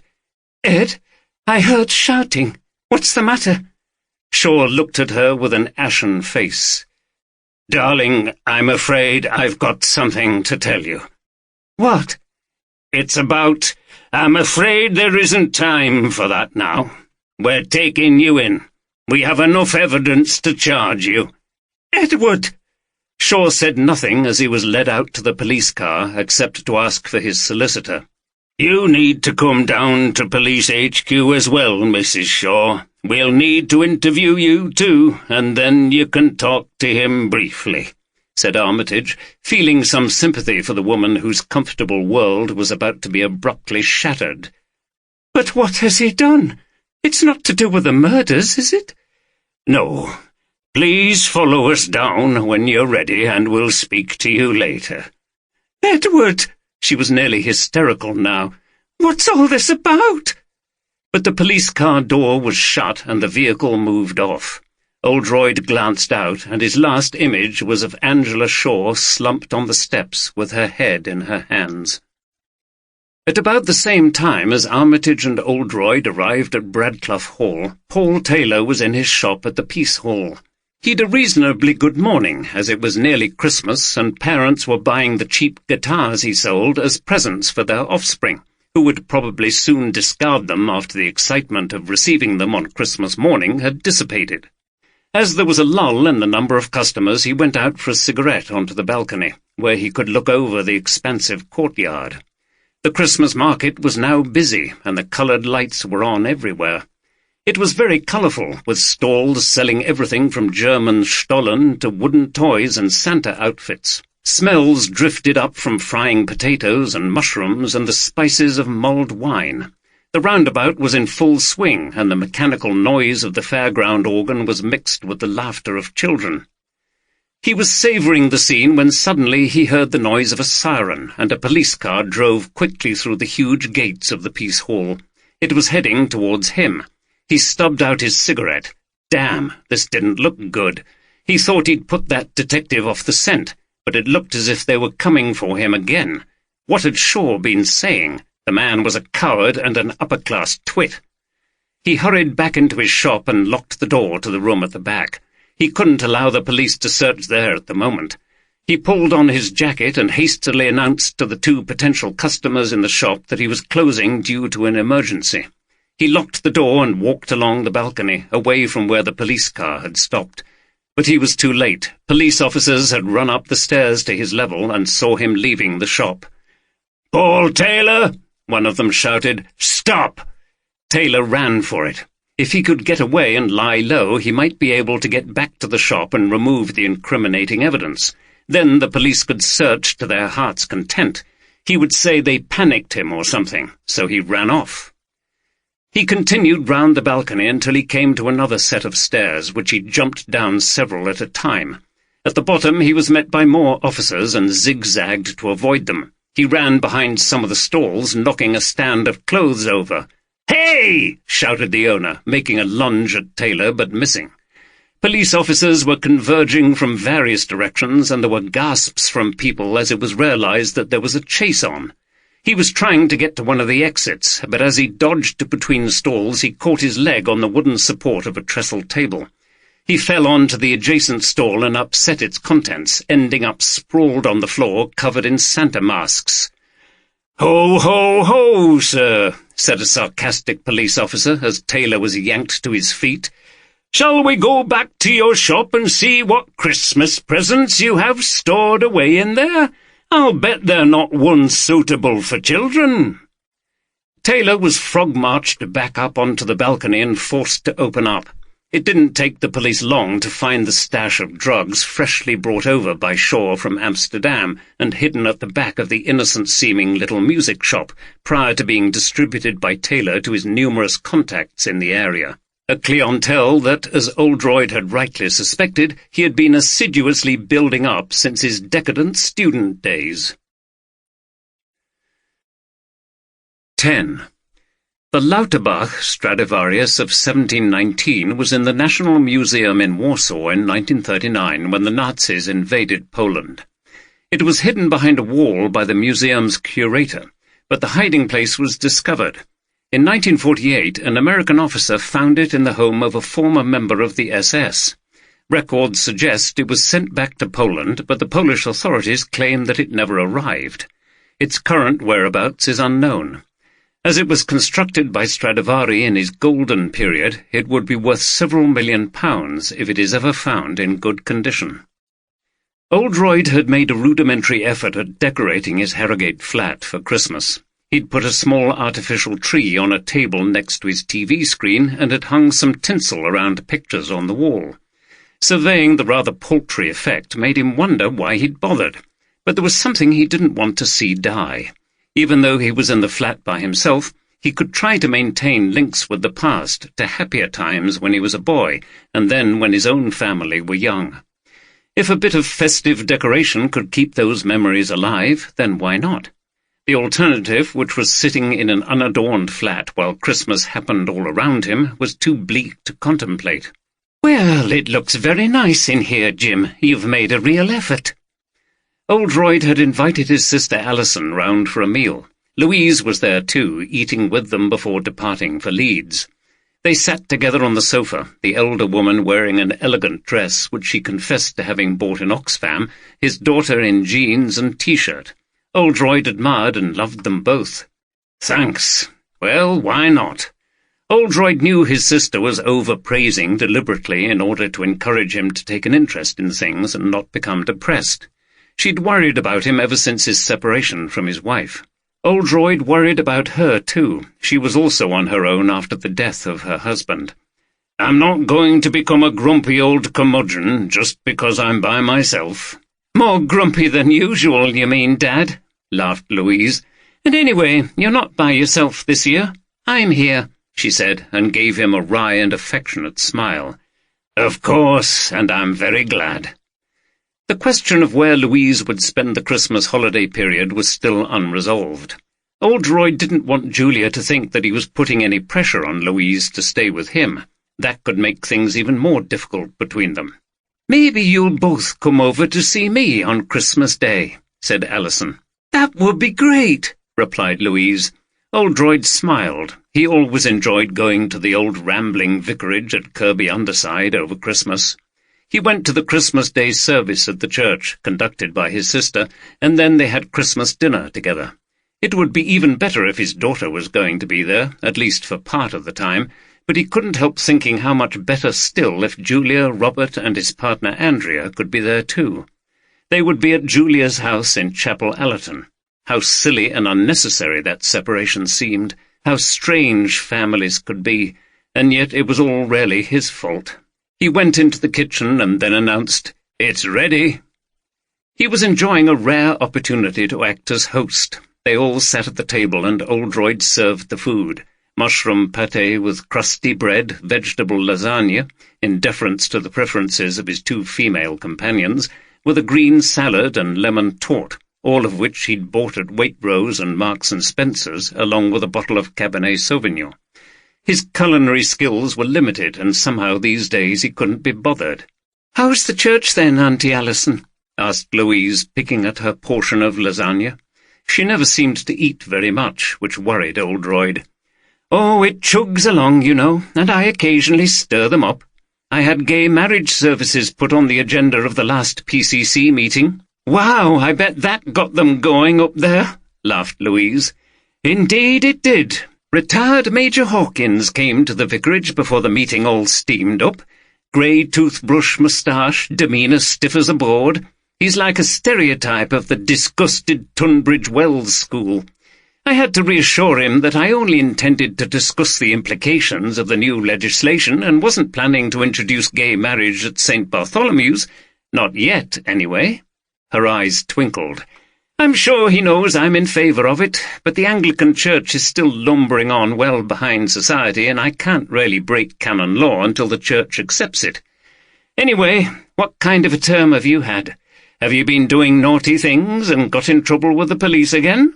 If not, why not?" They both laughed.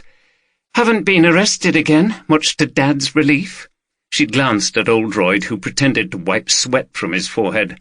"But there's quite a bit of active stuff going on in Oxford." "I'm glad to hear it. There's some really interesting people around. I went to a talk at Balliol by this sort of radical priest who's also an economist. He was actually a banker, then he gave it all up. He was saying, like, the whole financial system is just built on greed, and it just favours the people at the top, you know." "Very true, and it's getting worse. A lot of this prosperity talk is just disgusting greed anyway. It's this acquisitiveness that is such a cancer in the world, and it's all over, isn't it? I was reading about the fights in shops when the sales began, people pushing each other out of the way to get at stuff. How can we live as a community if people behave like that? Meanwhile, the poor are ever more excluded." "Here's a sermon developing," thought Oldroyd, but he couldn't disagree with the arguments. "People don't think," replied Louise. "They're seduced by capitalism, advertising. They're made to feel as if they're inferior if they haven't got the latest things." Oldroyd smiled. Here he was with his red sister and daughter, and it was great. He was proud of their militancy and their courage in standing up for their principles. After the meal they returned to the sofas. "Jim, how's this case with the violin coming along?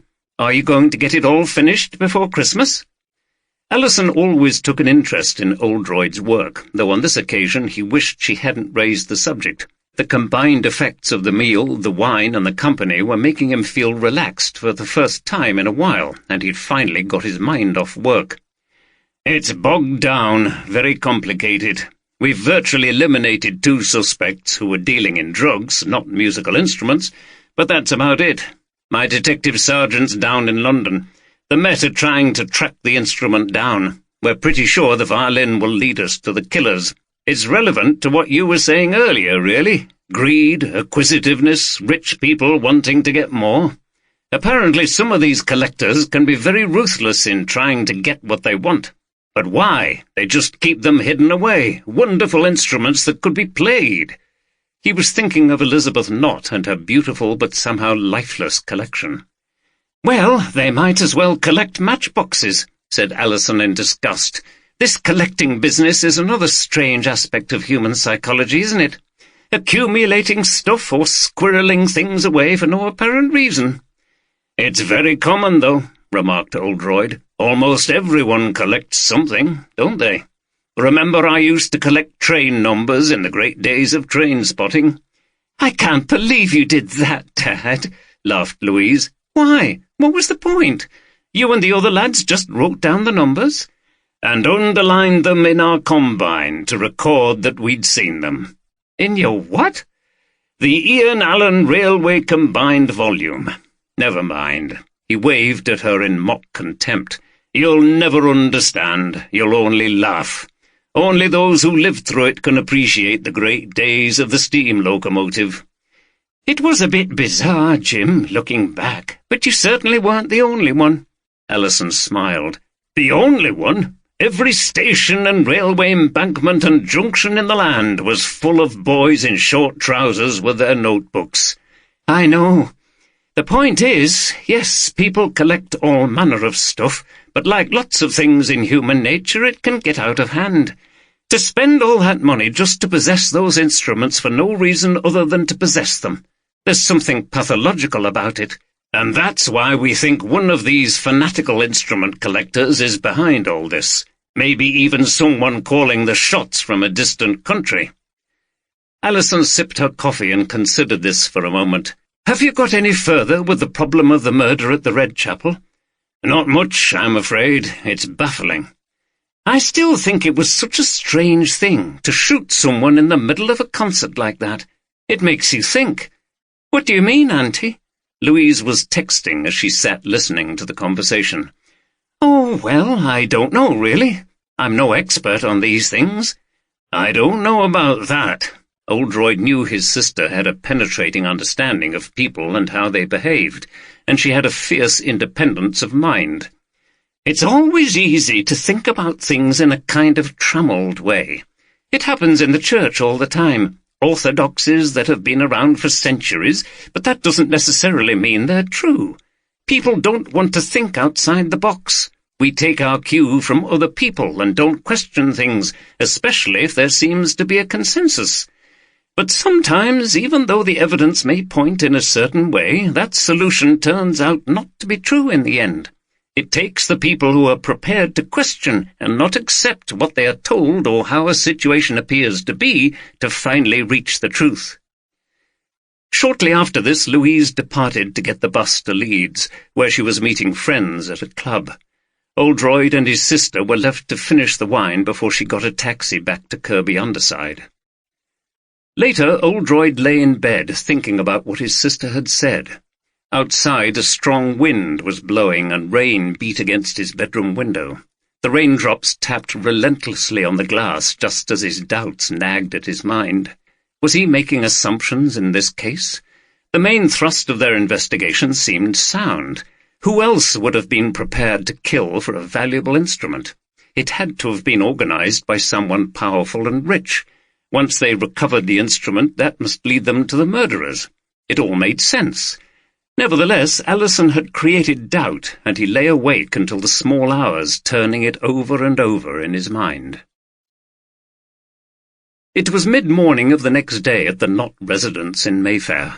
Elizabeth Nott was sitting restlessly in her grand living room, nervously stroking Godisha and waiting for news from Jaich, or others in her vast retinue of instrument hunters and dealers, of the missing Munsterhaven Strad. The buzzer sounded, and she sighed as she pressed the button to answer. She was not in the mood for visitors. "Yes?" "Hello. Arrow Deliveries. I have a package for Elizabeth Nott." Nott looked at the CCTV image and saw a man dressed in overalls that had Arrow printed on them. "Put your ID up to the screen." She looked at the card presented and checked the photograph. "Okay, I'm coming down." She pressed the door release and put Godisha on the floor. She liked to receive packages herself. They often had valuable things in them. She walked down the stairs, turned to face the door, and froze. A figure dressed in black with a balaclava covering his head and face was standing by the door, pointing a pistol with a silencer at her. On the floor in front of him, the Arrow delivery man lay spread-eagled, blood flowing from a head wound. She cursed herself for falling for the trick. He must have kept just out of sight of the camera with his gun trained on the poor man, whom he'd probably just abducted from a street nearby while he was making a delivery. "Let's go upstairs, shall we?" said the killer. "Who are you working for? Did you kill Hamilton?" "I don't think you're in a position to ask questions." "You're hardly going to shoot me before I've let you into my collection, are you? I assume that's why you're here." He waved the pistol impatiently. "Upstairs, now." She turned round and walked up with the intruder close behind, keeping his pistol close to her back. When they reached the entrance to the room where the collection was held, she tapped in a number and opened the door. He followed her in. "Put on the lights." She obeyed. Suddenly the reinforced glass cases were illuminated. "Open them up." "They open from this side." He walked around to where she was standing, still with the gun trained on her. "I need that remote control to do it." She pointed to a black box on a table behind them. "Okay." Nott picked up the box and with a quick movement pointed it at him and flicked a switch. He gasped and slumped to the floor. The box was not a remote control, but a taser with a charge strong enough to render an unwelcome visitor like him unconscious. Calmly, she took a tissue from a container on the table and knelt down to pick up the pistol, which had fallen to the floor. She got out her phone, pulled back the balaclava, and took a photograph of his face. Then she switched off the lights and left the room, locking it behind her. On her way down, she heard a scream. Clearly, poor Lydia, the maid, had discovered the body of the unfortunate Arrow delivery man. This could prove a very useful development. Before she rang the police, she would make a few of her own inquiries and see if she could find out who was behind this intrusion. If it turned out to be Jaich, there would be hell to pay, but she didn't think so. More likely to be the gang who had killed Hamilton. Anyway, at last there was going to be some action. Carter was part of the team that was sent to the Mayfair residence. The gunman was found slumped on the floor, still groggy. Refusing to answer any questions, he was handcuffed and led away to Scotland Yard. "Well done, madam. That must have been a very frightening experience." Carter congratulated Nott as he sat with her once more in the opulent sitting-room. Godisha was sprawled luxuriously by the large open fire, which this morning was burning sweet-smelling logs. "Oh, don't worry about me. I can look after myself. These bully boys always underestimate me because I'm an elderly woman and small. They have no idea how tough and ruthless I can be." Carter looked at the diminutive but wiry frame and the hawkish expression and decided he could well believe it himself. "I assume you'll break him down and find out who's behind this?" "Most probably. These people often squeal to try to save their hide. They don't fancy taking the rap for their bosses. We can often get some deal to do with what they're going to plead in relation to information they can give us. Mind you, the interesting thing here is that if that gun turns out to be the one that killed Hamilton, then we're into different territory." "My guess is that they will be connected. Someone's got overconfident after their success in acquiring the Munsterhaven Strad and miscalculated that they could help themselves to a few more. It suggests that they have a purchaser, doesn't it?" Yes, but aren't there always people waiting for things like that to become available? Carter looked at Knott knowingly, and the latter raised her eyebrows. This young detective was no fool, and he was rather good-looking, too, she thought, as she noted again his strong frame and handsome features. It was quite a pleasure working with the police when they looked like this. Pity she couldn't prolong the interview by telling him what she'd found out, that there was indeed a connection between the crimes, and she was getting nearer to discovering the whereabouts of the missing Strad. It was drizzly and cold in Halifax. Oldroyd walked through the wet streets in the half-light of an overcast December afternoon. It was at times like this that you saw how poor a place the town was for many people. He bought a big issue from a vendor and passed a number of beggars in doorways. Bedraggled and depressed-looking young women pushing prams were heading into an all-for-a-pound shop next to some boarded-up properties.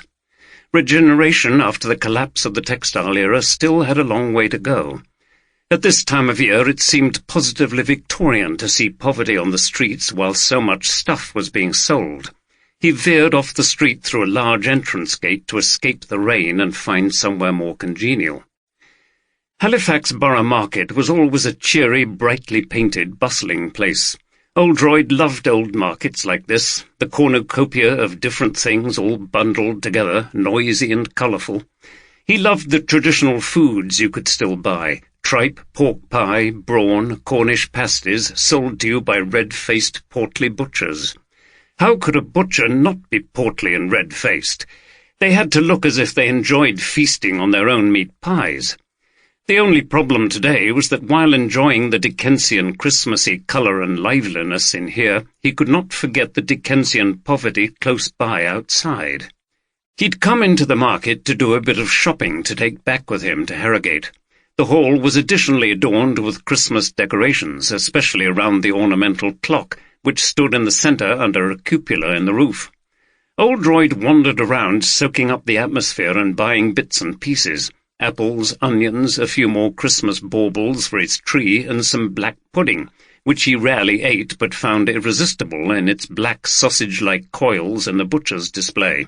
He was gazing at the fish laid on crushed ice at a fishmonger's alongside an enormous lobster, which he hoped was now dead and would not suffer the fate of being boiled alive, when he heard a voice behind him. "Hello, Chief Inspector." It was Ruth Greenfield. She was dressed in jeans, a long coat, and a multicoloured scarf. Her hair was tied back. She was carrying a woolen shoulder bag that looked as if it was full of shopping. "It's pretty gruesome, isn't it?" she said, nodding towards the lobster. "Could you pop that into boiling water if it was still alive?" "That's quite a coincidence. I was just thinking about that, and no, I couldn't. But I'm a cowardly meat-eater, nevertheless. I eat the stuff but couldn't kill anything." "That's no worse than most of the population." "No, I suppose not." "How's the investigation going?" Oldroyd looked at her with interest. It was still possible she could be charged with threatening behaviour after sending that message to Muller, and she would get at least a caution, but she seemed very sanguine about it and clearly bore him no ill will. She was the kind of woman who— well, no point thinking that way, given her sexual orientation. He remained in perpetual hope of getting back with his wife, and remaining celibate seemed to be part of that for him, the patient, faithful wait for the moment he believed would some day come. Maybe he was just badly self-deluded, as there seemed no sign of it yet. So, we're waiting up here for news about the Strad. It's only a matter of time before the London people track it down." He checked himself before he said any more. He shouldn't really have said even that to someone who had not entirely been eliminated as a suspect. Likewise, he would like to invite her to go for a coffee somewhere, but that would not be wise either in the circumstances. "Good. Well, I hope when you find it, it's not damaged. That would be a great shame. There's always a chance of that when something so valuable, I mean in artistic terms, is in the hands of people who are only interested in money." "I suppose that gives them an incentive to look after it, as they know no one is going to buy it if it's damaged."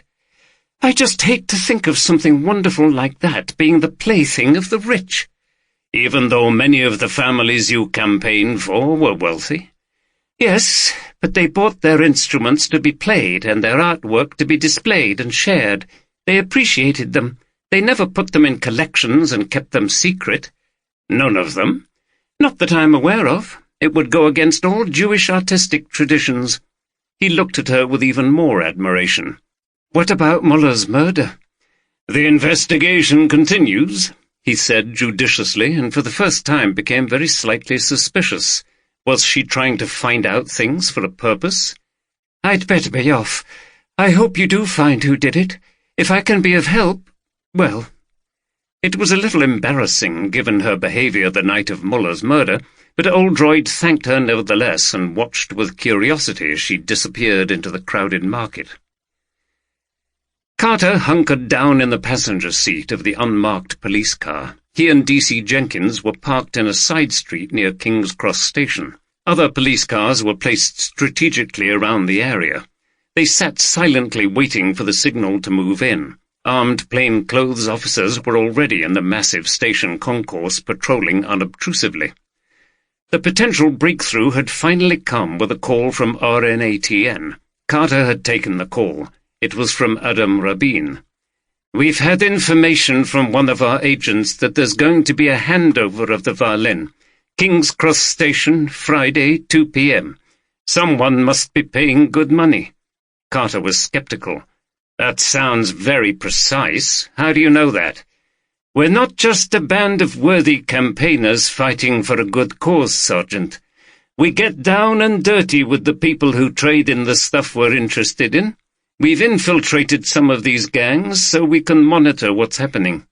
Sometimes we take action ourselves, and sometimes we let the police do it." "So what do you get out of this?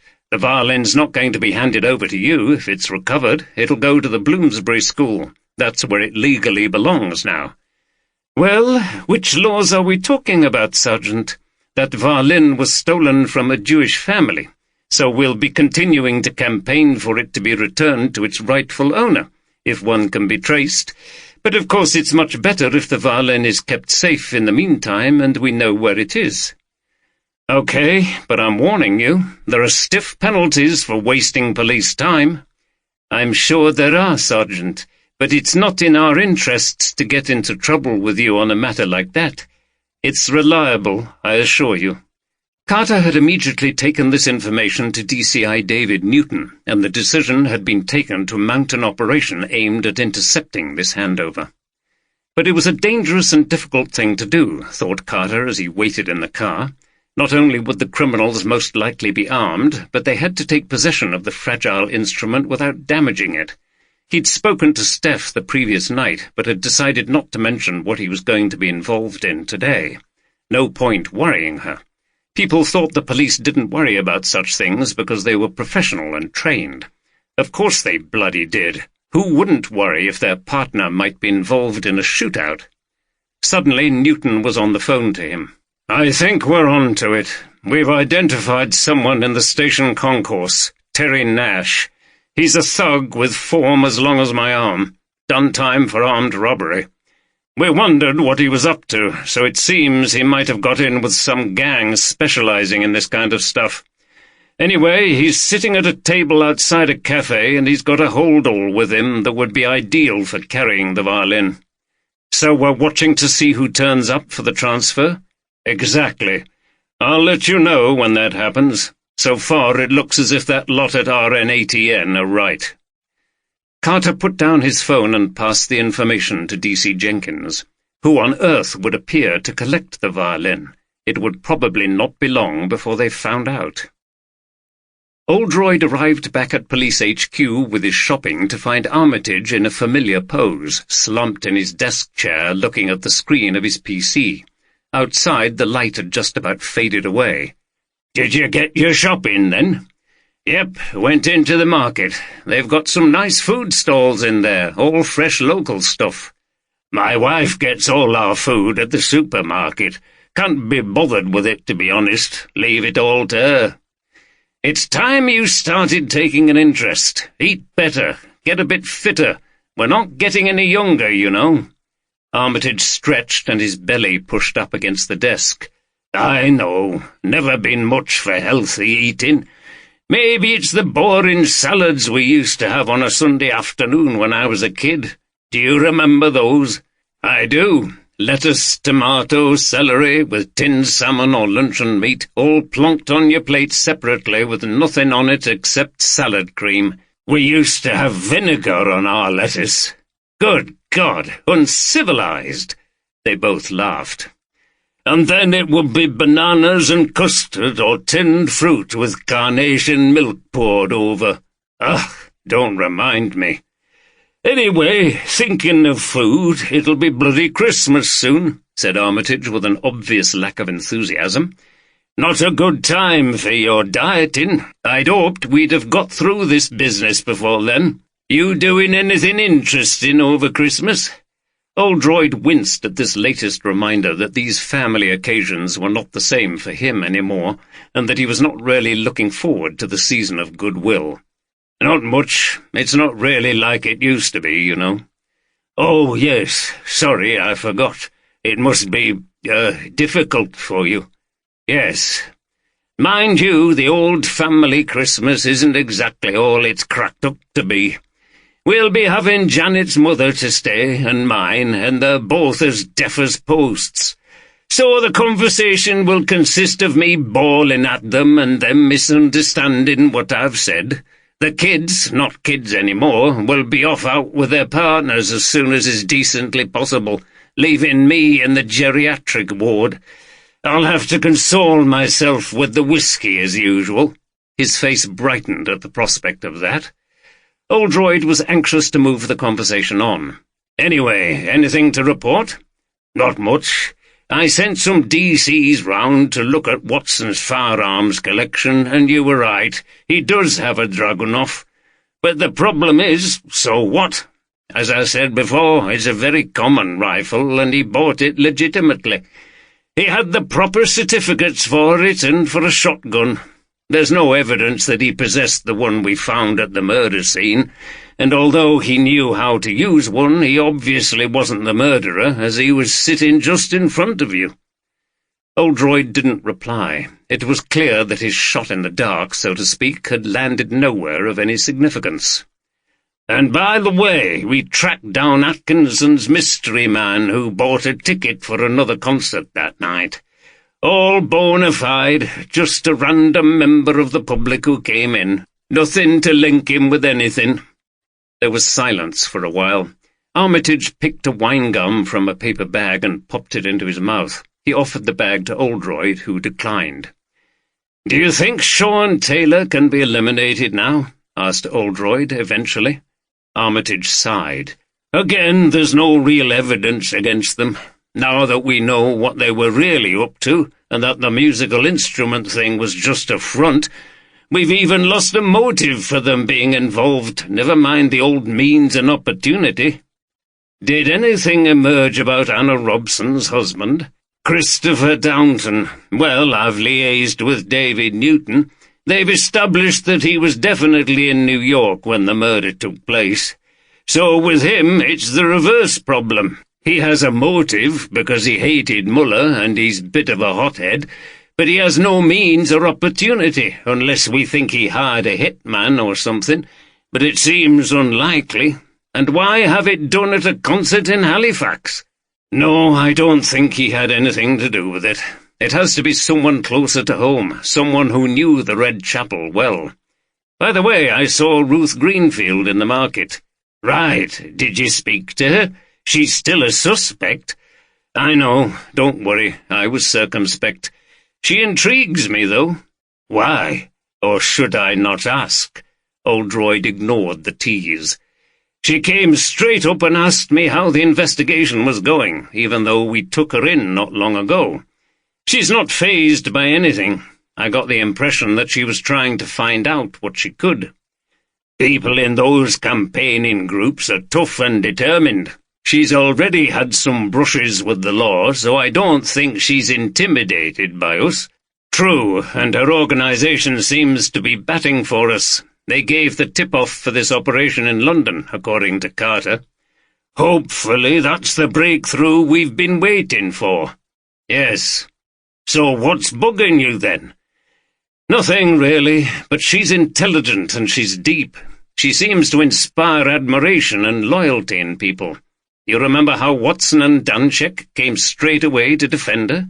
So, I just think she'd be capable of organizing and leading something clever and dangerous. Is there any evidence that she has?" "No," admitted Oldroyd. He put his head in his hands. "There's something we're missing, Sam. There are all these people who were there that night. The rest of the quartet, Watson, Dunchek, Greenfield, Atkinson on the door. There has to be some link somewhere that we've not yet discovered. Maybe—" He faltered, shook his head, went quiet, and his speculations fizzled out. They'd been clutching at straws all afternoon, and, if the truth were told, since the very beginning of their investigation on that strange night he would never forget. Carter felt the tension mounting and could hear his heartbeat. He and D.C. Jenkins had separated and then walked nonchalantly into the station concourse through different entrances. He was now placed at a table at another cafe opposite to where the target still sat. He pretended to read a newspaper, but kept his eye on the man and the bag, which was under the table. Not only had the suspect and whoever else turned up to be arrested, but the violin, if it was in that bag, had to be retrieved undamaged. This was no easy task, given that 2 people had already been murdered and the instrument was relatively small and fragile. This could be a dangerous operation, and he was more than ever glad that he hadn't said anything to Steph. Carter raised his head to turn a page and took the opportunity to glance around. 2 officers with special firearms training were in the cafe behind the suspect. They were the ones who would initially go in. A 3rd man was observing the scene from the doorway of a clothes shop opposite. He seemed to be in conversation with someone on his phone, but was actually communicating with David Newton, who was directing the operation from a car beside the station. D.C. Jenkins was standing just inside a bookshop and newsagents next to the cafe, and other police were hovering in the area. Carter noticed all the people milling around, unaware of what was happening so close to them. It was like 2 parallel universes existing together. There were even people sitting at the cafe tables in innocent conversation near to the man being monitored, and that could cause a problem if things got nasty. The suspect looked at his watch. He was a swarthy man with a beard, wearing jeans, trainers, and a black jacket. He was drumming his fingers on the table where the empty cup of his long-finished coffee lay. He looked impatient. Was there something wrong? Then he suddenly looked ahead beyond Carter, and the drumming stopped. A figure wearing a heavy hooded coat and carrying a small case appeared and sat at the table opposite him. He placed the case on the floor near to the bearded man, who looked around. He seemed satisfied that they were not being observed and pushed the bag with his foot towards the hooded man, who took hold of the straps. The bearded man reached down and grasped the handle of the case. David Newton heard the report of what was happening and gave the order to move in. Signals were passed between all the officers around the cafe. Carter could see the armed officers beginning to draw their weapons, and then suddenly things burst into action, but in an unexpected way. Before the police could move in, a man who'd sat alone near to the suspect eating a sandwich and being completely ignored by the police stood up, produced a handgun, and shot the bearded man twice in the chest. He slumped forward, dropped the case, and the killer grabbed at the bag under the table. By this time there were screams from witnesses, and Carter stood up, bewildered. The killer raised his gun again and seemed about to shoot the other man, who lifted his arms and cried, "No! No!" The armed officers pointed their weapons and shouted, "Drop your weapon! We're armed police!" The killer looked around and quickly turned his gun towards the police, who promptly fired, hitting him a number of times. He fell onto a chair, which crashed over. He bounced from the chair onto the floor and lay still. People were shouting and running away from the scene in all directions. In the cafe, a woman was screaming hysterically while a man held her. The 2 men working in the cafe slowly reappeared in grotesquely comic fashion above the counter behind which they dropped to the floor when the shots were fired. The officers trained their guns on the man in the hooded coat, who was cowering in his chair and surrounded. Carter ran over to the cafe and pulled back the hood. A face was revealed, one that was normally the epitome of the cultured and urbane, but was now terrified. "Sir Patrick Jefferson," said Carter. Well, well, I would ask you what you're doing here, but I would ask you what you're doing here, but I have a pretty good idea. Jefferson clutched despairingly at the bag by his feet and darted glances around like a trapped animal. For a moment Carter thought he was going to try to run for it, so he placed his arm firmly on the man's shoulder. "Don't try anything silly, sir," he said, reverting to formality. "I think you need to hand that bag over to me." Jefferson did not move and seemed incapable of speaking. Carter had to prise his grip off the straps of the bag, which he lifted onto the table. He unzipped it and lifted out a violin case. In turn, he opened this case and removed the contents. As soon as he saw the coat of arms on the back of the violin, he knew they'd at last found what they were looking for. He turned to Jefferson, who still said nothing. Instead, at the sight of the Munsterhaven Strad, he burst into tears and cried like a baby. Another officer opened the case, which was stuffed with money. "This one's still alive," said one of the armed officers, referring to the one they'd shot. "Good," said Carter. "Call an ambulance. We need him to lead us to the people behind this." In the interview room at the Met, a bedraggled, forlorn, but more composed Jefferson sat with his solicitor, faced by Carter and Newton. Newton was happy for Carter to lead the interrogation, given the links with the Halifax case.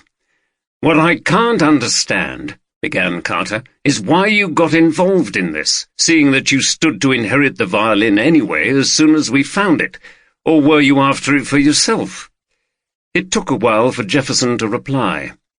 "No, I didn't want the Strad for myself. It was for the school. It was ours by right, and—" "That's what I mean," interrupted Carter. "Why didn't you just wait until we recovered it?" Jefferson laughed cynically. "You seem to have a lot of faith in your abilities. Look, the violin was stolen from Hamilton. The killers then have a problem, don't they?" He looked challengingly at the two detectives. "How do they sell it? If it's put on the market, everyone knows it's stolen, so the only way is to secretly find some buyer who doesn't care about the criminal way it's been acquired and is prepared to keep it hidden for good. That's what we were afraid of, that it would disappear and we would never get it back." "Who's we?" asked Newton. "You can't have organized this by yourself. Who was working with you?" Jefferson appeared cowed by this and looked away. "There's no point trying to protect anyone. You know we'll find out." "Lord Bromley, chair of governors at the school. He and I planned it, no one else. We were trying to help the school, and now—" He looked down and despair returned to his face. "We've disgraced it." "How did you contact this gang, and what made you think they'd deal with you?" "It was obvious after Martin had originally stolen the violin that he had contacts in that world. I didn't tell you, but he had a little office at the school, and I went in and searched through his stuff. I found a list in a small notebook hidden behind a drawer. I went through, phoning the numbers, and eventually someone responded. They, of course, denied all knowledge of the violin, but said they could put me in touch with the people who had it. So it went on from there." Carter had an image of this posh principal of a music school negotiating with ruthless criminals. There was certainly a tougher, more worldly side to Jefferson than he'd imagined. "But how could you afford to pay for it?" "The problem they had is that because there would be so few buyers for an instrument like that, the price gets reduced. They couldn't hope to get what it would fetch in a legitimate sale. What we offered was a different kind of arrangement." "Which was?" "We paid them a good price, but one we could afford, and then we would say that the violin had been mysteriously returned to us, but we didn't know by whom. That way things could never be traced to them. If they sold it to anyone else, they ran the risk of the police hunting it down and eventually tracking it back to them. This way they were in the clear." "That's weak, though, isn't it? Very suspicious." "Maybe, but look at the history of these instruments. It's full of things disappearing and then being found again, sometimes without explanation. It's not at all impossible, and how would anyone prove otherwise? Lord Bromley's a banker. He arranged the financial side, and there would be no trace of any transactions. We had a package prepared, which we were going to say had been left at the school. It doesn't matter how suspicious you were, you'd never have been able to prove anything. So you had to pay £1.5 million for something that was your own anyway? The alternative could have been losing it forever. Possessing a violin like that gives the school enormous prestige, and if we ever fell on really hard times, we could sell it for far more than we'd paid. So what went wrong? What the hell happened at the railway station? Jefferson faced the detectives again. I don't know. I arrived as planned with the money. Their contact had the violin. It was all going according to the arrangements. I've no idea who that other person was. He was obviously from another gang. You were lucky to escape alive, said Carter. Yes, I suppose so, but at least the school will get the violin back, and it won't have to pay anything, whatever happens to me. Carter found himself feeling a measure of respect for the misguided man whose career and life were now in ruins. At least his motives did not seem selfish. He'd done it all for the school. It was a touching, old-fashioned, but ultimately reckless devotion, which had cost him dear. Back in the office, Carter reported back on the events of the day. "Bloody hell, straight out of a TV cop show," exclaimed Oldroyd. "Yes, please don't say anything to Steph. It got pretty hairy at that station cafe." "Okay, but what was going on? There must have been two gangs involved." "It looks that way. Newton's got his team working on it. Once they've identified the mystery gunman, they should be able to link him with something." "So the Strad's safe?" "Yes." "And Jefferson was trying to get it back for the Bloomsbury School?" "That's his story. Don't think there's any reason to doubt it. We've pulled in this Lord Bromley character. What a toff he is, but not above some dodgy financial stuff to cover their tracks." "What a pair of fools! You can't believe it, can you? Men like that getting involved with underworld criminals. I suppose you could say at least they did it for something beyond their own personal gain." "That's what I thought. There's going to be an almighty scandal when all this becomes public, but it'll all blow over. They'll take the rap, and at least the school has got its violin back. I had a look at it. Can't believe a bit of polished wood and some strings are worth all that money." He was learning how to tease his boss in return for the merciless way Oldroyd made fun of him. "I see British Philistinism is still very much alive. And you wouldn't say that if it was one of those guitars. What are they called? Stratospheres or something?" countered Oldroyd, deliberately playing ignorant. "Stratocasters, sir," laughed Carter. "Yes. Anyway, look after it and get Newton's permission to bring it back up here for a while when you've finished down there." "Why's that then, sir?" "I'm not sure. The problem is we're still stumped about the first murder, and maybe it might give us a clue."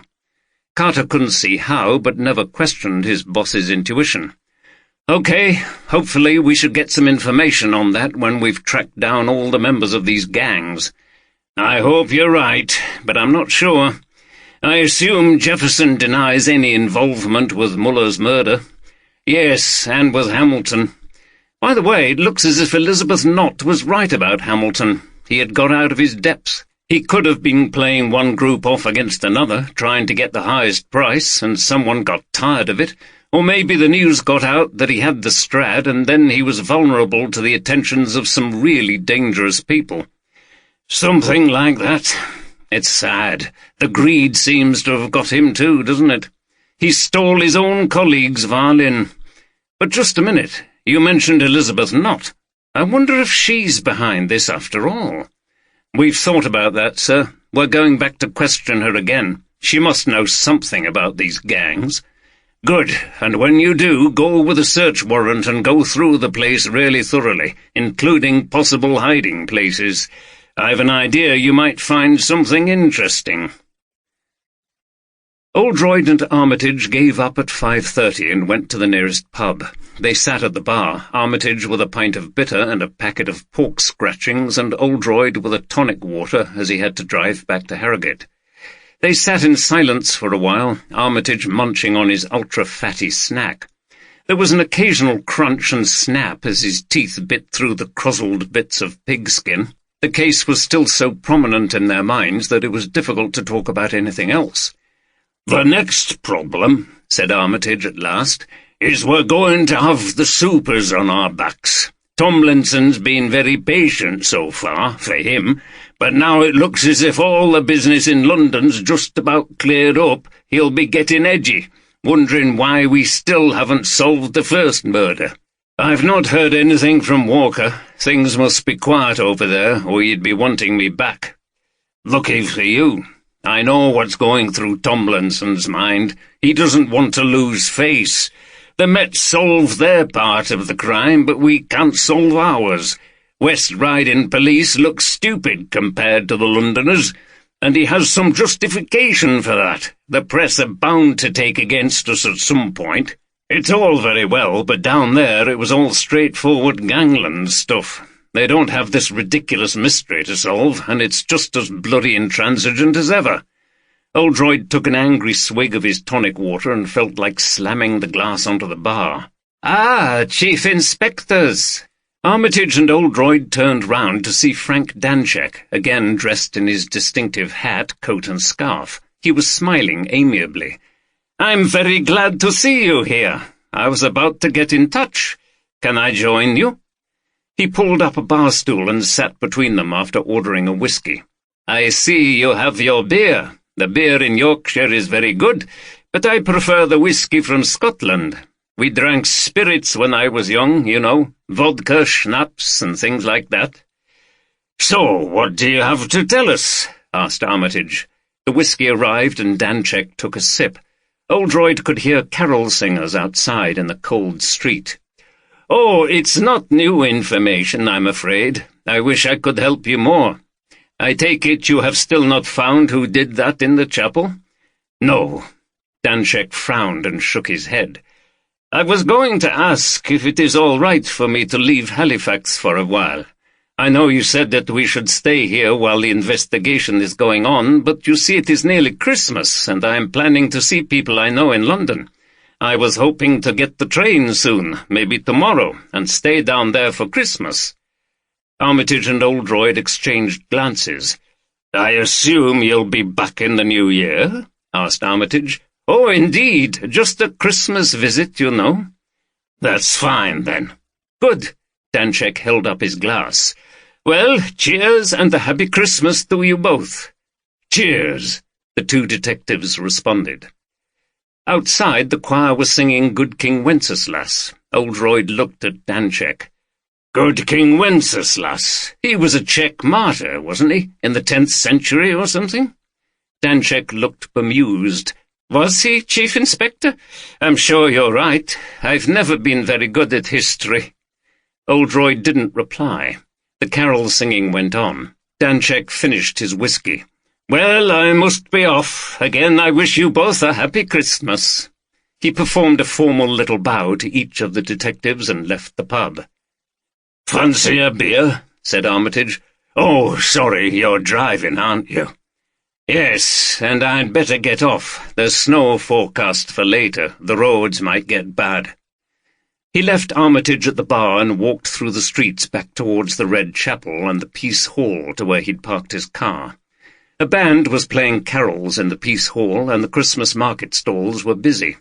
The first flakes of snow were fluttering to the ground. He looked wistfully at the Red Chapel. The lights were on, and it was functioning again. It looked exactly as it had when he'd rushed down the street to get to the concert. If only he could be transported back to that night and could see what had happened. As it was, vague notions hovered tantalizingly in his mind, and sometimes he could almost sense an answer to the conundrum, but it remained elusively at the edge of his consciousness. Elizabeth Nott sat stony-faced in her sitting-room. Her plans were in ruins, and she was now desperately considering how to save the situation. The tragic cavatina from Beethoven's Opus 130 Quartet was playing. She'd chosen it in an attempt to heroically, but rather theatrically, defy her sense of doom. She'd known what the risks were, so there was no point complaining. If she kept her nerve, there was still a chance. Gadisha, sensing a negative atmosphere, was curled up in one of her hiding places behind the large sofa. The doorbell sounded, and she knew who it would be. Sure enough, through the CCTV she could see a group of men, and she knew they were police when she recognized Carter. She pressed the door release. The buzzer sounded, and she got up slowly but resolutely to meet her fate. Carter, standing outside with Newton and the two detective constables, felt energetic and determined. It seemed at last that they were getting somewhere. Newton's team had done a brilliant job investigating the gangs involved. Nash, the man carrying the violin to Jefferson, was traced back to a group which was then busted by the Met in a dawn raid. These turned out to be the people who had murdered Hamilton. The gun which had been used to kill the cellist had been found. The real prize, though, was the trail left by the gunman who'd shot Nash and nearly killed Patrick Jefferson. A guard had been placed on the hospital ward to protect this man and his potentially crucial testimony. Under questioning, he'd agreed to inform in the hope of receiving a reduced sentence. Newton was delighted with the result. The ringleader turned out to be Novak Djajic. He'd long been pursued by the Met, but, as with so many gang leaders throughout the world, the authorities had never been able to link him with any of the crimes for which they knew he was responsible. He was arrested, and the trail from him led, as Oldroyd and Carter had suspected, to Elizabeth Knott. The jigsaw pieces had fitted together very satisfactorily, and here they were to arrest the final piece.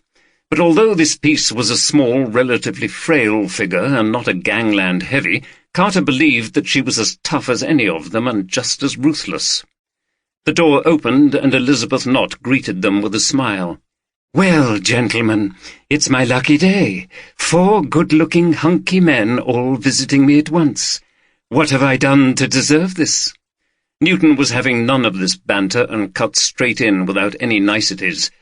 "Elizabeth Knott, we're here to question you about the murder of Terence Nash, the theft of a valuable violin, and the murder of Martin Hamilton." "I knew Martin Hamilton, and you've already questioned me about his murder. I had nothing to do with it. I've never heard of Terence Nash, and I haven't got the stolen violin, as I told you before." "I think we need to sit down," said Newton, and pushed ahead into the sitting-room without being asked. Knott followed, looking tense but controlled. This time there was no offer of coffee. She sat in her chair, and the detectives virtually surrounded her. "You haven't got the violin because we've got it, but that doesn't mean that you didn't try to get it. Do you know a man named Novak Djajic?" Carter observed her face. The expression was steely and determined. There was just a slight flickering of uncertainty in the eyes. He sensed the rapid calculations she was making about exactly what to say. "Yes, he deals in artworks and instruments. I've invited him to social events." "Have you dealt with him in the past?" "What do you mean?" "Have you ever bought instruments from him?" "Yes, occasionally." "And have you ever had reason to believe that those instruments were acquired illegally?" "No, never. I told the police before. All my instruments have been purchased legitimately." "Yesterday we arrested Novak Djajic, and we're charging him with the murder of Terence Nash. The murderer was acting on his authority. He's in hospital, but we have his testimony." Knott said nothing. "Djajic claims he was instructed by you to get this violin. We know the story of what happened. The gang that Nash was involved in were contacted by Martin Hamilton, who had stolen the violin in Halifax.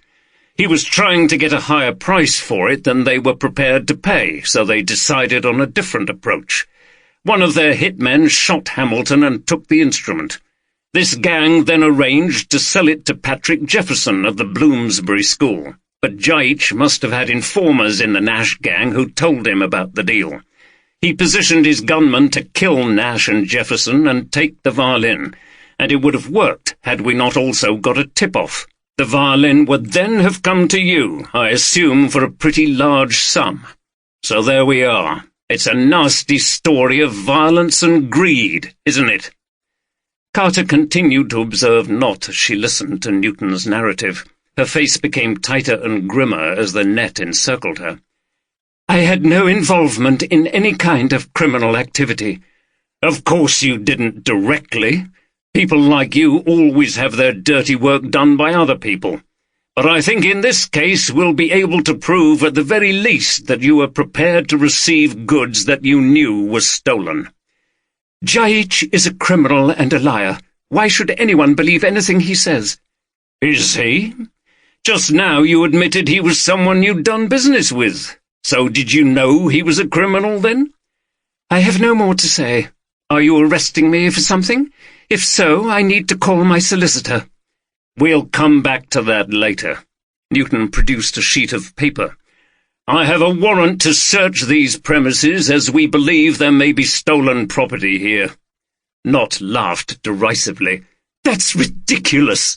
You won't find anything. How many times do I have to tell you that every instrument is paid for? I have receipts for them. Good. Well, we'll need to see them. But I think we'll start with your collection. I understand you store it upstairs. Yes, by all means. Knott got up, led them out of the room and up the stairs. Gadisha appeared from behind the sofa and followed them silently. Knott opened up the collection room and the detectives went in, Carter again noticing the bars on the windows. Knott switched on the lights and the instruments were illuminated in all their stunning variety and beauty. "Someone tried to rob you recently," said Newton. Yes, but I managed to disarm him. He was a chancer acting alone, according to the police. Yes, we couldn't link him to any of the gangs. Newton was looking around. This is a pretty impressive setup in terms of security. Is everything stored here in this room? Yes, all in here. Carter looked around. He felt that Oldroyd was right. There must be other things that she was concealing, things she had to hide, but where? He felt a furry body brush against his legs, and there was a meowing sound. Knott turned quickly to look. Gadisha! Goodness me, how did that cat get in here? Gadisha, out! She bent down to pick the animal up, but it escaped her clutches, ran across the room, and jumped onto an antique wooden table. It then stretched up onto the wooden panelling and started to scratch with its paws. Knott flew across. Gadisha, stop it! Get down! The cat pulled its paws down and bounced them on a corner of the panelling. Suddenly, and almost silently, a panel slid across to reveal a hidden compartment. The cat jumped down. Knott screamed and collapsed onto a chair. For the first time, Carter saw defeat in her contorted face. "Well, well," said Newton. "What have we here? I take it you weren't going to show us this part of your collection?" Knott did not reply. Carter saw that she was weeping. Newton examined the concealed button in the corner of the panel, then he reached into the recess and pulled out a battered violin case. He opened it and took out the instrument it contained. Carter was astonished to see the Munsterhaven coat of arms. "I presume this is worth a bit, and I wonder why you've got it hidden away?" "Sir, I think I know what it is. DCI Oldroyd told me what we might find." He carefully took the violin from Newton and examined it. "I think this is the missing Munsterhaven Strad. Apparently it was stolen a long time ago in Vienna from its owner, and it's never been seen since." Newton went across to the distraught Elizabeth Knott. He saw that she was broken, and so he spoke to her quite gently. "I think we'd better go back downstairs. You have some explaining to do." Carter had to help her back down the stairs and into her chair in the living room. The guilty Gadisha was nowhere to be seen. "So, how did you acquire that violin?" "I didn't. It was my father." She spoke very quietly. All the fire had gone. "I don't know where he got it, but of course he knew it had been stolen." "So that's why it had to be kept hidden?" "Yes." "So you already had a Munsterhaven Strad. Why did you want another and risk all this for it?" She looked up with a tear-stained face. She smiled grimly and shook her head. "You'll never understand. Can't you see?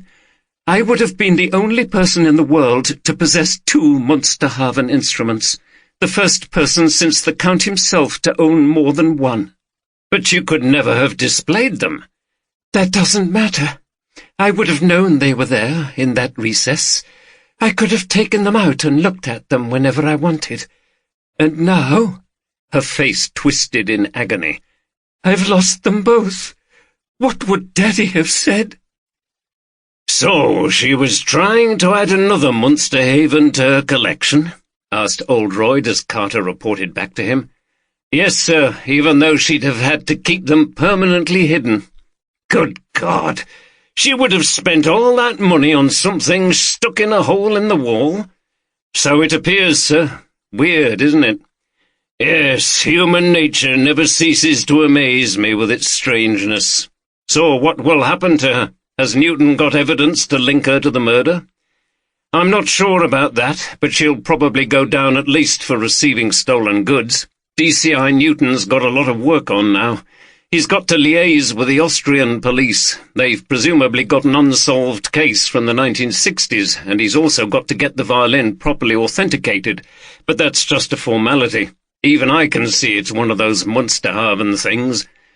It's all blown up at the Bloomsbury School. All in the papers. Principal and chair of governors both resigned. I suppose they'll go down too." "Yes. It'll depend on how leniently the court looks upon them because of their motives and the fact that they didn't use any violence." "That's what I thought.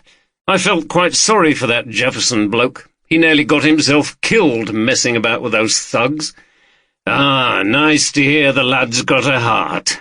"Yes, sir. I'm as soft as anything deep down, you know. Wouldn't hurt a fly." "Well, I'm glad to hear it. At least the school will get the Strad back, and it'll be played by someone, unless that RN-ATN still kick up a fuss about it. Though I have to hand it to them, their tip-off was sound. We couldn't have intercepted the operations of those gangs without them. That Abel Ashkenazi must have been building up his intelligence for years. He must know more than anyone else alive about the people who deal illicitly in artworks and stuff. I don't think they'll take this one any further. It can't be returned to the family, and they can't suggest it's not being used in a worthy manner if students can play it." He stopped and thought for a moment. "Actually, that's given me a bit of an idea. Maybe Ashkenazi might know a bit more about Muller and his Strad than he's told his people in London." "Maybe, sir, but I don't know how that would help." "You never know. Sometimes when you're in the dark, you have to try as many ways as you can to get some light, however unpromising they might seem. The fact is, after all that's happened, we're still not much further on up here." "No, sir. And everyone you've arrested down there has denied any involvement in Muller's murder?" "Absolutely. Not Jefferson, Jaich, and all the heavies in the gangs. They all swear they had nothing to do with it. They insist they didn't get involved until Hamilton arrived in London with that violin. Added to that, I think we've eliminated Christopher Downton, which, apart from the Halifax people, as it were, leaves Stringer and Robson. But then we're back to the old problem. They may have had a motive, but they couldn't have fired the shot, so they hired someone, and that still doesn't seem likely, does it?" "No," muttered Oldroyd, with the utter weariness of a man who has gone round in circles so many times and come to the same conclusions. "Well, at least we've narrowed it down. And up here I'm pretty sure Shaw and Taylor are out of it. They were drug-running, weren't they, sir? And all that music stuff was a front? So I was right. I suggested that, remember?" "Yes, Andy, I do, though I don't know how serious you were at the time." "Oh, come on, sir. Credit where it's due and all that." "All right. So we'll have you back up here now. Have you asked Newton about the violin?" "Yes, sir. He was a bit surprised, but he said it was okay as long as it's returned soon. It's a piece of evidence for the trials, which are coming up." "That's ironic, isn't it?" mused Oldroyd. "It was the cause of those crimes, and now it's going to help to put all the guilty ones away. I wonder if there is anything in this curse business." Carter laughed. "You don't really believe that, sir?"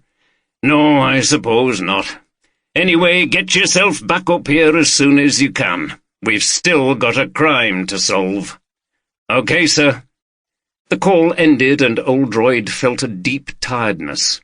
He had to tell Armitage to contact Abel Ashkenazi in New York and try to get some information. Then he needed to go back to Harrogate. He had to speak to his wife. Hopefully he could make her feel better and bring about some reconciliation between her and Louise. Maybe when he'd done that and rested, he would be refreshed and finally able to see the solution. He didn't feel optimistic about any of it. 11. The Lautenschlager Stradivarius of 1719 was bequeathed by Dr. Alois Maria Lautenschlager to the Universität der Künste Berlin in 1943. It was in the possession of violinist Gustav Havemann at the end of the war, but he was living in the Russian zone and the violin was taken by 2 Russian officers. The Russian National Collection of Musical Instruments in Moscow has a 1719 Stradivarius violin acquired in 1946, which appears to match this missing violin. However, there is currently no suggestion that it should be returned to Berlin. Armitage was already in a lugubrious mood before the phone rang in his office. It was DCS Tomlinson, and Armitage's heart sank. He'd been expecting this. He knew that his boss was not happy with the progress they were making in the case, and he was probably about to get a blast from his superior. And, yes, he did want to know what was happening, so for the umpteenth time he went over the case with him. "And you say all of those arrested in London deny any involvement in the murder up here?" "According to the Met. So what's bloody going on, then?" Tomlinson's barking voice was painful on Armitage's ears. "I thought we were sure it was all connected. Don't we just need to put in the final piece of the jigsaw?" "Well, that's easier said than done. There might be a motive, but there's no forensic evidence to link any of them to the murder scene." He didn't want to remind Tomlinson that they still didn't even know how the murderer had escaped from the building, never mind who it was. "Look, you need to pull your finger out on this.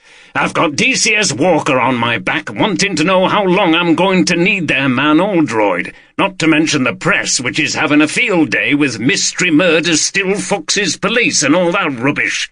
We're beginning to look stupid. I mean, there's 2 of you on this case, both with years of experience, and you can't crack it." "Well, we're doing our best," said Armitage weakly. "Okay, well, if you don't get results soon, we'll have to have a review of things." Armitage knew that that meant the humiliation of being removed from the case and someone else being put in charge. Tomlinson rang off, and Armitage wearily returned the phone to its base and put his head in his hands. He'd never been involved in anything as difficult as this. He was relying on his old friend to produce some of his famous magic to get them out of this hole. The phone went again. This time it was an outside call. "Chief Inspector Armitage." "Oh, Chief Inspector, I'm glad I've got you." Armitage's heart sank again, but for a different reason. It was Gertrude Dobson. She was the last thing he needed at this point. "Yes, Miss Dobson," he said through gritted teeth. "What can I do for you?" "Well, you see, I've remembered something else from that night. You know, the one when that poor man was murdered." "Well, what other night would you be ringing about?" thought Armitage impatiently.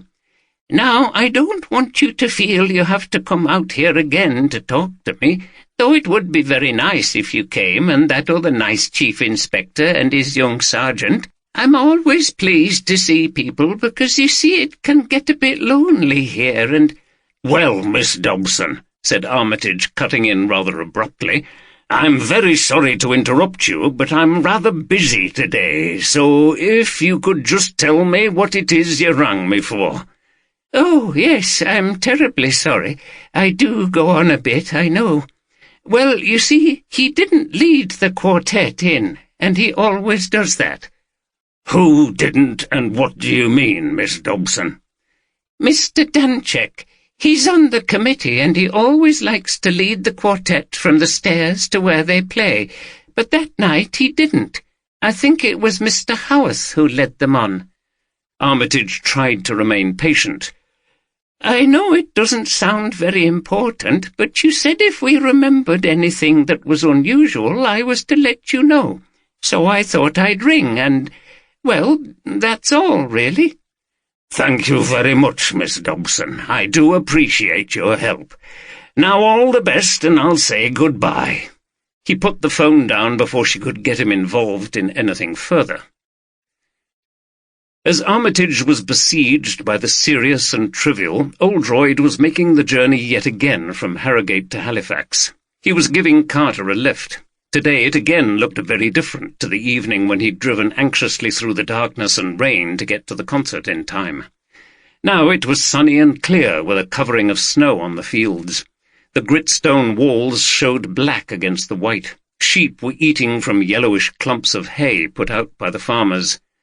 "It's a lovely day, sir," said Carter, who actually felt glad to be back in Yorkshire and looking over the wide, sweeping landscapes he'd learned to love. "Yes." Oldroyd, of course, also enjoyed such scenes, but he was distracted by memories of another telephone conversation he'd had with Julia the previous evening when he'd arrived home exhausted. He never found those conversations easy. Ever since they'd separated, he'd been trying to find a way back into her affections, to somehow convince her that he was sorry and his feelings for her hadn't changed. So far, he'd failed. He knew she didn't trust him. So many times before they broke up, they'd sat down and talked about their marriage, and he'd promised not to spend virtually all his time working. But he'd broken his promise every time as soon as he was involved in some case that was particularly demanding. It was the old cliché, devoted to his job as well as to his wife, and he wanted both, like having a wife and a mistress. This time he'd called her.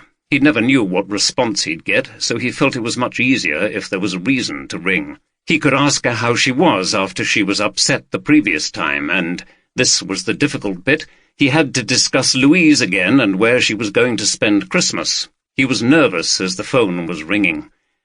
"Hi." He tried to start off brightly when she answered. "Oh, hi." Her response was downbeat and his spirits sank. She never seemed pleased to hear his voice. "How are you? I just thought I'd ring and, see how you are." "Well, I'm not bad. It was a relief to get to the end of term. So, what's she up to at the moment?" "She's gone out to meet a friend at the Bell." "And what's she using for money? I suppose you've given her some." "Well, not much. She did try to get a job in a bar, but no luck." I've heard that one before. You're a soft touch, Jim. She'll never learn the value of money if you keep giving in to her." "Well, I don't know. This is the first time this term. Anyway, I was ringing to sort out Christmas. She says she wants to stay here and go with me to Alison's on Christmas Day, and before you say anything, I haven't said anything to her about it or put any pressure on." There was a pause. Oldroyd knew this was a blow to her, although she quickly pretended it wasn't. "Okay, fine by me. I don't particularly want to spend Christmas arguing with her anyway. Robert and Andrea will be here."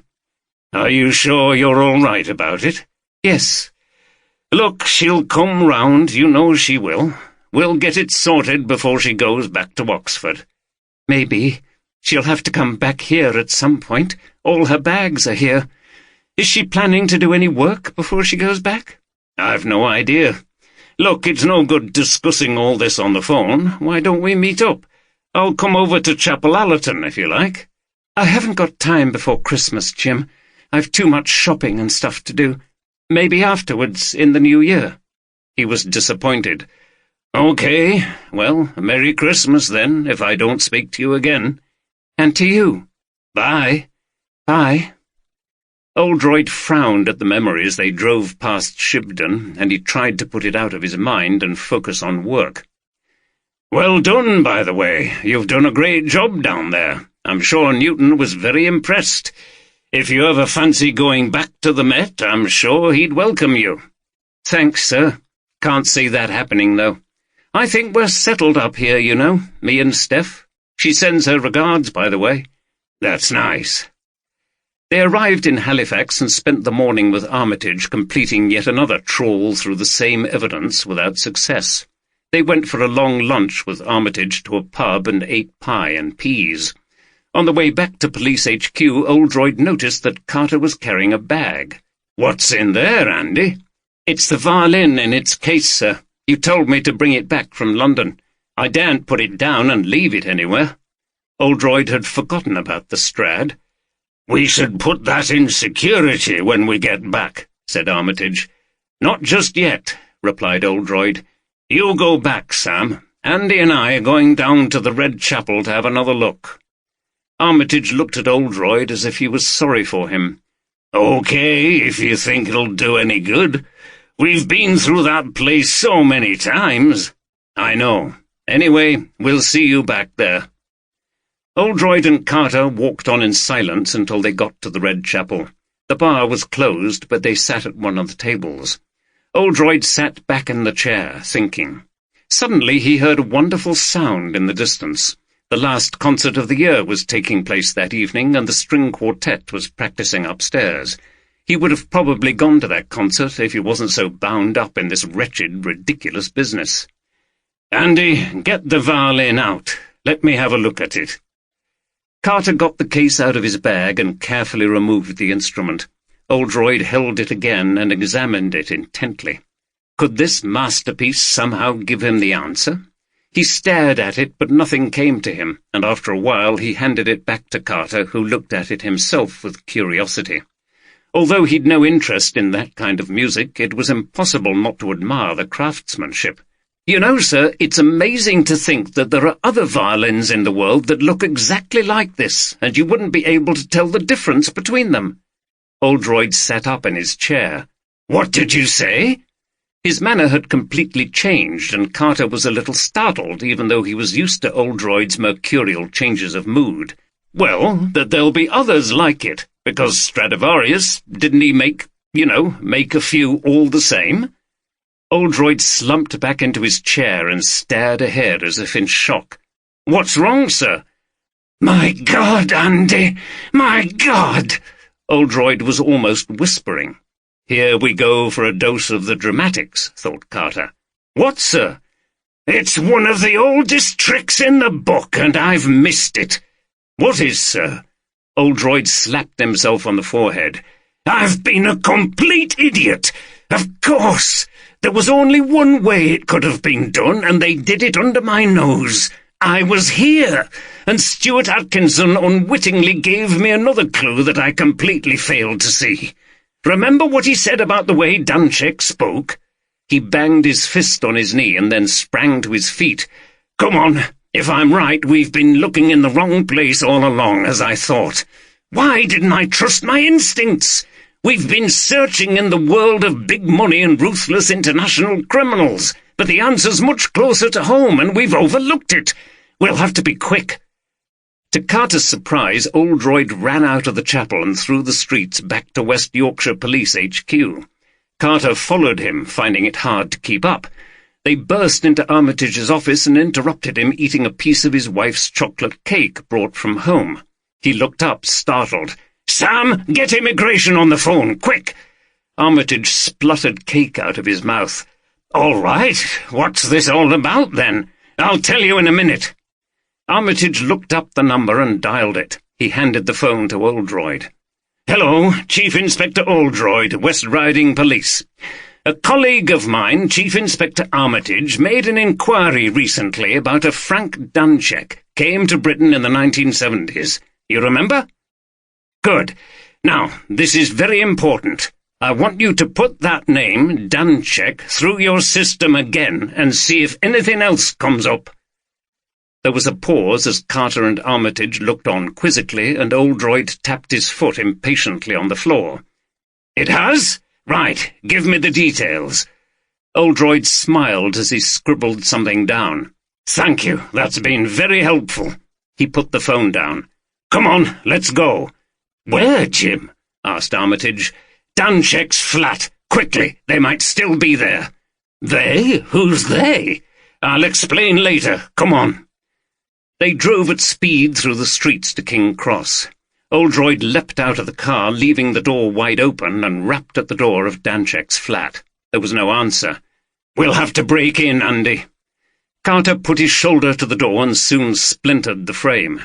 "Have a quick look round in here," said Oldroyd, pointing to the kitchen and living room, "but I don't think you'll find anything. I'm going into the bedroom." Armitage went into the kitchen, and Carter followed his boss, who went straight to the bedroom wardrobe and started looking through the clothes. "Yes!" he shouted triumphantly. "Sam!"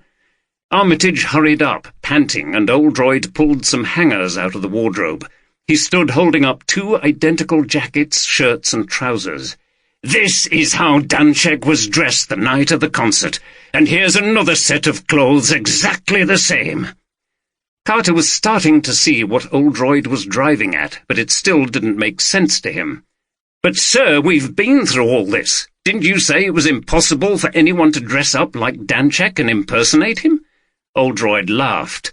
"Yes, and why did I say that? Because even if someone was dressed in the same clothes, Atkinson and the others in the bar would have realized it wasn't Danczek because they had a close-up view of his face." "Right, but what I failed to see, dunder-headed fool that I am, is that it wasn't just anybody dressed as Danczek." "Who was it, then?" asked a still bemused Armitage. "It was his twin brother. There are 2 of them, and they must be identical." They looked at Oldroyd across the table with expressions of quiet admiration. There was no fear or anguish, only a calm acceptance.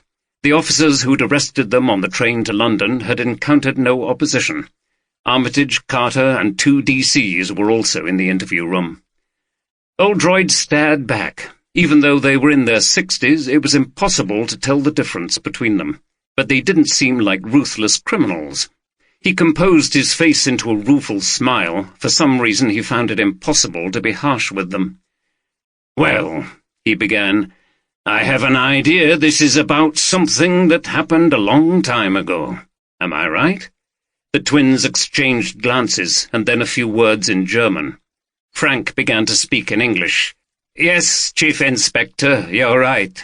We'll tell you everything. You deserve to know." There were the first signs of emotion on his face. "Her name was Helga Weber." The maiden, thought Oldroyd. "She was our sister," blurted the other twin in a more pronounced German accent, and then suddenly burst into tears. Frank put his hand on his brother's arm and waited for him to calm down before continuing. "We're not from the old Czechoslovakia, Chief Inspector. We're German." Oldroyd had suspected this since his meeting with Danczek in the pub. The spirits Danczek had said they'd drunk when he was young sounded more German than Czech, and his knowledge of Czech history seemed poor. "We were born in East Berlin just after the war. There were 3 of us. My real name is Franz Weber. My brother's name is Helmut, and our younger sister was called Helga. We were born into a very musical family. My father conducted the Kreuzberg Symphony Orchestra, and my mother was a talented pianist. All through our childhood we are listening to music and singing together. As you know, I learned to play the cello. My brother learned the viola and Helga the violin. Our father played the violin too.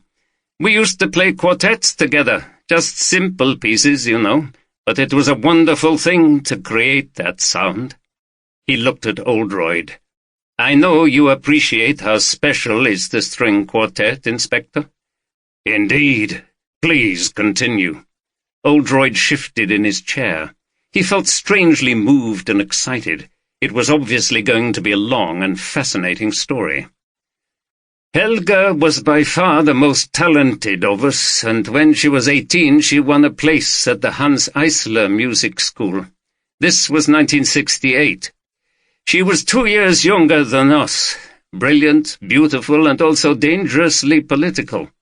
It was the year of the Paris student uprising and the Prague Spring. A lot of young people in East Germany were restless. Helga started to attend meetings where speakers called for greater freedom. The Stasi started to watch her. When she applied for permission to travel and perform in the West, she was refused, unlike other musicians at the school who were orthodox, like Reinhard Meyer. Oldroyd noticed a spasm of hatred cross his face. Meyer was also a brilliant violinist, and he fell in love with her. They saw each other for a while. He was handsome and very impressive, but she found him cold, arrogant, and very defensive of the regime. I saw them having furious rows about politics. He always supported the government, said socialism had to be defended, as if what we had was socialism. Danczek shook his head. It was more that his family benefited from the system. They were all high-ranking state officials with privileges the rest of us didn't have. Eventually Helga left him for Gert. Gerhard Steinbach was a cellist, and he shared Helga's radicalism. We didn't see much of Meyer after that. We used to joke that he was sulking and lovesick somewhere, but he must have been furious and dangerously jealous and stung by her rejection of him. Things went quiet for a while. They all got their diplomas, and Meyer got straight into the first violins of the Berliner Symphony. That was family influence at work again. Helga was top student at the Hans Eisler. She passed everything with distinction, but she wasn't given a job, and neither was Gert. I'm sure Meyer used his influence to make it harder for them. She languished at home, depressed and frustrated. The only work she had was giving a few lessons to children of families we knew. My father suffered too. He lost his position with the orchestra. He knew why, but he didn't hold it against his daughter. He thought she was brave. He wasn't worried about himself at his age, more about what the future held for us. I think it was a mercy he died before what happened." Danczek paused, sighed, and put a hand to his forehead. He looked exhausted with the effort of reliving these painful events. Meyer hadn't given up the idea of getting Helga back. He turned up at our flat in Kreuzberg several times. I was still at home. I was studying engineering, and I'd not been granted a flat of my own. He pleaded with her to speak with him. Once or twice she let him in, but it always ended in a terrible row, and she slammed the door after him. I think he must have been offering to smooth the way for her to get a position in the music world if she went back to him. But there was no chance of that. She hated him and what he stood for even more as time passed. Eventually, she and Gert decided to try to escape to the west. They contacted a highly secret organization that circulated details of people it could trust about methods of escape. Highly dangerous. Every attempt was risking your life. They got them false papers. Helga was to be disguised as a young boy. They took me into their confidence. They needed help and support. Oldroyd looked at the brother. Why not Helmut, too? Helmut looked down, and his distress appeared to increase. With a great effort he spoke. "Inspector, I am not as clever as my brother and sister. I am leaving school and going into the army." His English was not as fluent as his brother's. "The army?" said Oldroyd in some surprise. Frank spoke for his brother. "I know that sounds strange, Inspector. We talked about it as a family. We thought if Helmut joined the army, it might take the pressure off us all. The authorities would approve. We would be showing that we supported the regime, at least in public." He laid a hand on his brother's arm again. "It was Helmut's sacrifice." "So because he was in the army, she felt she couldn't talk to Helmut?" "It would have been too dangerous for him to know anything. He would never have willingly said anything, but if his superiors got to know that he was keeping a secret like that, well, he would have been shot straight away. I helped them to perfect their disguises. They had to be superb to trick the officials at the Tränenpalast." "What's that?" Danczek's face took on an expression of intense loathing. Oldroyd saw a deep and ancient pain in his eyes. "The Palace of Tears, Chief Inspector. It's a horrible kind of annex, I think you call it, built onto the Bahnhof Friedrichstrasse in the center of Berlin. Everyone traveling back to the west had to gather there and have their details checked before going through to the station platform. It got its name from the grief of people saying goodbye to their relatives who lived in the east, wondering when they'd see each other again." He shuddered. "If anywhere is ever haunted, it'll be that place." Oldroyd looked around the room. There was total silence. Everyone was gripped by the story. "The day came, Inspector. They'd made all the preparations and then had to say goodbye. It was a terrible moment. We knew we might never see them again. We told my mother what they were planning. I know she understood why Helga felt she had to go, but her anguish was—" He shook his head and for a moment couldn't continue. "I walked part of the way with them. I'll never forget the feeling, as if everyone we passed knew what was going on and would run to tell the Stasi. I dropped back when we got near the station. My stomach was churning. I can't imagine what they were feeling. From across the street I saw them enter the Tränenpalast, and that was the last time I—" He sobbed quietly to himself, and a uniformed constable handed him a tissue. He wiped his eyes and continued. "There were lots of people milling around, the sound of trains rumbling over the bridge across the Spree and into the station. I didn't know what to do with myself. I didn't know when their train would leave, even if they managed to get on it. I assumed it would be a long time before we found out what happened. But it turned out we had the most accursed luck." Now he sounded angry. "I walked back home feeling completely drained, and when I arrived I found Mother very agitated. Meyer had been at the house, this day of all days, asking to see Helga, asking where she was. It sounded as if he already had suspicions. When he saw Mother so upset, it must have confirmed them. We don't know all the details of what happened at the station, but it seems they got as far as the platform before someone raised the alarm. Guards came running. Helga and Gert knew they'd been discovered, but they weren't going to give up so easily. There was a train moving slowly out of the station. Gert grabbed Helga's hand and they jumped onto the buffers at the back. It was desperate, but they clung on and the train gathered speed. Shots were fired at them but missed. They would now have to jump off the train when it got to the west and try to dodge any guards. They never got the chance. The guards at the Friedrichstrasse had radioed ahead, and when the train passed near to the wall they were shot at from a guard tower. They were both hit and fell onto the line. They died from the wounds later that day." The PC gasped. A violent surge of anger went through Frank Danczek. "Those bloody Stasi pigs just left them there to bleed to death!" he shouted and slammed his fist on the table. "They crawled off the track, but couldn't get any further. When the Stasi came to remove them, they were locked together in each other's arms. Dead." He paused again and gave a big sigh. He was shaking. "2 armed Stasi officers came to our apartment next day, and as soon as we saw them we knew it was over and Helga and Gert were probably dead.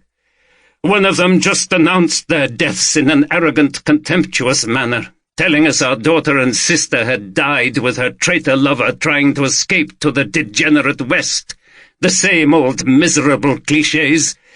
Then they came into the house and searched it for incriminating evidence, but they found nothing. We were too careful for that. It was horrible, almost unendurable, all our hopes dashed. But it didn't take me long to work out what had happened.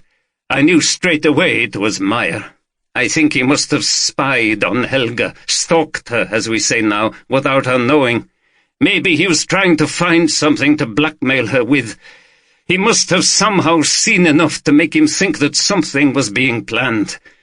When she wasn't at home that day, he alerted his contacts in the Stasi. We found out later from other sources that it was definitely him who tipped them off." Oldroyd saw that Helmut, who'd been almost silent throughout the account, was getting more and more agitated. "Were you in Berlin at this time?" Oldroyd asked him. "Yes." It was a struggle for him to speak. "And did you know what had happened?" "Yes." "How?" Helmut gave his brother an agonized look. "I shot them." There were gasps from the people in the room. "What?" I didn't know it was them until later. I am stationed in Berlin. I am on duty at the guard tower on the wall. We all had to do it. It was terrible. If anyone is trying to escape, we are told to shoot to kill. If they thought we tried to miss, we would be shot ourselves. The captain I am with, he is a fanatic. We got word that 2 people are trying to escape on the back of a train. The line is going past our tower, and the captain orders me to shoot. His voice was starting to break, but he stumbled on. I still try to shoot low, to hit but not kill, just to wound, and I am doing this, but they still—" He collapsed in tears and could not say any more. The grief was as raw and intense as 40 years before. Frank put his arm across Helmut's shoulders and continued. "Imagine what it is like to kill your own sister, Chief Inspector, and in those circumstances." Oldroyd thought of his beloved sister, Alison. "What happened next?" "We were utterly shattered, of course. My mother never recovered. She died within a year. That bastard killed her, too. We never told her that Helmut shot them. That would have been too much.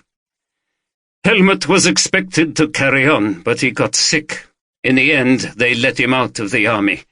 I think they knew it was too much to bear. He came home. Our grief was intense, but we were also angry. We wanted revenge. Our determination was terrible. We didn't care what happened to us." "What happened to Maya?" Frank smiled bitterly. "He disappeared, the coward. He must have known we were after him. There was nothing for him in Berlin now that Helga was dead. He must have used his contacts to move away and start a new life, probably somewhere like Leipzig, and with a different name." "Hans Muller?" "Exactly." "But you couldn't find him?" "No, we didn't know his new name then. We were completely frustrated and despairing. When our mother died, we decided to leave Berlin too and escape to the west. It was like a tribute to our sister. If she couldn't make it, then maybe we could. We were young, reckless with grief and anger, but resourceful. We managed to get into Czechoslovakia and then to England. It was a relief to get to the free world, Chief Inspector. Then we decided to split up. We were living under false names, and we didn't want to draw attention to ourselves being twins. Helmut stayed in London. There were plenty of jobs in the markets. He worked at Covent Garden. I came up to Yorkshire and worked for engineering firms. Everything went quiet for years and years. It's curious, neither of us married. We were scarred inside, I suppose, and we had too many secrets that we could never share. But life went on. It seemed as if we would carry it all to the grave. Then one day, a few months ago, I was left with Mr. Watson, the secretary of the Music Society. He showed me the program for the new season. There was a picture of the Schubert Quartet. I couldn't believe it. I recognized him immediately, even though, of course, he was much older. I went onto their website, searched around, and it all fitted together. It was him. He'd come to England after the wall came down in 1989. Lots of people started to come to the West then. It was much better money, more opportunities. He also had secrets to hide, which could have come out now he didn't have the Stasi to protect him. He'd formed a quartet. I knew the Schubert Quartet, of course, but I'd never heard them perform live or even seen a picture.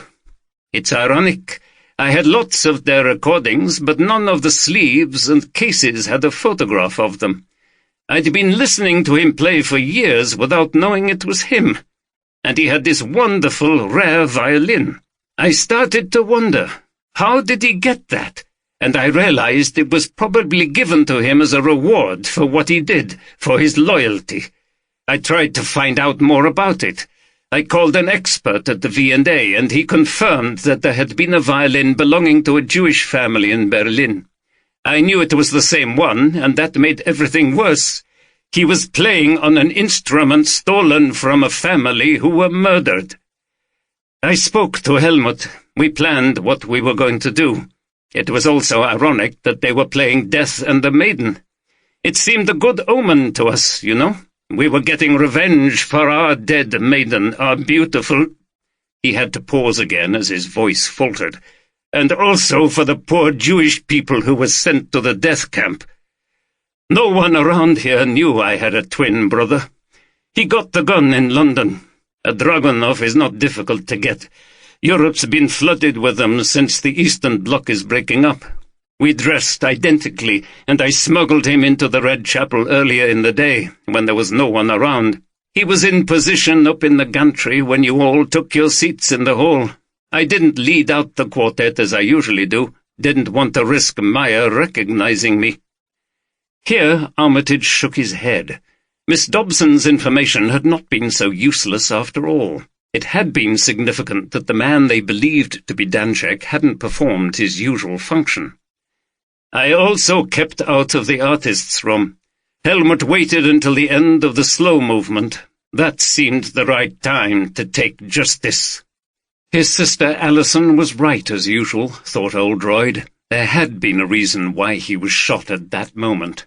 "I made sure I was sitting by the stairs, and as you saw, Chief Inspector, I ran off before anyone else after the shot." "Then you swapped over and Helmut ran out of the building." "Yes, I followed close behind him on the stairs and kept out of sight up against the wall at the bottom. While Helmut was speaking to Stuart Atkinson, I slipped into the toilets, and then, when I heard you talking, I came out and pretended to be out of breath. It was easy to say that I'd just come back into the building when the police arrived. Everyone is in shock and nobody remembers exactly who was where. Helmut stayed in hiding at my flat until we thought we could escape. We were going to London for Christmas, where we wouldn't be noticed. Helmut would stay there, I would return, and everything would be back to normal. We knew all the suspicion would fall on the Munsterhaven Strad. Helmut deliberately waited until Maya had put the violin down before shooting, so that it would look as if the instrument was being protected and the motive was something to do with that violin. We were helped a lot by Martin Hamilton stealing it. We couldn't believe our luck. It looked as if it was all part of the same plan, and you were certain to think that robbery was the motive. I tried to push you in the same direction, confuse you, by saying I'd seen Hamilton coming out of that instrument shop in the Peace Hall, but I hadn't. It seemed to work until—" He looked at Oldroyd and smiled. "It would have worked, but for you, Chief Inspector. If you hadn't come that night, things might have been different. But it was too much to expect that you would miss the Schubert Quartet. I'm sorry that you never heard the last two movements. Maya was a great player. It is a great loss to music." He frowned. "But not to humanity." Frank stopped. Everything went quiet. Oldroyd took a deep breath, trying to take in all he'd been told. "It was a risky plan, though, wasn't it? What if someone had seen you together on the stairs?" "Unlikely, Chief Inspector. No one hangs around on those stairs while a concert is on. When we got to the bottom, it was only a second for me to get into the toilets." "What if there'd been someone in there?" Danczek glanced at his brother. "We took our chance. There were several ways in which things could have gone wrong, but Helmut and I were clear about a number of things. We had to avenge our sister, and Helmut had to be the one to do it after what had happened. We believed it was justice. We tried to avoid being caught, but in the end we were prepared to take the risk and accept the punishment. That's why I was so concerned when you seemed to be thinking that Ruth might be responsible.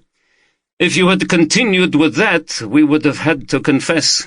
We would never have allowed an innocent person like Ruth to take the blame.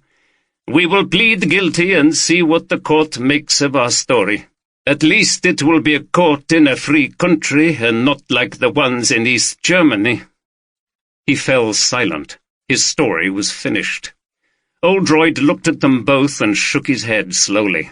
Then he took a photograph out of his pocket and put it onto the table. "Is this your sister?" Frank picked it up, looked at the picture intently, and then appeared to be fighting back the tears again. "Yes, this was taken just after she graduated. Where did you get this?" "It was in Maya's apartment." "So he never forgot her, despite what he'd done?" "It appears not." There was silence. Oldroyd stood up. "You will have a fair trial. and I wish you luck." It was an unusual thing to say, unprofessional, but no one in the room demurred. "Take them away." The brothers were led away in silence. A memory flashed into Oldroyd's mind. What had he seen inscribed on the wall when he and Armitage explored the gantry on the night of that fatal concert? "Vengeance is mine, saith the Lord." If only he'd realized then that that was a clue as to what really lay behind the first murder. Oldroyd, Carter, and Armitage gathered in the latter's office for the last time in the case.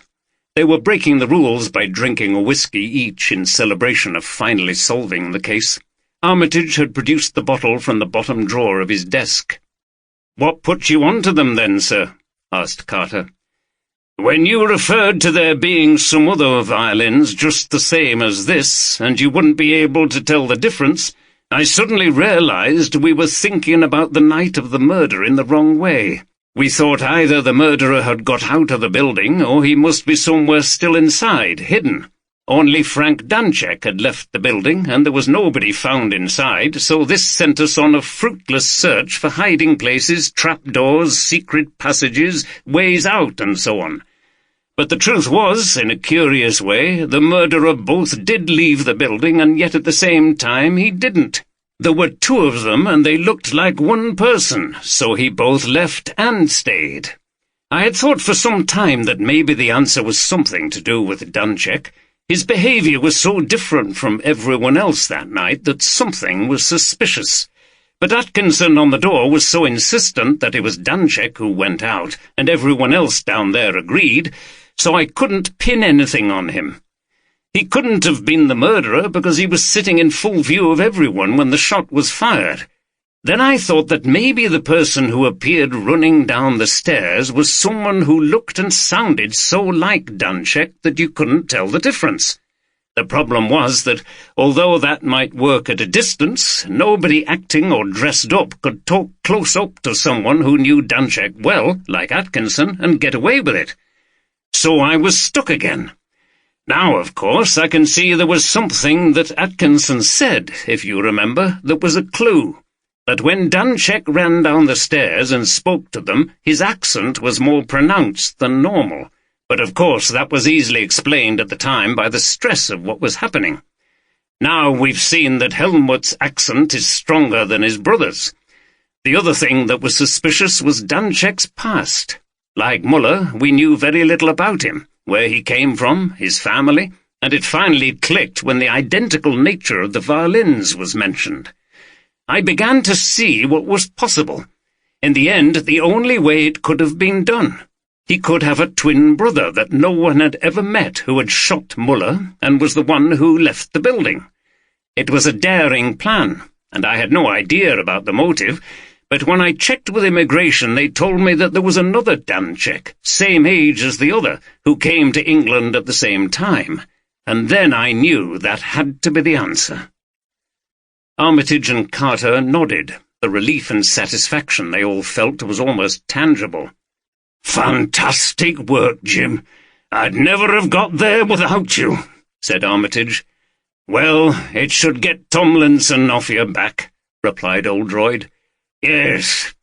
By the way, we've had information from Ashkenazi, remember? Well, he confirms what Danczek said about Muller. His real name was Reinhard Meyer, and they're pretty sure that he was given that violin by the East German state." "Good," remarked Oldroyd with satisfaction. He was luxuriating in the relief of having cracked the puzzle. "And also forensics found gunshot residue on the jacket of one of those outfits. You can be sure that was the one worn by Helmut that night. Yep. It's all fallen into place in the end, thank goodness. Well, thank you for your hospitality, Sam. I'm going to miss coming over here every day." This was not quite true, as Armitage knew, but he understood. "Well, I'll miss you too, Jim. Why don't you pop in next time you're over for one of your concerts? I take it this hasn't put you off?" No, I have to admit it will be very strange to sit in that place again, but the music's worth it." "Won't it freak you out, though, sir? Won't you be expecting something to happen? No, once I'm listening to that chamber music, I'm uplifted to another level. Nothing could keep me from it.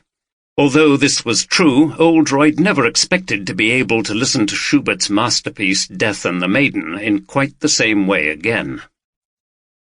So, sir, the first murder turned out to be nothing to do with the old violin after all.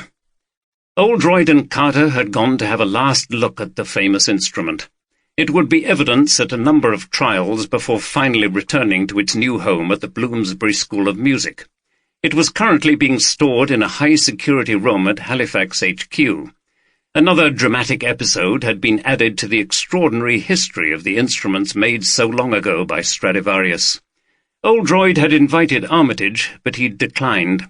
He seemed content and relieved that the case was finally solved and confessed to a lack of interest in the Strad. To him, one old fiddle was just like any other. And anyway, he had other work to be getting on with. A duty constable unlocked a steel cabinet and took the violin case out. Oldroyd opened it, carefully took out the violin and put it under his chin. He did a flourish with the bow and pretended to draw it across. That must be the ultimate musical experience, to play an instrument like that made by a genius 300 years before. Reinhard Meyer had had that privilege. Strange that a man who'd done such evil things was also such a sensitive and talented musician. But hadn't that odd dislocation been a feature of history? Hadn't the Nazis loved their Wagner and Schubert, and the murdering mafiosi their Italian opera? No, replied Oldroyd, coming out of his reverie and putting the bow down. But for a long time we thought it had to be, and in a curious, ironic way it did give us the answer. He held the violin in both hands. We were mesmerized by it, as so many people have been. The wonder of the world. It had to somehow be the motive. It was so beautiful and so valuable that someone must have thought it was worth killing for. As Anna Robson said, maybe it has a kind of curse. He shook his head. All false assumptions. I should have known better, but we were all so expertly distracted by Danczek. He did the classic thing that magicians do, misdirection. How do you mean, sir? He got us to look at something that was very attention-grabbing and away from what had really happened. Just as the illusionist performs his trick while you're looking elsewhere. He got us to focus on a near-priceless instrument, on money and greed and possession, but it was actually about something much more precious than any violin, the lives of a young girl and her partner, brutally murdered trying to get their freedom. How do you put a price on that? He looked again intently at the violin, turned it around and over. He traced the curves with his hand, marvelled at the mysterious craftsmanship, and ran his fingers over the famous varnish. He stared for the last time at the coat of arms of the Count. Then he put the Munsterhaven Strad back into its case and closed it. It was the early evening of Christmas Day at the vicarage in Kirby-Underside. It was dark outside after a crisp midwinter day. As expected, Oldroyd was spending Christmas with his sister and daughter, and what better place than in what he called the Jane Austen vicarage. It was pleasant to be able to retreat from reality for a time into the fantasy world of an Edwardian rural Christmas. The weather had obliged by depositing snow on Christmas Eve, so that the chocolate box village was enhanced even more in its winter beauty. It only needed horses and carriages to be straight out of a traditional Christmas card. Louise was asleep on one of the big sofas. She'd had a late night on Christmas Eve in Leeds, and the Christmas dinner had finished her off. Oldroyd didn't mind that nut roast had been served instead of turkey. He was just happy not to be alone in his flat. He snuggled deeper into his armchair and was yet again thankful that he'd been able to finish with the case before Christmas and could now properly wind down. "I haven't seen you so relaxed for a long while, Jim," observed his sister, who was ensconced in a similar armchair opposite. They were both holding glasses of port. "Yes, I'm so relieved that business over in Halifax is done." "I can imagine." You know, it's strange how, whenever I get to the end of a case like that one, it makes me reflect on life. Why that one? Oldroyd thought for a moment. I suppose because it was so full of human complexity, violence, greed, vengeance, but also love, courage, and family loyalty. It was like a Shakespearean drama, which is what the whole of life is, and no one depicted it better than him. And where do your reflections take you on this occasion? Oldroyd sipped his port. Oh, nothing very original. It struck me that people who are overly concerned with acquiring money and possessions end up in tragic states. Elizabeth not living alone with that amazing collection that was only there for her satisfaction in owning it. Meaningless. The others, like Hamilton and Jaich, getting involved in violence. Shaw dealing in drugs to keep up the pretense that he could live like a squire in a manor house with all the trappings. It seems to me that they were all missing the point of life. Which is? Oldroyd gestured to Alison and to Louise. This, family, people, love, even if relationships aren't always perfect, he said, thinking about Julia, from whom he'd heard nothing. Well, bravo. That's not a bad mini-sermon for Christmas Day. So when are you going forward for ordination? Oldroyd laughed. Do you think the church would have me? I think they'd be scared off by your notoriety. Alison smiled and then looked more serious. I agree with you, of course, but the most tragic character in the story for me was Maya. Why? He loved Danchek's sister. What was her name again? Helga. Yes, but when the love wasn't returned, he first of all tried to force her to have him, and when he couldn't possess her, he finally destroyed the thing he loved. That's truly terrifying. Love turned to hate. The ultimate blasphemy, if you like. There were a few moments of quiet. Anyway, said Alison, let's put some music on. What do you fancy? Let's have some carols, replied Oldroyd. King's College Choir. Anything except Death and the Maiden. I need a break from that. He laughed and raised his glass. Merry Christmas, Alison.